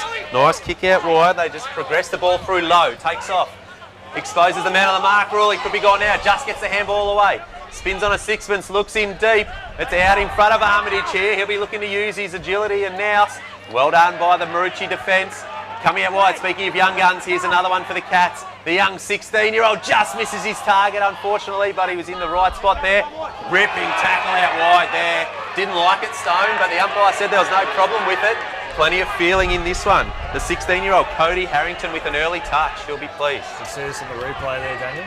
Yeah, Zach Stone, disappointing reaction there. That's the kind of thing where you can just have a look at your opponent and just shrug it off. You want to play like that? I'm better than you. Boundary throw in here. Broadbeach's attacking zone. It has not been down here all game so far. Hacked out of there from the ruck contest. Moncrief finds himself. And that's ricocheted off the base of the behind post. Boundary throwing in the left forward pocket. Just to rewind a fair bit, the play down here from Brad Lowe, it looked like he'd played himself into trouble. He was just taking all the time he had. He knew exactly what he was doing and created that opportunity. Attacking threats everywhere for Broadbeach here. Players will be on the move. Look for Burton, look for Armitage. Burton comes to the foot of the pack, just goes underneath the footy. Spills out wide though, still an opportunity for the Cats. Can he pick it up? He does, but he's tackled immediately. It's a good tackle in front of the Maroochydore faithful. And the umpire says ball it up. That was Selsby taken over the line, and the crowd are into it early. It's fantastic. Great atmosphere down here at the start. On the screen there, they're all going bananas. They've made the big road trip down from Fisherman's Road, and they're in boots and all to this contest. Trying to spill it free. Good tackle again. Great pressure from Maroochydore. Bradley Lowe could not escape on that occasion, and we get another stoppage here. So Moncrief's in the goal square. Isolated one-on-one. A quick kick out. He'll fancy himself if they can get it. Almost another block in the ruck there. Here it comes. Quick kick out of the pack. It's gone over his head. It is a goal! Goal out of nothing for the Cats. Magnificent piece of work. And you're right in one sense, it was out of nothing, but what they got was field position. They got, I think it was Max Lower who scored it in the end, but they'd been pressuring it. They made sure that their first significant inside 50 of the match was sustained. They gave it wasn't that Maroochydore couldn't clear. They weren't given an opportunity. They didn't even have a bad clearance. Constant possession, constant pressure, and eventually a major. They've certainly worked extremely hard there, Broadbeach. Relentless with their persistence in bottling the ball up. As umpire Tim O'Shea, one of the best that South East Queensland has to offer, a bright future ahead of him in the umpiring department there as Pickering brings it down to ground there for the Cats. Handball up and under. It's taken here by McLaughlin. Concedes ground out to Bury. Bury out now to Whaley. Whaley here for the Roos. A left foot kick. Lacked any real penetration direction on his opposite foot. It's taken here by Searle. So Searle assessing his options further up the corridor. Right foot kick. Spots up and finds Burton. Burton just slowing it down now here for the Cats. Now to take that run across half back. It's got Scollard bearing down. Comes out now. Comes back inboard. Gledhill. Gledhill inside forward 50. Inside the forward 50 now. Ball hits the deck 40 metres out from goal. Cats now. Left foot kick. Tyrone Armitage. Yes! That is unbelievable. Oh, it's very believable when you've got that amount of skill and you can put the ball on a string, which seems to come from your boot. Just extraordinary. Once again, by the time he got the ball, he simply had to do something which, while required a bit of effort. It was a relatively simple skill because he had time and he had space. He also had a little bit of luck there at the end. But again, the pressure from the Cats pushing forward was what created that opportunity. Maroochydore have got off the flyers in 2 of their finals matches, but those flyers have consisted of 3 or 4 or 5 goals. With this one, Broadbeach has capped it at 2 and said, no, we'll reel you back in now. Got to make the most of your opportunities today. I don't think that ball spun once, but it doesn't matter how they go through. It's a goal in the book. Pickering just goes with the big tap forward. No one there, however. Coming off the wing come the Roos. They're just going to kick it to open paddock and say, chase that, boys. Pitches on its end. Little push in the back there from Nelson, allowed to get away with it. Handball inboard, needs to get rid of this, does so. Unable to collect it quickly, however, the Cats. Done well there, Maroochydore, to hold them up. They actually pinched the ball out the back, but it comes back to the Cats. Tries the handball, he'll be gone here, unfortunately. That was Jacob Welsh, just didn't get rid of it. Oh, thought about picking it up and running off with it, but he's not allowed to, and so the kick comes back here to Warren. So he's going to look up. Not a huge number of Cats back, to be honest. Plenty of space to work with. Warren just chips it in short. Nice kick to Whaley. Good patient build up here from the Roos. Couple of leads come. He decides to go long to the hot spot. One for the Flyers. Good spoil coming from the back, although it's Crum beautifully. Kicked it straight into the man on the mark. Unfortunately, Nelson picks it up. That's also smothered. Another opportunity for the Roos. Unfortunately, he misses that one. Flying shot at goal from Jono Giles. I don't think it was a good clearance, actually, Matt. Sorry to disagree with you. That's not where you do a fist. And if you do it, it's got to be a lot better than that. There was no clearance whatsoever. I like the start for Jono Giles' game. Lifting on the back of that momentum last week. Finished off last week's game very strongly as Whaley has had a big, strong start to this contest. Don't say it. Don't say it. I know what you're thinking. Don't say it. Jasper inside the forward 50. Oh, crash, bang. Bodies hit the floor. Ball at the half back there. Shucked off there nicely by Fisher. Liked his start of the game, Fisher. Fisher with a switching kick out, kick along to Burton, who's also stepped up and impressed. As the Roos start to flood some numbers back, hence the hesitation. Dangerous kicking board, heard the voice. Brendan Chadwick. Chadwick now plays on, gets on his trusty right foot, puts it up to almost a vacant half-forward position here. It's plenty of Roos around this contest now as they look to try to manufacture something. Comes out now to Robinson, just squeezes the handball out. It didn't land in the arms here of Armitage. Out to Ericsson, sidesteps one, handball's back inboard, right foot kick around the body, up towards the top of the square. Can Moncrief get there? No, it's too strong there, but it's taken here by the Cats, and they've kicked another one. I think that's through Max Lower. And unfortunately, that all began with an uncharacteristically poor choice from Lockie Lang. He put a fairly lackadaisical hand pass from centre half back just across the line, and it did put his team under pressure. From there, Broadbeach, they kicked to a contest, had a little bit of luck. I think it came off the face there of Brad Lowe, but eventually it fell where they needed to. And that's another one on the board for Broadbeach. But unfortunately, I think someone needs to tell Lockie Lang, okay, mistake, head up, let's move on. Hot start from Max Lower. 2 goals on the board already. It's been instrumental through the middle as well. Has Moncrief had a touch yet? Not yet. He's every time it's gone near him. Well, he did push up the ground and get involved a little bit, but when it goes deep, the Roos are very conscious of him. No surprises there. So. Ball back in the middle, Big Simpson versus Pickering. Give that one to Pickering, good tap. Oh yeah, he did get it out. Jackson Fisher, classy user, just bangs it on the left. This is a chaos ball. Well handled by the Maroochydore defence, although he hasn't done well there. Armitage, told to go, has great agility on the left boot. This is another wobbler. Burton's out the back. Burton's got it. Armitage with his helicopter special. He knew exactly where he wanted it to end up, and Nick Burton is a quality finisher, and you'd back him in from here. His ability to evade the tackle at pace, he was pretty well running at full pace, still ducked the head, body's moving in 12 different directions at once, and it all coordinated. Burton. 25 metres out, not much angle to work with. There is the breeze blowing, but he's a good user. And he's got it.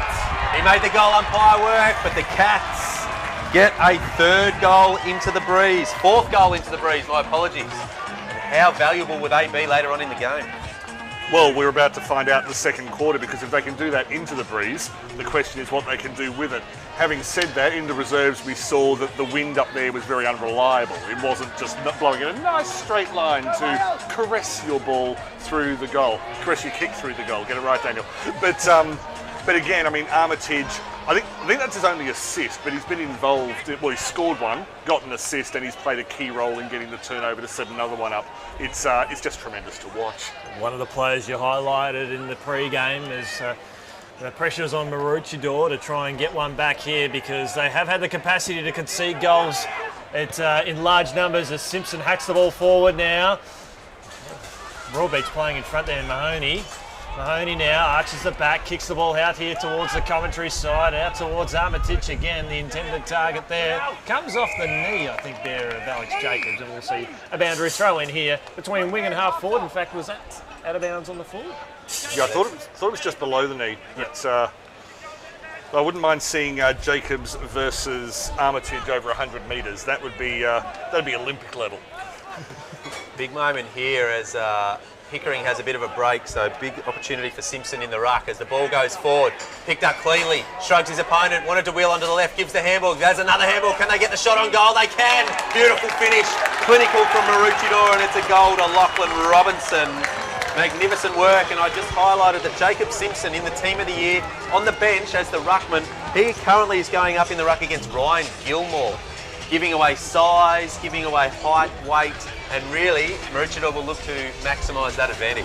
Let's talk about Daniel Lanthoy, who's coming across from the right here, shrugged off one tackle, stepped inside the next. Good work from Jared Hill to keep the momentum going, but I think Lanthoy can take the most of the credit for that goal, because his ability to get to top pace quickly was what created that opportunity. Well, he was a direct swap for Brody Finn, I believe, in the lineup that advanced through to the grand final after the win over Labrador last week, as rucks will go up again. Simpson gets a lot of meterage on that one up towards Hill there for Maroochydore. He's tackled there by Searle, who's able to dislodge the ball, able to utilise the free man out there, and it's come out to Max Lower. Lower just got a kick away from John O'Giles up towards Moncrief. His first touch today, the 2021 Grogan medalist, the league best and fairest in this senior competition. Spears the ball up towards Brad Lowe, fumbles it, has time to recover. Handball's back in ball now to Ericsson. Ericsson now for Broadbeach. Up to the corridor, saw something he likes in the form of Jackson Fisher. A few uncontested disposals so far in this game. He's got himself in the right position on several occasions, as Moncrief will be the meat in the sandwich. Ball comes over the top now. Here's a chance for Jasper. Sam Jasper paddles in front of him momentarily. It's out of bounds. Boundary throw-in. 25 out from Broadbeach goal. You can see the game plan, I think, from Broadbeach into the win. They don't want to just kick it long and high. They know that it's going to sit up, so they're trying to lower their eyes and go a bit shorter, get it inboard if they can, and get it in the hands of guys like Ericsson and Fisher. Moncrief is going to be battling against multiple players all day. So, up go the rucks, comes to ground. It's going to be another boundary throw, and you'd imagine, yes, happy to see that one over there, escorted across in front of the Maroochydore faithful, and 4 goals to 3 at the moment, really evenly poised. I mean, Broadbeach have had a number of paths to goal this year anyway, but it's almost like their game plan is to just assume that Moncrief will be taken out of the game. And so it's like, okay, we won't worry about that, just play on anyway. I think you're right. O'Brien would have planned for that. Craig O'Brien, the coach, he's got multiple weapons up forward, and they're rotating around a little bit. One of them's in the ruck at the moment, Riley Winter, just going up against Simpson, just trying to negate the influence of the Maroochydore big man. Can't do it there though, just hacks it out of there with a big fist. Comes to Jellyman Turner, neat footballer. Moncrief will fly! Couldn't quite take the grab. Ball still bobbling around in there for the Cats if they can get it. Taken in the tackle of the Roos. They try to escape by a hand, shrugs the tackle beautifully, and they do kind of get it out of there. Might be coming back, however. Out of bounds it goes. Pretty solid work from the Maroochydore defence. They did enough. They saw Broadbeach coming. They weren't able to get a proper clearance, but at least it went somewhere. I wish I had a better description than somewhere. But just a space. Yeah. Sometimes that's all you got to do, just get it out of there. The void. It went to the void. Yeah, it's better than being locked in there now, as Broadbeach under siege at the moment now, trying to generate something there. Lucas Jellyman Turner involved in this passage of play. He's taken over the boundary line. We'll see a boundary throw in. Just a name that rolls off the tongue really well, young Lucas. And he's had an outstanding season with his run and carry. Sort of trying to play that loose roll around wing and half back there as Simpson again wins another hit out. Gets about 10 metres out towards Hill-Lock. His start of the game. Like Searle's start to the game as well. But Lower takes out of bounds. Speaking of good starts of the game, Maxi Lower, boundary throwing. They love Searle across half back. Yeah, I've seen worse starts of the game than Max Lower's had. But look, Maroochydore, they're prepared to work their way up the ground. They're not expecting just to have the nice free-flowing, pretty football all the time. They need to look to maximise the influence of Simpson in the ruck at the moment as he just got out-bodied there, but the ball's still spilling forward. Probably a free kick, not paid. Searle again, really composed across half back. And a nice spot-up target. This is where they'll go into a little bit of go slow. They won't rush it. Little chip backwards. Jellyman Turner looking inboard always. They're happy to concede and go back here. All the way back to Gledhill. Gledhill will come across to Arnold. Arnold loves to run and carry. Let's see if he does here. He does take off immediately. Will he take a bounce? No, he just looks to spot it up on the wing. It's a 2-on-1. Fisher takes the grab. Taylor took his man out illegally. Probably didn't need to do it, unfortunately. You'll see it on the replay here. Fisher probably had that mark covered, but unfortunately, he gave away the free kick. So McLaughlin here for the Kangaroos. He pumps the ball long, about 45 metres. He's got a few flyers up there. Skyd was a player in the gun. Couldn't get first hands on the ball. Handball over the top there for Broadbeach. They look to clear through. Lucas, Jellyman Turner out towards Max Lower now, and they're on the burst now. The Cats on the outer side in front of a big faithful that's come across here. Grand final football lighting up here on the Gold Coast. As they look to slow it down. Yeronga last year. Metricon the year before. Loving it here at Southport as Lower handballs the ball over the top now, and they look to burn him. Effort up towards half forward, taken there by Bury. Bury here for the Kangaroos, finds Sturton. Sturton handballs up and under, saw nothing forthcoming here in his general direction there. Beautiful tackle, holding the ball, free kick, and it'll go to Broadbeach. Broadbeach did really well there because Maroochydore had set up quite well, and basically there was nowhere for them to go. Bruiser away on the outer side here. Be looking for it to sit up for him, pushing hard the Cats' defence. They really need to nullify this contest. He does better than that. He wins it, Chadwick. Gets a handball over the top. The Roos are still going though. Still trying to find the footy. It's 3-on-1 now. Coming straight through there was Maloney. Searle, clean pick up. The cream rises in these tough games. He's just going to chip out wide. 2-on-1 again out here. This is the second time it's happened. They're almost going to negate it. Selsby, little handball over the top. Nelson's away. Will look to go by hand. Draws the man, now takes off. Another running bounce. That's about 6 running bounces for today. Strolling through the middle of Frankhauser Reserve. Beautiful kick to the man. And he's got it. Now he does have a super boot, but even this will test him. So he goes with the pass to Ericsson. And Ericsson will go back and line them up from about 40 metres out. Very quickly, Daniel Lansois took a very heavy hit at the other end of the ground, and he's come off looking a little groggy. We'll see how he goes. Beautiful setup there too from the Mayor. Doesn't need to kick goals today, gentlemen, to set him up. He can go back into the council chambers for a little while. He doesn't need to run the show. Blake Ericsson, Grogan medalist winner himself of seasons gone by. Classy user. Nick Burton kicked one from about here a little bit. Closer in, he sets it up. Drifts to the left and misses. First blemish on the scoreboard for the Cats. They move to 4-1-25. Maroochydore 3-2-20. So the Roos now look to clear with a booming kick up towards the middle of the ground. There'll be plenty that'll fly, but it'll clear them all. Comes out now to Broadbeach to Lucas. Jellyman Turner out towards Harrison Arnold. Right foot kick there from the Broadbeach superstar out to Max Lower. Speaking of superstars, he is lifting on the big stage inside the forward 50. Speaking of superstars again, Moncrief couldn't quite take the mark here. Jacobs goes 1-2 with his teammate. Clears it out now to Govan. Big shout out to everyone down in Gisborne and Kyneton who'll be watching today in central Victoria. Up towards Scholar. It went up, couldn't quite get his hands on it there. Kept inside the field of play. Momentarily, boundary throw in as Michael Selsby, a Southport superstar, was almost off to the races. Knows his ground very well, Selsby. Superb defence from Maroochydore on Moncrief before. One at the contest, one either side. They got the full.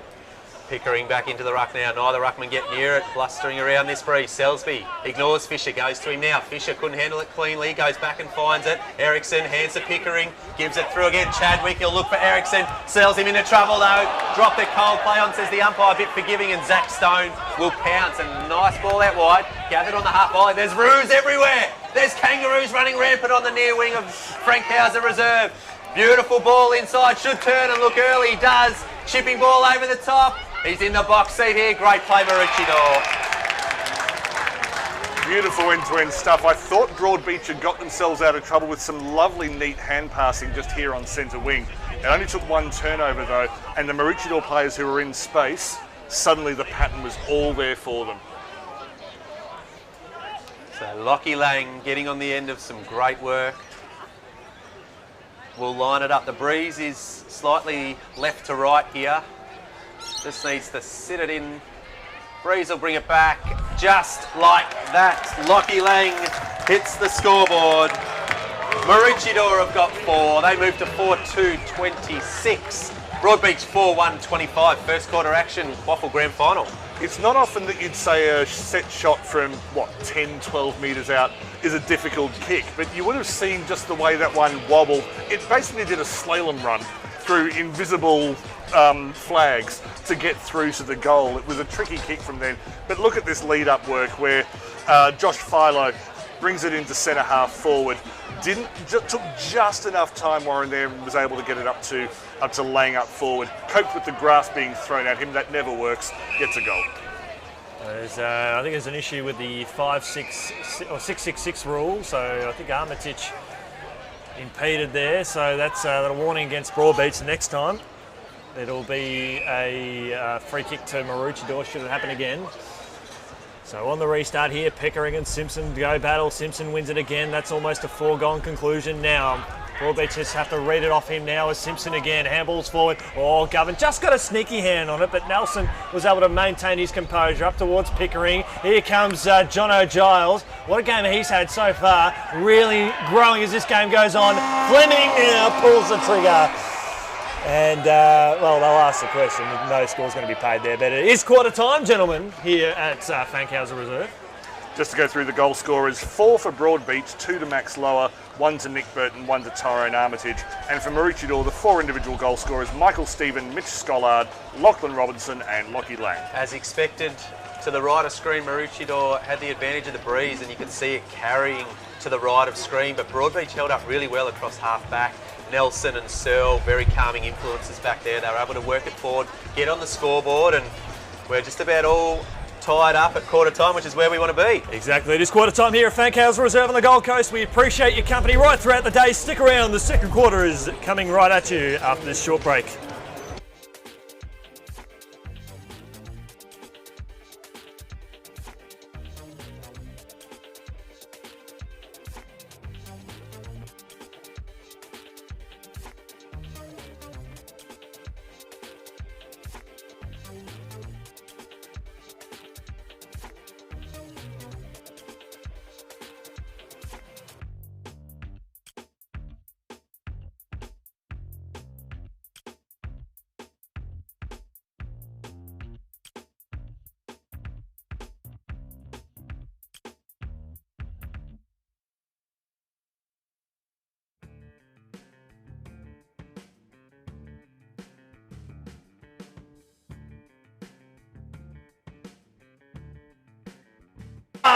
Long put some pressure on. Good spoil comes front and square. Good representation for them. And so far, Pickering's going to have to get some work. Oh, nearly pay that out the back, and they do. Good man. Just misses his target, unfortunately, but he was in the right spot there.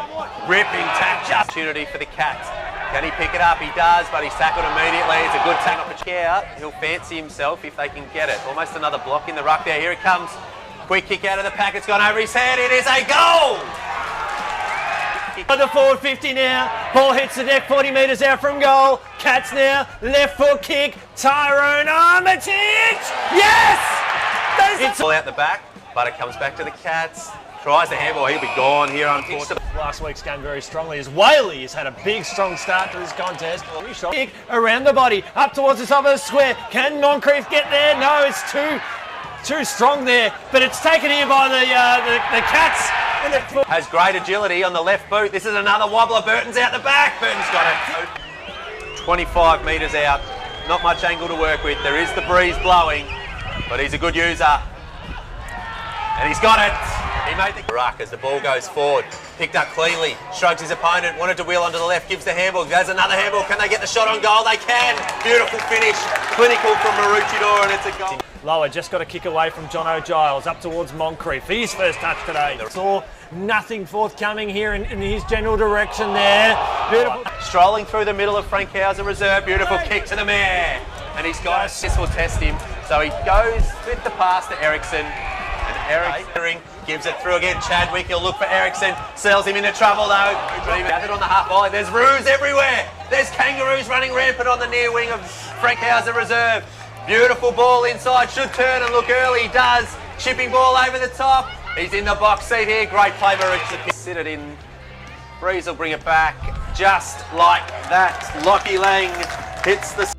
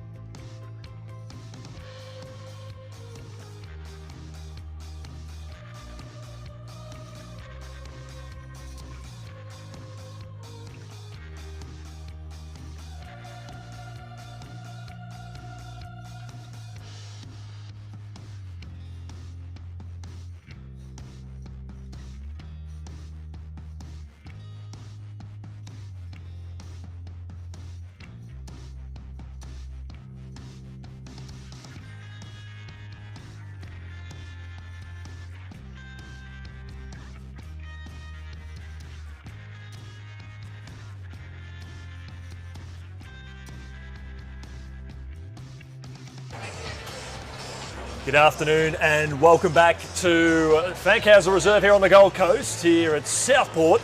And we've got the grand final of all grand finals. It's Maroochydore 4-2-26 coming down the highway from the Sunshine Coast, leading the Gold Coast Gold Coast based Broadbeach 4-1-25. My name's Chris, I'm joined by Matt and Daniel. Guys, I'll start with you, Daniel. Just your quick thoughts before we head to the bounce. Neither team's been able to dominate for extended periods. They've both had their moments. I mean, Maroochydore got out early, and then Broadbeach, I honestly thought that they'd taken control of the game. They hadn't. Maroochydore came back brilliantly, and so, I mean, a 1 point margin is the right margin given the first quarter we had. It's what you want at quarter time, a good even contest. I'm very interested to see whether Broadbeach switch gears now. First quarter they were very much about slow it down, don't bomb it long, but with the aid of the breeze here, I don't think they'll be mucking around with it. I think they'll be looking to get it in deep, give Moncrief a chance, and their plethora of small forwards and mid-range forwards give them an opportunity. So, second quarter action, 2021 Qafl Grand Final, Pickering and Simpson. Simpson lays it down, tries to get it to his player, but Fisher gets it in long, just as we suspect that they lock up Moncrief. Nearly marks it on the ground, take it in the left, peg by Selsby, just misses. Just misses. Michael Selsby, good clean pickup. Front and centre on Moncrief, and that's the order of the day for the Cats, you would expect.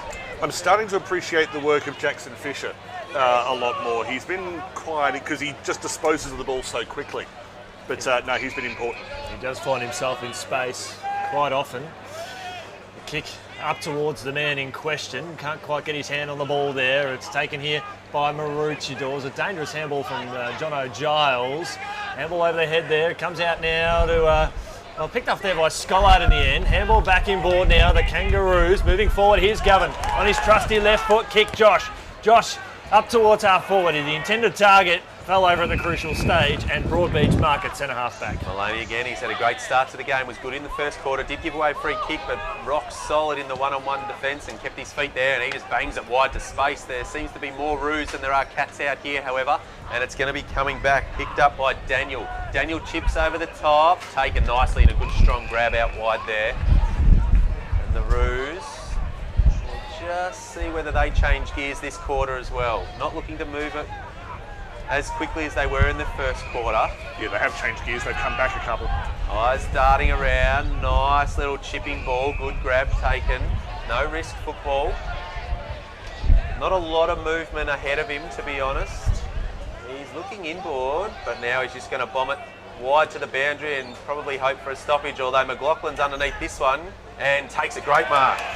Really good grab from McLaughlin. He's had a huge final series, as we know. And then he's going to look in deep. They won't muck around when they get an opportunity. Good spoil again from Maloney. Takes the footy with him. Gets rid of it now. Running onto it. Didn't want to snap on the right. Steps back inboard. Still drops it onto the right foot. And unfortunately, Stephen has missed the mark. Minor score. Broadbeach were ready for the counter-attack, though, and they've got a chance here. There's a few loose players in front. This will be interesting. Saw that great mark there from Sam McLaughlin there on the replay as the ball's turned over to Jacob Welsh, brings the ball into Searle, keeps the ball running, moving really quickly out there to Salisbury. Salisbury, the Southport Shark product, sends the ball inside the forward 50, and they'll have a chance to kick their fifth and get back in front. Yeah, like I said, Broadbeach were really well set up for the counter-attack there. They just had everyone in position, and that was colouring by numbers, that. Just 1, 2, 3, 4. Oh, look, we got a shot on goal. So Sam Jasper has had a very good season on the board this year. 28 goals for him in season 2021. He tried them all in to be able to kick this one, the first one of the second quarter. It's coming in nicely, caresses that to perfection, and Sam Jasper's kicked his first. Broadbeach have kicked 5 of the last 7 goals, and they're pushing out to a 5-point lead. 3 minutes gone here, second term QAFL Senior Grand Final football. Fankhauser Reserve here on the Gold Coast. And Jasper has been the number 2 goal scorer for Broadbeach, I believe, this year.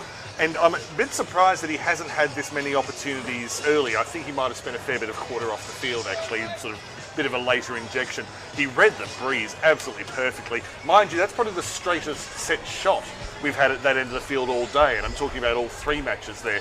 So at least if you get yourself a decent straightish angle at that end of the field, it's not insurmountable that you can put it through the sticks. Well done, Sam Jasper. He could be key as the match goes on, particularly if Moncrief keeps getting dragged out of the match. And that was the game plan there for the Cats. Long from fullback, then get it through the corridor with hands and run, and then get it in deep quickly. Don't give the defence time to get back and set up.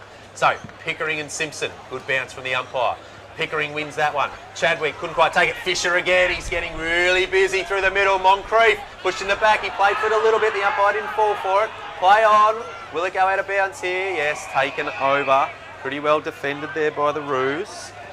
Just a little touch on Moncrief. I think it was always floating over the back though, but this is exactly where Broadbeach want it. And again, I mentioned in the first quarter, they'll look for bodies on the move. Pickering has drifted in deep here to take this one. Burton on the move again, although it comes out the back. Handball through on the left foot from Chadwick. It doesn't really go too far. Burton's underneath it. Maroochydore plonked in front of it. Moncrief takes out a body.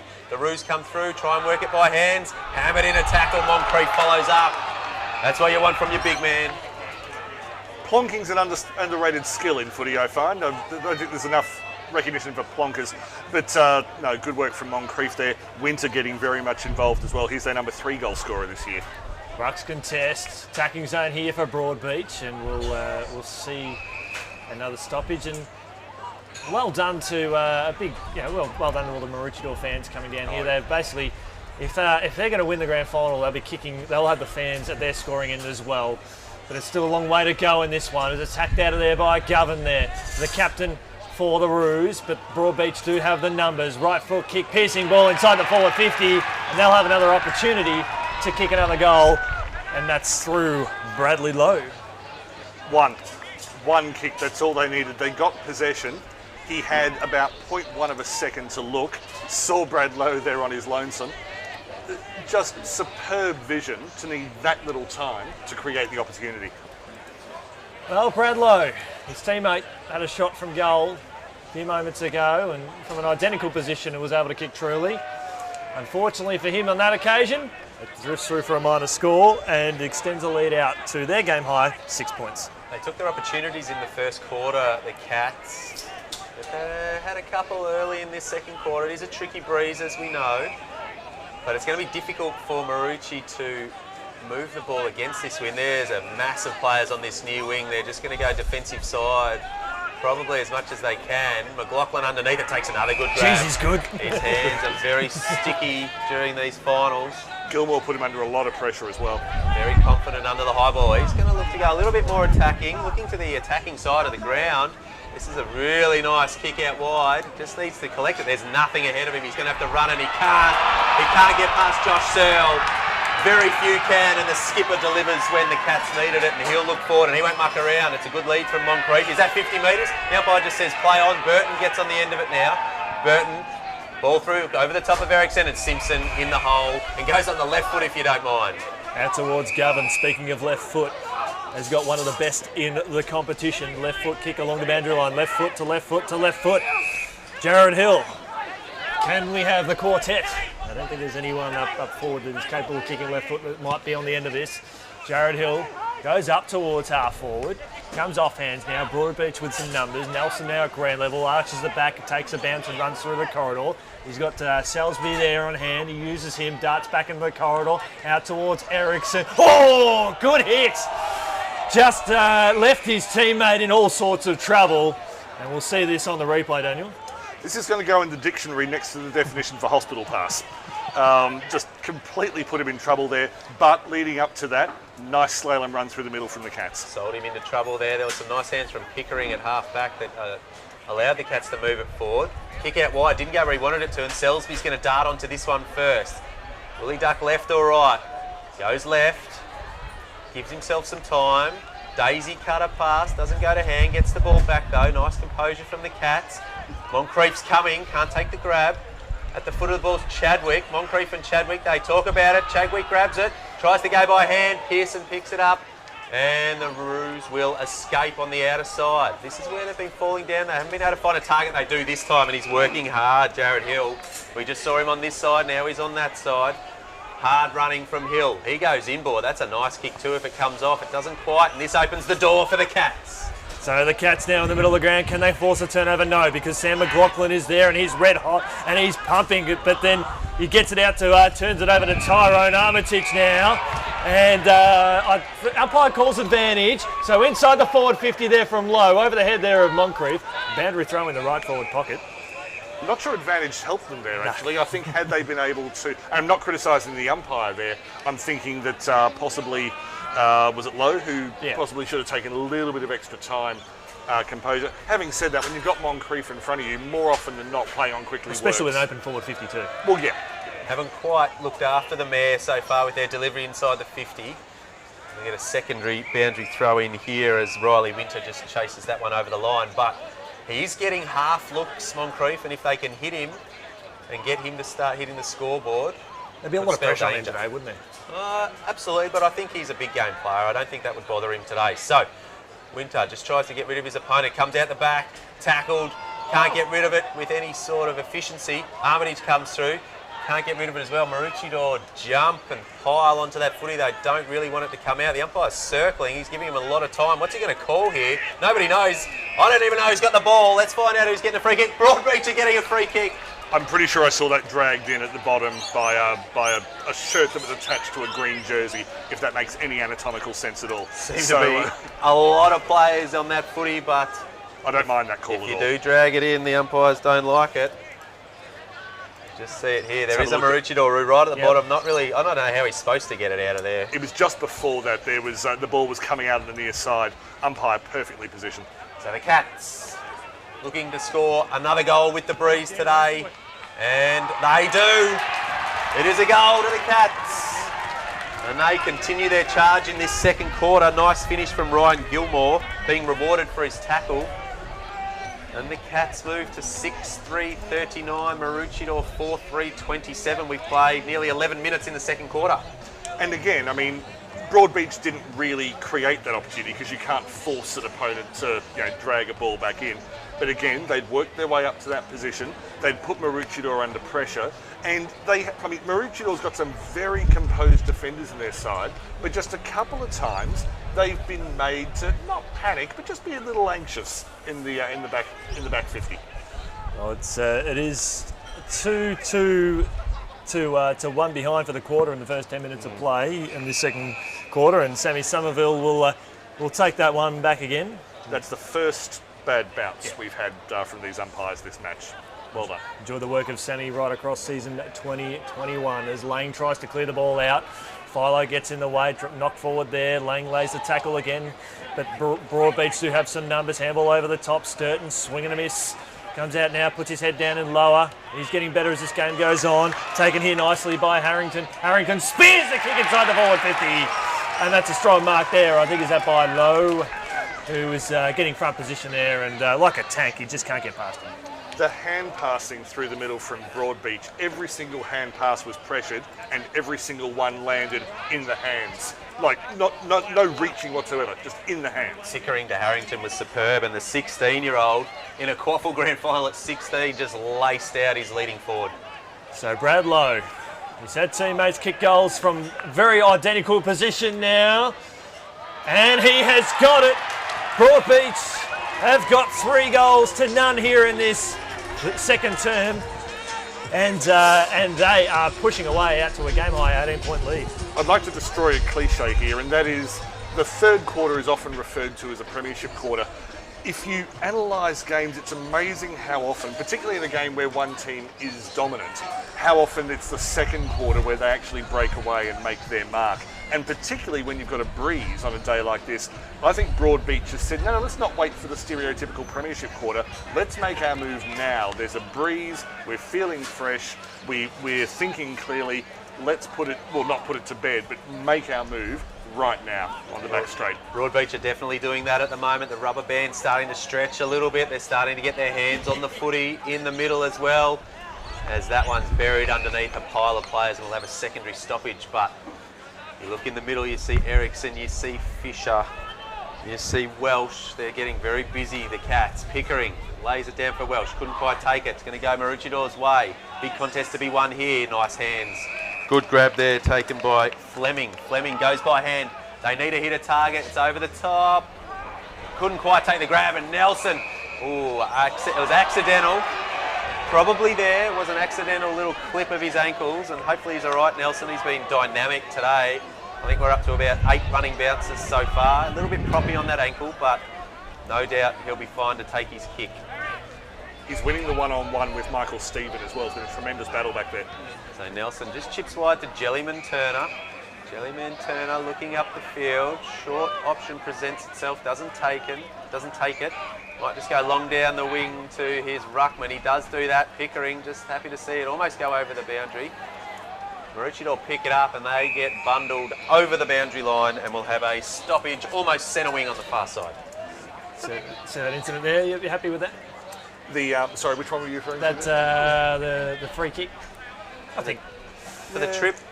Oh, no, that was the right decision on that instance. So forgive me, I was going to make a different point. Continue. Philo handballs over the top there for Maroochydore. Out to McLaughlin, spins around, gets it back now to Philo. Philo there for the Kangaroos. A worm-burning pass along the boundary line.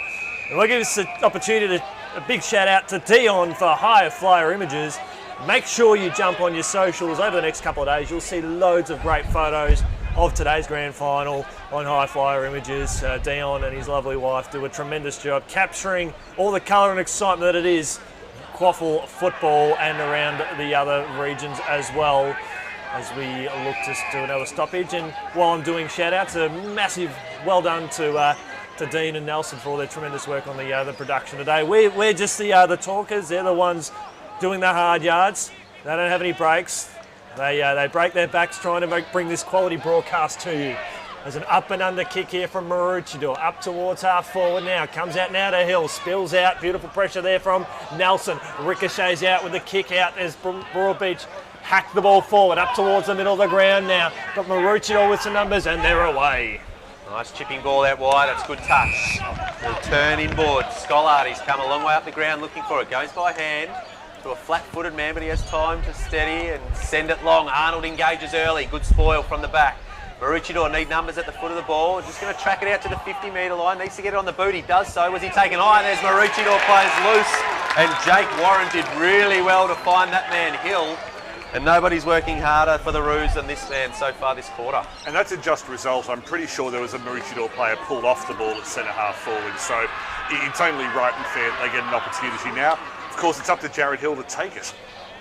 This is his best game in quite some time too, Jared Hill. He's really stepped up on grand final day. He's been a goal kicker this year, has 18 for the season, lining it up on the left boot. Can he get the breeze right? Yes, he can. It's a beautiful finish. Double fist bump to the Maroochydore faithful on the hill, and an important goal for Maroochydore. They just get one back against the breeze. They move to 5-3-33.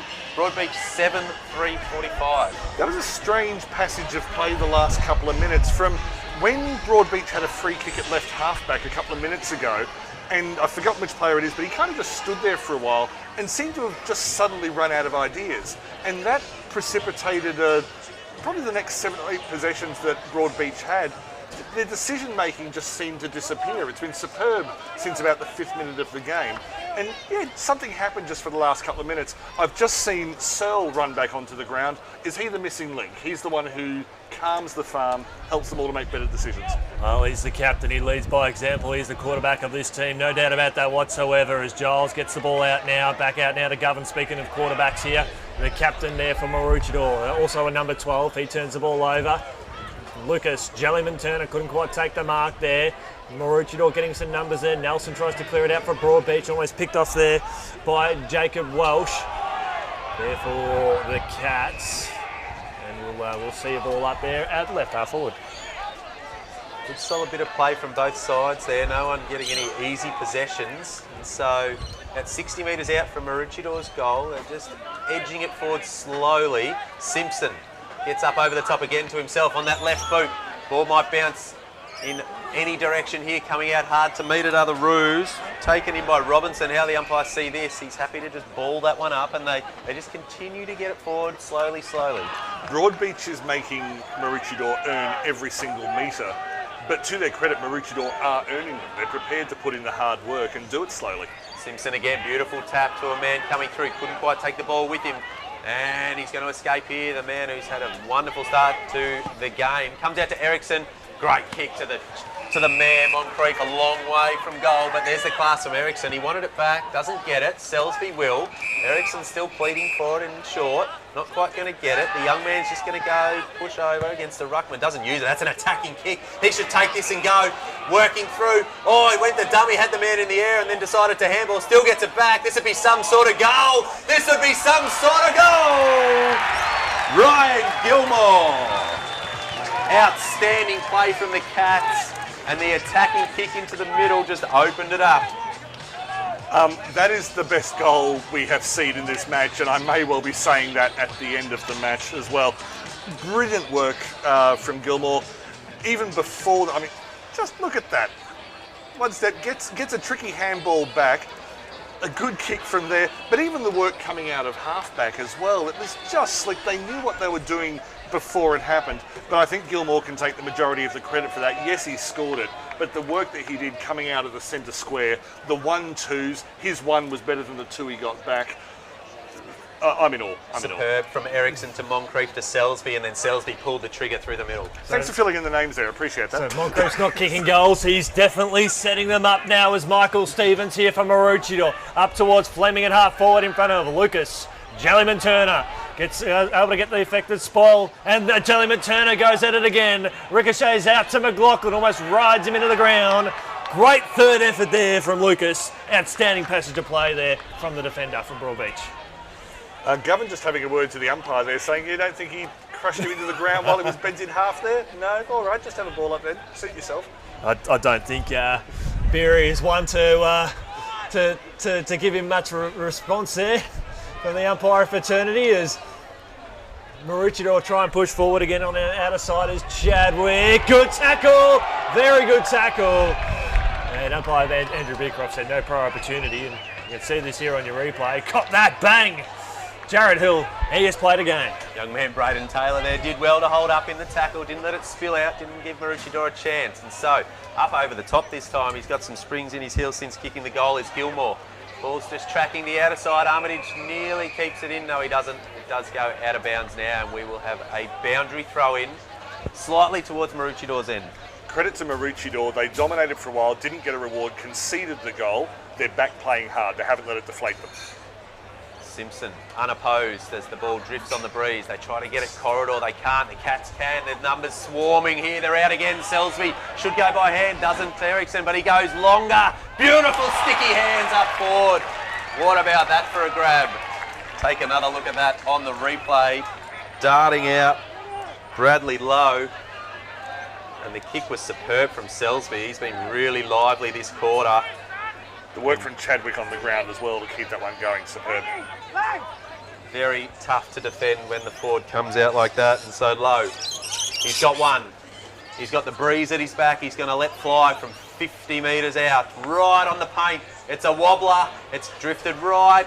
Moncrief keeps it in. Still a chance here. That might be Chadwick trying to pick that ball up. Almost bundled out of the way. Oh, almost taken high there too. Play on. He's still got the footy. Somehow he gets rid of it. Maroochydore clear. Ball coming into a bit of chaos zone. Just runs straight at his defender. Not sure about the handball. Play on, says the umpire. Pickering picks it up nicely. Tries to squeeze it through. Maroochydore pick it up. They try to squeeze it through. Simpson just tries to tap it on. This is a hectic piece of play. Hill picks it up and he just walks it over the line and says, "Give us all a rest, please."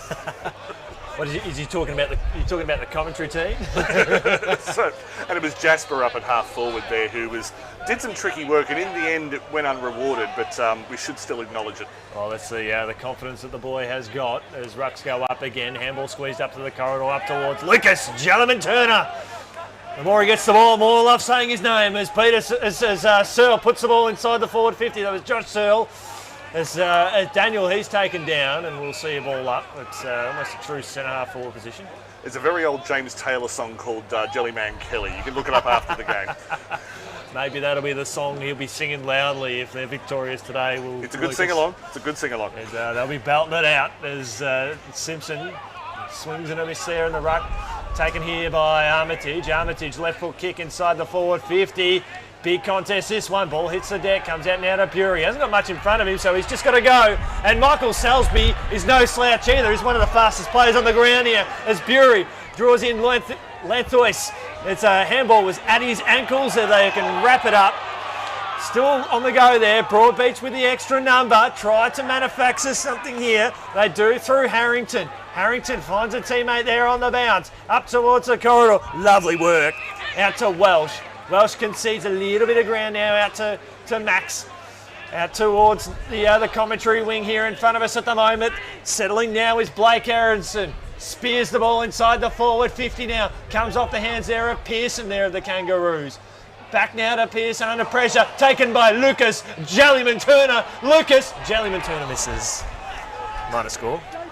They got lucky there. Excellent run from Jackson Bury on the far side, but there was a disconnect between the midfield and the forward. The men in space were simply too far away for him to find. And then the pickpocketing work from Lucas Jelliman-Turner nearly had a contender for goal of the match. They're doing a lot of defending the Roos, and they're just hanging on at the moment as they come wide to Simpson, although he doesn't get his hands on it. It's going to fall again. Ericsson trying to find a handle. He does now. Lower. Crunched as he hit it, but he gets the kick away. Moncrief's underneath it, unable to take it. And they're defending pretty well there. Nice spoil from Kethro. But we're down in the Cats attacking zone again. Currently 19 points to the good. We're at 25 minutes gone in the second quarter. Maroochydore defending grimly. Simpson in the ruck. Bodies up, can't get to the football. Tapped into a dangerous spot. Coming through is Armitage. He doesn't get it. He does get his hand on it now. Oh, crunched over the top. And the umpire says that one's too high. Brave play from Liam Jacker, and that I think it's the first time I've had a chance to call his name today, but there have been about 4 or 5 times today where he's put his body on the line and done a very good job for the Roos. Jacker, a dangerous kick back up to the corridor, finds his teammate. Unopposed, right foot kick on the bounce. Out now to Alex Jacobs. Bury now, right foot kick, spots up Govan there at right half back here for the Kangaroos. Told to play on by the umpire, finds a teammate by hand. Kick up towards Jono Giles. Jono Giles played for Moreton Bay in their Div 2 Premiership last year, and now he's a chance to be a Premiership player here.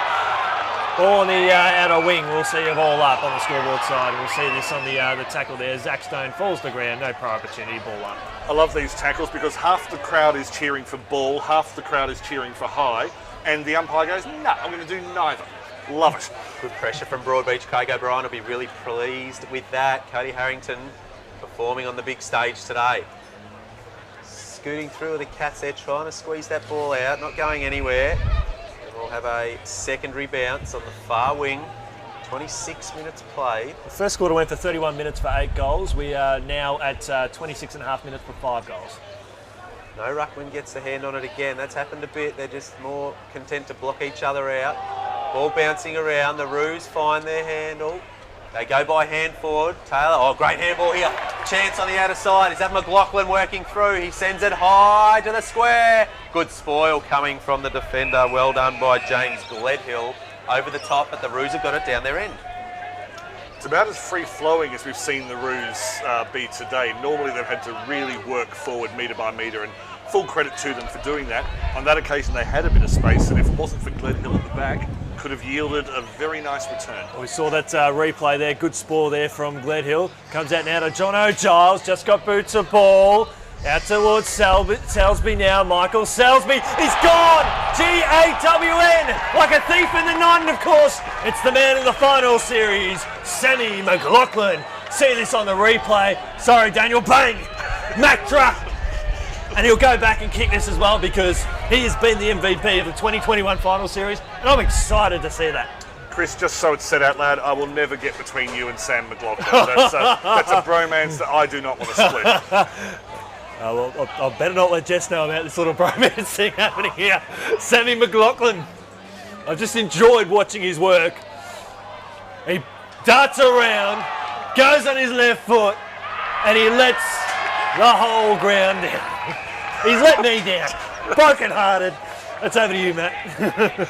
He knew he didn't have the distance there against the breeze. He tried to pinch a few metres and then didn't hit it how he wanted to. But you don't mind the enterprise from him as Chadwick will go long and strong out to the wing. Moncrief's come up and he takes a good grab on the far side. Moncrief done most of his work up the ground, hasn't been able to get his hands on it too much deep, but providing an outlet when required. He's not going to muck around with it either. He's got a beautiful long leg and he uses it here. Coming from deep. Good grab again. The Cats methodically working this forward. This spells danger for the Roos. He's going to go. They're not mucking around. It's a beautiful kick over the top. That's 3. Salisbury's worked really hard this quarter. He wheels, doesn't hit it anywhere like he wanted to. Unfortunately, comes unstuck. And the Roos will try to clear on the far side. So the ball up towards the middle of the ground now. It's a 2-on-1. It suits Sammy. Let's see if he can do better this time, my friend. He and I have actually never had a conversation before, but we can just feel the vibes here through Qafl TV. Ball on the outer side now. Fleming goes to ground, pushed in the back. So Fleming now for the Kangaroos. They need one in the shadows of half time. There's not going to be long to go. Right foot kick, and he turns the ball over. And a 50-metre penalty. This could be costly late in the quarter. He's going to get into a position where he can really attack the goal face. And it's probably unnecessary, so let's see what the Cats could do with it. And Jasper's regularly making space on his opponent in the goal square, regularly breaking free. If they can find him, big opportunity. So Broadbeach now inside their attacking half. Can they get a late one now? A big booming kick inside the forward line. Moncrief was held onto before that ball even reached the contest. And the mayor, well, it would be the mayor of Queensland if you can put this through and get that momentum. I can't see Andrew Cadzow at the moment, and I'm only assuming that's because he's stormed off to the dressing room to to concede it. The time of the half, the time of the quarter, and the way that they've conceded 100 metres basically, fury, blind fury. So Jordan Moncrief has been shut out the game in attackingly, but it's one of those plays. It reminds me of Dusty Martin in the grand final last year. Kicked the goal late in the second quarter, and then he came out and had a blinder in last. That's what Moncrief can do here, and he's got it. So watch out, Maroochydore fans. He's got a sniff. Second half, he will come out breathing fire, and the Roos are in a lot of trouble here. Broadbeach extend their lead out to a game-high 25 points. So 5-1 to the Cats in the second quarter. Their job in the third quarter now against the breeze, they know that that Maroochydore will come out breathing fire. Third quarter job is to hold, and then if this is their plan, if they can break Maroochidore's hearts in the third quarter, then the fourth quarter can be a celebration for them. That'll be their plan A. Big few minutes coming up here, you'd imagine, as we tick over 31. 25 points the margin. Simpson's back in the ruck, as is Pickering. Maroochydore wouldn't want to concede another one going into half-time. The Cats would love one. They've already got the momentum. Pickering and Simpson. Pickering gets over the top with that left hand, straight down to Fisher. Happy to just hang on to that football, and we'll have a secondary bounce. And here where Pickering may not be able to use his jump quite as much, Simpson might look to engage the body. No, he's coming from deeper though. Pickering does jump, although his counterpart was able to grab the footy first. The Roos look to escape, but Selsby cuts that down really quickly. Still there for Govan, gets a handball out wide, unable to take it cleanly. Pickering sweating on him, and there is the half-time siren. So, very interesting quarter of football there. The Cats, pretty efficient using the breeze. 9-4-58, Maroochydore 5-3-33. So to go through the goal scorers for Broadbeach, 2 to Max Lower, 2 to Ryan Gilmore, and singles to Jordan Moncrief, Brad Lowe, Nick Burton, Tyrone Armitage, and Sam Jasper very early in the match. 5 goals for Maroochydore, singles each to Michael Stephen, Mitch Scollard, Lachlan Robinson, Lockie Lang, and then just the one in this quarter to Jared Hill. Well, it is half-time here at Fankhauser Reserve here at Southport. You've got Daniel, you've got Matt, you've got Yendi, and you've got a big second half coming up right after this break. We look forward to your company then. Back, picked up by Daniel. Daniel chips over the top, taken nicely in a good strong grab. Probably hope for a stoppage, although McLaughlin's underneath this one and takes a great mark. Moving really quickly out there to Selsby. Selsby, the Southport Shark season 2021. He tried them all in to be able to kick this one, the first one of the second quarter. It's coming in nicely, caresses that to perfection. Takes the body. The Roos come through, try and work it by hands. Hammered in a tackle, Moncrief. For the Roos, but Broadbeach do have the numbers. Right foot kick, piercing ball inside the forward 50. Probably as much as they can. McLaughlin underneath it takes another good grab. Just needs to collect it. There's nothing ahead of him. He's going to have to run and he can't. He can't get out towards Ericsson. Oh, good hit. Just high, perfectly positioned. So the Cats looking to score another goal with the breeze today, and they do. It is a goal to the Cats. Nicely by Harrington. Harrington spears the kick inside the forward 50, and that's a strike. So Brad Lowe, he's had teammates kick goals from very identical position now, and he has got it. Broadbeach. The line needs to get it on the boot. He does so. Was he taken high? And there's Maroochydore plays loose. There's been a goal kicker this year, has 18 for the season. Lining it up on the left boot. Can he get the breeze right? Yes, he can. It's a beautiful finish. Up against the ruckman, doesn't use it. That's an attacking kick. He should take this and go. Working through. Oh, he went the dummy, had the man in the air, and then decided to handball. Still gets it back. This would be some sort of goal. This would be some sort of goal. Try and push forward again on the outer side is Chadwick. Good tackle. The Cats can. There's numbers swarming here. They're out again. Selsby should go by hand. Doesn't Ericsson, but he goes longer. Beautiful sticky hand. Clear. Ball coming into a bit of chaos zone. Just runs straight at his... In their Div 2 premiership last year, and now he's a chance to be a premiership player here. Through, he sends it high to the square. Good spoil coming from the defence. Out towards Selsby now. Michael Selsby, he's gone! Long and strong out to the wing. Moncrief's come up, and he takes a good grab on the clear on the far side. So the ball up towards the middle of the ground now. It's a 2-on-1. It's the final last year. Kicked the goal late in the second quarter, and then he came out and had a blinder in the last. That's what Moncrief can do here, and he's got it. So watch out, Maroochydore fans. Was able to grab the footy first. The Roos look to escape, but Selsby cuts that down really.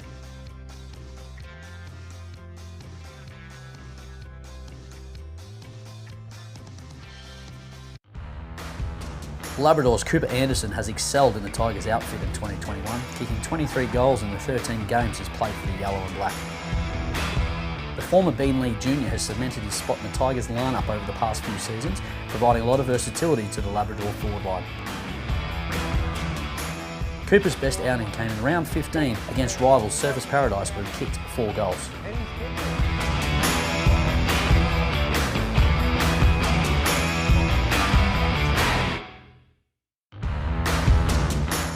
The 29-year-old ruckman has made a huge impact on the QAFL for Palm Beach Currumbin. Kicking 9 goals from his 13 games in 2021, Jonathan Crode was recognised by the QAFL coaches as a man to watch every time they faced the Lions. Across the Sid Guildford weekly vote counts, Crow polled 9 times out of his 13 games and received a perfect 10 out of 10 in 2 games this year, also receiving an 8 and 7 along the way.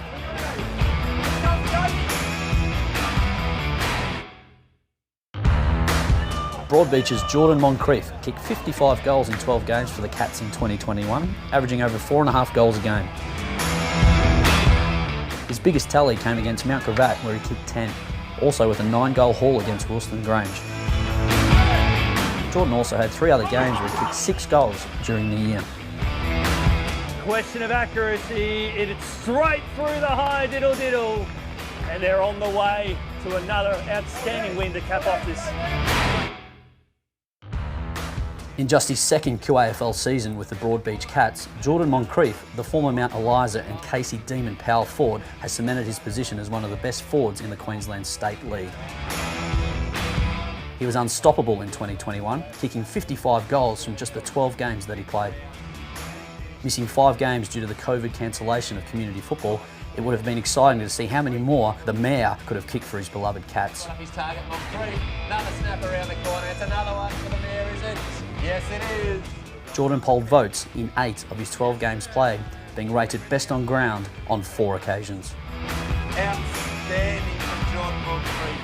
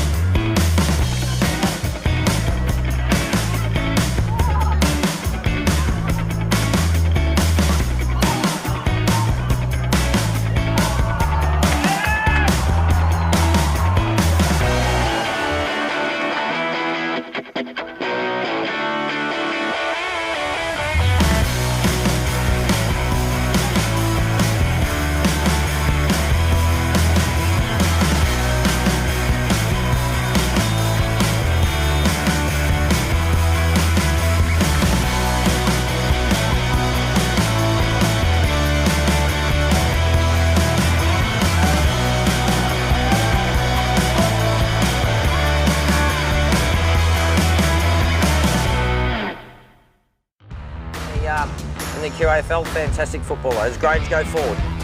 Big pick up. Oh my goodness gracious! Magnificent mark. Qafl, soars to the high heavens. That's why you come to footy to pitching. That is magnificent. That right in front of our commentary position there. Oh, the balance in the air. You wouldn't know it was a windy day. That was absolutely brilliant. Number 8.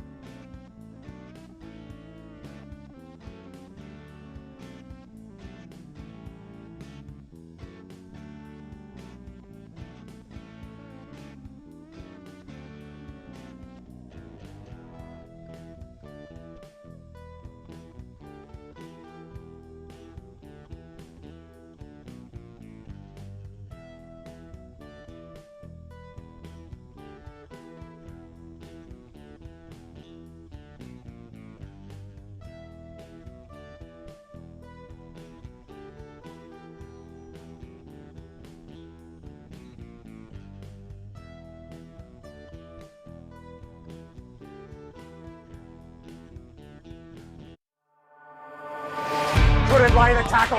Mars down! Has got it! Darcy Mars! Chris, they've beaten the home side at third. Devils are on the board.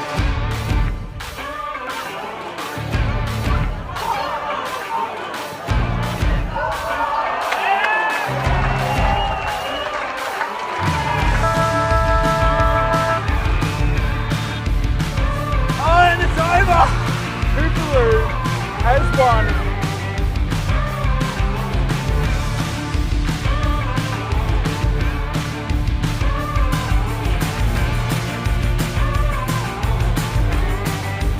As it goes out to the left pocket. Great grab.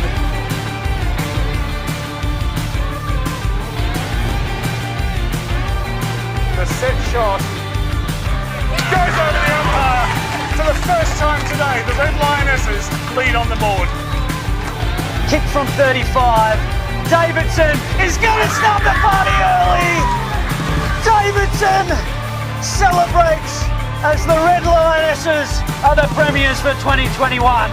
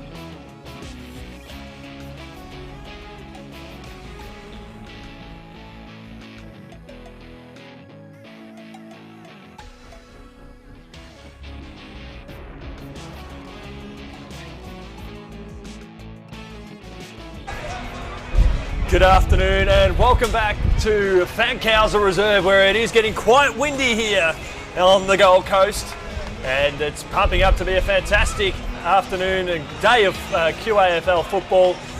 My name's Yendi, I'm joined by Matt, I'm joined by Daniel. Gentlemen, this is the last half of footy we'll see for the year after what has been a tremendous season, albeit impacted by COVID just marginally, but the last 4 weeks have been out of this world. Incredible for QAFL footy in South East Queensland. Yeah, it's been a terrific game so far too. Broadbeach just putting their stamp on the game in that second quarter, but probably you look at it now and the work they did against the Breeze in the first quarter, managing those 4 goals won, took their opportunities, whereas Maroochydore were only able to register 2 scoring shots against the Breeze in the second quarter. So that's really the difference right there, 25 points to margin. Summed it up in one. I think we're still on the lookout for the Maroochydore surge. That's 4, and but to me, I'm not going to fall for the old premiership quarter cliche as I say, but if the Cats can come away with from this quarter maybe only 6 points in the red, and of course they're only 1 point in the red at the end of the first quarter, that will be a win for them, and then they go, right, we've got the breeze, and if we use it properly, we'll get the trophy as well. How many goals do Broadbeach have to be up at three-quarter time before they go, you know what, Maroochydore might have trouble coming back here? 7. I think 7. Yeah. Even 6 is doable. Once you get to 7, psychological barrier. Yeah, they're going to have the breeze this quarter, the Roos, and so it's going to be important for them to hopefully maximise it. But big game for both clubs, obviously. Broadbeach, the 50th year of the club. They haven't won one for 25. They've been so close 2 out of the past 3 years. Last year was a particular heartbreaker, going in undefeated and just being undone by the Panthers in the big dance. But it would be fitting, you would say, if they could cap off the 50-year celebrations with a premiership. For Maroochydore, though, they are the Cinderella story, aren't they? And that's why we're not writing them off. Just with Broadbeach, you may remember a very, very disappointed Josh Searle at the end of the grand final last year, and a quote that maybe he regrets it, but it certainly just slipped out, which was, I think not all of us were putting our heads over the ball. Yeah. I may have misquoted him slightly there, but that was the import of it. And so I cannot imagine at three-quarter time Josh Searle being anything other than red hot with energy, with ambition, with fire, making sure that his team does not do anything that's going to blow their chance at a flag. Can I use the cliche though? Given what Maroochydore have achieved over the past 3 weeks, which, let's be honest, it's nothing but extraordinary. They've only beaten one final side heading into the 2021 final series, and they come out and blow 3 teams off the park. Have they played their grand final last week? Because what they achieved last week was probably even beyond their wildest expectation, particularly in that last 10 minutes of play, which will be forever talked about for a long time. I think the run in the legs of the Cats could be telling here. As I mentioned earlier, they've only played, this is their second game in about 7 or 8 weeks, really, and so they are fresh as daisies, and you'd be looking for them to run the game out really strongly. Maroochydore, how much has it taken out of them? Last week, that miraculous comeback, it definitely takes something out of the legs, and they've had the big road trip down again to the Gold Coast. What have they got left? I think that's the big question. There is a history in several sports, actually, of teams that have an incredible win in the preliminary final, then not being able to carry that into the grand final. If we go way back, I'm thinking Carlton beating Essendon in 99, and then didn't stand a chance against North the following week. I'm thinking the one where Lockett's kicked the point, that was about 96 or so. Yeah, 96, Then Sydney just didn't have it against St Kilda. I wish I had more recent examples than back in the last century. But yeah, the emotion around the club, I mean, you saw it on social media. I'm not criticising this whatsoever, but Maroochydore were just going, oh my goodness, that's amazing what we've done last week. And while all the best efforts of Cadzo and the coaching staff and the players would have been to rein that in, they are humans after all, and you are going to expend energy having done something that wonderful. I think for Maroochydore to get back into it, the big name for me is Scollard. Yep. He's kicked one today, but they really need to get him into the game, and he needs to impact in this quarter to get him back in. Question for you, who supplies Scollard? Who's the one who gets the ball to him? Well, they've had some ruck dominance as we've seen, but yeah, they need to convert that into inside 50s, and that last kick inside 50 is the one that's going to count. Well, we'll find out how this story will unfold even further here in the third quarter, the final one of the year, as umpire Tim O'Shea goes bang, puts it down the ground. It's chucked out of there by Jacob Walsh there for Broadbeach. Up towards forward, taken there by Nick Burton. Shovels it out now to Jackson Fisher. What a game he's had. Up towards left half forward. Finds his teammate now. He's told to get on his bike and go. Kick inside the forward 50. Over the top now. Got the second hands onto that one. Maroochydore with some numbers. Under a bit of pressure now. Broadbeach shovels it out now to Salisbury. Import now. This could be a big moment in the game. And it's touched on the last line. Kick there from Nick Burton. Almost successful. That might be the first time I've ever seen a defender try to put the full forward's hands in the way of the ball to get a touch. I'm not sure if that was meant, but they should start teaching that in academies. Desperate defence there from the Maroochydore, and Burton may have had a little bit more time than he realised, but they survive. They hang on the Roos. Ball comes out to centre wing, picked up by Govan. He goes long. Hill's getting underneath this one. It's going to drift over the top on the breeze. He tries to find it now. Comes back to the Roos. Looked to go by hand.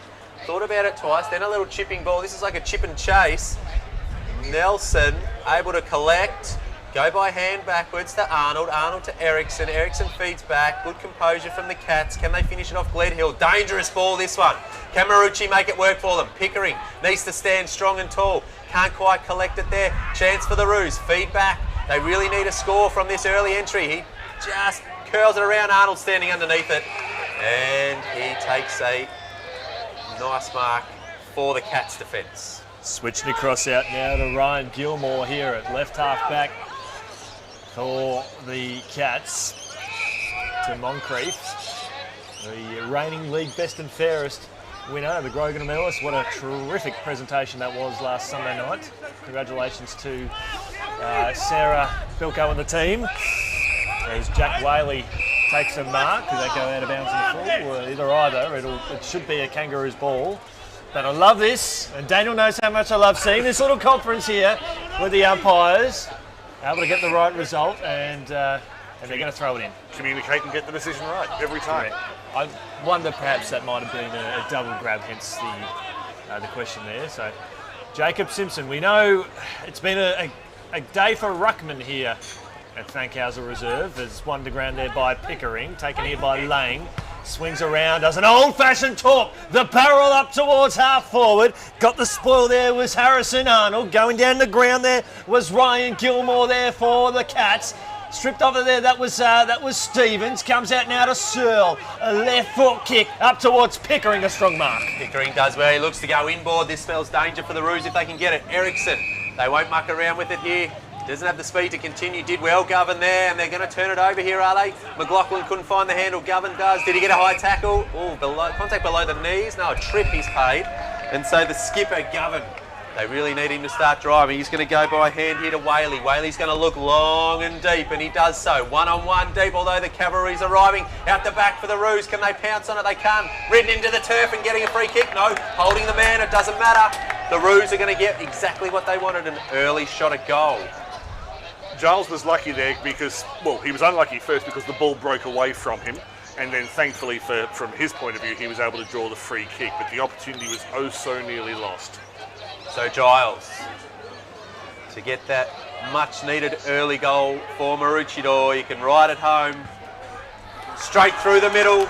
The Roos get an early goal in this third quarter. They move to 6-3-39. They close the gap to 20 points. Now, last time Maroochydore were kicking towards this end, they kicked the first two, and then Broadbeach clicked into gear.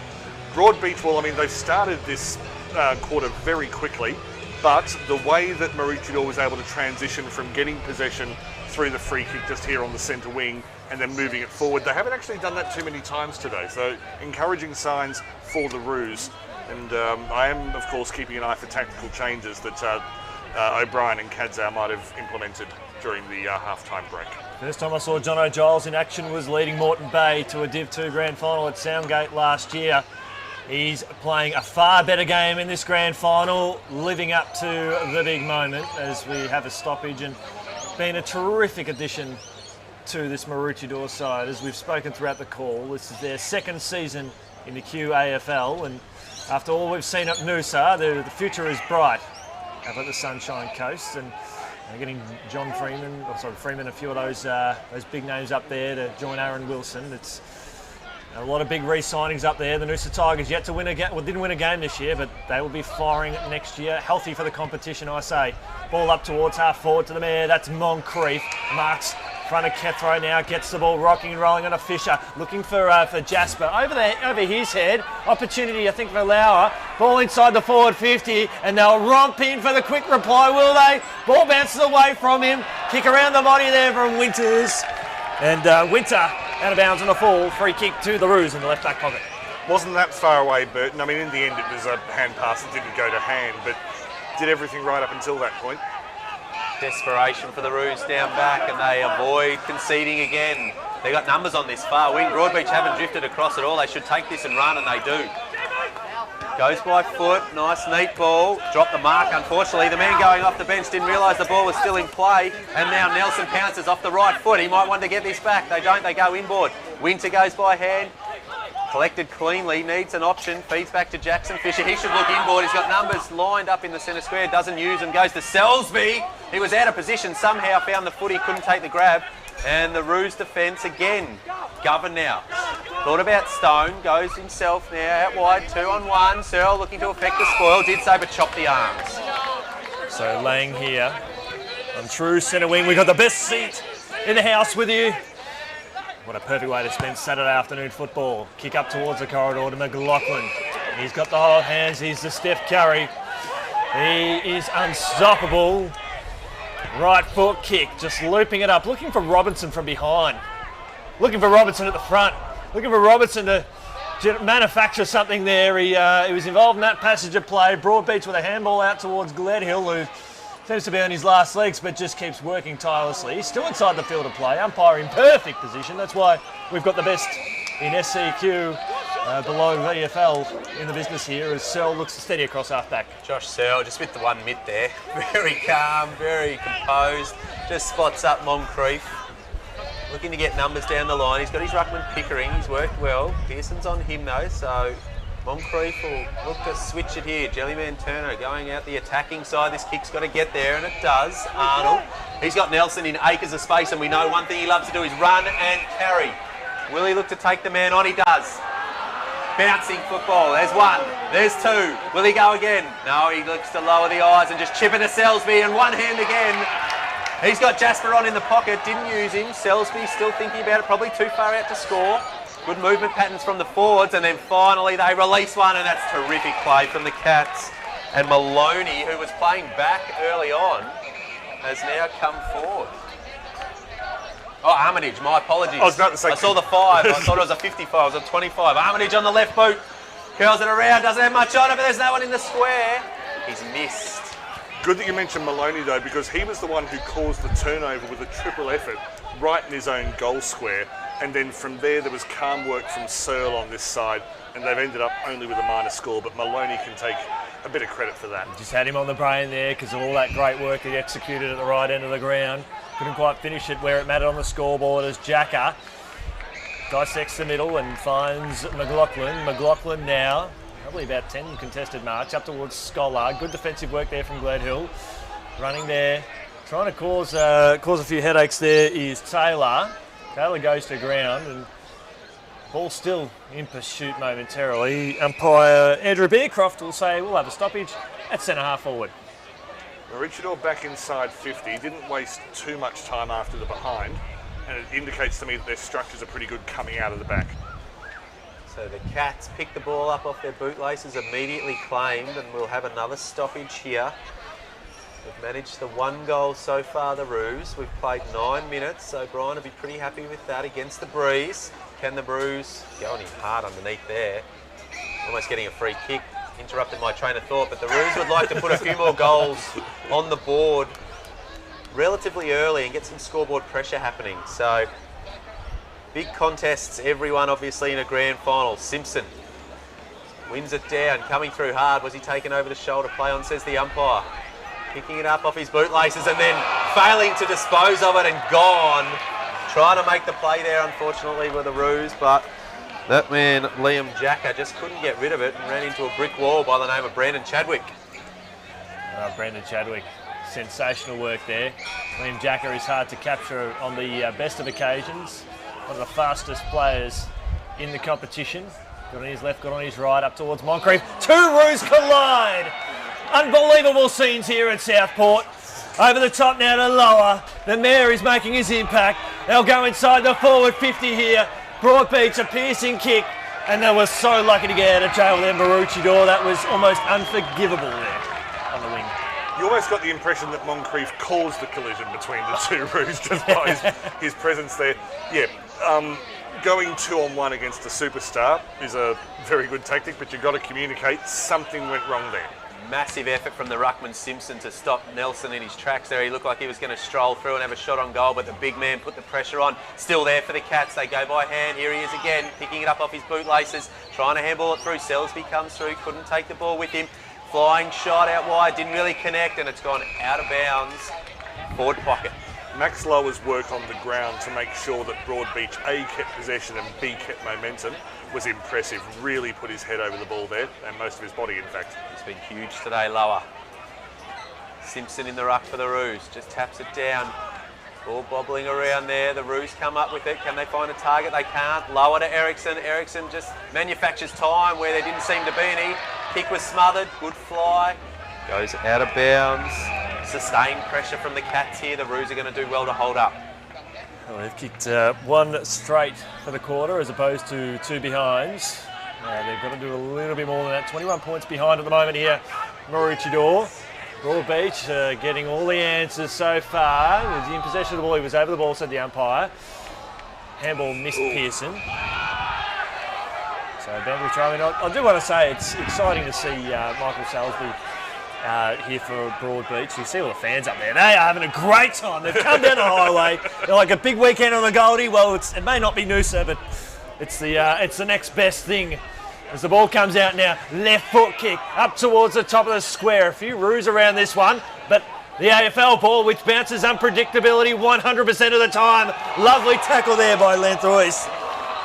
And we'll see a ball up. I do want to say though from Salisbury, as we see here on the replay, beautiful tackle. He is a member of the Southport team, and to be able to play a grand final for Broadbeach here on the big stage, Testament loves seeing him on the big ground.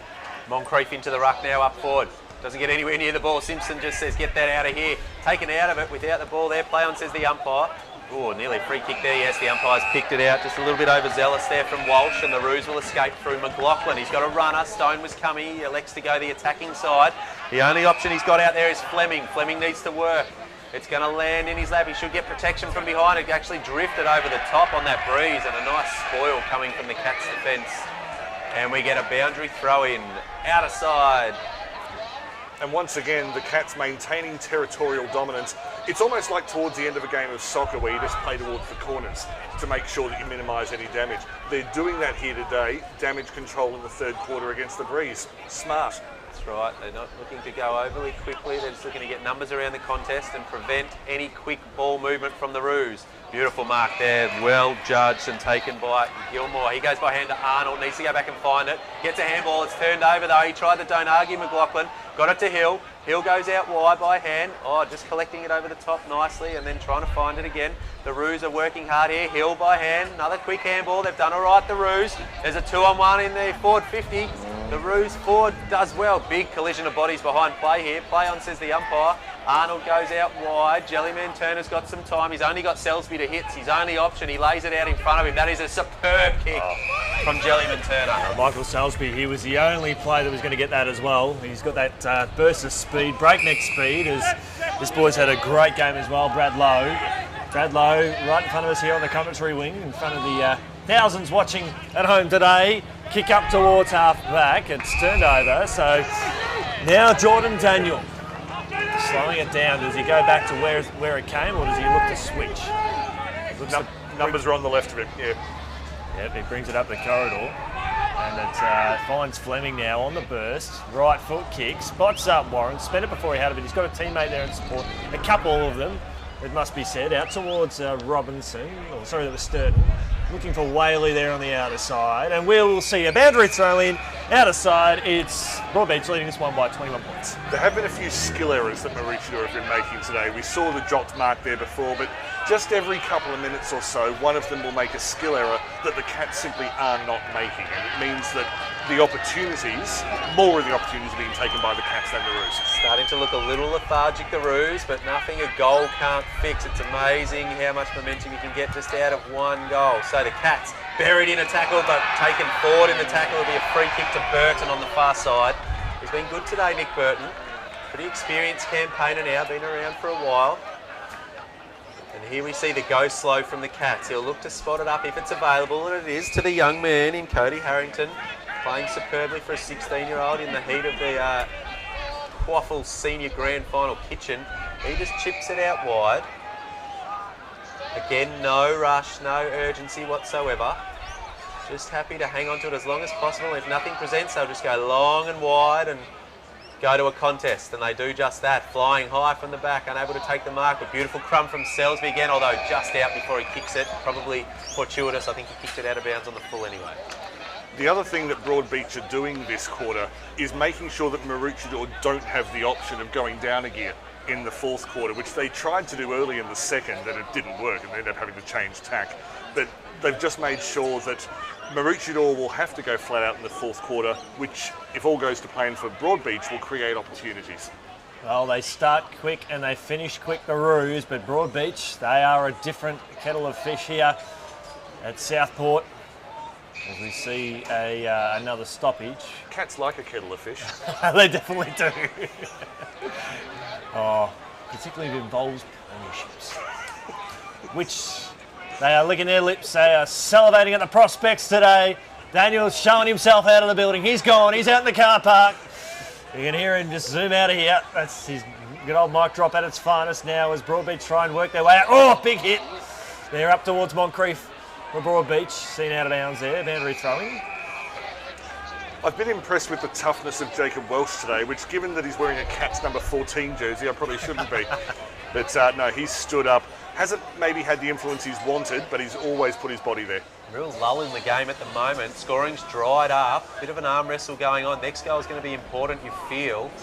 A goal to the catch just stretches them away and not beyond arm's reach, but it just starts to get a little bit tougher with every point that they advance. Whereas for the Roos, they're looking to do the opposite. They're looking to close the gap and try and build on some momentum. So, big footy to be won here on the wing. Lots of players around it. The Roos come up with it. Go by hand. Still can't get it clear. Jasper hunting that football and just dribbling out of bounds again. So the arm wrestle continues on the far side. We played 17.5 minutes in the third quarter. Margin still at 21 points. Who does it suit now, do you think, the lull in play at the moment? Oh, Broadbeach, 100%. More on that in a moment. Cats knock it forward from the boundary, throw in. Picked up by the Roos. Do have a player out in space here, but it goes over his head. Sam Jasper very content to just see that one go back over the boundary line. And I agree, I think it does favour Broadbeach given the state of the game at the moment. Yeah, it's Broadbeach is prepared to wrestle for the next 12, 13 minutes. If they can come out of it with the score as it is, they will be feeling absolutely happy as Larry. If Maroochydore will get the next one, it'll spark the game to life. After the last 5 or 6 minutes, this has been tough, grunt, hard-working footy as the Broadbeach try and work their way out of it, and he's G-A-W-N gone. Free kick now. This could be the spark. We see this on the tackle. Maxwell's just like, get out of my way. Hang on. Can't beat all three players here. Well, he beat the first two, was feeling confident. Third time wasn't a charm in that case there as the ball spears along the outer wing. So the Kangaroos, you got Sturton screaming for it, and that'll go in his general vicinity. He might end up being front and square to this contest. Comes out to him now. Comes out now to Lanthuis inside the forward 50. 2-on-1 contest. And going back with a fly to the ball. Taking a nice mark was Harrison Arnold. Catch repel again. Harrison Arnold got some nice protection from Braden Taylor there. And the Cats again, they go by hand. They'll just get it long down the line. Jellyman Turner goes by hands. They're going to run it out. Here he comes again, Jellyman Turner. Goes by hand. He might get it a fourth time here. He'll keep running around the wing. Not needed. Trouble here for Maroochydore, taken out wide there. No rush whatsoever. This is Ericsson, great user of the footy. Jellyman Turner's still running down. He's got the short option, wasn't used. Ericsson slowing it up, takes the man on the mark on, look to get it long and deep here, you would think. Runs his full measure, chipping ball. Nearly taken out in front there. He's going to get a free kick. He's going to get a free kick there. Probably too late to take the advantage, but won't bother the Cats whatsoever. So out wide. Probably look to get this in as long and deep as he can. Who's going to get to the foot of this pack? To the hot spot. Maroochydore everywhere. Nice mark taken by Stephen getting back, although he's made a bit of a mess of it. Govan goes underground and it could work out for the Roos. They just need a spark because that's gone for mine. Holding the ball up, I had perfect position. Didn't get a fist on it, and it's that man again, Max Lower, who was trying to make the play earlier on. Comes up with it. Superb tackle here. Tough shot though from this far out. He's had a big third quarter, Max Lower, and he's just handed the ball off badly. A lot of lethargy coming into this game, some tired bodies. It's because I praised him. Let's see if the young man, he shouldn't be tired. Youngest man on the park, I'd envisage. Harrington, not much movement. There's Maroochydore jerseys everywhere ahead of him, so he's just going to set it up and just say, hopefully someone can catch that. 5 roos will fly, 1 cat. Oh, just shrugs out of the way. If they've got that many numbers back, there should be cats everywhere here, and there are. And they'll just clean it up. No, it gets out the back. There is no one forward of the ball for the Roos, however. Braden Taylor's going to lead the chase here. Another one of the Cats youngsters. Just needs some composure here. Wheels onto the right boot and spots up his young teenager mate in Harrington. So Harrington here at half back for the Cats. Up towards Searle. Didn't quite get full purchase on that one there. And this stoppage, well, they were the cavalry. We weren't sure if more players are coming in. That was interesting from Broadbeach there. They left themselves short up front to make sure they had numbers at the back. So it's negative, but I think they've decided that in this third quarter, that's our tactic. We'll shore it up for the fourth. Definitely a tactic. Fisher picks it up, claimed immediately. The umpire allows it to spill out. 2 roos go in on the footy, get in each other's way. Now they're both at the bottom of the pack. The umpire will come in and clean this one up for us. But yes, I think Broadbeach are content to have extra numbers behind the ball and just make sure that no easy goals out the back are going to be forthcoming. Harrington picks it up again. Again, we see taken in the tackle and happy to just go repeat stoppage after repeat stoppage. Maroochydore need a spark. They need someone to provide something to give some energy. We spoke about whether they were out of petrol tickets. Chadwick comes out wide. Harrington again. Can he find the footy? Just paddling it along, not able to get it. Burton goes back, tries to find it as well. He paddles, goes to ground with the footy. It spills out. Now McLaughlin picks it up, kicks it. It's going to drift out. Is it going to be out in the full? Yes, it is. Probably one of few errors that Sam McLaughlin's made in the last month. We just hope for Maroochydore fans that if he's unable to keep the ball in that case there, just for their sake, the other teams, other players are going to be able to lift. As the ball is at half back here for Broadbeach. Got taken down fairly after disposal, over the head. There have a couple of roos, lands in the arms here of Jacob Walsh. So Walsh just again slowing it down. So it's 2 behinds to Broadbeach for the quarter, to Maroochydore 1 straight goal. To Jared Hill is the player on the mark. Big fly here required from behind, and Broadbeach with some numbers here at ground level. Left foot kick curled around the body there, over the head of Kethrow. Kethrow eventually should pick up the ball here. Great work here by Winter. Turned over there eventually there to Pearson. Pearson here for the Kangaroos. Robertson will be the big fly! No, it's not needed. Harrison Arnold takes 1 for the ages.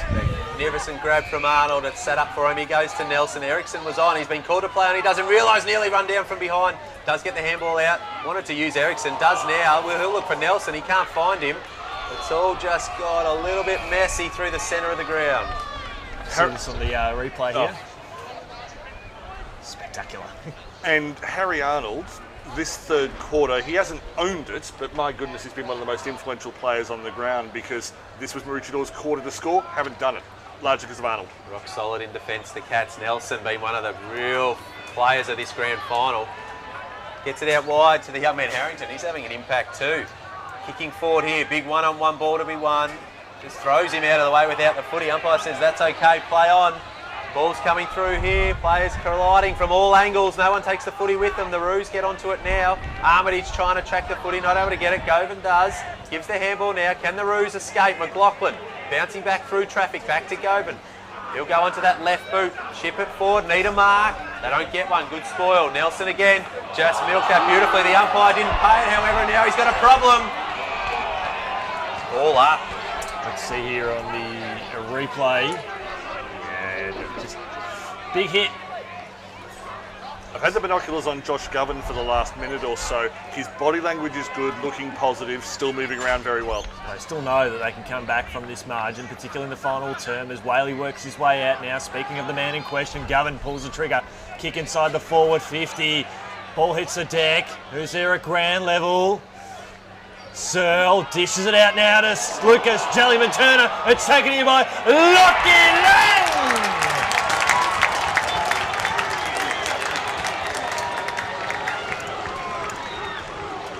What about the tackle that led to that goal scoring opportunity. We said they needed a spark. We might see it on a replay here shortly. Outstanding piece of play. Jellyman Turner got sold a lemon here and got buried in a tackle by Jake Warren. And it was Lang that came through and kicked his second of the afternoon. And there's a spark, there's a pulse. And again, I have been watching Govan, plenty of energy there. He celebrated that goal hard. He was the one for me who was the catalyst for that big comeback last week. He's calm on the ball all the time, and I'm enjoying watching him think. Likewise, Josh Searle, they're both very intelligent players. Back into the middle, Simpson and Pickering. Simpson gets it out. Can the Roos get a little bit of a spark here? Can they find back-to-back goals? Govan buried in a tackle. Play on, says the umpire. Fisher's trying to find the footy. He can't quite get it. Players diving in. It's getting frantic now. McLaughlin does well. Handball's into space. Hill coming from one direction. Chadwick the other. Bang! Look out! Great pick up there, although he slipped over. Searle couldn't quite take it cleanly after he lost his footing. And a little bit lucky to escape the Cats there, but the Roos, the energy's lifted. See here on the replay. Not one for the faint-hearted at all. Oh, the Chadwick Tower has been in full force today. It certainly has now as Armitage squeezes the kick, an up and under kick. One for the Brave. Oh! Jono Giles just plucked one and stuck. Right foot kick around the body there from Warren. Will we see another late flurry here from the Kangaroos? There's Fleming corrals Lucas Jellyman Turner, who squeezes the kick out, and Nelson's got more real estate than the great Australian bite, as he's got plenty of... That's water. Well, no one owns it, Daniel. No one owns that at all. He's there to take it if he wants now, as Broadbeach with some numbers through the corridor now. Out to Selsby. Selsby settles, and Broadbeach are away. Terrific kick from Selsby out wide. Armitage takes the mark, wheels and goes. Had an option in short, didn't use it. Now he's sold himself into trouble. Although he's coming through, he's kicked a couple today already, although he's gone there. Good tackle, the Roos are lifting. Their supporters are getting on top. Finding voice, great tackle from Giles. And they swing it onto the near side. Looking long with a barrel deep. It might work out. Arnold couldn't handle it. Good tackle late again, the pressure's lifted. Arnold, he is an athlete, goes by hand, he'll look to get it back. Lower tries to find him, couldn't quite. Lang, the goal kicker, brings it out wide. He's got a number out the back, he goes shorter than that. Doesn't quite get to him. Just that kick inside 50 hasn't quite worked for Maroochydore today. Searle trying to track this footy, just tries to knock it out of there. Hill picks it up, tries to go by hand, he's underneath that pack. There's some tired bodies out here, they're crashing in. Searle just chips it and lucks a fortune straight into Armitage. And the siren sounds. Well. Josh, just to go through the goal kickers, it was 2-0 to Maroochydore in that quarter. So the 9 goals for Broadbeach, still 2 each for Ryan Gilmore and Max Lower. Singles to Jordan Moncrief, Brad Lowe, Nick Burton, Tyrone Armitage and Sam Jasper. The 7 goals to Maroochydore, 2 to Lockie Lang, and then 1 each to Jared Hill, Lachlan Robinson, Mitch Scollard, Michael Stephen and Jono Giles. Well, the final quarter is upon us, not too far away. Can Broadbeach secure their first senior premiership in the QAFL and make amends for last year's disappointing grand final defeat at the hands of Morningside? Or can it be a sweet 16th win for the last quarter as Maroochydore look to secure their patented come from behind win in the last quarter? Stick around, ladies and gentlemen. We've got 30 minutes of blockbuster footy coming up next here from Southport. We'll see you then. To get that much needed early goal for Maroochydore, you can ride it home. Straight through the middle. The Roos get it again. No, he looks to lower the eyes and just chip it to Selsby, and one hand again. Pattern from the forwards, and then finally they release one, and that's terrific play from the Cats. Yeah, a ball which bounces unpredictability 100% of the time. Lovely tackle there. Hard-working footy as Broadbeach try and work their way out of it. And he's down, and it could work out for the Roos. They just need a spark, because that's gone. Come on, holding the ball up. Oh, great work here by Winter.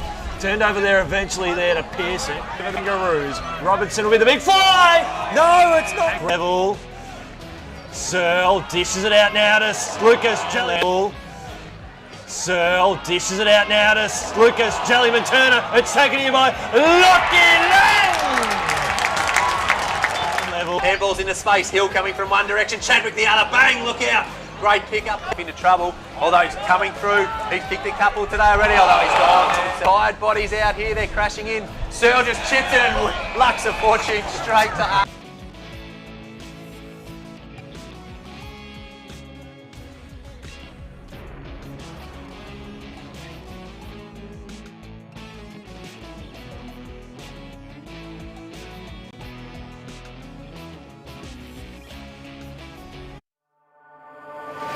Couldn't lay the tackle. Mars down! Has got it! Darcy Mars! Chris, they've beaten the home side. At third, Devils are on the board.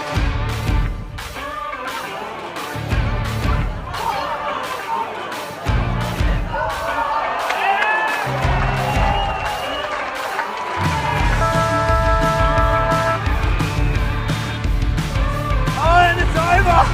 Hooperoo has won.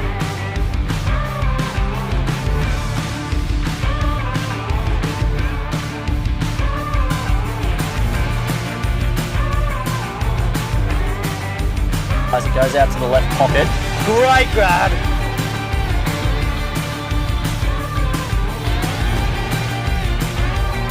The set shot goes over the umpire. For the first time today, the Red Lionesses lead on the board. Kick from 35. Davidson is going to stop the party early. Davidson celebrates as the Red Lionesses are the premiers for 2021.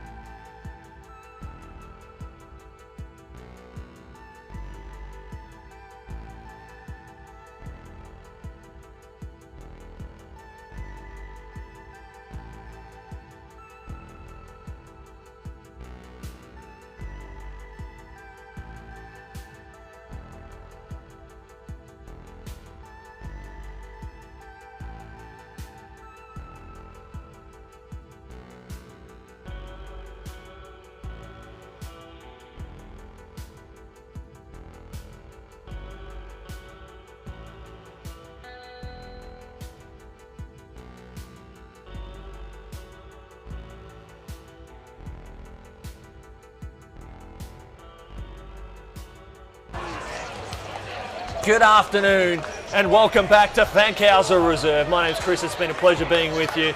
Been a pleasure being with Daniel and Matt as we get ready to headline the final quarter, the last 30 minutes of play for the season. Daniel, your thoughts, mate? Well, now we are allowed to open fire on talking about Maroochydores' final quarter form, this year and being in this final series, because by winning that last quarter 2-0, sure, it was with the wind, and Broadbeach did a lot better than that when they had to win in the second quarter, but they have put themselves right into the mix. And just as I say that, the wind seemed to stop affecting me. I'm not sure what it's like on the ground, but if it's died down, that favours the Roos even more. A couple of huge three-quarter time huddles there. You just saw the Maroochydore faithful returning over the fence, and we're going to have a little delay here whilst the Broadbeach and Maroochydore fans find their way back to their vantage points. But it's all to play for, 15 points to margin, and the infamous Maroochydore surge looming large. You can be rest assured Broadbeach are well aware of the potential threat coming their way. Well, they have won more last quarters, although not to be outdone, Broadbeach have actually won 11 last quarters too. True. So Yes. 11 at last quarters to 15, but Maroochydore have dominated the last quarters across the final series that have got them to this position today. So the 2021 QAFL season comes down to this 30-minute stand between Broadbeach, Maroochydore and Immortality. 15 points the margin. Beautiful afternoon on the Gold Coast. It's all to play for. Let's see what unfolds. Simpson and Pickering in the ruck. Good bounce from the umpire. Up they go. Pickering, a free kick paid. There's whistles blowing everywhere. Out of zone umpires picked one out. It's going to Maroochydore. They will get to work their way forward first, and it's going to be through Lockie Lang, who's been good this afternoon. Arnold in a one-on-one. Beautifully taken by Lower. Handball out wide. Searle and Gledhill, neither of them go for the footy. Searle gets it now. Tackled without it. Gledhill goes back to Jellyman Turner. Tackled as well. Back to Gledhill. Dangerous ball back into the middle of the ground. Broadbeach will want to come up with this. There's Maroochydore boys coming from everywhere. Strong contest between Govan and Fisher. Fisher handball just taps it forward there. Maroochydore pick it up. Govan stepping through traffic. They can't find it. They just hack it off the ground. Opportunity for the Roos. Picked up there. He's only got one arm free. How did he get rid of it? Umpire play on? No, the other umpire saw it. Arm pinned. And Nelson, who's been terrific. Beat me to it. Liam Nelson's work there. First effort, second effort. Got the free kick. Stand up. Saw that good bump there on the replay there involving Armitage. As the ball comes out here towards the commentary wing, Daniels works his way into it now. He's taken down the ground. So just looking around the ground with some of the key matchups. It's still quite open. I like the matchup of Jacker and Salisbury. They basically cancel each other out. As rucks go up again, through the arms there of Philo. Working hard on hands and knees there was Gilmore. And we'll see another stoppage. It is quite spread. We see a lot of teams these days playing the very high press, which will congest things. Neither team's doing that now because they respect the counter-attacking ability of the other. I just want some clean, open football now as Govan lays yet another tackle. And we saw this happen a lot during the fourth term. Sorry, the third term, yeah.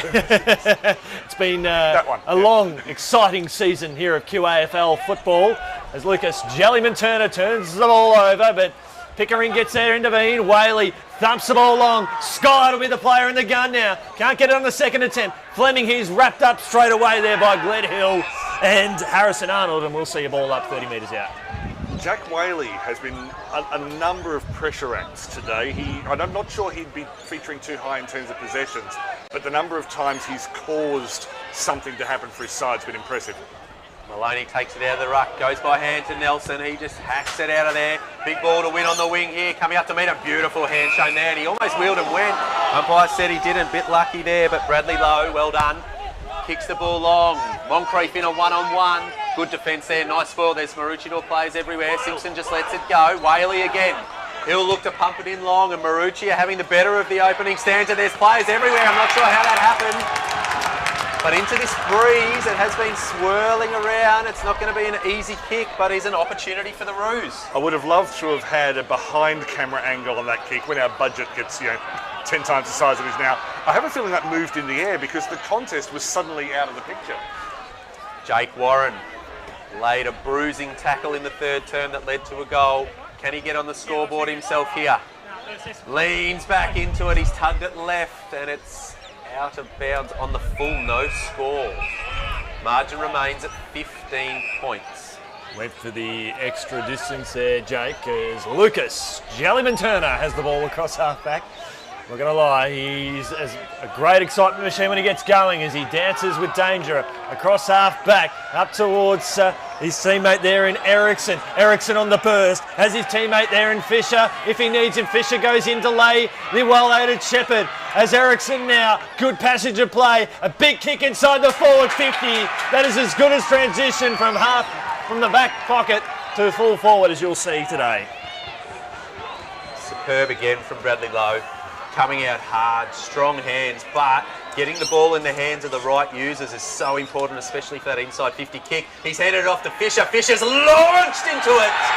Jackson Fisher from way downtown. What about that for a goal? 3 stars combining there. The run down the left wing, which had to be made because the disconnect between the forwards and the midfielders could only be made up by a long run. Then Lowe presenting himself at centre-half forward to take the mark. And then just the sneakiest of layoffs there to Jackson Fisher, who made sure he went from a casual position to an intense kick in a matter of about a quarter of a second. It's not always easy to land those shots under pressure, and he's done it in the fourth quarter of a granny. Huge goal from Fisher. I was just saying the right users getting their ball in their hands. Blake Ericsson laced out his forward there. Beautiful play. So Rucks will go up again now. Simpson wins it down the ground looking for Giles. Fisher gets in the way again for Broadbeach. Simpson dishes it out now. Right foot, banana. Out towards Hill. Ricochets off Jellyman-Turner. Comes out now to Jono Giles. Right foot kick. Good smother there from Broadbeach. Maybe just a bit the tide is starting to turn now. As Fisher again. Kick inside the forward 50. Looking for Moncrief. Bury gets in there. He's wrapped up straight away there by Sam Jasper. Umpire Sammy Summerall says no prior opportunity. Ball up, 40 metres out from goal. And we see it on the replay there, Daniel. Again, excellent work from Jasper, and it's not the first time I've said that today. Tapping out wide, running onto its Fisher again, couldn't quite collect it. Doozy taken without the ball. Handball back inboard, goes astray. The Maroochydore back line are under the pump. He needs an option. He finds one. It's a good kick. Great fist from Searle though. Searlesby looking to put pressure on. There's no one out this side of the ground. Searle's going to try and get onto it again. Picks it up cleanly. Looks the feedback. Didn't have an option. Collared. Too high, says the umpire. Just got over the top of him there, Jack Whaley, and it'll be Josh Searle with the ball. That's years of experience from Josh Searle there. It's like, I'll duck. Now, got the free kick. 21 points the margin. Broadbeach. They've been so close in recent times. Goes long to Moncrief in the pocket. Hasn't been able to glove one today. Very cleanly deep forward, and the Maroos are able to escape again. Needs the handball. Fisher lays a terrific tackle. He's turned up to play in this last quarter. Jackson Fisher. The Cats again into the hot spot. Moncrief's on his own. He's got it. Jordan Moncrief couldn't take the initial grab, but just ducked out the back. His side won it back through Ryan Gilmore, and you'll see it in the replay. Jackson Fisher with a superb tackle, and this ball had Jordan Moncrief, the 2021 Grogan medalist, kicked 60 goals for the year so far, going back in front of the Broadbeach faithful to try and extend the margin and inch them closer to a potential premiership flag.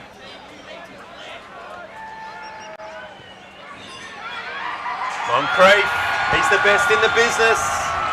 That's his second for the afternoon. The Cats extend the lead. They move to 11-6-72, leading Maroochydore 7-3-45. Nearly 8 minutes gone in the last quarter. The other thing you would have seen in that replay before of the cross kick, just before what you can see on screen now, was about 4 Maroochydore defenders who were too tired, who had been sucked across to the pocket and were just too tired, lacking in energy to get back across to Moncrief.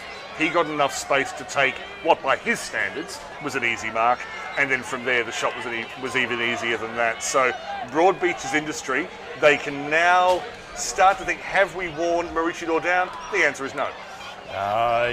Impossible is nothing when it comes to the Maroochydore faithful. As Govan now, left foot kick up towards Lang there. Good defensive work from behind there from Arnold. Good hit there on Ericsson. Just squeezed the kick out. Looking for a teammate there on the outer side. Bounces away from him in the form of Burton. Maroochydore now trying to paddle the ball back up towards the corridor. And we'll see another stoppage. So we see here on the replay now, this is a big, big hit. Bang! Managed to get the kick away there. So Maroochydore now. Centre wing out of side. Simpson brings it down to ground. They need the next one. That's the understatement. We'll see a stoppage. Well, they were 22 points down when the miracle began last week. They're 27 down now. Bit of a breeze to contend with today too. Up against the Broadbeach side that would be much fresher than them as well. They've really got to find something. Govan carried forward in the tackle. Broadbeach players. Desperation stakes rising. Nice bit of stacks on there from Welsh as well. 9 minutes gone. Clock becoming an enemy for Maroochydore potentially. Lower gets the handball out. Ericsson just shrugs his opponent, able to collect, and he's moving forward again. Moncrief's one-on-one. Couldn't quite take the mark. Can he find it at ground level? No. Well done by Kethrow. Gets the handball out, but it goes to Moncrief. Good buttering up by the big man. And they just hand it out wide and just go long and high. Moncrief, how did he get back here already? Couldn't quite take the grab, unfortunately. It's still there for him. Third effort, fourth effort, fifth effort. He's not going to let that ball out. Superb play, Jordan Moncrief. Ben Kethrow from Maroochydore, number 41. He's clearly been given the job on Moncrief today. He's actually done well. I think he's only lost him a couple of times. He definitely has. He's probably had the better job of it so far. But it counts for nothing if they don't get up today. There's a kick around the body inside the forward 50. Was I held on to? Yes, he was. And Broadbeach, they've got to take advantage here. Are they? No. Bradlow. Now, I thought he may have gone down slightly easily there. Well, But I mean, that's a fairly serious accusation I'm making. I'm not going that far, but how big's this in the context of the game? Let's be honest. It'll push the margin over 5.5 goals. 5.5 goals with 10 minutes gone. I'm deciding how brave I am. You can't. Predictions here in this competition are very tough to make. As Lowe has put it through. They've got the opening handful of goals here to start this final term. And Broadbeach might have one hand on the cup. They've certainly got one hand on the cup, and for me, being 33 points out with 10 minutes gone, I actually am prepared to call it for two reasons. One is I think with the breeze and with Maroochidore's flagging energy levels, I think I'm right. But secondly, because if Maroochydore do win it from here, it will help them to have had at least one commentator say that they couldn't win it from here. We'll see what happens. Will the commentator's curse strike here? But Broadbeach, 10 minutes, 11.5 minutes gone in this last quarter. 33 points to the good. So much heartbreak over the past few years. Can the players maintain the rage? Pickering finds the footy. Fisher taps it forward. Burton comes to meet it. Good tackle laid there. And we'll get a secondary stoppage. Tracking towards the Broadbeach goal. Good body language and energy from Stephen and Govan from Maroochydore. Pickering up again. Almost off his head there. Comes back. Well, Lower was strong through the contest. Will he get it back? Tried to find the footy. Couldn't do it, unfortunately. And that was Gilmore. Will this be 50 metres? It was a late kick forward, but a little bit forgiving there. It's going to come back to Maroochydore, and Robinson's going to get it. They're going to make something happen. They're going to make it happen now. Yeah, Robinson earned that free kick. Good defence. So Robertson at centre half back here for the Kangaroos. Gets plenty of mileage on that kick. There's a lot of cats around this contest. And a strong mark taken there by Mahoney. Going back with a flight of the ball nicely. Kick up towards right half forward. A few Kangaroos, but it doesn't favour them at all as Sam Jasper bolts in the goal and kicks it out of bounds. Boundary throw in the forward pocket. And they are putting more nails into this coffin at a rapid rate here, the Roos. And even this now, they're just playing the corners again. Sure, they're with the wind, and it's not quite the tactic it was in the third quarter.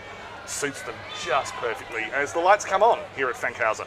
Winter v Simpson. Simpson wins it downhill. He's cramping as he's trying to find that footy. Ericsson's going to come through. Can he collect? He does. Can't break the tackle, however. Did he keep it in? The umpire said yes, but now it's gone out of bounds.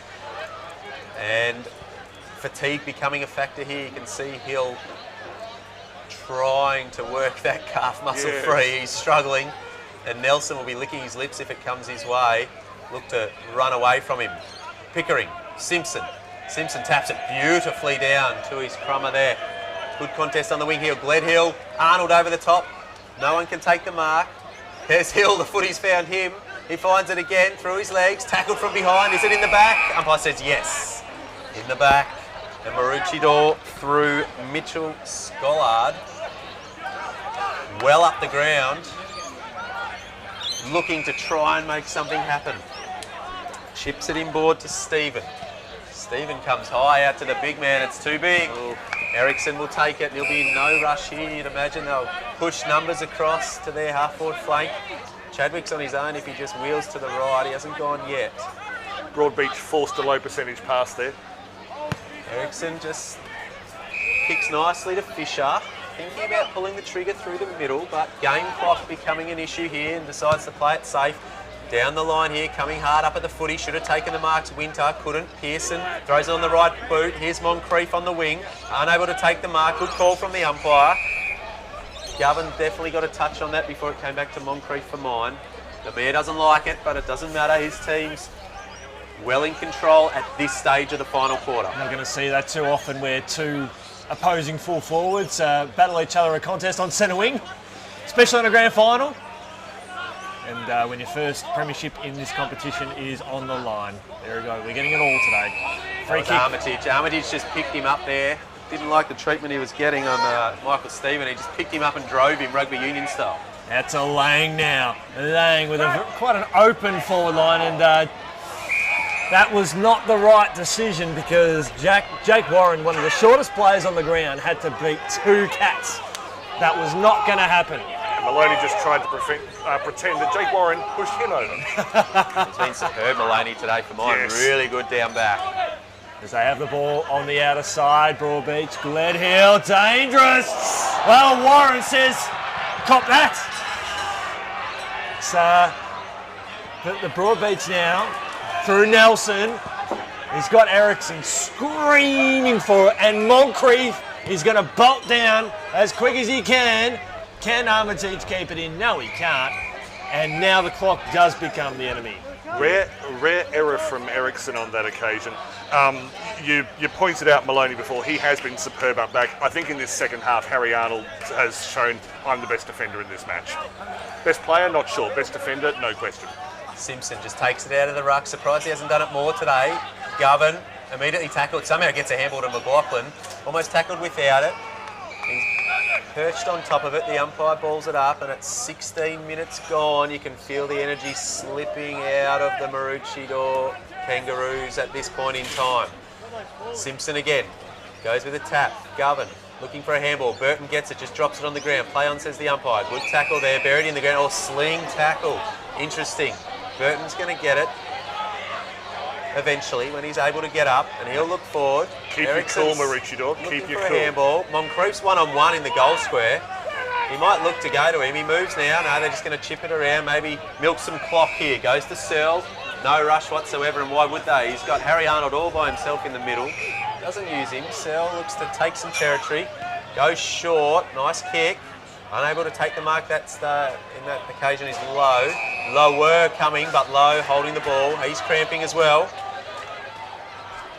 17 minutes gone. Maroochydore look to make something happen on the outer side. So they've got to put everything into practice now as Whaley. Ball almost bounces away from him. Has Jacobs there in support. Jacobs along the outer side looking for Robinson, and we see a boundary throwing. Gentlemen, question without too much thought process, but if you had to put a nomination in for BOG today for the coveted, what's the name of the medal again? Joe Grant. Joe Grant medal. Who would you guys be thinking? I disagreed at the start of the game, at the half-time when Max Lower was mentioned. I don't anymore. I think he's got it. He's been terrific, Lower. Liam Nelson's been superb, 2 down back for mine, really attacking, plenty of running bounces. Lots of candidates for Broadbeach, however. It'll be interesting to see how it ends up. One name, Matt, one. Just right? one? Yeah. Well, you took my name, remember? So we can share. I'm still on the Max Lower train, I think. No, I think his second half's been superb, and that's pushed him ahead of a few other candidates. Turning all the way to the Broadbeach. The best drinking facilities in the region there, because they will be toasting the Premiership Cup. Although Sam McLaughlin says there might still be a pulse. Did you remember last week, guys? I think. No, I've forgotten all about it. Forgotten all about it. What happened? Tell me more. You had to be there. He's been wonderful, McLaughlin, today again. His hands have been really good. Another example right there, backing back into the pack. Very brave and deserves a goal for his efforts today. So Sam McLaughlin here for Maroochydore. When there's a will, it's not today. And the Premiership hopes for Maroochydore slipping away as the margin sits at 32 points, heading into time on in the last quarter. Josh Searle, the skipper, the spiritual leader of Broadbeach for oh so long. He's been fantastic today, and he just calmly chips it forward to Chadwick. And the Cats are in no rush at the moment. The game's well under control for them. Harry Arnold, he'll look to come wide. No, a little chipping ball, beautiful touch through to Ericsson. Ericsson just slows it up. Maloney's out wide. The sting's really gone out of this one by the look of it. Ericsson comes wide. Lovely use again. He's a classy play. You don't win Grogans if you can't play. Wonderful kick there to Riley Winter. He just looks down the line, goes high. Big pack forms, unable to take the mark, stepping through nicely. Come the ruse, he just took too long. He took too long, follow. And Nick Burton got him. He's got Ericsson in the middle, doesn't use him. Moncrief's got an acre of space in front of him. Burton didn't go to him early enough. He's going to go wider instead. I think this is Chadwick. Takes the mark. He'll turn. It's not Travis Jasper, my apologies. Sam Jasper. And so you'd imagine he'll just take his 30 and just pump it in as long as he can. Moncrief's down in the goal square. He'll find a problem with his socks in a moment, you watch. Burton's coming, he's on his own, not used. Jasper, been a goal kicker this year. This will take a really good effort late in the game. He just squares it up, that's a beautiful kick. Doesn't quite get to its intended target, however, and the Roos will try to repel. So the Roos up towards the middle of the ground. Searle takes a magnificent mark in the middle of Southport. 12 months ago, he celebrated his 150th game in a losing grand final. 12 months later, he's about to become a premiership captain and write his name into footy folklore along with 21 other teammates and numerous others who have played with Broadbeach across the year. As the ball goes up towards half back. Ball pumped inside the forward line now. Right foot kick around the body. Around the body. And it's party time here at Southport. Come to the Gold Coast. They know how to party. Ryan Gilmore, third of the afternoon. And again, just repeat entries. Braden Taylor came from deep there out the far side, affected the spoil, got the handball forward, and then the goal kicker Gilmore picked it up, shrugged a tackle, curled it home, and the Broadbeach faithful on the far side, they rode it home. And I think it's fitting that that play was begun by a fantastic mark from Josh Searle. And I think for neutrals, the premierships that you really like to see are the ones where there is someone in the side, a figurehead, who has been there through the tough times, who has earned the premiership over a decade, not just 12 months. And the Broadbeach captain definitely fits that bill, Josh Searle. As the ball's back in the middle now.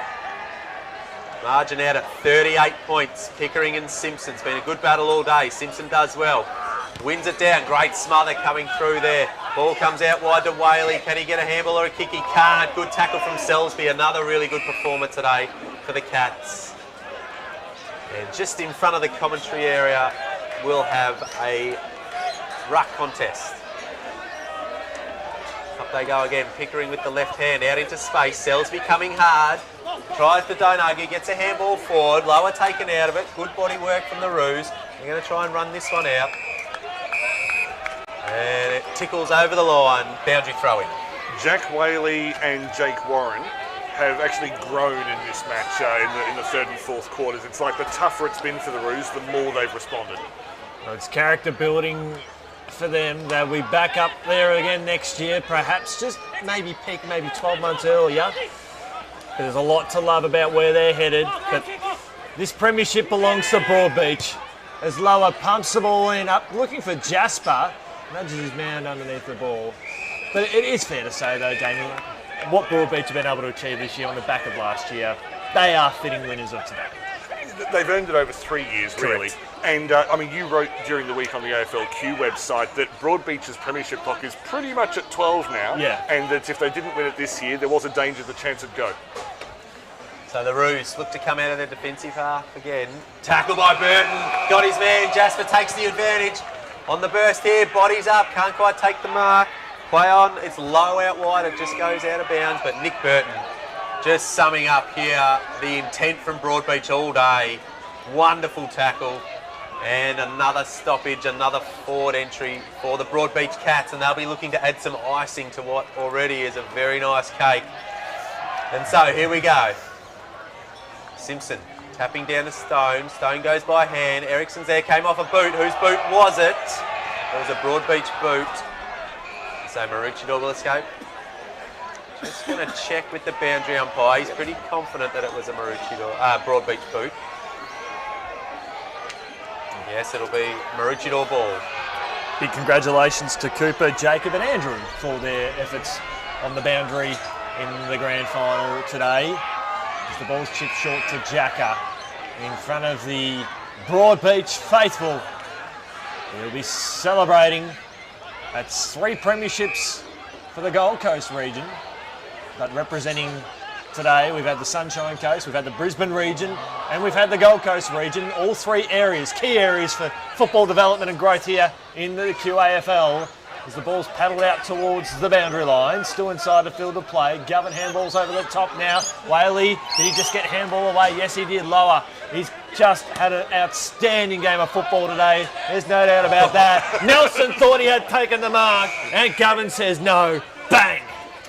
It only went 12 metres, and Govan said, "Here, I'll show you how many metres it's gone. Read the jersey number on my back." But no, tremendous work. But yeah, you can feel the lap of honour beginning for Broadbeach at the moment. There could be a party goal coming. It's been a period of sustained dominance from the Cats in the Qafl too, and they haven't quite mounted the summit until today. They're very deserving. Congratulations to Craig O'Brien and all the coaching staff down at Broady. It was a very tricky lead into the finals where they really didn't play too much footy, and yet that may have worked out in their favour. So let's see what we can do in the last couple of minutes. Can Maroochydore get it forward and perhaps get another goal? Here comes Maloney again though. Been rock solid down back. He wants to go quickly. He's got Jasper on his own. Jasper will take the mark. He'll turn. Can anyone break free? Moncrief comes. Not used. Out the back is Jackson Fisher on his own. Still on his own. Sam Jasper says no. I'm going to go back. I'm going to take the 30. And soaking it up. He may launch into this one. He did pull his last kick a little bit shorter, but with the faithful riding at home on the far side, the noise will tell the story. Sam Jasper, deliberate approach, crosses the centre square and unloads. Not going to get the distance. Can anyone take a grab? No, they can't. Dribbles out of bounds. Boundary throw-in. I'll just redraw attention to the black armbands being worn by Broadbeach today. Terry Young, former player, club stalwart, and I think there'll be a few people around the Broadbeach club to whom this means that just that little bit extra. Rucks go up again, and we'll probably have another restart. But it has been a miraculous season, and we highlight Broadbeach's lack of preparation. This is their second game in 3 months. It's been quite extraordinary what they've been able to produce over these 2 games. Quite remarkable. As the ball comes out to Searle, speaking of remarkable, and he shows us time and time again just how good he is. Oh, speaking of how good, Sam Jasper's had a last quarter. I think he's about 20 metres closer than what he was every other shot, and he's going to take the 30 seconds and he's going to enjoy his victory lap. It's not quite a Leo Barry mark, different set of circumstances, but put it this way, when they release the DVD of this game, I think that'll be in the advertising reel. Superb work from Jasper, and as you say, it's not an isolated act. He's been superb for the last few hours. It's been an absolute treat, and he's got all the Broadbeach faithful in front of him, or beside him. They're with him in spirit every single step and kick of the way.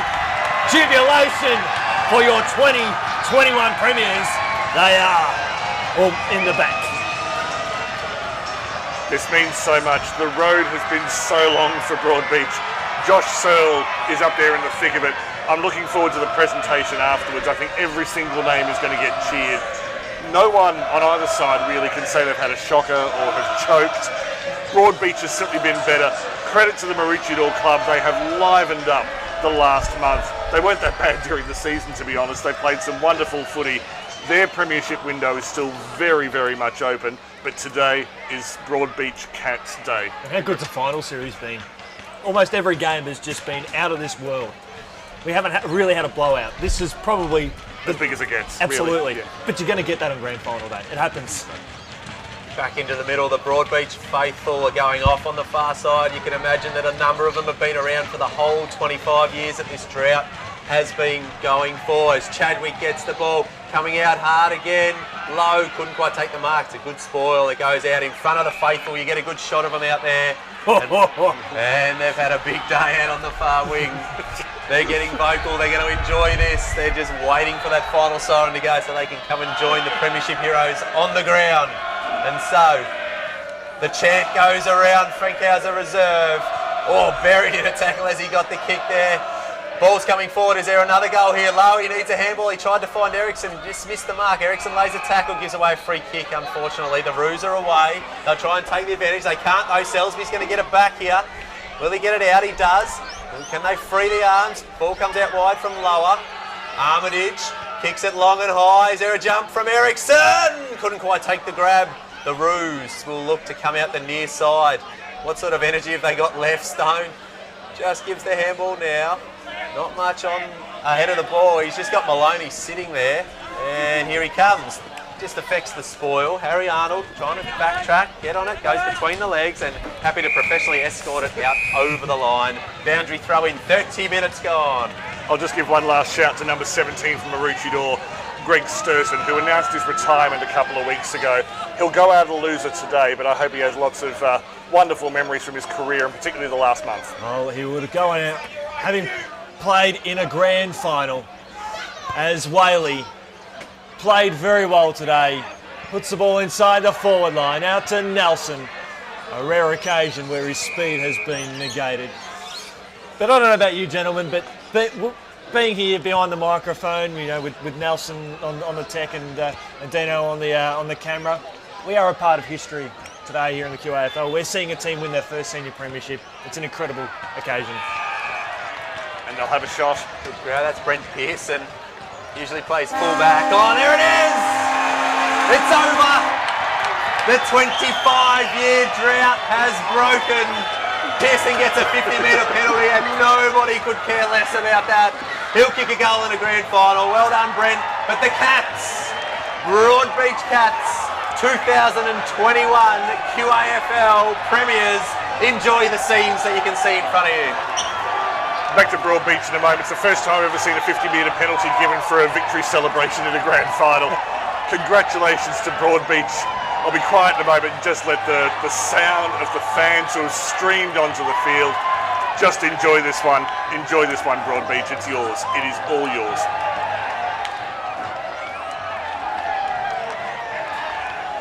And as the masses descend on the victorious players, an incredible performance from the Cats today. They get home by 38 points.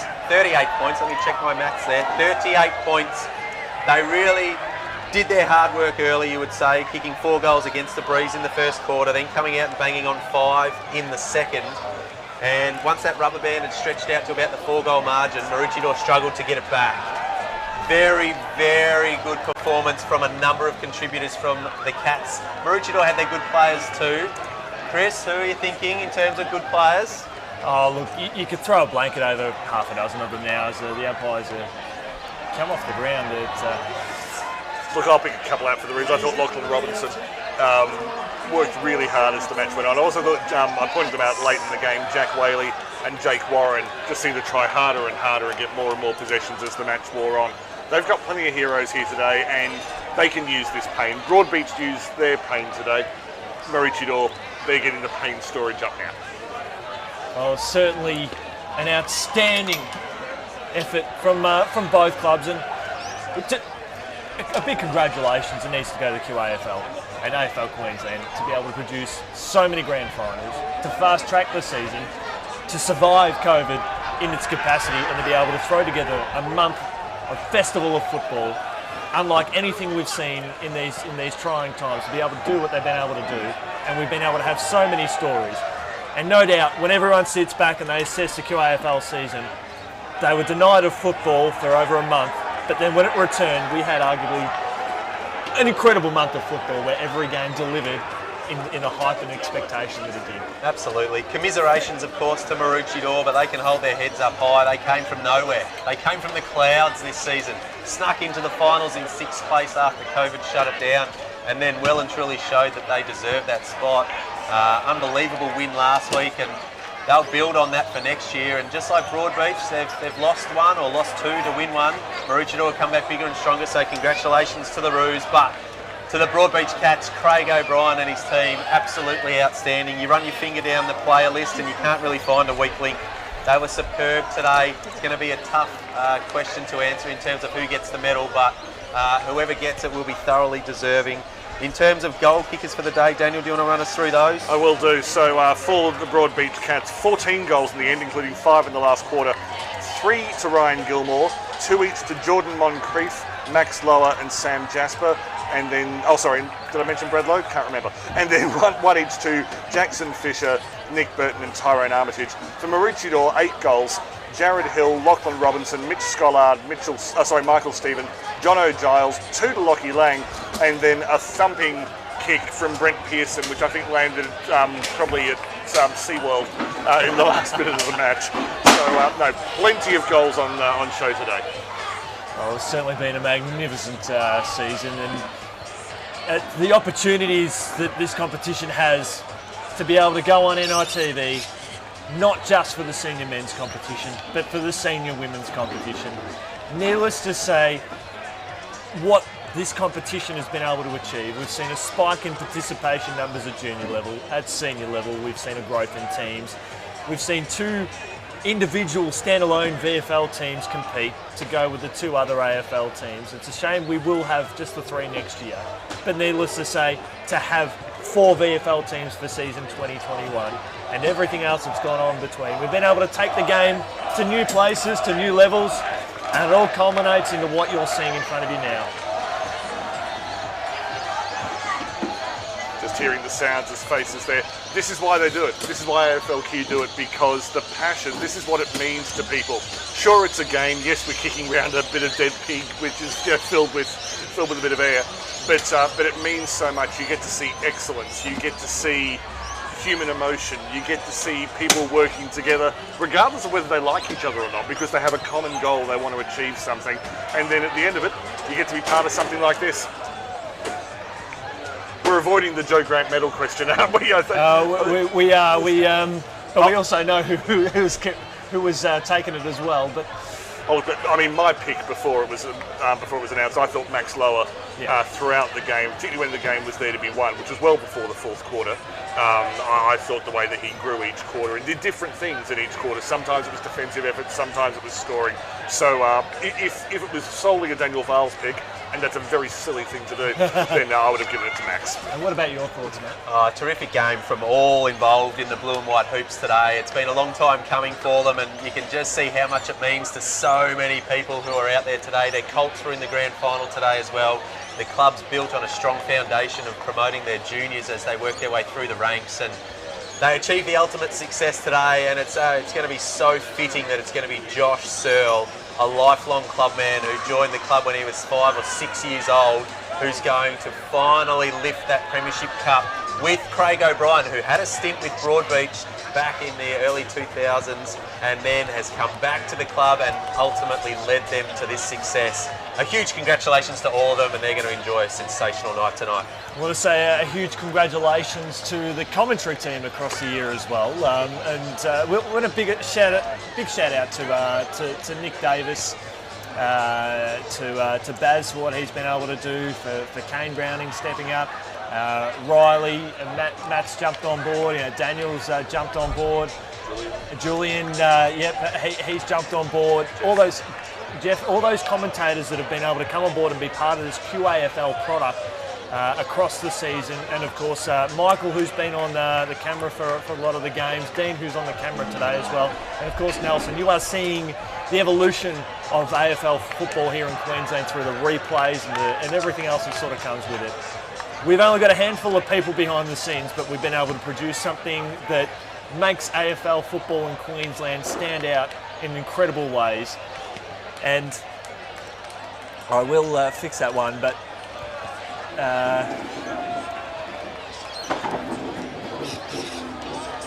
as we get ready to wrap it up, on behalf of the team, Daniel, Matt, Nelson, thanks so much, and of course Dean on camera. We do appreciate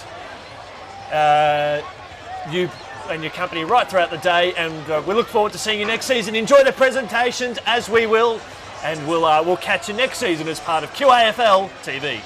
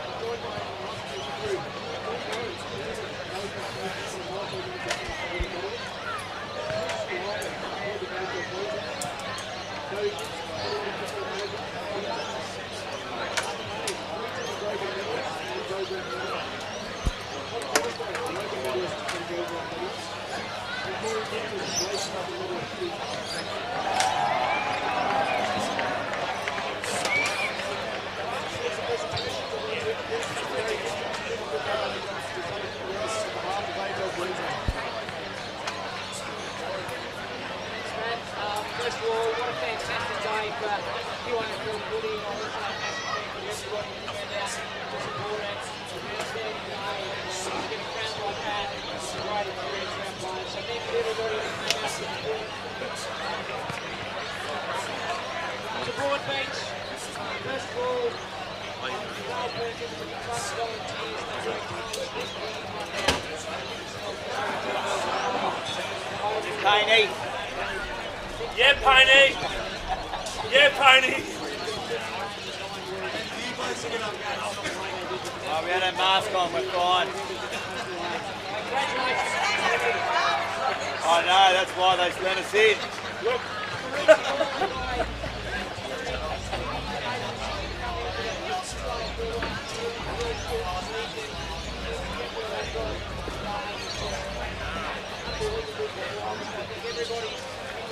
Journey during the final series, holding his ground, having started something really good. Congratulations on playing the I'd like to not only acknowledge our umpires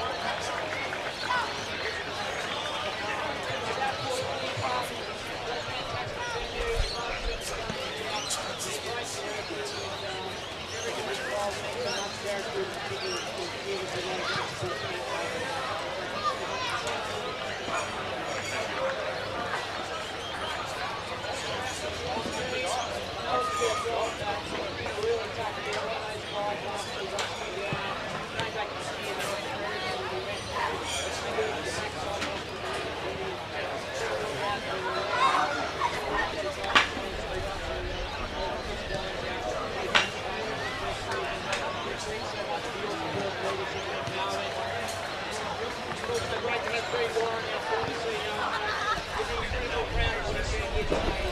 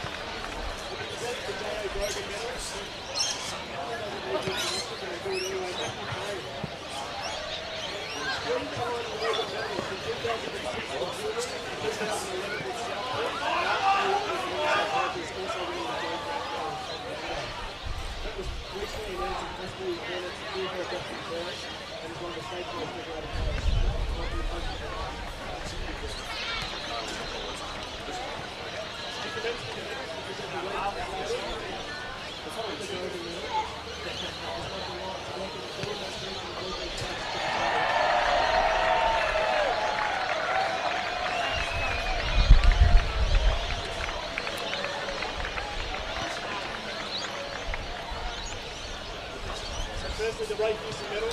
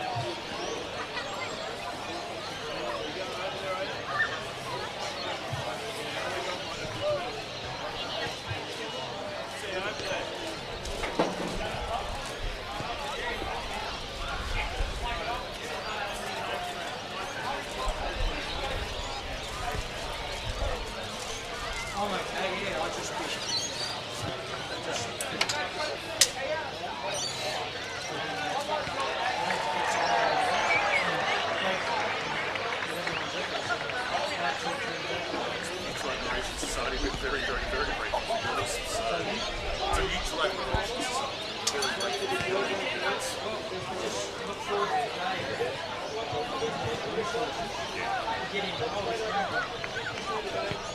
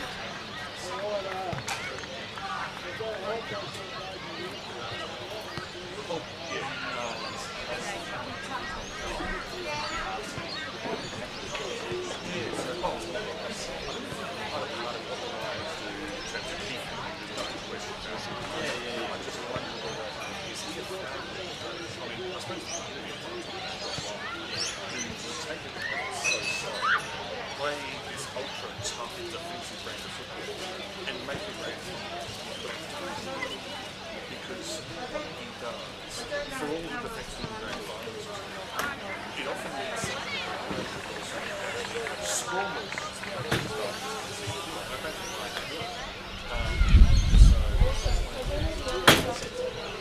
Yeah, he can take all the before he.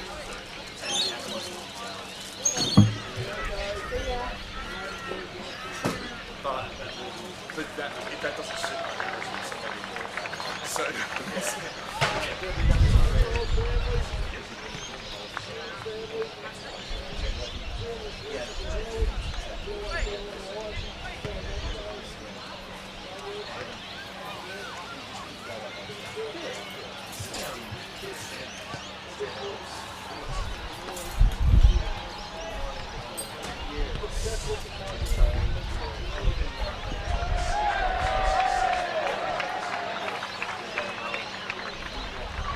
Also, I've got the best coaches.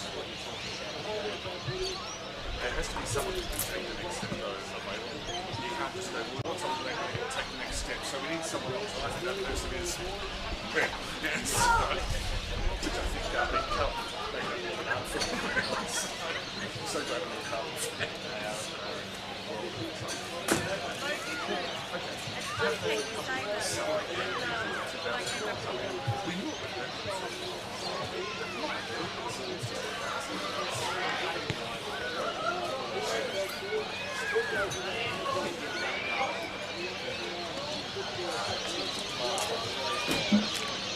Best way to get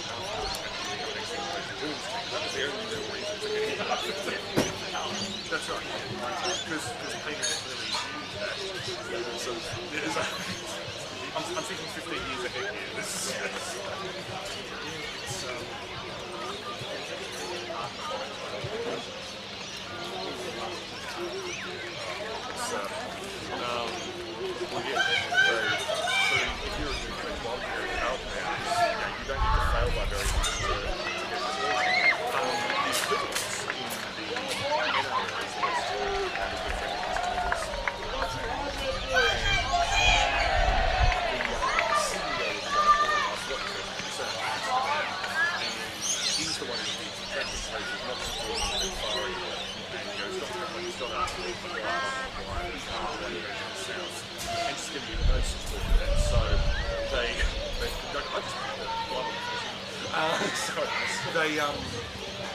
and so he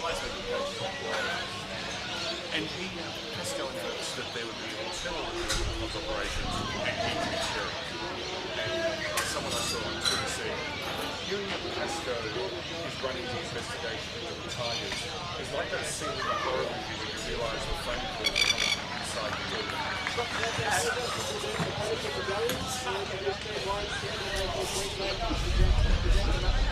Starting with number 1, Brandon Chadwick.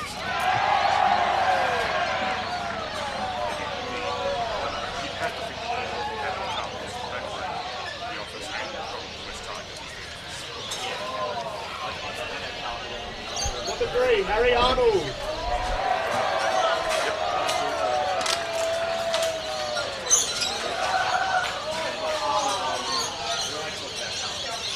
Number 4, Blake Erickson.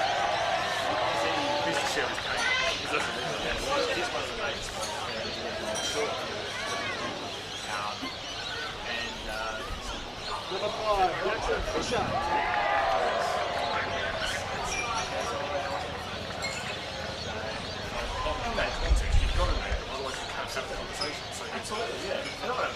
Number 6, Gordon Moncrief.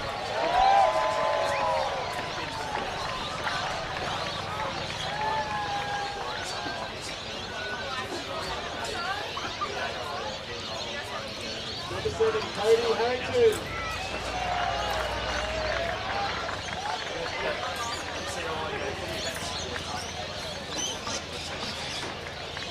Number 9, Leah Belcher.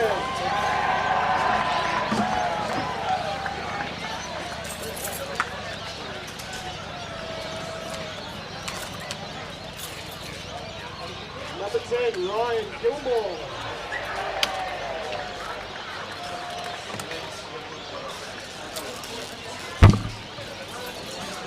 Number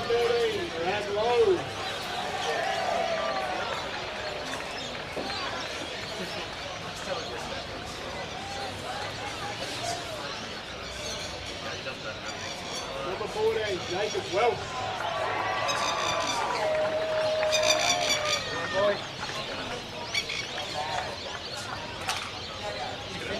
I'm just going to back this up while Number 18, Max Lower.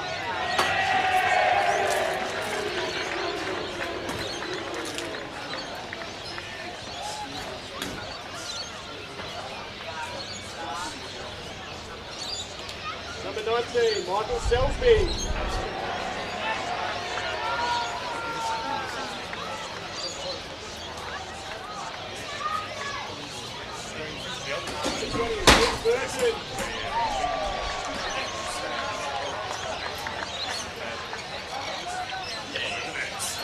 We don't know the full reasons yet.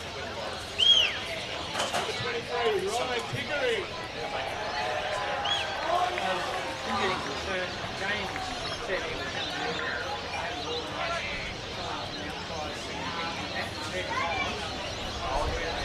Number 24, Lucas Jellyman Turner.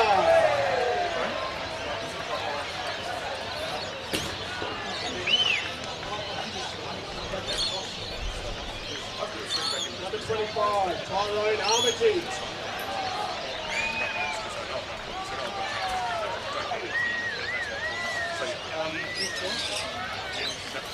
That was just to make that clear. Number 36, James Glenhill.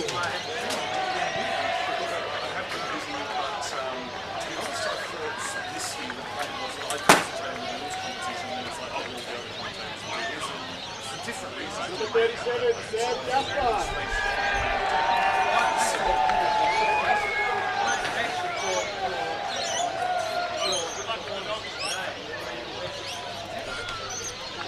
Number 53, Riley Winter. Because there's actually more to talk about.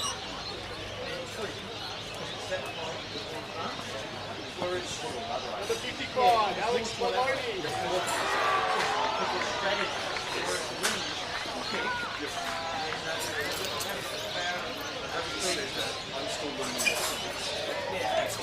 Number 57, Braden Taylor.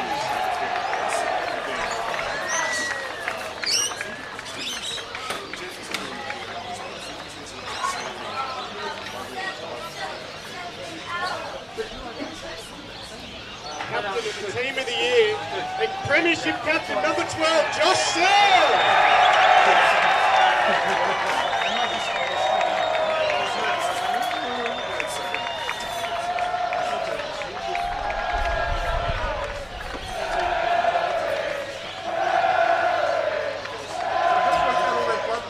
Shut up, Daniel. Just in this.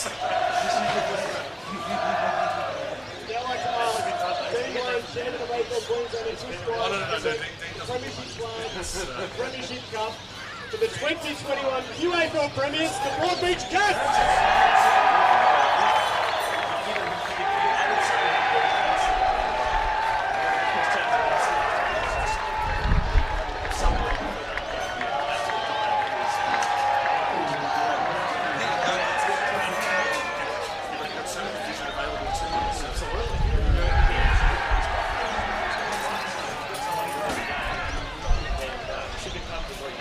Been able to do, and that will give you the confidence boost that you need. But you've got another 5 days of it now, so yeah. So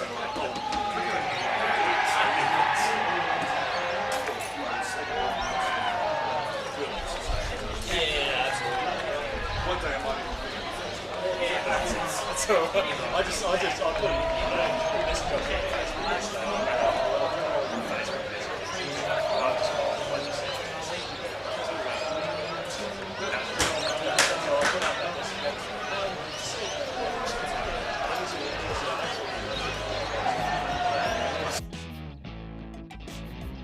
Back into the middle of the ground, Broadbeach will want to come up with this.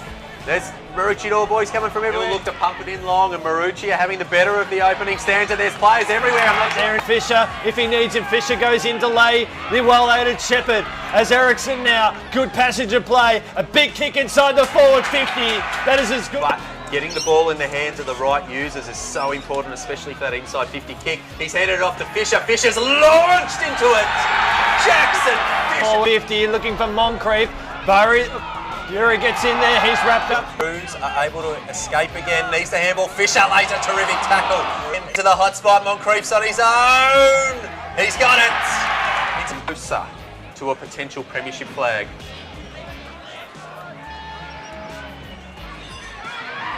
Moncrief, he's the best in the... You can't, predictions here in this competition are very tough to make. As Lowe has put it through. Well, Lower was strong through the contest. Will he get it back? Tried to find the footy, couldn't do it, unfortunately. That footy, Ericsson's going to come through. Can he collect? He does. Can't break the tackle, however. The ball on the outer side, Broadbeach, Gledhill, dangerous. Unable to take the mark, in that occasion is Low. Low work. Drinking facilities in the region there because they will be toasting the Premiership Cup. Although the best. Unable to take the mark, stepping through nicely. The Roos, he just took too long. However, and the Roos will try to repel. So the Roos up towards the middle of the ground.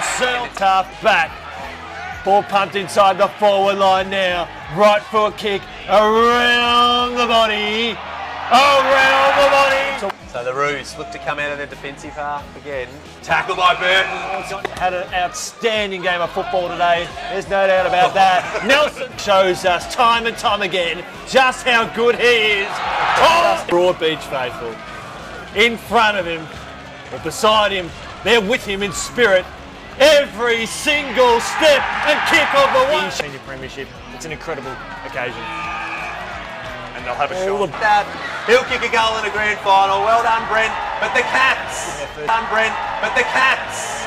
Broadbeach Cats, 2021 QAFL Premiers. Enjoy the scenes that you can see in front of you.